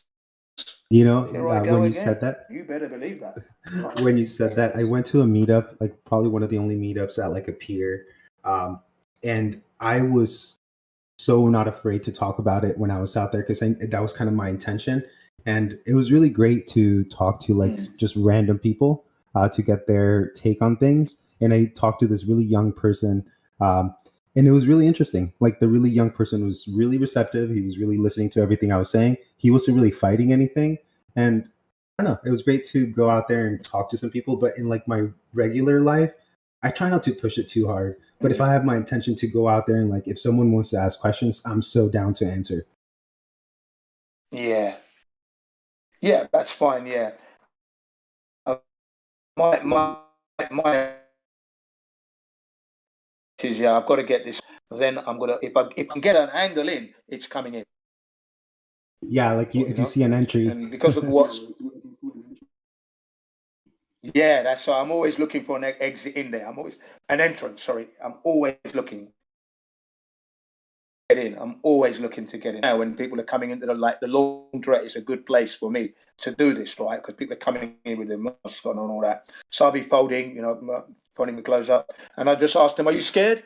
Are you scared of it? Are you scared of it? Are you?" And I'm laughing because I'm laughing as well because I think it's hideous. Are you scared of it? I said, "Yeah." You think it's in the air? It's coming and swing towards you. You think? You think that's going to protect you? Yeah, really? Honestly, when I showed them the video, I've got two videos. One's 2 minutes, one's a minute. So they watched a 3-minute video, 2 videos of how ineffective the masks are. Then I say to them, "Do you understand why I don't wear the mask now? Yeah? Do you understand that now? Yeah, okay. So every day you put the mask on, you are wasting your yen. It is a waste of money. It is not protecting you. Oh, do you understand? I say to them, do you understand? Yeah? Hontoni? Really? Hontoni wakaru? Really understand? That when you go to the shop and you give the man your money, you're wasting your money because you're going to put it on and it's not going to work. Do you understand? Okay. So don't wear the mask anymore. That's what I said to them. Remember that. Remember me, yeah? You know me, the gaijin, yeah? The foreigner in your country that never wears a mask. And I'm going to be here next year. I'm still going to be here. Right. I haven't bought one mask for 45 years to protect from the air pollution from the traffic smoke. When you're doing 8 hours a day in the traffic, you're going to need a mask, and I wear one. It's called Respro. So I wear that when I ride my motorbike. Other than that, I don't wear no mask. So yeah. I'm not going to. What are you scared of, man? Do some research, man. Don't go out there and then you go out the door and then you forget everything. Because that's what they do, man. Walk out there and just forget it all. Yeah, don't forget, yeah? Don't forget, man. Okay. people are not They're not thinking. going to forget because I'm going to be here in the laundrette again. So they will see me again and I'm looking at them. Still wearing the mask, huh? See? Yeah. That's why it's important, isn't it? To lead by example. Right. And that's what I'm doing. Leading by example. I said, I'm prepared to die to prove this. I said, this one. I'm prepared to die to prove this one. That's what I said to them. That's why I'm not going to wear the mask. So if this thing is real, I'm going to die and then you're going to know it's real. Then you know. Huh. That's how serious I am. Not that nonsense.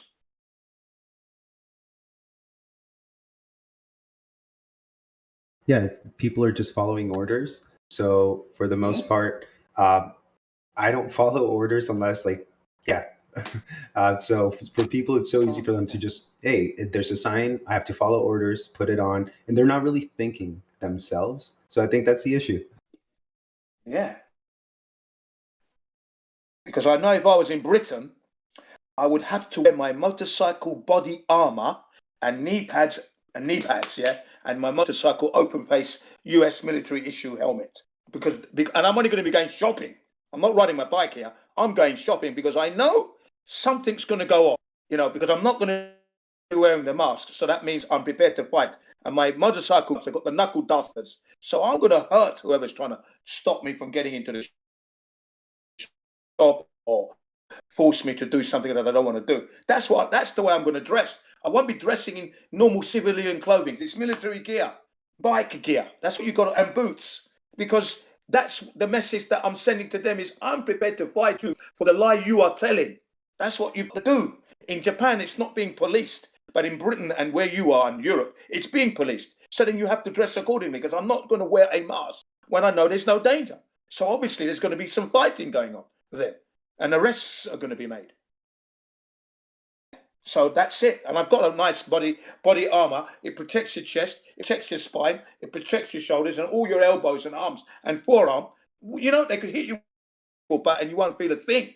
And then I need to get my knee pads, which I've got from the skateboard days. I've got that still, made by Bauer, a German company. So they put them on. So my knees are protected. Now I've got my boots and the shin pads from football. Yeah, your football. So you're full armor. Shin Full pads, armor put up. them in. Okay, let's go now. Yeah, that's it. That's how I would have to be if I was in London, America, or Europe if I'm going to go shopping. Because I know there's going to be trouble because I'm not going to be wearing the mask. And no matter what they say, it's not going on my face at all. Either that or I have to find a place where they can allow me in without one. But I won't be wearing it. So that's where those silly Mickey Mouse security men on the doors, just smack them in the balls. You've got to start fighting these people. That's what you've got to do now. You've literally got to fight them. To wake them up. Silly arse, haven't you got a clue? Just haven't got a clue, have you? If this thing was real, you couldn't touch a tree. You can't pick up a flower. Do you know what I mean? Come on, man. Let's get real with this thing. Come on, Bennett. So yeah, this is it. This is the reality we're living in. I try to keep it as real as possible. I've already got that exercise today again. Yeah, cycling, jogging, and then finished off with some stretching, and then I'm talking to you now. So yeah, I'm always pumped up, ready to roll. I'm 59 years old, so I want to hang on to my youth as much as I can as it's leaving me. I'm hanging on. I'm one of those Klingon hangers-oners. I am. I want to be able to sprint and run, and yeah, I want to be able to do that still. I don't want to get old. So in order to not get old, I try to keep myself in some kind of physical condition so as I can actually, operate. My children have kept me fit, and that's good, and I've kept them fit. That's good. And I still want to keep myself in reasonable good condition. Pull-ups, dips, press ups on the parallel bars. Yeah, do all of that stuff, and then cycle at a high speed. I'm not just talking about leisurely. No, talking about you can hear the tire ripping off the rim, kind of speeds. Yeah, that kind of thing. You can hear the traction from the tires as you're really pumping it. Yeah. And then sweating buckets, and you feel it. And I'm listening to some cool music that I didn't buy. It's all off the podcast, nice stuff. Yeah, there you go. Blast that out. And at the same time, I might be balancing at the lights, so I don't keep my foot down because I've got these toe clips. And then I'm shouting out to, yeah, the earth is flat, yeah? Chico Watara, yo. Or the virus is a hoax, you know what I mean? And then I cycle off. Got to do it. You just got to do it. I'm that kind of person anyway. I'm crazy like that.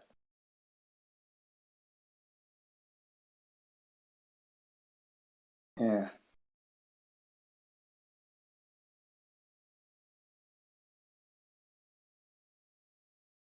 In my avatar, which is when I was in Hawaii in 2018, I was talking to many people at Waikiki, about 20 to 30 people there about the flat Earth and everything.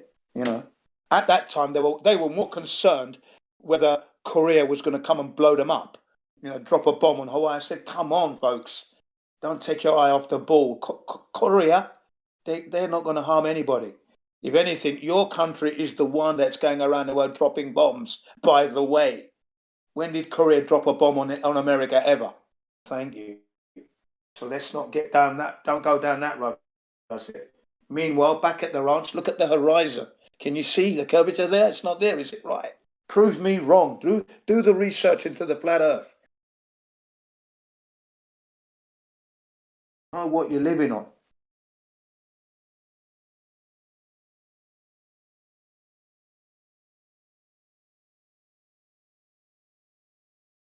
Yeah, Waikiki Beach. Loads and loads of questions. Didn't get any insults, funny enough. Didn't get insults that day. Just got people just asking questions, genuine concern, Maybe a little bit of sarcasm here and there, but yeah, I felt that I delivered as much as I could with the knowledge I had at the time. Didn't know about the thermodynamics at that time, but I knew enough to prove the point that they didn't go to the moon, they can't go to Mars. I'm rock solid on that one. So there was no need for me there. But with the flat Earth thing, I'd come into it in 2016, so 2018, so 2 years. So that was 2 years of knowledge that I was spilling out. But it was good enough. Yes. I said, and I kept saying to them, what are the odds that a black boy born in England from African parents living in Japan here in Hawaii on holiday having a good time is talking about the flat Earth? There must be something in it, don't you think? Yeah? Yeah? Remember, this is an island here. All right. Start thinking about it, yeah? You're out of the loop, by the way. Yeah, it's a massive topic on the mainland. Right. You're out of the loop here. Start using your smartphones. I showed them the planets as a cluster around the sun shooting through the universe. That one, it just come out in 2018, you see. So I said, this is what's happening right now. Bang, and I showed them. And I said, yeah, okay, I'm 57. Or was I 56 at the time? That's been happening 56 years of my life. How far is this space we got here? Man, it goes a long way, doesn't it? That's what's happening. Yeah? Do you believe that? They couldn't upload it onto their smartphones quick enough. You know what I mean? Yeah, it was really good, yo. That's really good debates or discussions, should I say, with people in Hawaii.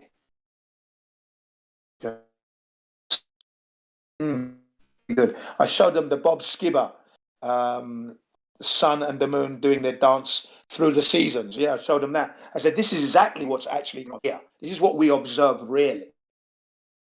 And they couldn't get that down onto their smartphones quick enough. Yeah, gave them all the links. I said, yeah, right. Now, yeah, the Earth is indeed, we're not spinning in space, yeah? We're not doing that. Can you feel the Earth moving now? No, right. And you've got plenty of observation you can do. You can do all your and look at all that horizon. You can see big Hawaii from where we are. Look over there, look at that island. Look at it. Shouldn't be able to see that with the curvature of the Earth is curved.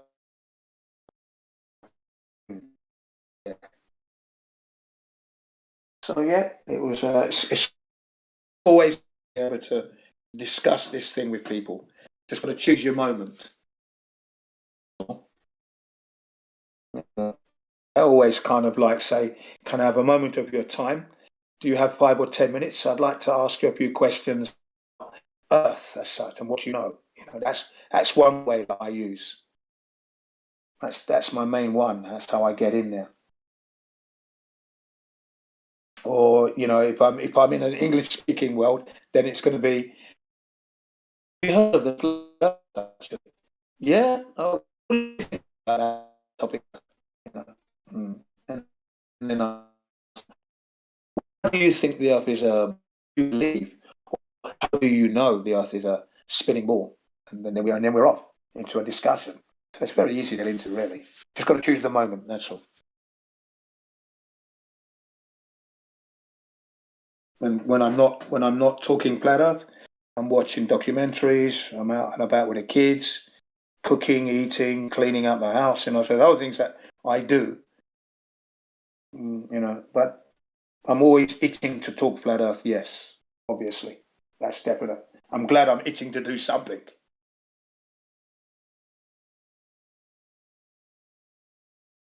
We only live once. Let's put our best foot forward. That's from now on. That's my attitude, anyway. With the limited knowledge I have, let's use it to the best ability. That's all.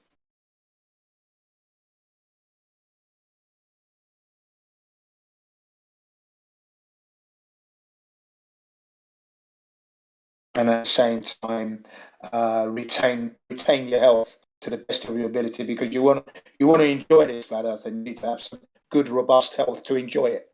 What I mean by that, robbery. They robbed you. Try and connect with nature, go out and enjoy it. It was for save up your money, buy equipment, get out there and enjoy the barbecues and enjoy everything. Don't let them tell you can't enjoy because there's a bloody bug out there. Honestly.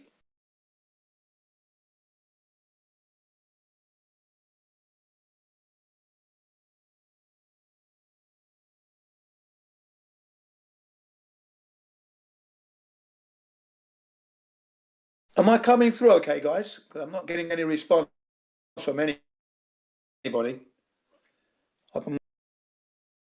Hello, Gene.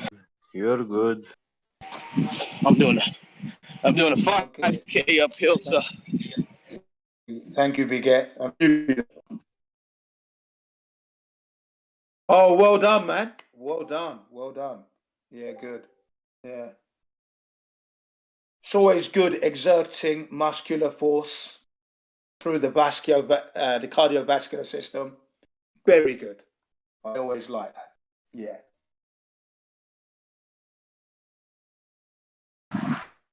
Yeah, so I'm just listening, man. Just keep on. Yeah. No problem, man. You carry on exerting, mate. You keep going. Get that blood circulating. When you're doing that, you're cleaning out all your veins, because the blood is flowing through your veins, and it's going to help to lower that cholesterol. The blood pressure will be reducing because your blood is flowing faster than normal. So it's cleaning, and then it's going to come out in your pores. From your pores, the sweat, the toxins that you've taken in through the week is coming out now. Yeah, that's what it means when you exercise.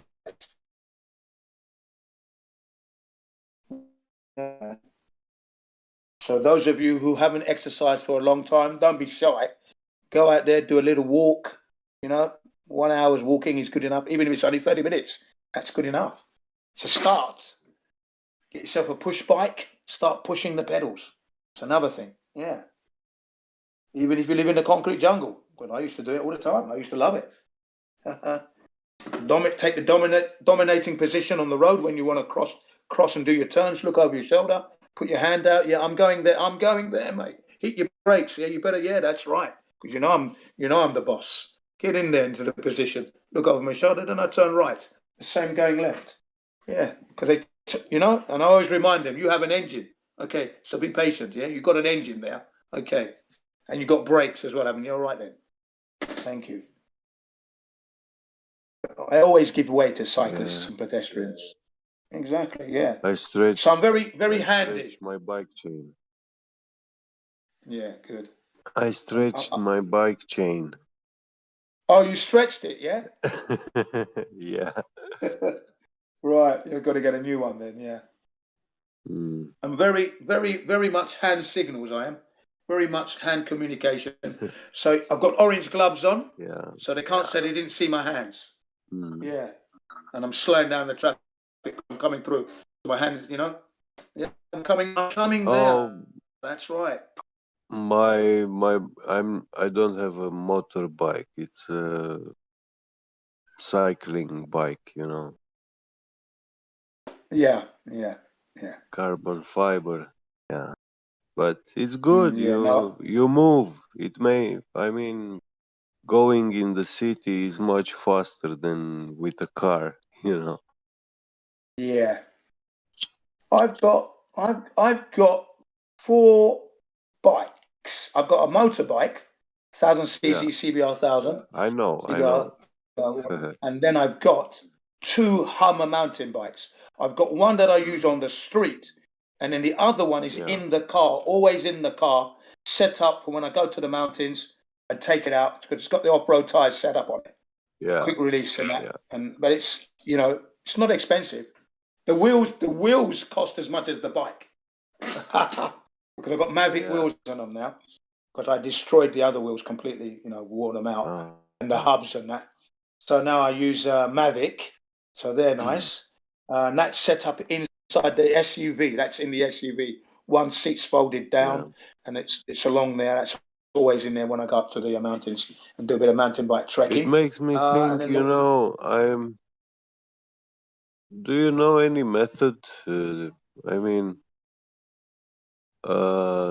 these tires, I have to inflate them like 8.5 bar, you know, and pumping them with hand. It takes quite a bit of force, you know. You have to struggle to. I've got a pump.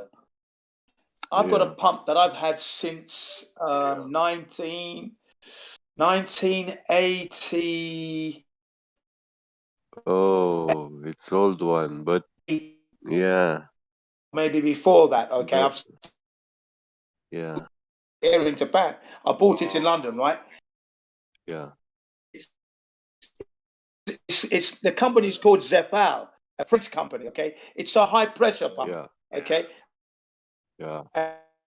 Can do the press the valve and the Schreider. The press the valve is the one but it really works nice. So I use that. Yeah. To pump up the tires on my mountain bike. But I since bought another one. It's called Panasonic here in Japan because it's shorter and that sits in my rucksack. It's a German rucksack and it's got a special Velcro loop to hold that pump in place. So I use that. I've got a really nice one, compact. That one, the handle forms into a letter T, so you can really put some pressure. Okay. Yeah. Yeah. So you might want a decent, not that expensive. I think you should be able to pick up one. My one, when I bought it here in Japan,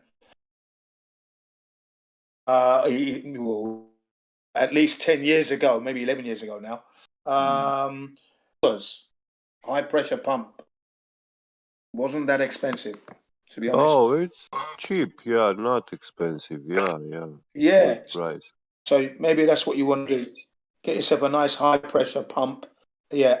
And if you're talking about, you know, is your bike a road racer or an MTB? What is it?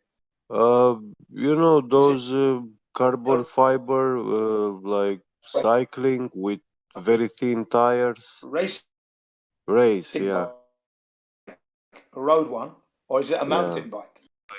Yeah. No, not. You can pump them up in seconds, man. You can pump those up in seconds. Oh, you want to man. pump up a mountain bike tire. You don't know what 8.5 bar is. I know what 8.5 bar is, man. I know. A lot. I've got a race. Like, yeah. I was thinking maybe I could inflate them with water, you know. It makes them heavier, but yeah, it makes them heavier, but you don't need to always keep inflate them, you know. Yeah, no. Well, I always have to pump my tires up on the racer because the air does leak out eventually, depending on how long I don't ride it for. But I don't use any kind of tire pressure gauge. I just use my hand. I'm experienced at all this. I don't need a pressure gauge. I know how hard the tire needs to be, even when I'm going off road. I don't use gauge. I know by the feeling because I know at what speed and how the tire needs to compress even from jumps. I know what types I need. I don't need a gauge. Yeah. You don't when you've been doing it long enough. You don't Yeah. need the gauges. For Yeah, you just racing, don't need them. for racing stuff, Mm. it's good to put 8.5 bar, but for like everyday riding in the city, 6.5, a 7 bar, because you Yeah. know every bump you take, it will hit your wheel. You know, Your wrists, alu. your wrists, Yeah, yeah, your yeah, yeah. wrists, your elbows, your So shoulders. It yeah, goes right through the bike. Yeah, it goes yeah. right through the bike, Through the right through the tire. bike into the Yeah, saddle. yeah. Yeah, through the tire and then through into the frame. Yeah, Yeah. no, I understand all that. The Hummer is a suspension bike, rear suspension and front suspension, but we don't have much movement in that. I think the front, my front moves maybe 2 to 3 inches at the most, and the rear 1 inch. But that's more than enough because I can set it to rock hard so it doesn't move at all, the rear suspension. Okay. Yeah. But I don't. I leave everything. I have everything set because the roads are never smooth. So I don't really use the Racer so much because the roads are so bumpy. I use the Hummer, and I thoroughly enjoy using it because the suspension's working for me. I'm bombing along. I've got the music, and I'm enjoying it. And where there's a couple of places where I can do little jumps, I do little jumps, and happy as I can be for a guy that's 59 years old. You know what I mean? But I'm enjoying it. Yeah, I don't really use the Racer You as know, much. I like riding it because it's so lightweight. You know, you don't feel it. One pedal and you go like a kilometer. Yeah. But I know that feeling. yeah, It's the same with my you have to be more careful with them. You know, they are more fragile, these bikes. exactly. I've got a bike called a Condor, which is a very rare bird, Condor. Yeah. The company is called Condor Cycles, and the bike I've got is hand built. It was all handmade. Okay, a handmade Condor Racer. Love it, and I've got the toe clips and a clip on, so you're locked in, and then away you go. Yeah, and I love it. Like you said, one stroke of the pedal, and you're doing loads of kilometers. Yeah. Yeah, I love that. But mine is not carbon fiber. Mine is what they call the chromoly. So it's light. Mm.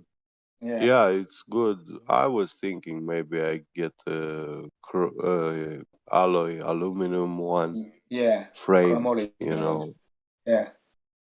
I didn't get carbon fiber. It's expensive, and I haven't got the money to buy that. And I bought that bike that I'm talking about, my Condor.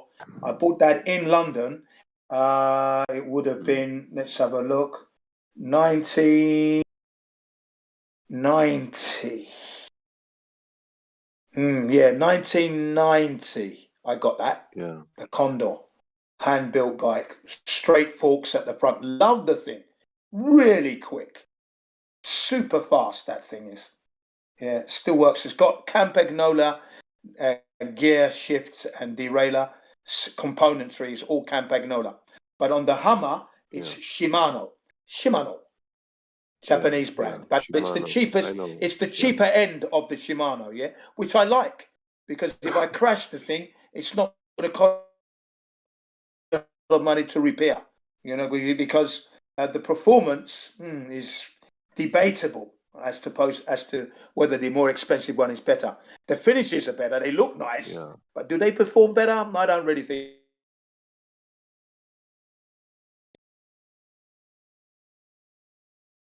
Because of money. So, I'm very, very prudent on that side of things. So I use the cheap end. I stick with the cheap end.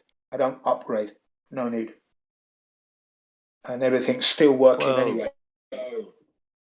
I got lucky. I got this one. I don't know. It was like 700 euros, and I bought it with 150. So yeah. Yeah, oh, good. You got it bargain.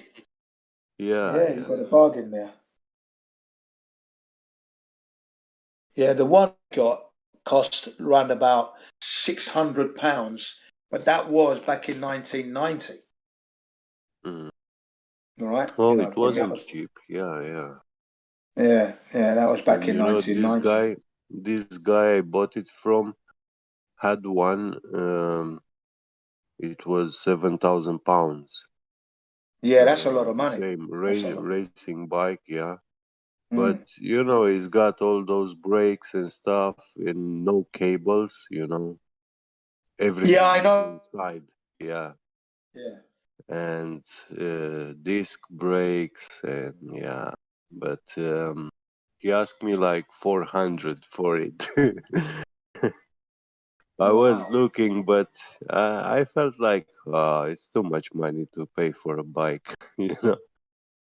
Well, no, not really. It's all the Yeah, components are there. The value's there. yeah, I I know remember. it is a jewel indeed, but yeah, I I didn't afford it. Yeah, I remember moving from the Tokyo area to the suburbs Yeah, in the year 2000. So I've been in Japan a year now, and I had my bicycle with me all in the truck. And then as I was packing everything in, I noticed that some guy was looking out of his window through the gap of his curtains. See the curtains moving, the new neighbor. Okay. So I went cycling and that. Unbeknown to me that guy was a cyclist. Okay, so one day I was fixing my motorbike, doing some service on the Honda CB 404 that I had, and he yeah, came out. He goes, "Oh, you like bikes?" I said, "Yeah, bike ski. Oh, yeah, I love bikes, man. What about you?" He says, "Yeah, I like bikes as well." And then he invited me into his house, and his room was like a bike shop. This guy had stands, bikes hanging off the ceilings, old bikes like 60-year-old bikes, 70-year-old bikes he had. I couldn't believe this guy. We ended up going cycling together into the mountains regularly. Yeah. He had everything. He had bikes that cost £7,000, like you said, man. Lots of money. But yeah, and we had a good time cycling around the Atsugi area of Japan. Yeah. Really, really nice area. Lots of mountains and rivers and that. And yeah, we used to go out there cycling around there. And then one day he had a wipeout. He was on the inside lane of the traffic, and he was approaching a 7-Eleven, and the vehicle to his right made a left, and he went straight into the car. Bloody idiot! The guy in the car didn't check. The guy in the car couldn't wait for the cyclist to go. Yeah, lucky that I was behind. Had I been in front, that accident wouldn't have happened, because as when the car comes close, I'm already putting out, you're too close. So I'm already communicating that get away, move over, and then they hit the brakes, and then I go first. Yeah, you've really got to be aware of your surroundings on a bicycle, and hand signaling shows that you're paying attention. That's what it means, and then suddenly the driver realizes, yeah, you're too close, yeah. How much room do you want? Thanks. Yeah, but he wasn't that experienced, you see, so he was just unlucky. He was leading. We took it in turns to lead. It was his turn to lead. Just unlucky, bad timing. The police came and everything because it was his expensive bike got trashed. And the police car took him away. I carried on cycling. And then we never went cycling again after that. He had to recover from his injuries. And then, we just fell apart from that, unfortunately. He probably thought I was bad luck for him. I don't know.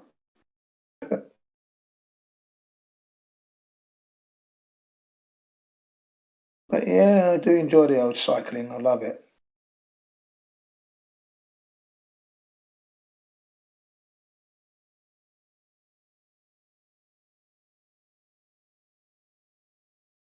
You get into kind of like a zone where everything's running in unison, harmoniously, and effortlessly.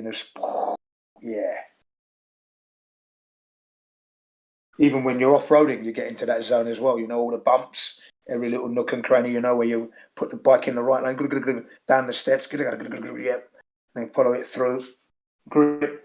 Sometimes I've gone too far, hit the wall, hit the rock, yeah, bang, and I'm on the floor. Smacking my elbow on the ground and get up, straighten the handlebar. Okay, let's go, carry on going. Yeah, I've done that a few times.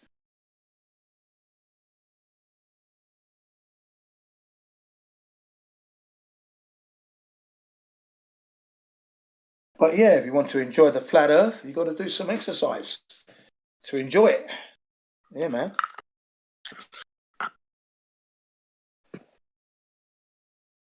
You know, once you know that Earth is flat, though, and you look out to the ocean, and man, so enjoyable.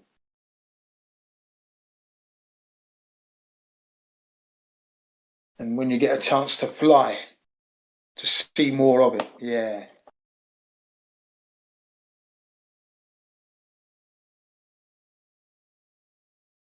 You know, you never experience any curvature when you're flying, ever. But you get people say you do. Liars, man. Haven't done a bit of exercise in their lives. Their senses are totally switched off. They're telling you they've got curvature on a flight. Honestly. I don't know what it is, but whenever I've always flown, I've always closed my eyes just to see if I can pick up any motion, you know, because we're going to fly now. And this is when the plane is taxiing. When it's taxiing just before it gets out onto the runway to take off.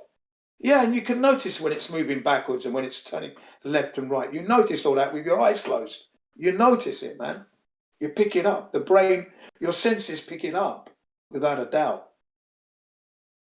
And then when it's accelerating off and then it reaches the 200 to 300 miles an hour and then it starts to nose upwards, you notice all that. You notice all that. And then when it banks left or banks right, you notice all that as well. You notice everything. There's no doubt about it, man. You'll notice curvature if the Earth was curved. If the Earth is supposedly a ball, you would notice that curvature, without a doubt. You don't need your eyes.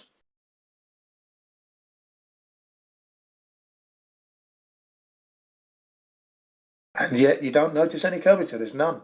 It's a leveled flight. I proved it in 2016. I downloaded, 2014. I downloaded the app. No, that's a lie. 2016. Yeah? Yes, 2016. I downloaded the Bubble app. I got the iPhone 6 Plus 2014. And then 2 years later, 2015, should I say, the next year, I'm a flat earther. And then 2016, we were on our way to Hawaii. And I said to my kids, okay, look, download the app. So we downloaded the app before we went. Okay, yeah, good. We're going to check if the plane is flying level all the way. We know it is. But let's see if this is true. And yeah, it's level, man. Level all the way. All the way to Hawaii. All the way to Okinawa. All the way to Saipan. All the way to Guam. It was all level. All the way to LA. Man, plane is flying level.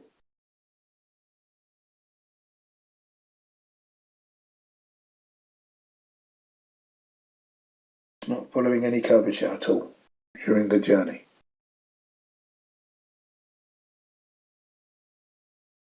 And yet people have you believe that it's going around the Earth. Gravity is pulling the nose down. Oh, really? How comes I don't notice that the nose is going down then?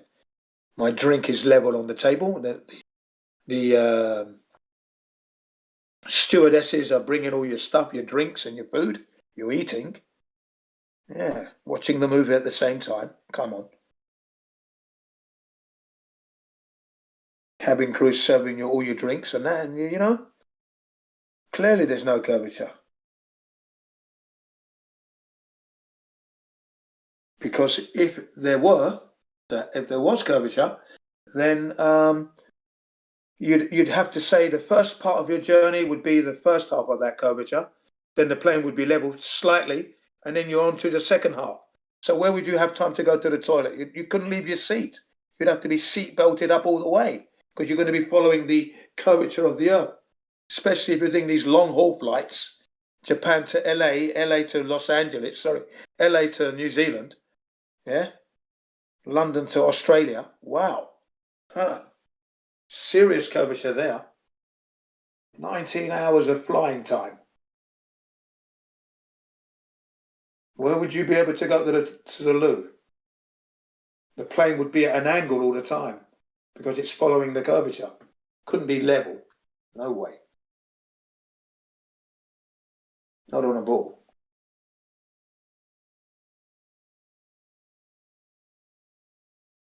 So yeah. That we've got a toilet that you use, and then a machine that goes chugga chugga chugga chugga chug, and then you go to the galley and you make yourself a cup of coffee, and that's exactly what you are thinking it is. What? What are you talking about? Jagga, jagga, jagga. A zigga, a zigga, a zigga, zigga, zigga.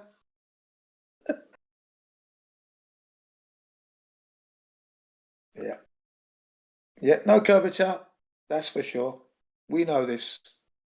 It's common sense. It's logical, isn't it? The Earth cannot be a ball. Can't be. You could. What about sailing? You know, in your sailing boats. You know, on a luxury liner on the way to Africa from England. You'd be going down to Africa from England. Yeah, I didn't notice anything going down. That horizon was dead level all the way, and the ships sailed level. Didn't go over any curvature whatsoever. And that was back in 1970 when I went to Nigeria. We went by plane first. And that was a leveled flight. I remember that very well. BOAC. British Overseas Airways Corporation. BOAC. That's where we flew by. I remember going through the scanner, you know, and you just walk straight through. That's all it was. Just go through. Nothing. That's it. There was no taking shoes off or any of that stuff. Yeah. And I didn't sit the window seat because my younger brother sat by the window. Lucky sod. So I had to sit in the second on the aisle seat, but never mind. I was hooking my neck out the window occasionally, looking out the window. Yeah, I remember that flight very well. It was level. First time I ever flew. NASA had gone to the moon, so we took in 1970. And then 1972, we're on our way back. We took a ship back, 2 weeks luxury liner, known as the Oriole. That was the name of the ship, the Oriole. 2 weeks. I can still remember the chime for the meal times. Still remember the chime. When it was meal times, it had a special chime that used to ring out when it was breakfast, lunch, and dinner. And man, the food was brilliant. That's what I can say there. The food was excellent. Excellent meal. Breakfast, lunch, and dinner.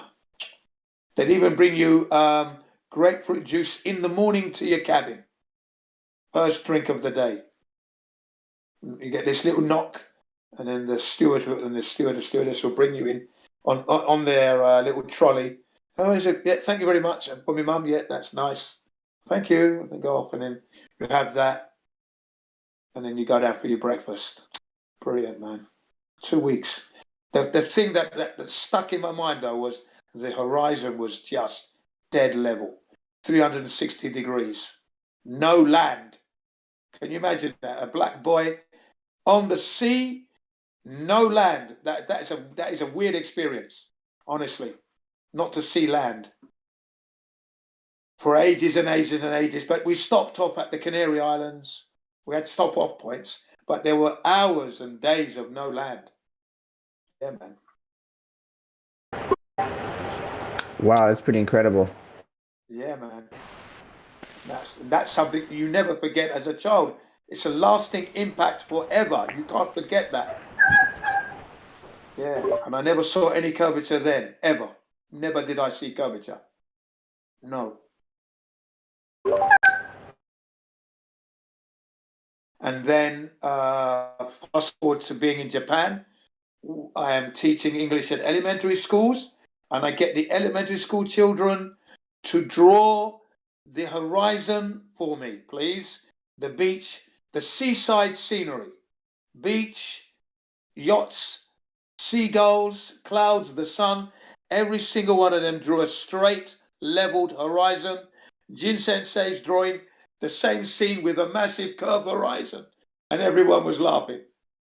They were laughing at me. You're talking third grade, fourth grade, fifth grade, and sixth graders. They were all laughing at me in each class that I took. You know, I said, Sensei, you're wrong. No, no, no. What do you mean I'm wrong? You're wrong. Look at, I mean, it's not curved. They use the word maru to mean curved, yeah, circular. I said, what do you mean maru? It's straight, tight. Oh, yeah, you're right. You know? But then I said to them, but we're living on a globe, aren't we? And the globe is there on the teacher's desk. Are we living on a globe? Silence. You could hear a pin drop, literally. And some of them had their heads cocked to one side. That made me laugh. They had their heads to one side as they were thinking, seriously thinking about what I said. And then I rubbed my one out. I said, yeah, you're right. I am wrong. The horizon is dead level. So even the children who had been to the beach and seen, they drew a leveled horizon. Children. They didn't draw no curved horizon. I drew that curve deliberately, didn't I? Yeah, proving that the earth is definitely level. No doubt about it. The children know. They're being told it's a ball, but they're drawing straight horizons. Leveled horizons, man. No curvature there. Yeah, man. I did that experiment. I've traveled a lot as well. You know, I live in China right now, and obviously I've flown home and flown home back to the U.S. and back to China several times. I've been to the Maldives, I've been to Saipan, Good. and I've South America, and when you're on the plane, you expect to see some kind of curvature or at least witness it. Yeah. In some way or another, but you just don't. It's just not there. And the most incredible thing was when I went to the Maldives, we took one of those sea airplanes, and you're just flying over open ocean for miles and miles, and you can just it's incredible, and there's just no curvature. You can't see anything, and I mean, you travel from the U.S. to China, it's supposedly on the other side of the globe, right? That's what they tell you. So you Yeah. expect to see some kind of curvature or like feel it or witness it or something, but nothing, not a damn thing. Thank you for that anecdotal input. Thank you. See, anecdotal inputs are very important to flat earthers. I want to hear them all because they all have bearing on what we do not experience. Thank you for that. It's true, isn't it? Yeah, how can you travel from China to the US? That's almost 180 degrees there, almost, and not encounter a shred of curvature. Come on. Come on now. You know? Yeah. I mean, my parents are missionaries. My dad's a missionary, so I grew up down in South America in Peru, and I've been to Argentina, I've been to Patagonia, um, and I've never been able to see it. I've never been able to experience it at all. No. That's what makes this earth amazing, that it's that level. Man, what made it? What made this earth, man? That's the question. When I actually discovered that, when it was brought to my attention, I just imagined myself being like Superman and just flying across the flat earth. I want to do that. Just fly and see how level everything is. Wow. Mm. And another thing that really kind of interests me is when I lived in South America, we would go into some of these tribes in the jungles, but also there's a lot of areas that you can't go to in South America because a lot of these tribes are uncontacted or they're protected by the governments, and you're not allowed to make contact with them. Like airplanes aren't allowed to fly over specific areas, and it's just so interesting to me how even now in 2021 there's like these kinds of places still exist. I mean, like the North Sentinel Island, I think it's called, and just all these people, and it's just our Earth is just so amazing and just so full of mystery, and it's incredible to me. It would be a good holiday for anyone to go and spend 2 weeks with that lot, with that group, with those group of people, those tribal men and women, and the children, and learn their way of life. You know, you could do better. You know. Absolutely, I'm sure they have a lot to teach us about their ways Yeah. and the way they see life. You know, just so simple and yeah. Right. It's going to be an education from the moment you step off the plane, and then you make your way to there, and you hear your first as you walk on the ground. That's it. You're going to start learning. You know. Yeah. Right. Yeah, man. You know. Yeah. That's what I want to do. You see, that's what I'd like to do. I'd love to do that. Go and learn from the tribal men. You know, I can make fire, no problem making fire, but let's see how they make the fire. Yeah, okay. How do they cook the food? Yeah, you know, very important that. And then show them my way, yeah, as well as their way. But yeah, I'd like to do that. I'd love to be able to do that. It's not difficult. Might need some mosquito repellent though, because you're going to be a meal for the mosquitoes without a doubt. Fresh meat, guys. Good blood. Sweet blood, come and get it. Yeah, come and get it. A little bit toxic here in places, but you know, let's see. Hate to interrupt, guys. Just real quick, wanted to introduce Megan or Meg. Nah. Meghna. Okay, welcome. Meghna. Hello, everyone. Welcome. From India. Welcome, Meghna. Welcome, Meghna. Where are you in the world at the moment? Whereabouts are you? I'm from India, I told you. Oh, you're from India. I didn't hear that. Sorry. Oh, yes. Now, I you guys were like- talking. You guys were talking about the North Sentinels, and like I did a lot of research on that part. Like that is in the Andaman Nicobar wala like island, and I was like researching all the beautiful things about that particular island where the cannibals live. Most of the people think that only cannibals live on the North Sentinel, South Sentinel. I like looked deep into it. There were so many good fruits and plants which were very good for our health. Like people suffering from diabetes cope up just using those fruits and plants. And even corona. Well, thank you for that input. Thank you, Magna. Magna. How do you pronounce your name again? Egg. Well done. Thank you. All right. So, brings you to the server. And my friend asked me to join the server. Oh yeah, who's your friend? That's Barry Hotter. Okay. So You guys don't know. He's part of. Is he a member? Member of the server, but he might not be that popular. I think he's a member. Yeah, you know, I think I might have spoken to him a few times. Okay. So, what is your position regarding the redundancy of the Earth, the shape of the Earth? Where are you in all this? The globe. Yeah. Yeah. Southern part. Like I just feel like I'm nearby the equator. Yeah. Okay. I mean, do you? What I'm trying to find out is, do you believe the Earth to be a spherical ball? Yeah. Yeah, like I've researched, so I just feel like that's a kind of spherical ball, like flat from the top and bottom, and spherical from the side.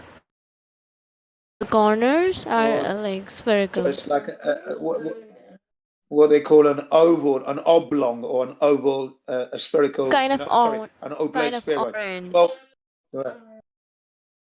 Okay, and what are you basing this feeling on? Just as a matter of interest for the listeners. I don't like. I've never thought about it that much. Okay, good. You've never thought about it that much. So, if I ask you, do you know anyone who has measured the curvature of this Earth? Because if you know, saying it's flat at the top and curved around the sides.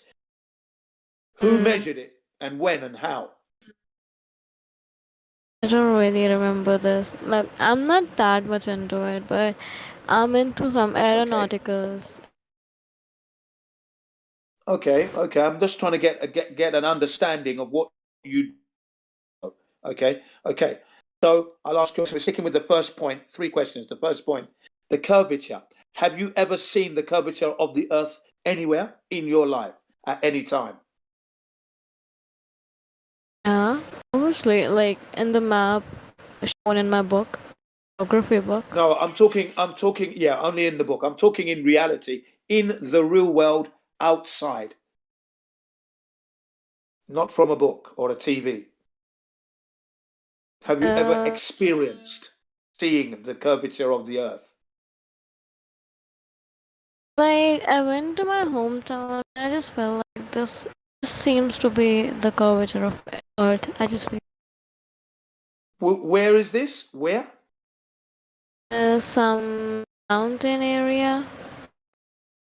You saw curvature in the mountain? I just felt like that. You see, when you say you just feel like that, that's not really helping anybody who's listening to you. Okay, it's not really proof, is it? You feel it's curved. I mean, usually you make an observation by seeing it with your eyes or experiencing it. Okay, experience it when you fly.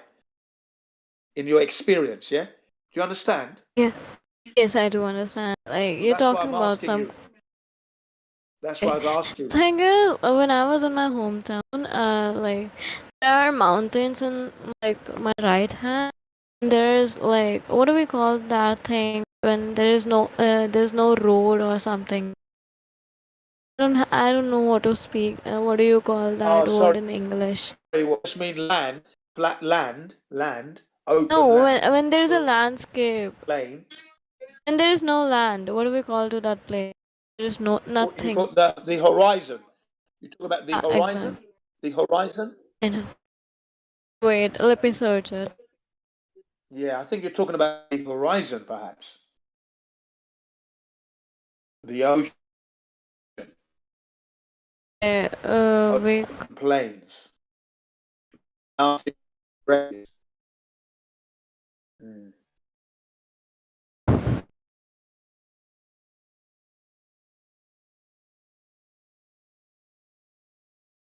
Yeah, you're looking it up. Yeah. Is it the horizon? I guess so. Let's ditch. Oh, a ditch. Ditch. Okay, you got a ditch. Okay, that's going down though, isn't it? That's not curvature, is it? That's going down. A ditch goes downwards and then comes back up again, doesn't it? A ditch. That was kind of a curvature to me because like I could see. What? Okay, you've misunderstood me. What I'm asking you for you is the outer curvature of the ball Earth or the oblate spheroid Earth that you believe in. The outer curvature, not the inner. The outer, the surface. Have you ever seen it curving anywhere? Have you ever seen it curving anywhere? Yeah, like whenever I stand on my roof, I just look at where sun is ending, like the end of the sun, and I just feel like like it is going down, and I just feel some curvature there. See it. Okay. Yeah, now I understand you. Now, what that is, that's known as angular resolution because the sun is always in the sky. Okay, it doesn't go down, but because it's moving away Our from Earth. Yeah. The sun is moving away from your location. Okay, so it appears like it's going down, but really it is actually still in the sky. Do you know the image of like street lights? You know the street lights on the streets? When you look down the street, they look smaller the further away from you, but near you, they're very tall, yes? Yeah? Exactly. So that's an optical illusion. So what you're seeing there is an optical illusion. It looks like the sun is going down, but it's not going down. It's just moving away from your location, and at the angle at which you're looking at it is making it appear like it's going down. Okay, that's known as angular from your location, basically. Okay. Okay.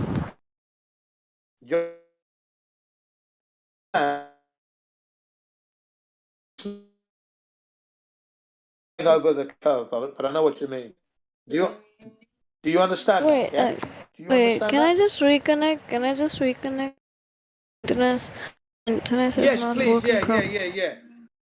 Yeah, please reconnect because you're breaking up a bit. Please do that, and I'll get this image for you. Let me get this image for her to look at. I'm really sorry for that. No need to apologize. It happens all the time, so don't worry. We are accustomed to this situation where Network issues happen. communication Troubleshooting, the communication breaks down. Well, I'm just trying to find you an image of what I'm trying to tell you. You know, when you look at the street lamps, if you look in the live stream voice text, I'm going to try and post an image, or maybe someone has posted it already, perhaps, right? Of streets or the railway track. Let's have a look. Has anyone posted anything? Yeah, there we go. Can you look in the live stream voice text? Can you look? Yeah. Can you see? It's the lives. Can you see the image that our Flat Earth member has posted for us? Get Beget. Thank you, Get Beget. He posted it. Can you see? Yes, I can. Right. Can you see how the images look like it's going down, but it's not really? It's an optical illusion. Okay. That's It's what's going happened. away from us. Yes, but it's not really going down, is it? It's still up in the sky. Do you understand? Yeah, exactly. That's what I see. Right. And can you see the image under that one with the telegraph poles? Can you see the train track and the telegraph poles? Can you see? Right. The perspective one, they right? look smaller, don't they? But they're all the same size. But they're the same size, yes? Yes. In reality, yeah, that's known as perspective. So the angular resolution and from your perspective, from your position, okay? So the sun is not going down over the curve. It's just going away from your location. It's so, okay? Yes. Okay. So you don't know anyone who has measured the curvature of the Earth. That's correct. Yes. All right. So do you believe that the Earth is curving? I just believe that Earth is curving, but the sun. Yeah. The sun is also. Yeah. Just feeling that. Okay. Yeah. So you've never seen curvature, but you believe it. Yeah. Yes. Yeah. Like I've seen a curvature from my roof, but also I believe in that. No, that's not curvature. No, that's not curvature. That's what we just explained to you. That's known as angular resolution from your perspective. It was Yeah, my it's not perspective. Yeah. That was my perspective. Yeah, that's right. Yeah, but that's not curvature. Okay. So I'll ask you again. Have you seen curvature? No, no, you haven't seen curvature. Yeah. Never seen. Is that right? That's correct, isn't it? I'm correct in saying that you have not seen curvature. Is that right? Yes, you're right that I've never. Good. Curvature. Thank you very much. Okay, good. Okay. So basically, you believe the Earth is curved, but you have not seen it. Okay, good. The second point I want to ask you is that, did you know that the Earth is spinning? Did you know that? Supposed to be spinning? Did you know that? Yes. Okay, do you know how fast they said the Earth is spinning? Do you know how fast? I don't know the speed. That's okay, no problem. The speed that the scientists, NASA, and all the astronomers tell us that the Earth is spinning on its axis at the equator 1,038 miles per hour. That is faster than the speed of sound, okay? That's very fast. Can you feel the Earth spinning? No, we can never feel that. Why can we never feel that? Why?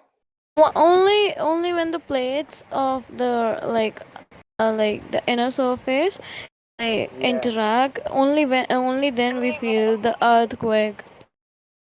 Yes, very good. Well said. That's the only time we notice it. Yeah, right. So you don't feel the Earth spinning. Right, exactly. And do you know anybody who has measured the speed of the Earth and how they measured it? Do you know?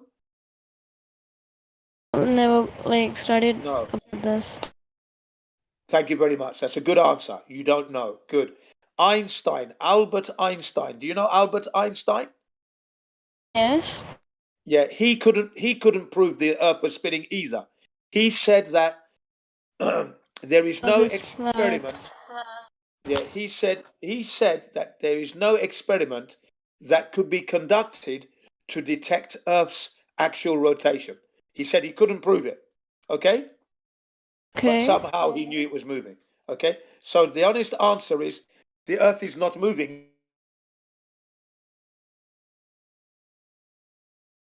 Is that right? If you could not prove it, that does not define that Earth is not moving. Well, Even we there's can. no. How would you know the Earth is moving then? Because no one can prove it. There's no scientific evidence for Yes, the Earth because let me say, we know that sun does not move. Okay, sun does not change its position. Sun just moves on its orbit only. So so our Earth moves to make day and night.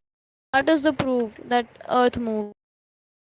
we're going to get to that. We're going to get to that in a moment. Yeah. What I'm trying to say to you is that you've said that you don't feel the Earth moving, right? Albert Einstein said he couldn't prove that the Earth is okay. The Earth is rotating. Okay. Now, the sun doesn't move. Sorry, the Earth doesn't move. The sun is moving. Sorry, I made a mistake there. Okay. The sun moves. When you look into the sky, think the Earth is moving or the sun is moving. We feel like the sun is moving. Deep down, we know that the Earth is moving. No. Deep down, we don't know the Earth is moving. That's the point. We can't prove the Earth is moving because we don't know that the Earth is moving. We know that the sun is moving because that's the truth. What you just said.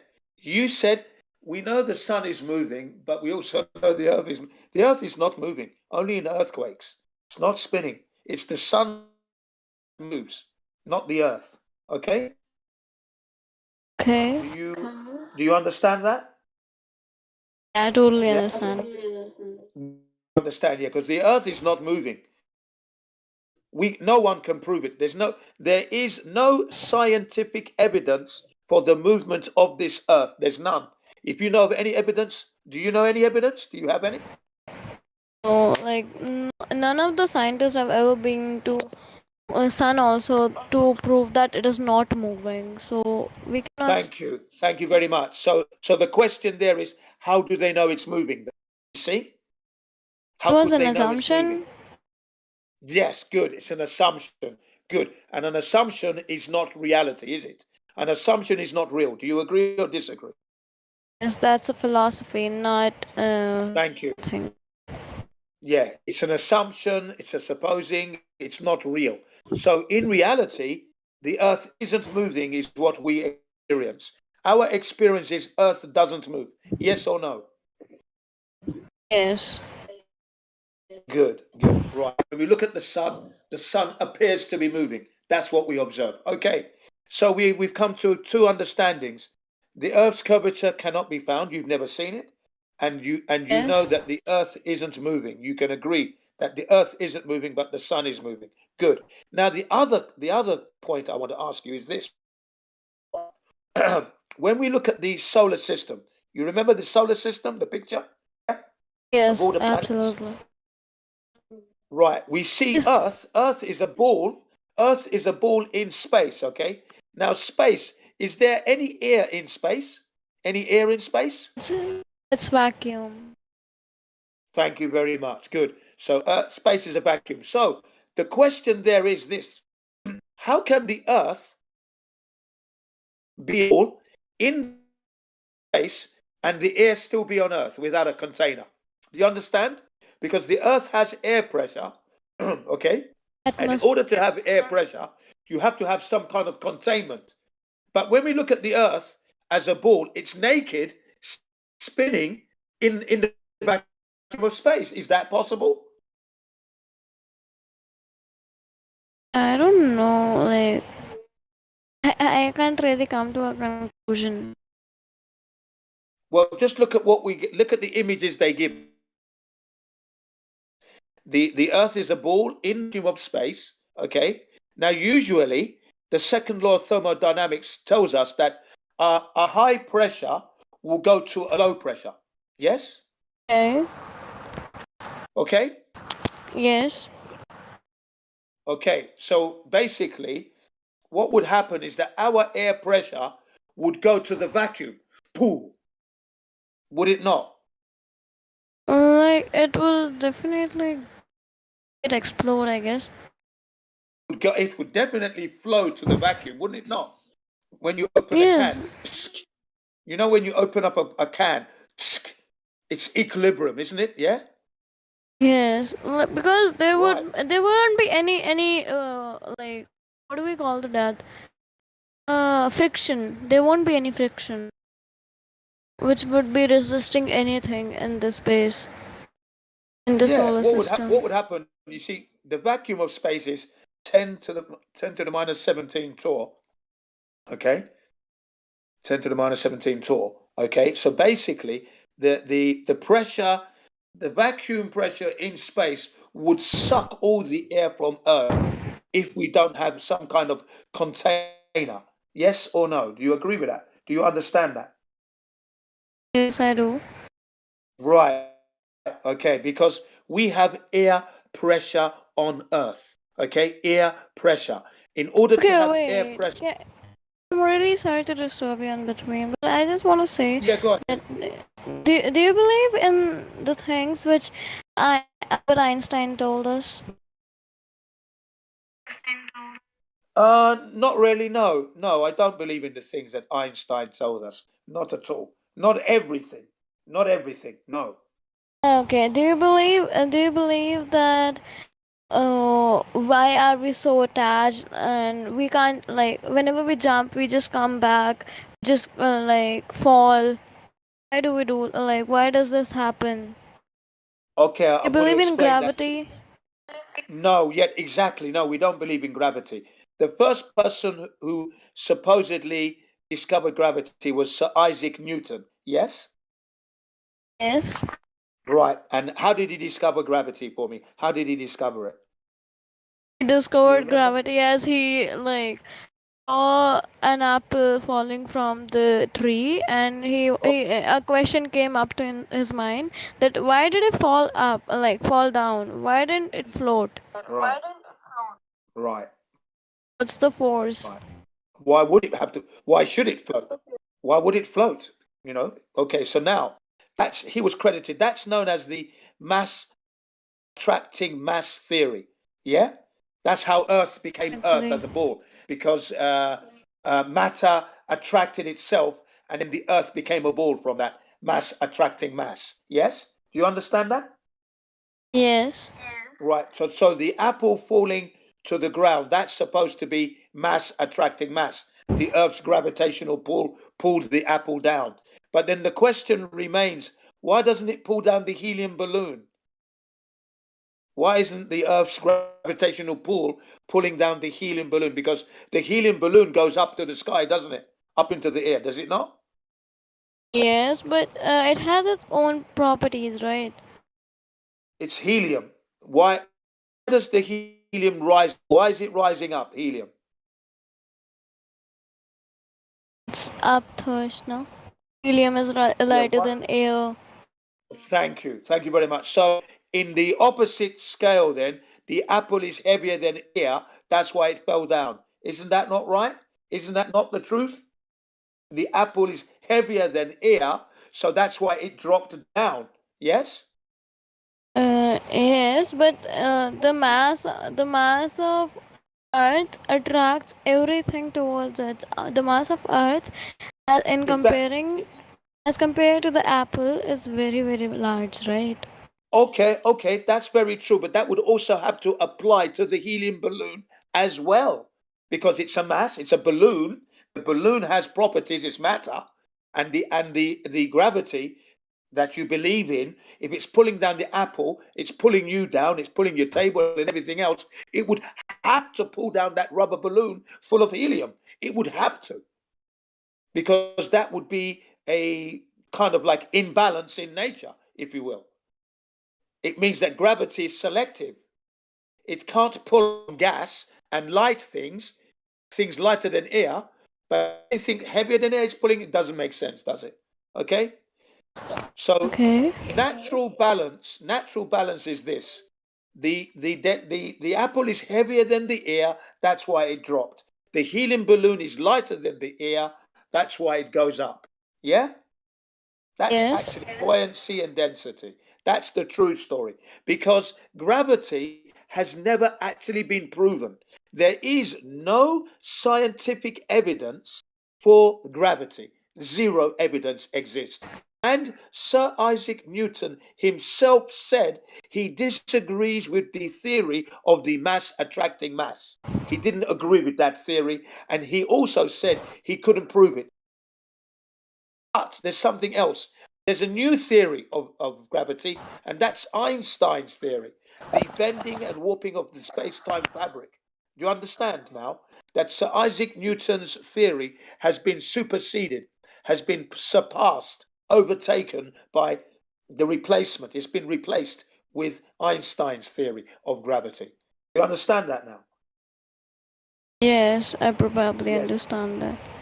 Thank you, good. And that is a theory that has no scientific evidence or basis. It hasn't been proven. So today, you're learning that things fall down. They are heavier than the air, the medium they're in, and things like helium rise up because they're lighter than the medium they're in, the air. Okay? Helium is a lighter gas than air. Air is a gas. Okay? Apple is a solid, dense material, matter. An apple, it's heavy, that's why it drops. Okay? Not because of gravity. Gravity has never, ever, ever been proven. There's no scientific evidence for it. Okay? Do you understand that now? Yes, but like from the childhood, no, from the childhood we have learned something else, and now you're telling me something else. So it is not easy to digest. That's what I say. That's what I'm saying. Yeah, no, I'm telling you the truth here. What I'm trying to explain to you You're is that, giving me, but you're giving me dizine, so I'm trying to digest it. yeah. What I'm giving you is the truth here. What I'm giving you is this. When I say to you, there is no science evidence for the proof of gravity, and gravity is a theory. It's known as the theory, Newton's theory of gravity or Einstein's theory of gravity. It's not fact. Okay? That's the truth. That's the truth situation. That Newtonian's gravity has been superseded by Einstein's gravity. That's the new gravity now, 106 years ago. Okay, and that's a theory that hasn't been proven yet. So my question to you is, do you have proof of gravity? That's the question.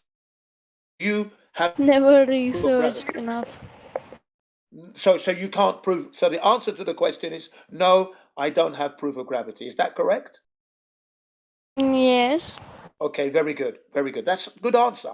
Because do you know Neil deGrasse Tyson? Do you know Neil deGrasse Tyson? The black astrophysicist, black American astrophysicist, Neil deGrasse Tyson. Okay, good. When he was asked what is gravity, he said, "I don't know." Next question, just like that. What is gravity? Next question. That's what he said. Quote unquote. What is gravity? I don't know. Next question. Just like that. And your reaction was the same reaction to the person asking the question. She said, "Oh my God," because he answered it so quick. Exactly what you said, she said. Okay? So even the astrophysicists. Yeah, go on. And then I'm really sorry to cut you off in between, but I have to go and eat Okay. some dinner. Okay, go and enjoy your dinner. Yes, it's dinner time in India. Thank you very much. I hope you have a nice chicken vindaloo, or is it chicken korma, or is it chicken Vegan. tikka? Is it going to be barges with minced sauce? Is it going to be chicken mughalai? What are you going to eat today for your? I'm vegan. Oh, you're vegan. So you're going to have a vegan curry with naan bread and papadam and onion bhaji. No. No. No, I just eat some ladyfinger, that's all. Oh, blimey. Oh, I suppose it's very nutritious and high in vitamins and that. Okay. Oh, well, I hope you have a nice dinner. Yes. Thank you for coming. Please come back, yeah, with more questions, okay? Okay, thank you. That was a nice conversation with you. Thank you very much. Thanks for talking, and I look forward to you coming back. Magaha. Yeah, that was Magaha from India. Being very honest and straightforward and forthcoming with the answers. Straight as can be. Almost didn't want to answer one or two questions, but I just pushed a little bit, just a little bit of a nudge, and she admitted, yeah, no, I can't prove gravity, and no, the Earth is not moving. It's the sun is moving. So yeah, you see, they have all they observe everything, but they're being told something else. You see, and it's that feeling she was going with. Yeah, I feel that the curvature is there somewhere. Feeling is what she said. Her honest answer. Okay, but feeling is not actually the truth, is it? Got to be able to measure this curvature and measure the spin and calculate and find it. And then prove that we are in space. Yeah, there's a lot going on there, folks. For those of you who are listening, especially big shout to those of you on the YouTube listening through. Yeah. If you're new to this flat Earth thing, it's real, mate. The Earth is definitely level, and the Earth is not a spinning ball. Yeah, that was very nice. I took her through the 3 points slowly, and she fully understands now that, or she's coming to that realization that it's only a belief. She or he.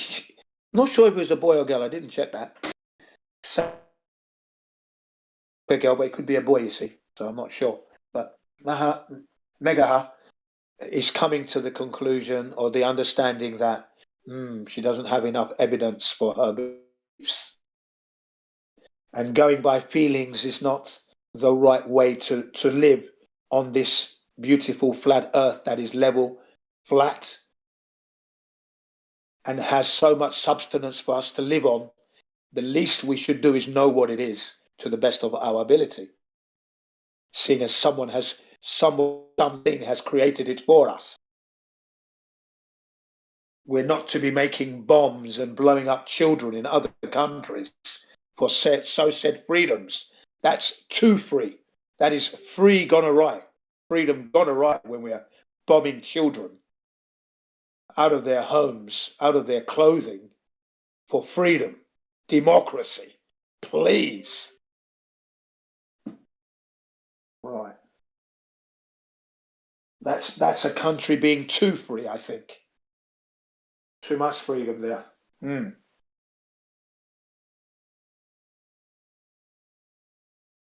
Anyone listening? I don't hear anybody out there. Is there anybody out there? Yeah, I don't know what's going on, Jen, but like people are starting to disappear. I don't know what happened. Yeah. Are they really flat earthers? It used to be that, like when we used to come in here in the morning, there would be people already talking. Usually it goes through the night. You got the Europeans that come on at 2 a.m. and stuff like that, and the Australians. But like I come in here, dude, there won't be people talking for like 5 hours. It's crazy. Yeah, that's really strange. And what's happening, man? People are not giving up on the flat earth. Maybe they've got personal issues that they're dealing with. Okay, fine. That's okay. But all we can do is hold the fort and keep pumping the truth positively with the most zeal and passion and emotion as best we can. I hope it's not me putting people off though, because if that is the case, I'm not above being told. You know what I mean? That's for sure. So if it's a delivery style you don't like or whatever, I do apologize for that. But Nah, that's not I'm it, putting dude. people off. It's just like No, not at all, Jen. You're fine, mate. But it used to be like Cheers. Thanks we're for that. missing a lot of the Europeans. Like they used to frequent this place all the time, but not so much anymore. Yeah, yeah. Well, the lockdown over there is worse Maybe than they here, got so the that's jab. why. Yeah. The lockdown over there is worse than here, so I get it. Yeah, this is what I was just going to say. That's what I said. That perhaps they got the jab, and now they're feeling a bit Tom Dick sick. You know what I mean? But yeah, could be financial constraints. Perhaps their connection's gone and whatever. Yeah. I mean, I don't have any. I don't subscribe to any provider except for the home Wi-Fi. So when I go out the front door, I've got a connection. No sir, unless I walk past a McDonald's or a 7-Eleven, then I get the free Wi-Fi. That's it. That's how I'm operating at the moment. Okay, so I've got Wi-Fi at home, but I don't have any more than that. I don't have another subscription that I'm paying for that allows me to communicate outside the house. No, I have to from McDonald's to McDonald's or 7-Eleven to 7-Eleven or a car dealer to a car dealer to get free Wi-Fi. That's what I'm doing now. There you go. I don't want to be paying that kind of money. It's a waste of money for me at this point. My usage is not so much that I need to be connected. So I'm saving money at the moment and diverting that funds elsewhere. Technically, Jen, you're not alone. There's an awful lot of people now in the UK who actually go out and spend their day at a cafe or wandering around the shops purely so they can stay connected. Because the cost of extra downloads, they could be maxed out at home, and so they've only got their internet for the basics. But then elsewhere, I know quite a lot of people who actually virtually hang out and live at coffee shops for most of the day and quite a bit of the evening just to stay connected because they can't actually afford some of the home broadband deals we've got now. Right, because they're just way too expensive now. You know what's happened, yeah? When I went to LA, right, I'm arriving at the Sheraton Hotel, and there was a load of these guys, like they were homeless, hanging around, and some of them were on wheelchairs. And I thought, blimey, what's going on here? Right? Anyway, didn't realise. Gone in, checked in, and now okay. And then I decided to go for a walk in the evening, and that's when I discovered they're hanging around because there's the free Wi-Fi in it. And I said, "Oh, that's what you're up to, free Wi-Fi, is it? Ah, well done." I said, "At least you're saving money." Yeah, I befriended them. Then I flat smacked them. I was there until 6. Listen, I left the hotel room at around 5 in the evening. I stayed there till 6 in the morning, outside the convenience store. So we'd moved away from the hotel complex to a convenience store known as CVS. We're outside CVS getting free Wi-Fi, and I bought them something to eat. They wanted me to buy them a beer. I said, "I'm not going to give you any alcohol. I'll give you food, no alcohol." So I gave them sandwiches, roast beef sandwiches and that, salad sandwiches, and fruit cocktails, bananas, that stuff. And then we carried on talking till 6 in the morning about the flat. Brilliant, that was. Yeah, so there you go. That was on a holiday in LA. Let's smack them. Thoroughly enjoyed it. So that's what I do. I'm talking to you on the Wi-Fi from home now. Right. As soon as I go out the door, I use my podcasts, download the news I want to listen to, download my music, and then I'm off. Bosh.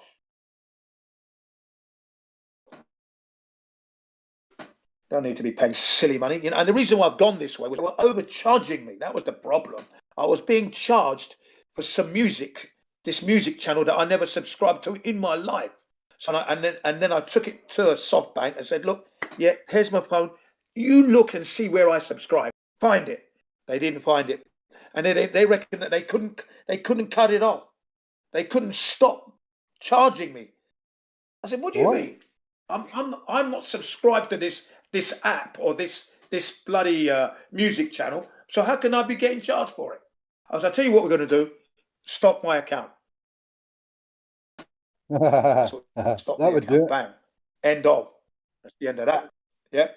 Just stop the account. And this is at like 19 years I was with them.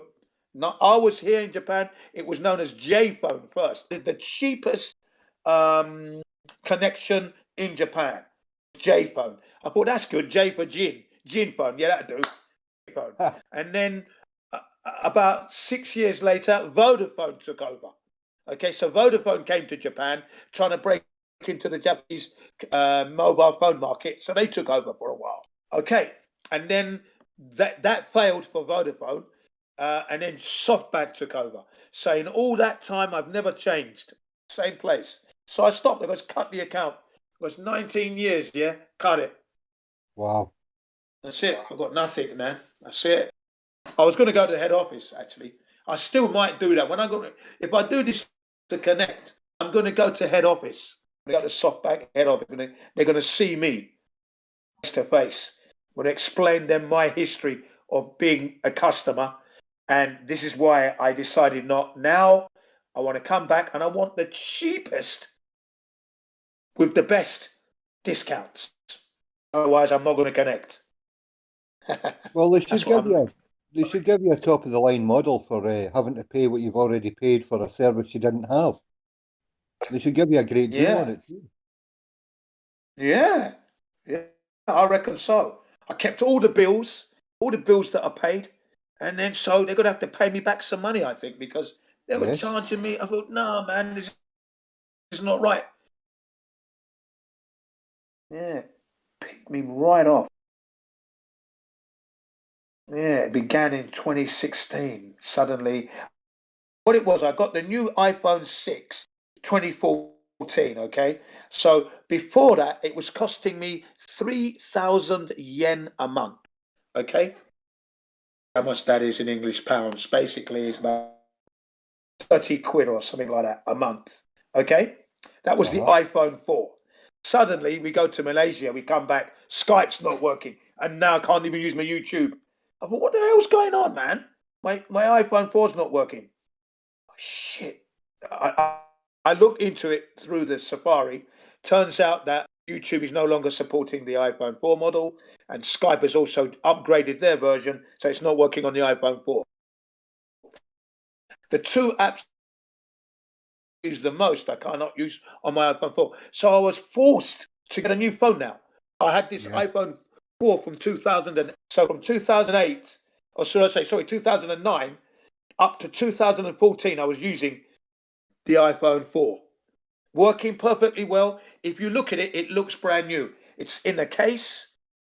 Okay, the case, it looks perfect. No scratches, seal on it. Mint condition, like it came in a box yesterday. Literally, honestly, no scratches. Okay, right.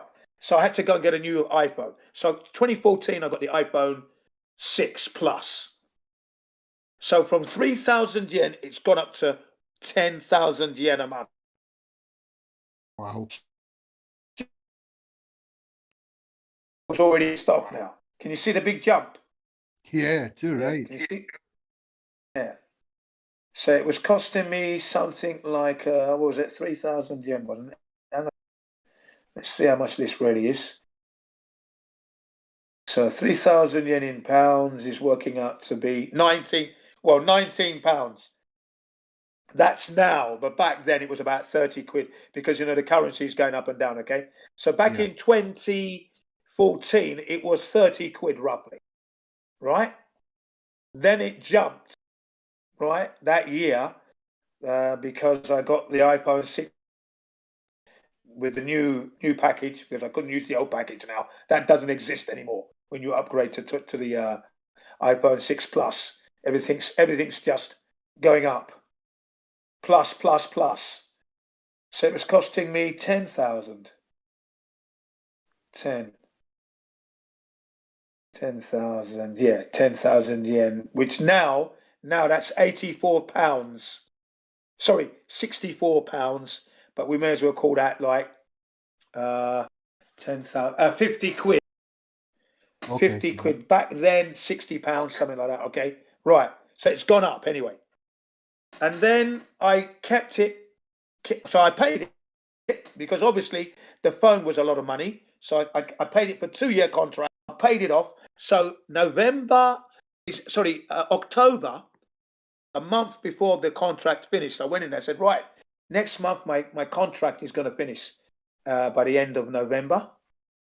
That means in December, the price of my monthly subscription should go down, should it not?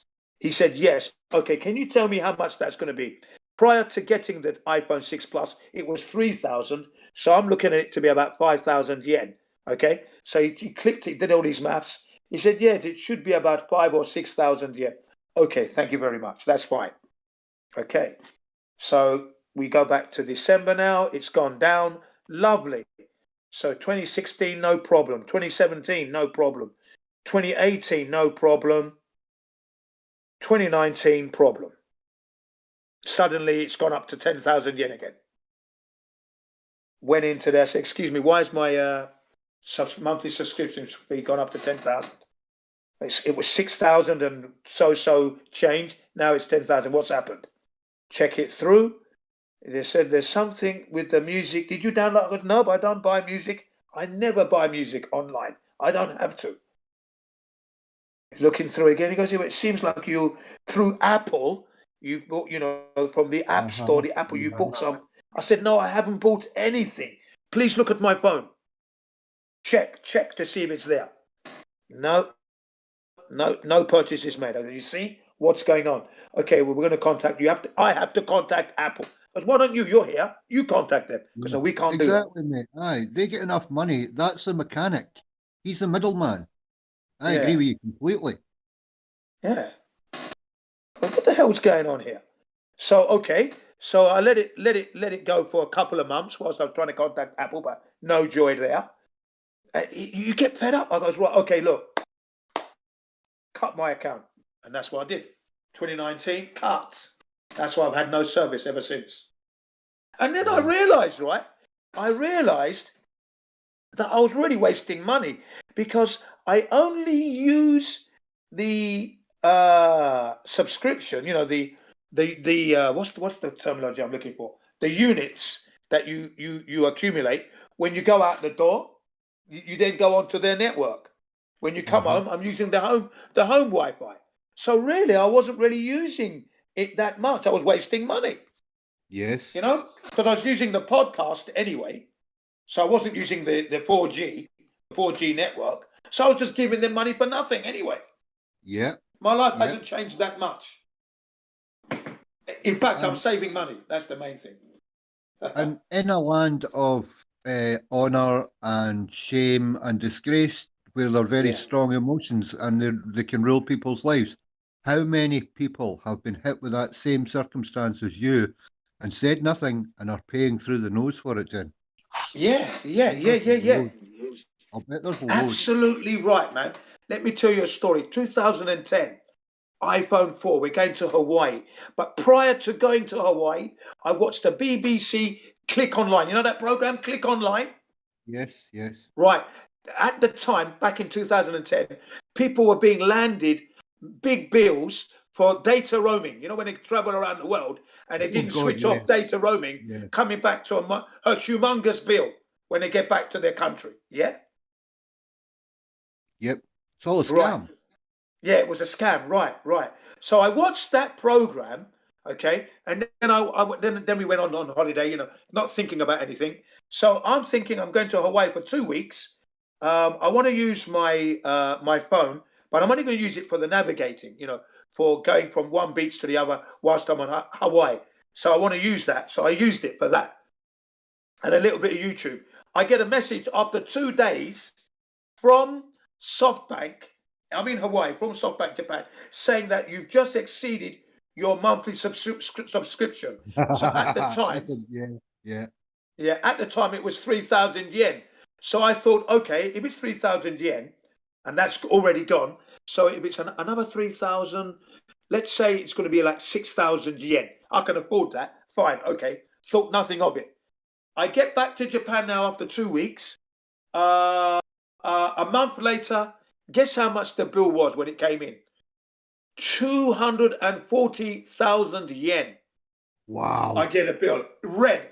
The thing was smoking, you know? It was in red. So I You would have been went on fire, straight. mate. Yeah. Yeah. I went straight to SoftBank. I didn't delete any of the emails. I've still got the email today from 2010 on my phone. I delete nothing. It's still there. Okay. So I went to SoftBank, to the office. I said, excuse me, what do you mean by this? I said, yes, I went to Hawaii for 2 weeks. Well, I said, you've known me for many, many years. When do I make a bill like this? I am your most careful user. How is it that I could run up a bill? Who am I contacting to run this kind of bill? Aha. And I said, when you sent me the first email that I'd exceeded my monthly subscription, why didn't you send me another email that I'd gone over 100,000 yen? Why didn't you send me an email a few days later? I said, no, I'm not paying this bill. I said, you can cut my account because I never used that amount of money. Then the head office contacted me whilst I was in the shop, and they said, did anybody get over your phone? I said, my phone has a lock, a passcode number. Nobody touches it, not my children, no one, only me. Do you know what they said? Okay, yeah, we'll write this off. I goes, yeah, thank you very much. You write it off. Bloody right and all. And then my Japanese student said, how did you manage to do that? I said, well, I never made the calls. She goes, but I paid my one. I goes, why did you pay it? If you never made the calls, why did you pay it? I'm not paying that kind of money. Who did I call? How many hours? You're joking. You know, couple of days navigating, a couple of YouTube videos, and I'm getting 240,000 yen bill. Yeah, Wow. because little known to you, your phone has turned into a cash counter, mate. Every time you move a millimetre, it looks for a new signal and it charges you for that. And they call it data roaming to keep you in touch. It's a scam. As soon as I arrived in Hawaii, it came up LTR AT&T. It just came up on my, and I thought, oh, this is AT&T. Okay, well, I'm not going to use anything at the moment, so I'll switch it off just for now. But okay, I'm on AT&T. A massive scam. It actually happened twice, yeah, because I went to Hawaii on several occasions. Okay, so I went in 2010, and then I went again in 2013, and the same thing happened. The same thing happened. So I just came back. I said, yeah, you know, it's me. Here's 2010's email. I'm the same customer. I didn't do anything wrong, yeah? They had to write it off. Data roaming nonsense. Yeah, they had to write it off. Same thing. 200,000 bloody yen. Yeah, the same thing rears its head every now and again. Do you remember back in the 80s, the Time Life scandals? Yes. The Time Life Oh, magazine. yes. Same Yeah. thing. You And would the get signed up timeshare for scandal. signed up for a subscription to Time Life magazine for videos and music, and they would send tapes and videos and everything and T-shirts and all that. And I'd never signed up for it in my life. Yeah. And this went on for me. This went on in, well, for a year and a half. I was at Citizens Advice. And the same as your iPhone. No. I'd signed a bit of paper saying that I wanted it, and it was nonsense. I hadn't signed it at all. I hadn't signed anything to do with Time Life, but they were sending me stuff. And the bill went into thousands. But eventually I got it written off. But it took ages to do it. Yeah, you know, it comes onto you so quickly, but it's hard to get rid of it. Ridiculous. You know? They attach these things onto you and you can't get rid of them. Nuts. Yep. Cost you time and money just to get rid of them. There was also the timeshare scam that was going on as well in Leicester Square, where they had their agents out in Leicester Square. I was in a business college learning how to run a business back in the day, right? Back 1989. and there was a guy offering timeshare schemes. So I went to one of their seminars anyway, just to have a look, and then I just thought it was shady. I didn't subscribe, you know. I didn't subscribe to the timeshare scheme. You know, where you're paying for an apartment somewhere in the tropics, and you get to use it so often in the year. Yeah. Yes. Yeah, no, Oh, yes. yeah. No, I decided not to go for it in the end, and then shortly after that, it was in the news. You know, what was it? I think that's what's it called? That, you know, that Watchdog program. That's like, That's but it. there was another Yeah. one we used to watch, and it came There up was on that. Watchdog, and That's Life. And Yeah, well, then Watchdog. It came on Watchdog. Yeah, it came yeah. on Watchdog that there's companies out there scamming people for the timeshare schemes, and people are losing their money, and not able to actually book a reservation and get into the said apartment that they've been paying timeshare for. There you go. Yeah. A lot of the holiday deals were actually timeshare scams where you went on holiday, but you were forced to go to timeshare sales pitches every other day to qualify for a free meal in the evening or access to the bar or something like that. It was all just to wind you in and get you hooked in. You had to go on a Yeah. boat trip and view a house and maybe sit through a presentation whilst on Yeah. holiday every other day, man. I was like, no way. Yeah, they were out there all the time. But I went to the seminar, the presentation. It was 1 week. It lasted a week, you see. So I went for the whole week, and then I decided not to do it in the end. I couldn't trust them. Start paying out money. I'm giving up money, right? And I'm supposedly buying this, but I'm sharing it with other people. And then you've got to time it right as to when you want to book to go and stay in it. I thought, no, I'm not going to do this. Doesn't sound right. Hello, So Jen and all dude. Can I ask you a question? hello, Dave Hinkle. Have you found that curvature anywhere in your travels? 404, no curve detected. Is there anybody in No? here that thinks they live on a ball?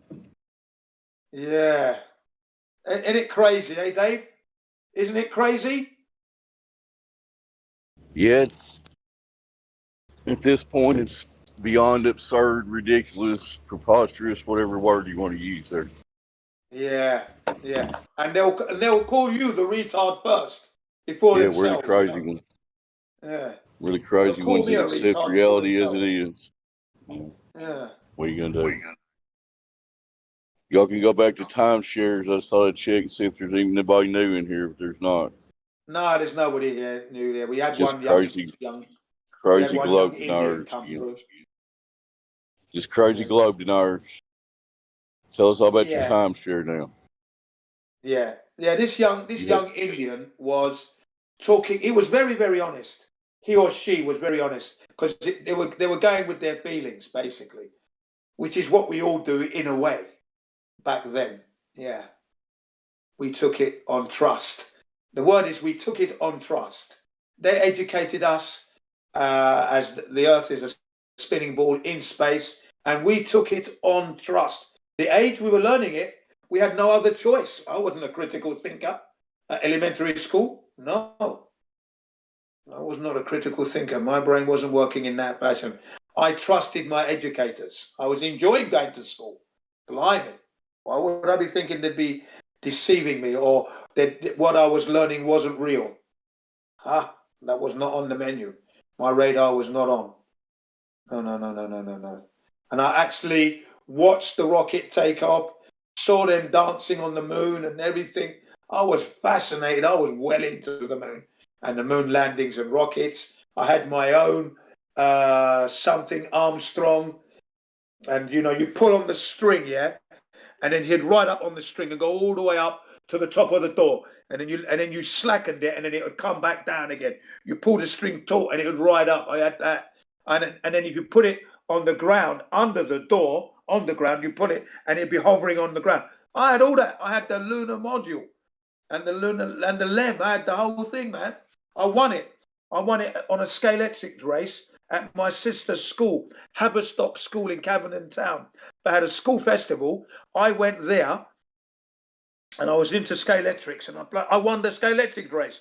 And they asked me, "What did that? Did you want a football, this or that?" I said, "No, I want that lunar module and LEM, the command module, in the case." And I never opened it. I left it on the mantelpiece in my bedroom, on the window ledge. Sorry, I never opened it. Never opened it because I knew the value of it. And then I'd gone through all secondary school. I'm at college, and my little brother, the youngest one, he opened it. So I ended up giving it to him.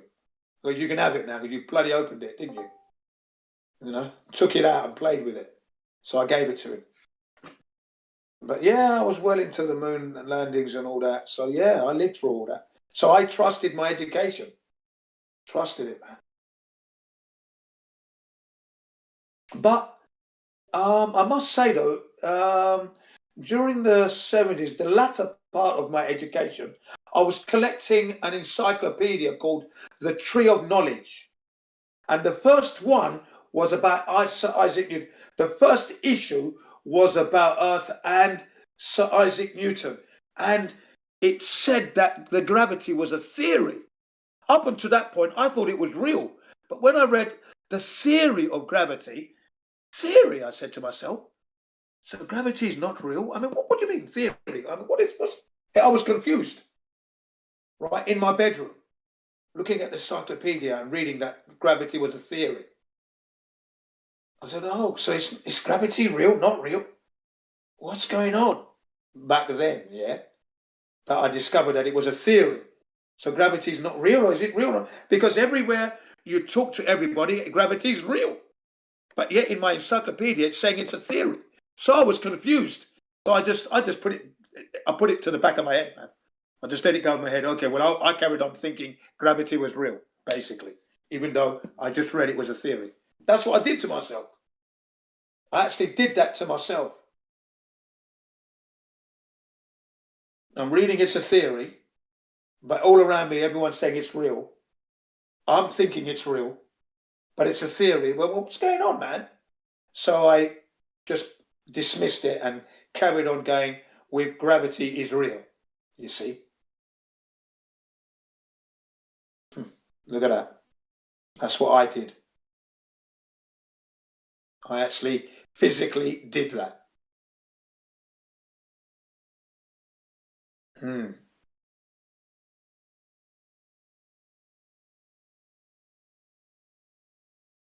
you go. Trust in the education still.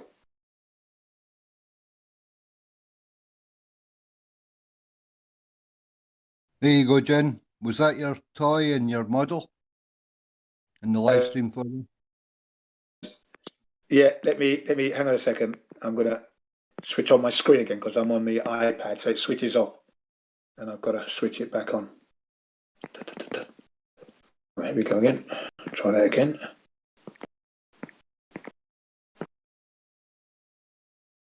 Okay, what did you post? Scrolling down. No, dude. Still looking for it. Okay, let's have a look. Hasn't quite settled down yet, but still loading. Ah! Yeah. Looking at that. Look at it. What a contraption. What a contraption. How did that astronaut get inside that LEM? That's a lie. That's nonsense, mate. It's impossible, isn't it? 400 quid, mate. 400 quid they're sitting at today. Yeah. Wow. £400. What a waste of money. What a waste of £400. And look at that. You can buy a good smartphone for that money. Do much more for you. How many people could you feed with that, mate, and have a big family party for kids every weekend and, build a community but no, believe in a story. Here's a toy, it's real. I know, mate, I know. Nice story though, eh? Nice toys. Yeah. Much to my amazement and then amusement was the fact that the hatch on that LEM was too small. So if the astronauts had all their suits on, they were not able to get out there. Not only that, the hatch door opened inwards instead of outwards. And there was Yeah. only enough room the size of 2 public telephone boxes that we have in England. That was the space. And then the door was coming inwards. So where did that other astronaut go? I was cracking up. When I introduced that point to my brother, my youngest brother, he fell about laughing. He says, this story of the moon landings is getting more embarrassing and ridiculous every day I talk to you, Jim. Because I was always introducing him to the new points on a daily basis back in the day, yeah? And it was a joke. This one was from Was It Only a Paper Moon by James Collier. And he looked into the LEM and how it couldn't work in a vacuum and the dimensions and how the astronauts couldn't get in or out of there. It was impossible. They would have ripped up their suits. There you go. You know?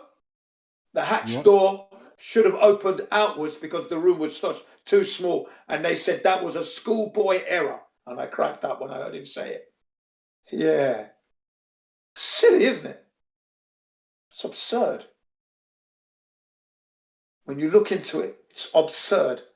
For those who are listening in the YouTube, yeah, the Lunar Excursion Module, the LEM, the door was so small that they couldn't get in or out of that hatch. It was impossible with the full spacesuit on and the life support system, the Bliss, the portable life support system on the back. It would have been impossible for them to get out, right? And then the hatch door was opening inwards.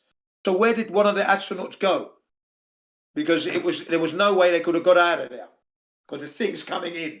Where do you park yourself? No room. Honestly, it's a joke. I'm looking at blueprints for the LEM, and I can't find anything with a door on it or which way it moves. There you go. There you go. You can't even find the door on the blueprint. Was there a door? Mm. And then when they show you in the videos, they're going through this hatch in 0G. James Collier said that's a simulator. That's why it's a bigger hatch. It's not the real one from the actual LEM.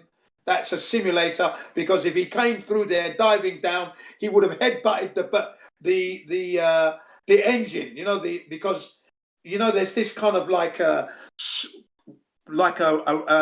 round cylinder which holds the fuel that was inside the LEM. So he would have headbutted that. But no, he didn't headbutt anything. So obviously that was not the LEM he was passing through. That was a simulator. Yeah. You know where the actual thruster is, then you got the fuel. The fuel is in the middle of the LEM. And that you can see that inside. It's physical. It's in your way. You got to walk around it. It's imposing. It's right there. But yet, when you look at the videos they show you when they're coming through the hatch, they're diving down and they're not hitting anything. Bollocks. James Collins said that's a simulator because he would have headbutted the actual. I don't know what that thing's called, where the fuel canister is and that. Forgotten the terminology used, but it's there. It's imposing. You trip over it if you're not careful. And headbutt something. Well, you trip over it in 0G and you'd slowly headbutt the side of the door or something and bounce off.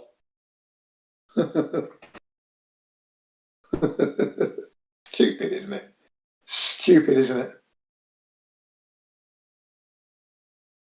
It's a wonderful story, but I mean, if it had been big plates of steel that had been rivet welded together, I might have believed in it. I really might. But you know, canvas and sealing wax, mate. Nah.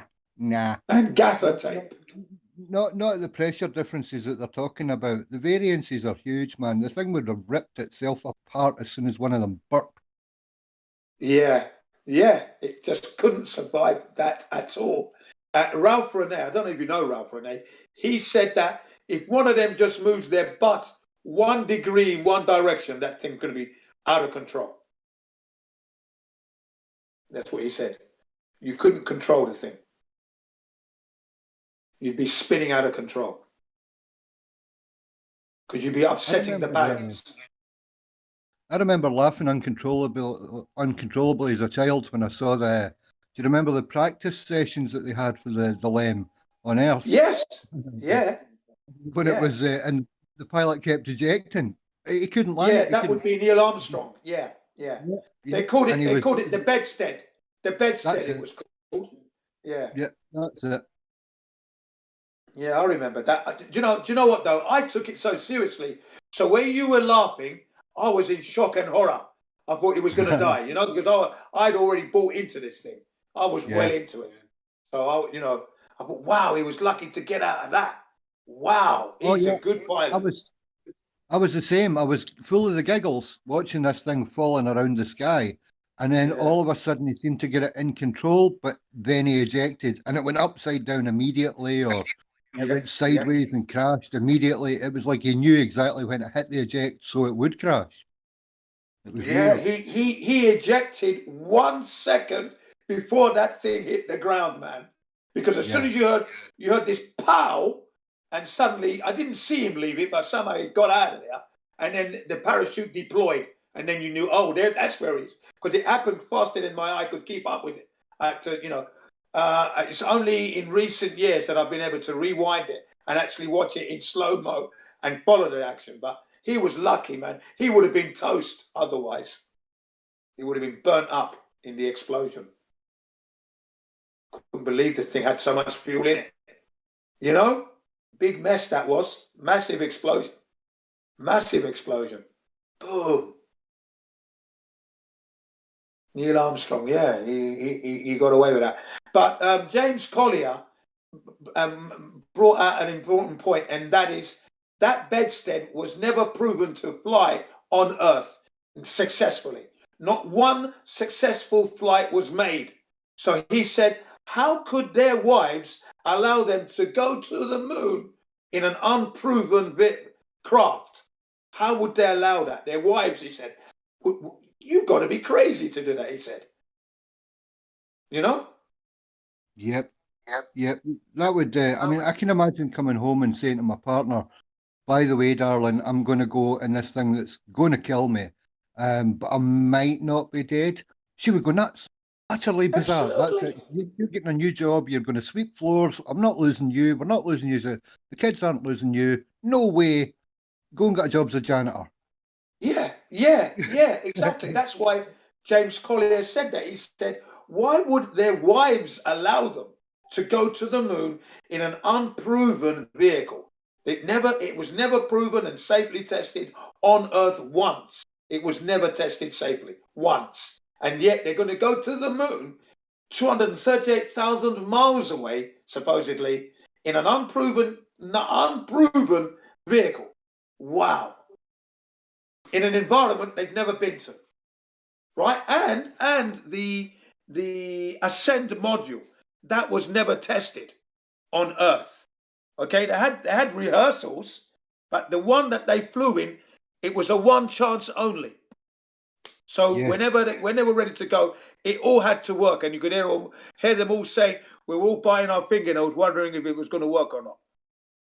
They never went anyway, so we knew it was going to work because there was no exhaust plume, as Bill Casing said. He said there was no way I was looking at a moon landing here. No way from 10 days from Sundays. There's no way they could have gone. Impossible. There was no exhaust plume, and he was cracking up when he said it. Bill Casing. You know Bill Casing? He worked for Rocketdyne. Yeah. Yep. I like that man. A man of impeccable integrity, I have to say. He speaks honestly. I don't know if all his words are honest, but I remember watching him thinking, there's something true about you. Yeah. No, he's a man of impeccable integrity, I'd have to say. He spoke genuinely. He put out a book, We Never Went to the Moon, as well. Yeah. And Ralph Rene, another man with impeccable integrity. You know, he built that vacuum, the glove in a vacuum device, right? And when the vacuum was switched off, he had full dexterity, could move, he could clench a fist, grab a screw. As soon as he switched it on, and it was only set to 4 psi, he couldn't clench his fist. He said, how could it be that the astronaut suits that are pressurized to 4 psi, how could they move and clench fists and do things when I can't even clench my fist? Look. Yeah, man. Yeah. You turn into a human pufferfish, and that's it. You can't move. Yeah, that's right. Hey, Jen and old dude, we got a couple new people here. Want to try to talk to them? Okay. Hey, welcome. Who do we Cheggers have? and other guy bounced. I think Cheggers is here. Okay, Checkers, the floor is yours. Welcome to the server. How can we help you? I'm new. Okay. Well, welcome. Welcome to the server. I'm glad you're new. I'd like to know, where are you in the world, first of all? Just Where in the world are you? I'm in Kenya, the country. Cool. Yes. You're in Kenya, Africa. Africa. So Yep. you are an African, yes? Okay, good. Well, I'm talking to you from Japan, but I come from Nigeria. I was born in England, so my parents are Nigerian. Okay, so I'm a Nigerian, born in Japan, born in England, London. I am talking to you from Japan. Okay? Nice. Yeah, good. So where are you in regarding the shape of the Earth? Are you in the heliocentric camp, where you believe the Earth is a spinning ball? Is that where you are? No, back in 2018, I found out about flat Earth. And I watched videos and stuff. Okay, well, welcome to the Flat Earth server. I will then allow you to speak for about 10 minutes, 10 to 15 minutes, if you, for all of us to listen to how you came to the Flat Earth and what your emotions were, because this is very important. Okay, so if you can take us from the very beginning of your journey, I won't be speaking for the next 20 minutes. The floor is yours. Please carry on. Okay. What's your username? First of all, sorry. Your username here. It's Cheggers. Checkers. Good. Okay, so Checkers, the floor is yours. How did you come to the flat Earth? So I was in these websites, these image board websites, and just casually talking about conspiracies, and I just found out about this flat Earth theory, and that's how I started. I watched BitChute videos, and slowly, yep. Big shoot video. So I mean, so you're talking recently. So you're this year you discovered it, or last year? No, back in 2018. Okay, Yeah. 2018. Yeah, I don't think Beat Shoot was out in 2018, but okay, 2018. Right. So you watched a few videos. Can you remember the videos you watched? Not exactly. They were, these independent people. Yeah, yeah. Yeah, I didn't know there was like such a large flat Earth, group. Community. It's a massive community. It's been going on since well, I'd have to say 2014. I got into it 2015, but 2014, you see. This is why I ask you, what kind of, it's important to try and keep stock and keep a good account of what you watch and who it's by. It's validation, it's important, Can't you remember one video, the name of? No, I stopped using BitChute a long time ago. Okay, you stopped losing big shit a long time ago. Okay, let me see now. So, you were looking at some conspiracy theories. Which ones were you looking at? Basically flat Earth and history, like World War II and stuff. Okay, did you look into the 9/11, for example? Oh yeah, 9/11 is an old one, and there's tons of conspiracies on that one. Okay. So you looked into the 9/11 conspiracy. Okay, let's go back to the flat Earth. Okay, so if somebody asks you, how do you know that the Earth isn't a globe? How would you answer that question? Well, I would basically just I don't have any scientific proof. I would just arrogantly say so because I believe it is flat.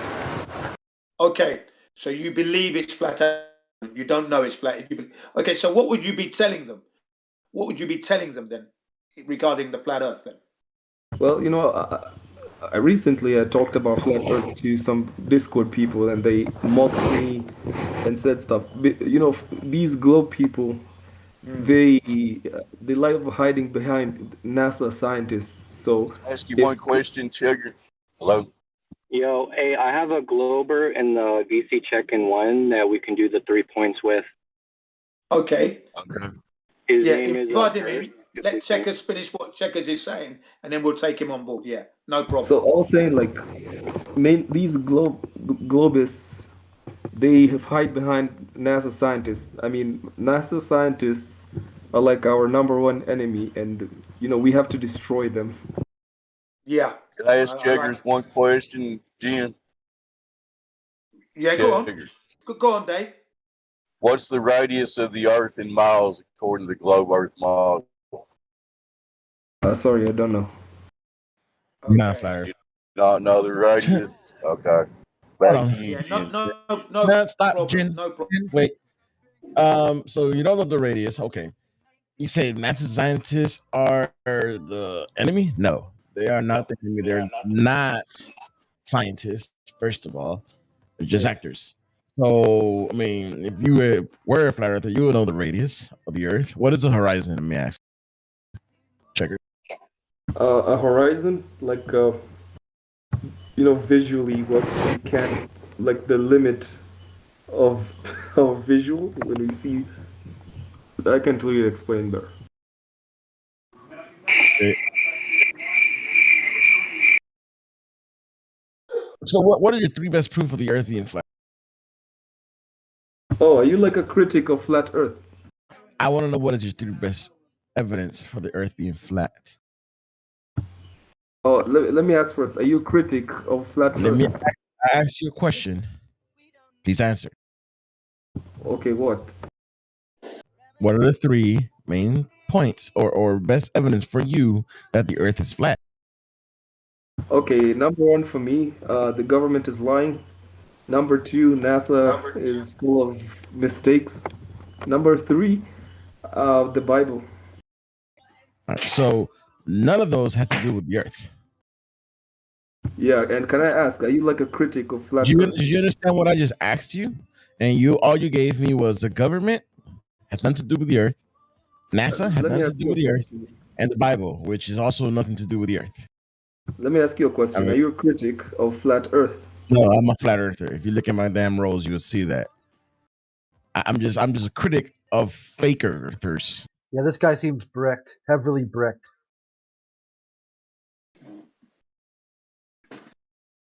Oh, I Why thought you would guys you lie? Why would you lie that you think the Earth is flat? And but you said it was a theory first of all, which it isn't. We don't believe the Earth. We know the Earth is flat. Why would you lie?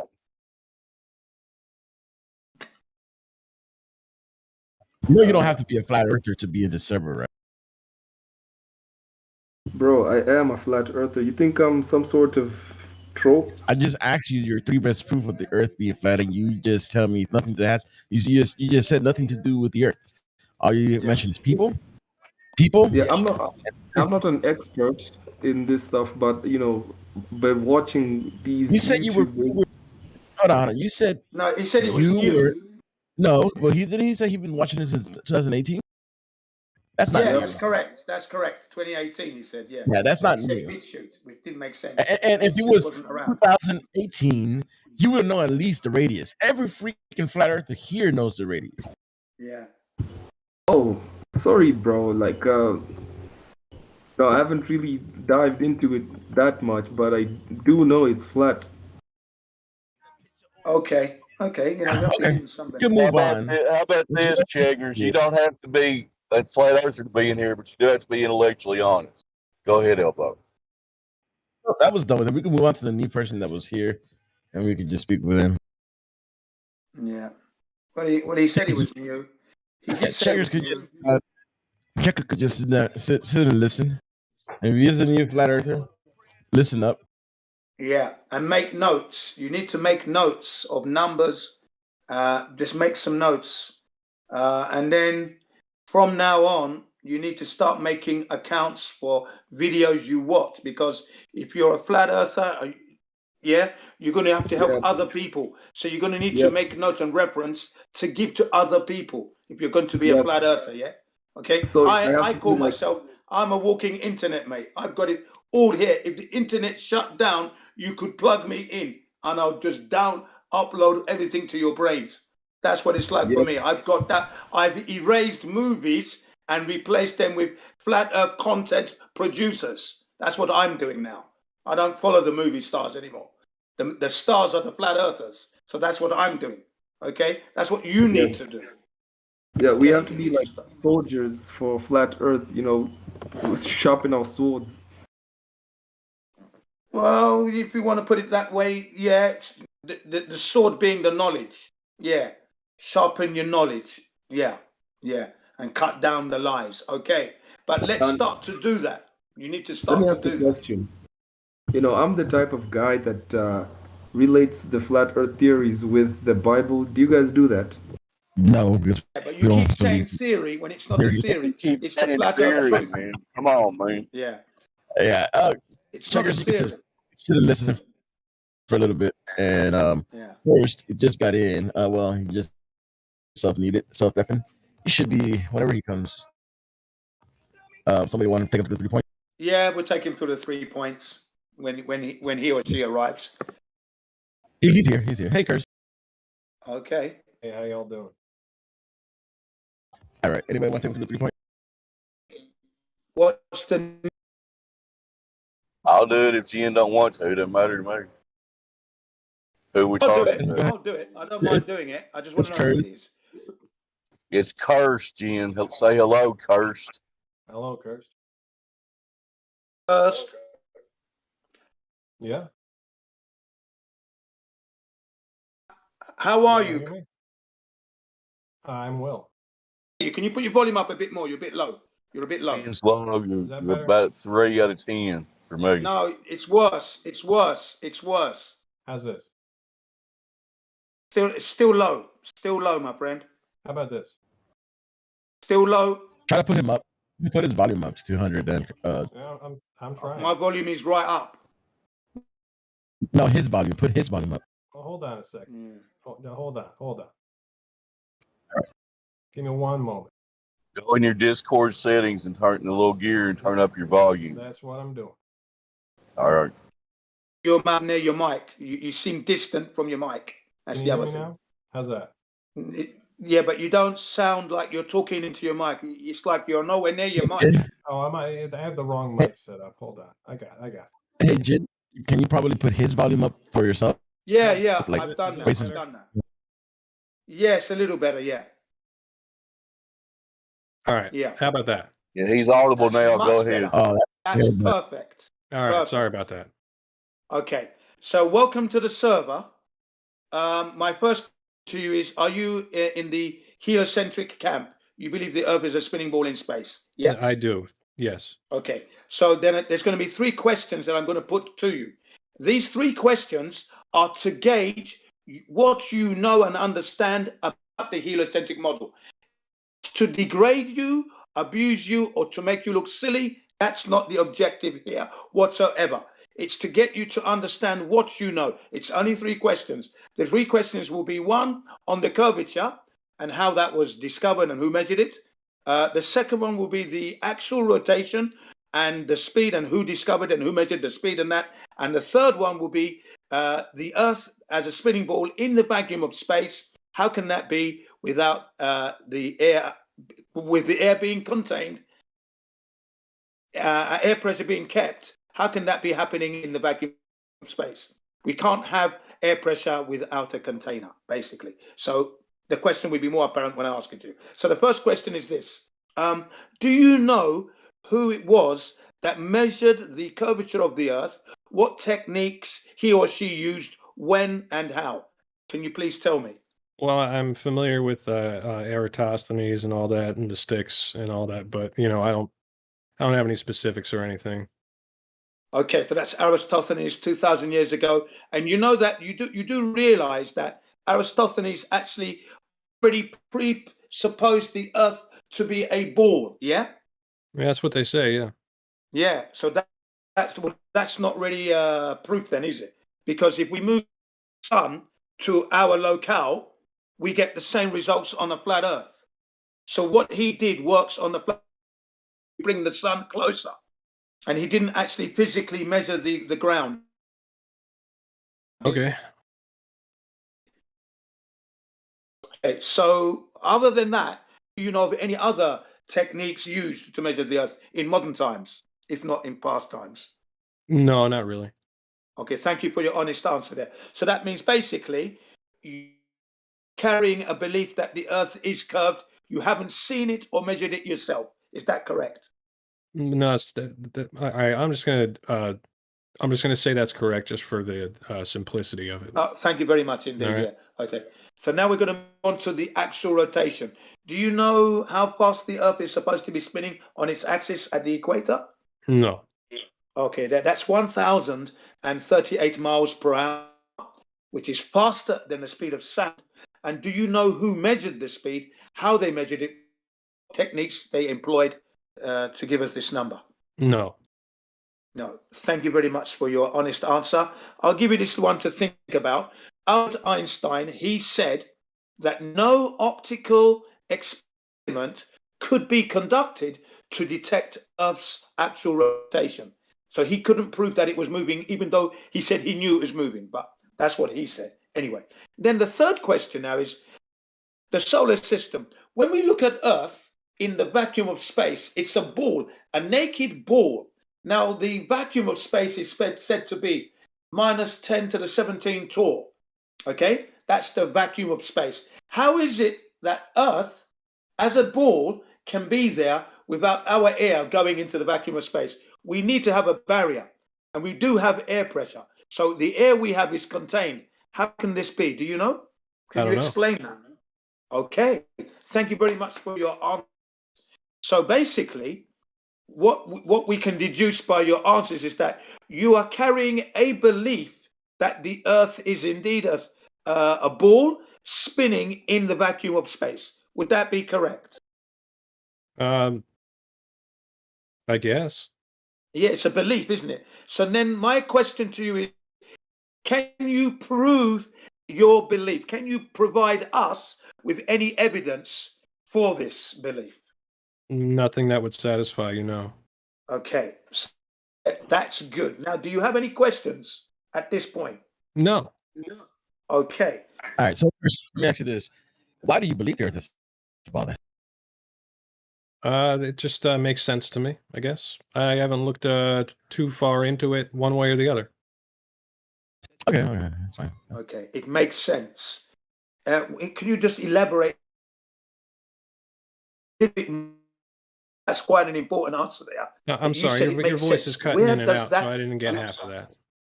Okay, sorry. A little bit again. Say it again.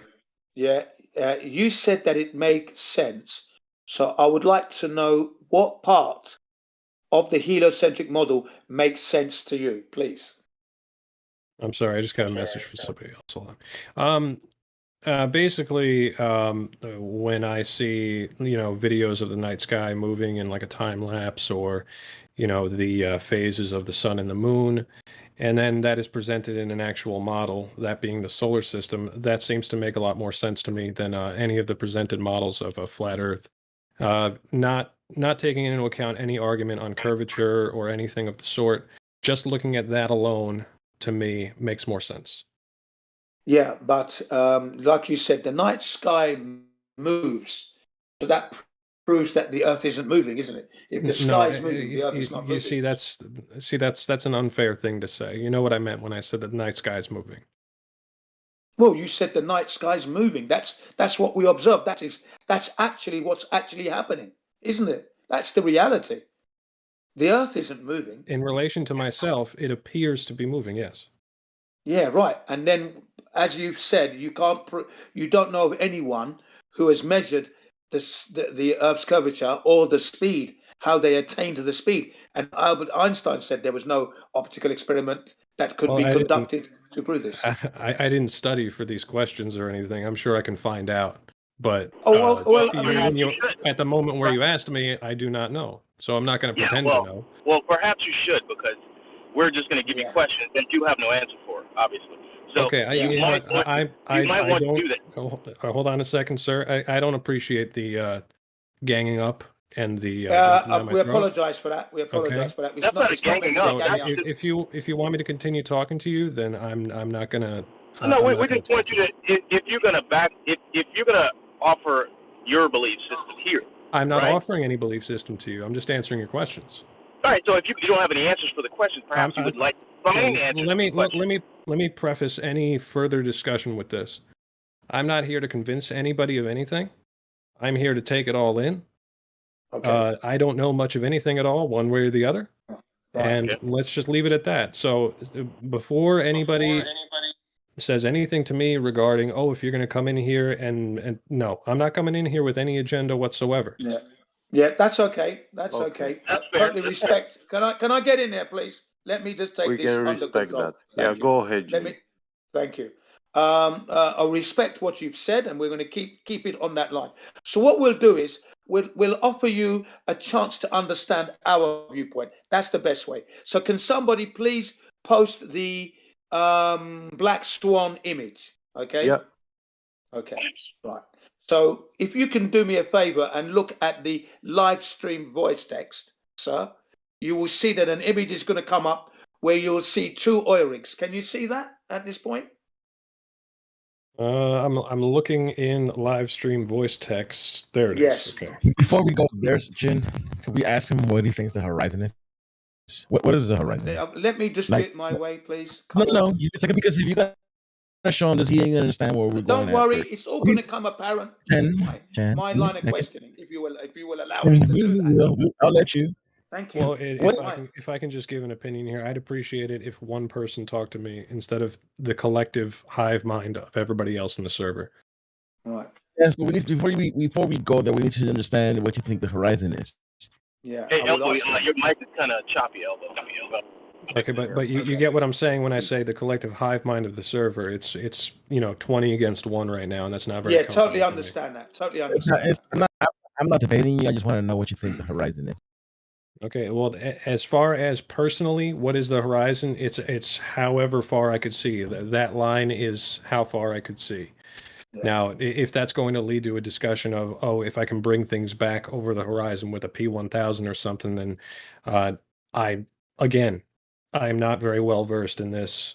I don't have evidence one way or the other, and I'm not here to prove anything. So okay, that's okay. That's okay. I mean, you appear to be well versed in our arguments and position, which is nice. It's okay.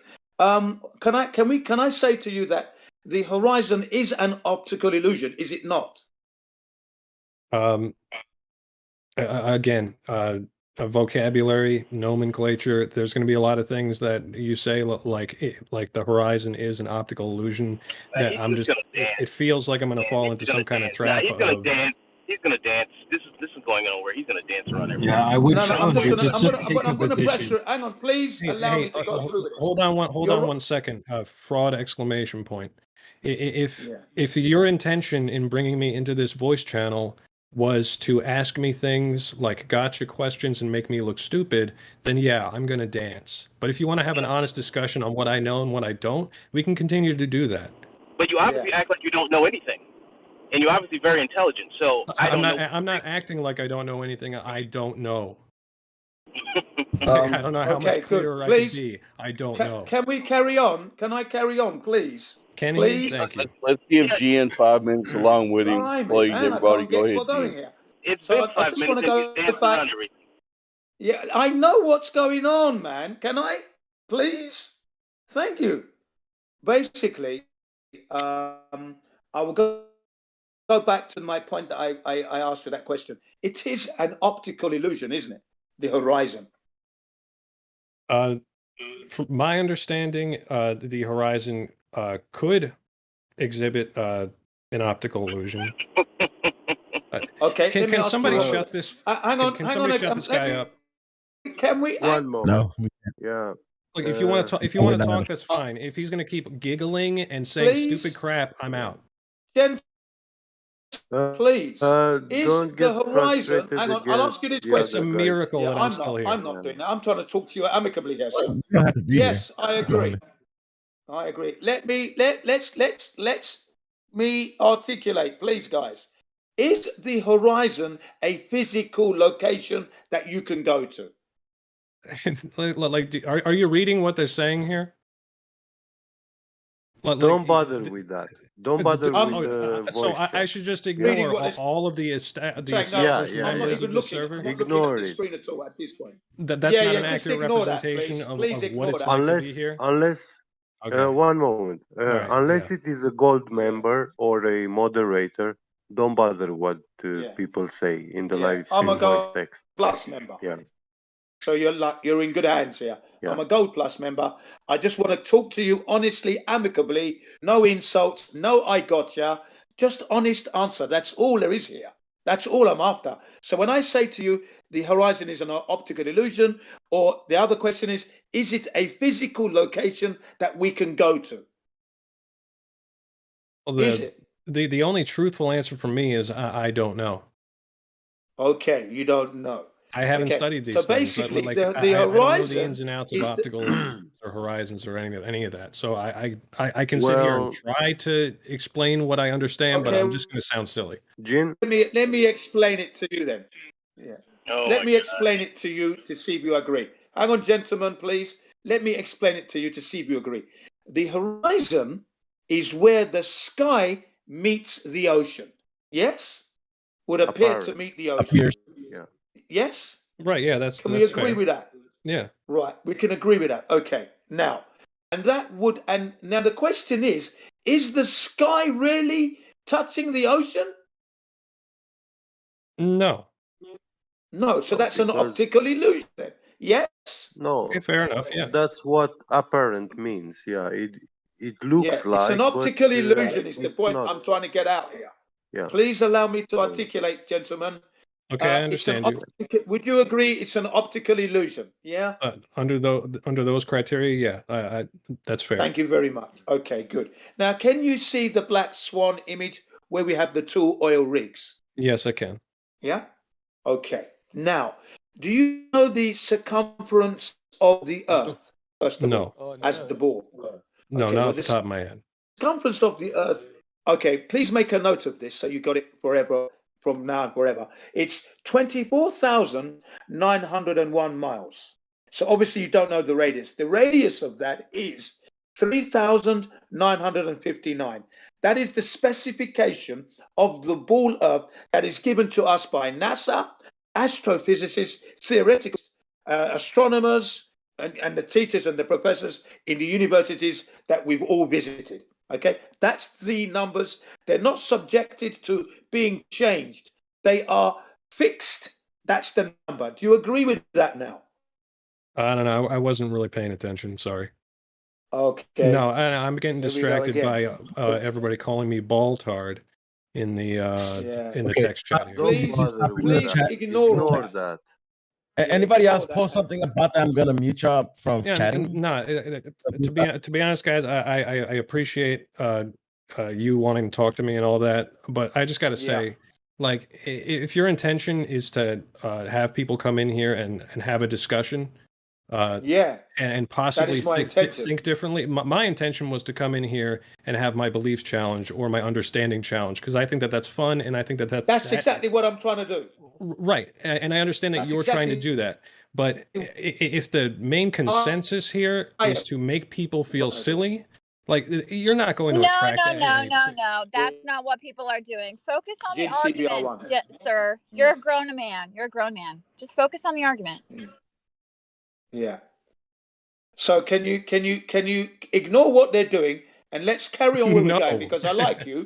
No. You can't ignore it. You don't want to. Listen. You want to stop the conversation. I think it's Discussion? hilarious. Fine. I think it's hilarious how you want to change the way that people think about things, but at the same time insult them. We don't want to change anything. I'm Just presented to you. Hold on. We don't want to change. I'm not Hold on. insulting you. Hold on, Hang on. Jin. half your age. No, wait, Excuse me, wait, because sir. he's Excuse me. focused about something else. It's Have I hilarious. insulted you, sir? I'm Jin. not talking about you personally. You Okay, well you then not shut up only and that- listen. Okay, well have a Okay, I'm conversation out. You tell me with to shut up. I'm goodbye. out. See you later. Good. Well, get the fuck out of here. If he's Wants to worry talking, about Come on, guys. if How he's old is talking to he? Jen, then Is- just worry no. about that. Like Yeah, that's exactly. How old is this little kid, man? He's like, I what? Is he 5? I have an extra Super Plus tampon, sir. Would you like one?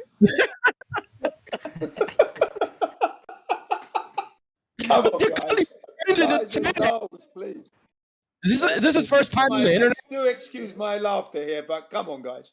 Could be wrong with do that you some wish kind to of weird carry on, backhanded sir, or- troll. Sorry, Gene. That man has been drinking gone? fluoride. He's gone. Is he? All right. Okay. Well done, guys. Well done, guys. We knew where he was going, but I just thought it was worth the ride. Ride the wild horse, you know, or the bull. There you go. That man has been drinking fluoride. Never go. When he wouldn't Just say admit to the the black swan. optical illusion, right? Yeah. When he wouldn't admit that the horizon is an optical illusion, you knew there was something immediately there. You know, it was a good question to ask. By the way, I was going to ask it.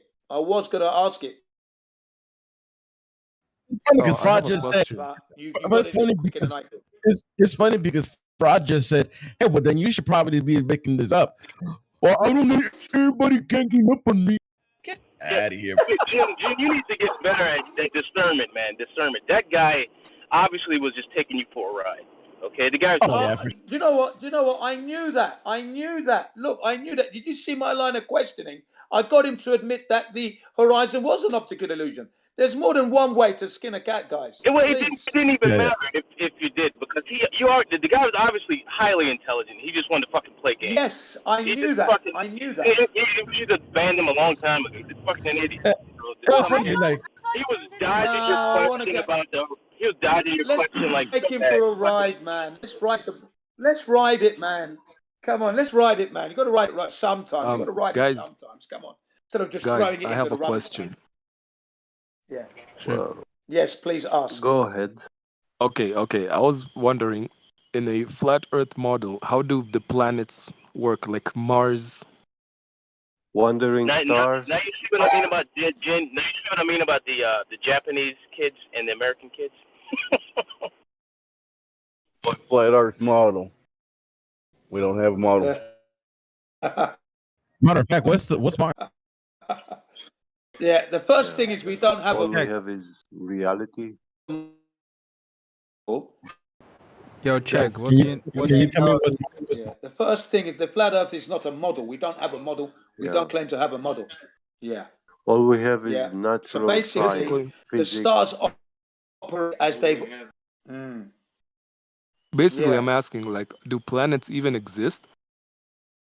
What do you know No, of the the planet? Planets do not exist. Them through it. Look, can I answer the question? Yeah, go ahead. Jin, you've been answering too many questions, man. Everybody else wants to get in here too, man. Let other people answer. You can see these lights. All right, go on then. All right, I'll back off. Go ahead, guys, I'll man. I'll drop the meat.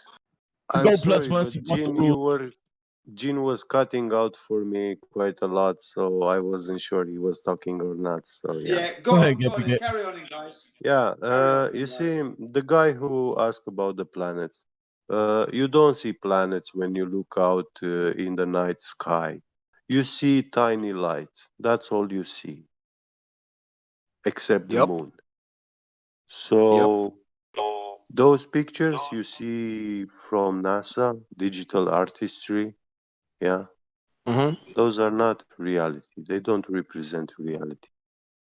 And also, don't you think it's funny these planets were named after the Roman gods? There you are. It's not funny. It's not funny. It's actually a religion. Yeah. It's a funny religion. Okay, it's a funny religion. Pseudoscience. Yeah. Yeah. Man. Yeah. And given the So technology, our technologically advanced civilization as we have now, why are we still seeing these planets by artist rendition? All right, if they're planets, why are we still looking at it as a painting? Somebody drew it, right? Why isn't it? Why aren't we able to actually see these things in motion by now? You know, so I mean, there's a lot of things you have to look at and decipher it logically and use discernment. Yeah, And yeah, don't just accept things because someone tells you it's so.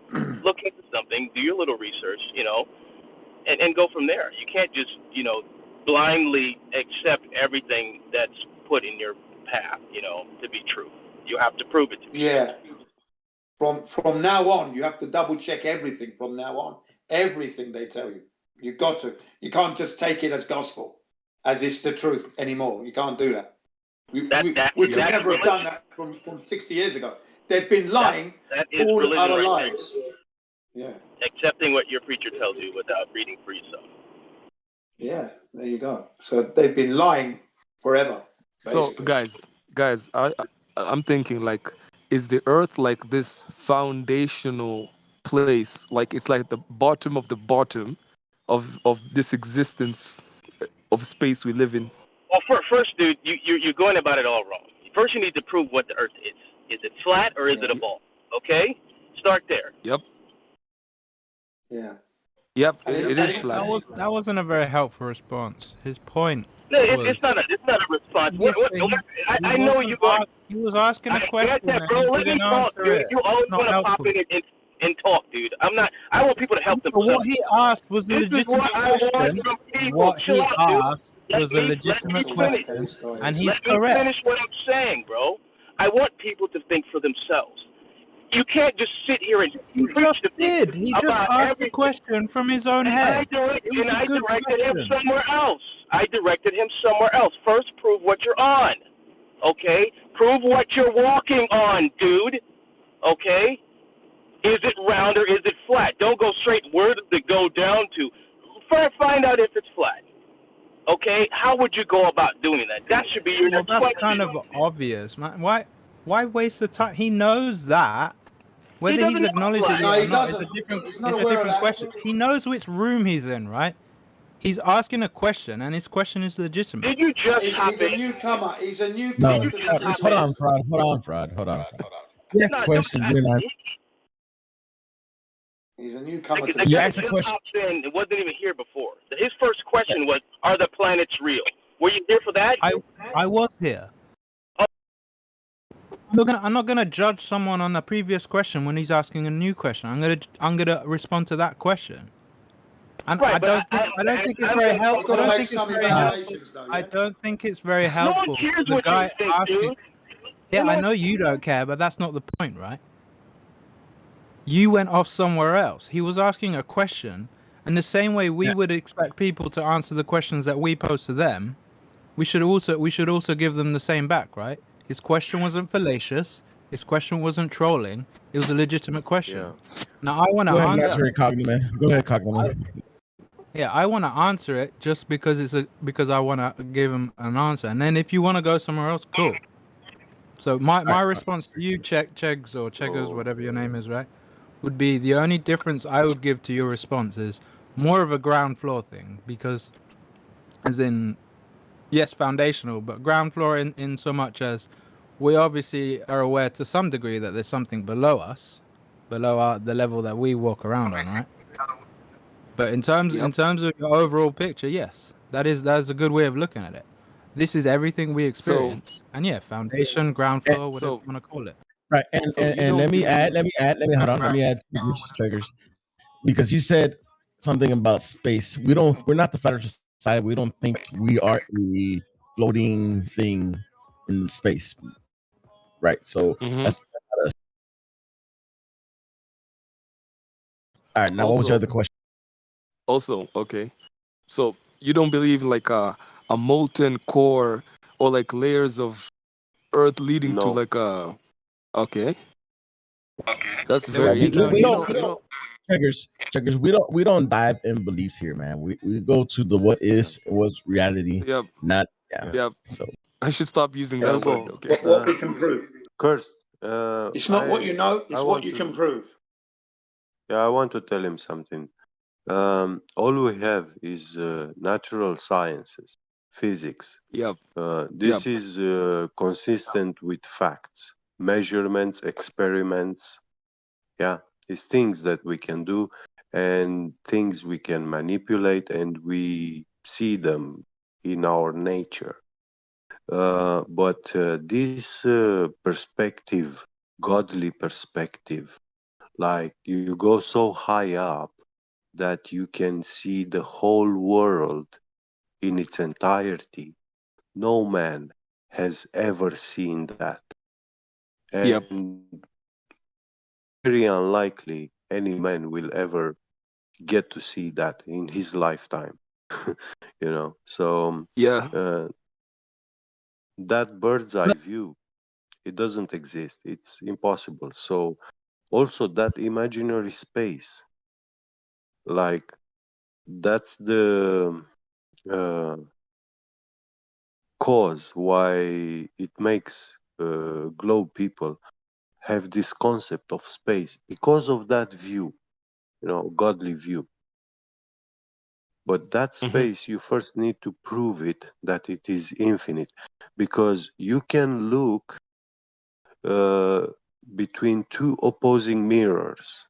Yeah, when you stand between two opposing mirrors and you see Yeah. them reflecting, bouncing each other, yeah, Yeah. um, you can see infinite distance inside them, yeah, Mm-hmm. Mm-hmm. but it physically doesn't exist, all that space, distance. So when you True. look up at the sky, you cannot tell exactly what you see because you never touch it, you know? Man, very mysterious. Yeah. So that's what astronomy and astrophysics is all about, is looking at the sky, observing some lights, and then make wild fortune telling, Okay, you if I know? can ask something, let's say Yeah. I'm arguing with a globe believer, and he mentions Yeah. NASA. Is there any way I can like Yeah. attack NASA and make them look, like what Yes, what of course, what do you guys know about NASA? they have many vulnerabilities. Like NASA, for example, is violating, raping all the natural science, all the natural laws, and the laws of thermodynamics, the laws of light propagation, light attenuation, perspective. You know, but Hmm. to know all this, you need to go back to physics and actually study it a little bit. Get yourself prepared, well prepared with natural sciences.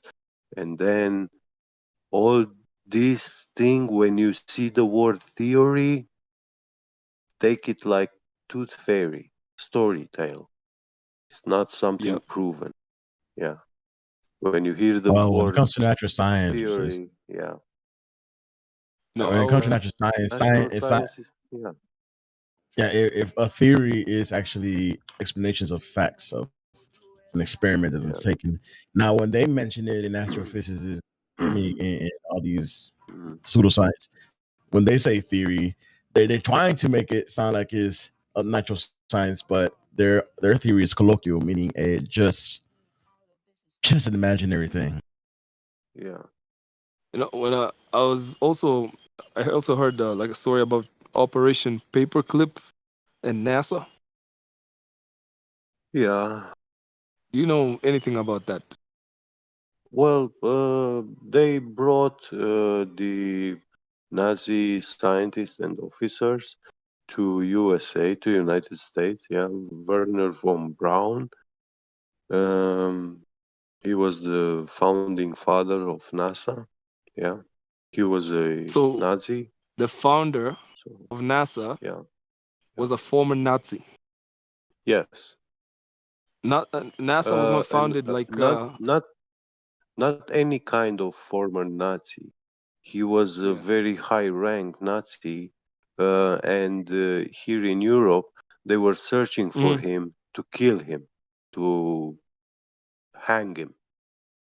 So he got into this program, American program, Operation Paperclip, military operation, yeah. So they took him and took him to United States, where they made him a great man. So you're saying NASA was not founded before that time? It was him who founded that organization. He was part of Yeah. it. He's the main. He Founding was like father. That's why I said a pioneer, you know. Wow. So we can just say NASA is like a Nazi organization. Yeah, but I don't recommend you use the term Nazi because, you know, it's actually very misused, you know. Yeah, it's a So, black yeah. ops weapons program funded by criminals, and that should do it. That's the ticket. Funded by who? Yeah. It's a black ops, okay, black funding site of the federal government executive branch, founded by war criminals. Yeah. Wow. Okay, and this is not just the whole thing of Operation Paperclip. They were also doing biological and chemical weapons too, doing unethical human experimentation. MK Ultra is one of those. Yep. Yeah, so Yep, that NASA lied about climate data. They lied about the U-2 plane that the Russians shot down. They lied about WMDs in Iraq. At no point the executive branch of the federal government ever told you the truth about anything, ever. You can't. I mean, I have yet. Even the biggest globehead will admit that the federal government is complete bullcrap. Everything, layers and but somehow in their mind they'll separate NASA out of the federal government, just so they can maintain this delusion that also it's a ball. Another question. What do you think about climate change? The climate changes. It's what's the optimal temperature of the world? I don't know. Maybe. I don't know. Yeah, I know it's a very complicated question, but it demolishes climate change. Actually, Yeah, this is why I think about climate change, right? Supposedly the Earth is warming, right? Is that what you think is happening? Okay, but That's then what it they're cools saying. down I don't again. believe it. Yeah, it's complete garbage. And another thing is the politics. Climate change is a natural phenomenon. Natural phenomenon. Climate will change. It's changing naturally. That's all it is. It's a natural observed phenomenon. Okay? Not a problem. What I don't like about climate change is the politics of it, because I've listened to these speeches by Bill Gates and these other people talking about carbon footprint. Yeah, if you kill people, then if you reduce the global population, you know, I use the term global because that's what he the uses tax. in his It's formula. the tax, the carbon tax, the taxation of your cars. You can't drive through this zone. If you drive through this zone, you're going to pay more on your tax every day. And it ends up with what we eat. Like, we need to stop eating cows. We need to start eating bugs. Yeah. Also, if you look into the International Monetary Fund policy, you will find Obama.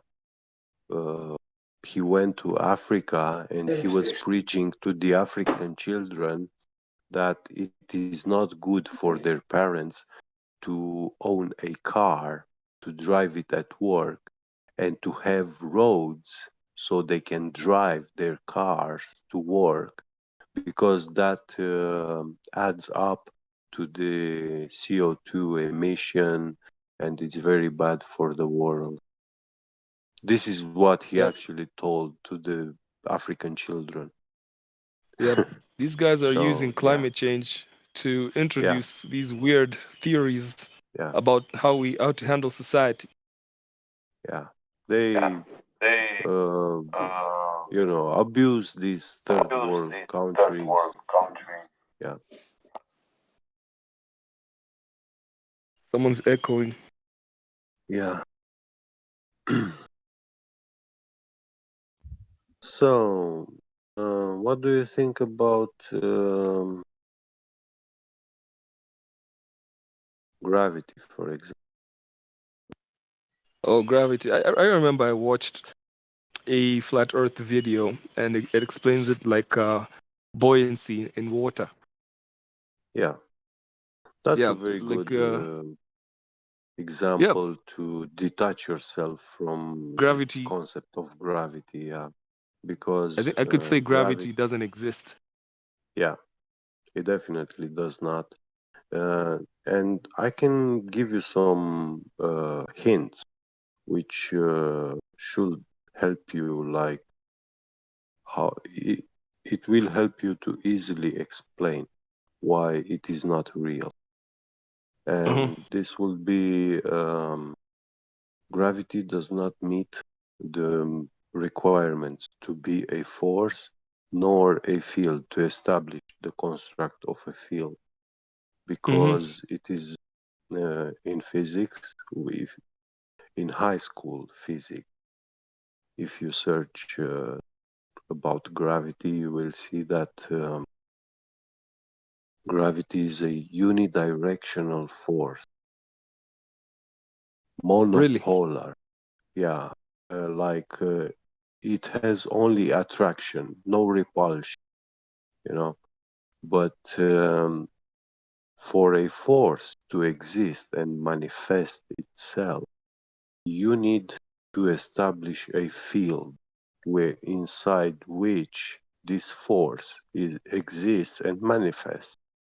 And to have a field, you need to have two opposite charges, positive, negative, plus, minus, or or poles like north and south. So you have a force of attraction and a force of repulsion.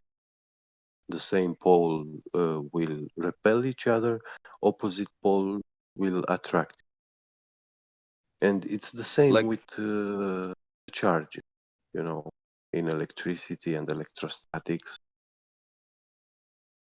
So So these are real I remember. forces which you can use and manipulate, and you see them. You have when you play with electrostatics, yeah, you can lift things. You can rub a balloon on your hair, and you'll see picking up paper from your desk. Like, okay, I remember talking to some globehead, and he said that the reason why the moon is, let's say, attracted to the Earth is because the Earth has this gravity that is linked to its mass. Is that complete Okay, shit? yeah. Well, you see, when you look at the calculus formula for the gravitational force of attraction between two bodies, you have the force equals mass 1 times mass 2 by radius squared, and these two masses, to have that number, you need to have the center of mass of that object, because that's what gives you the radius, actually, which you have Okay. to divide it by.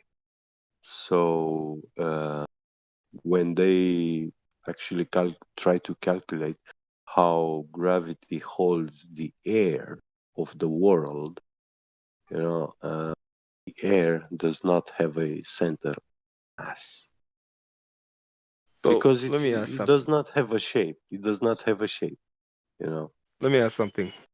Yeah. Like, you see, like, do you think the sun is like a round orb? Mm, Well, I see it a bright disk of light in the sky. That's what I see with my Yeah. eyes. I don't see it as a sphere. You don't perceive it like that. It is a very You think it's bright like disk, but you think it's like we levitating on something? levitating. Yeah.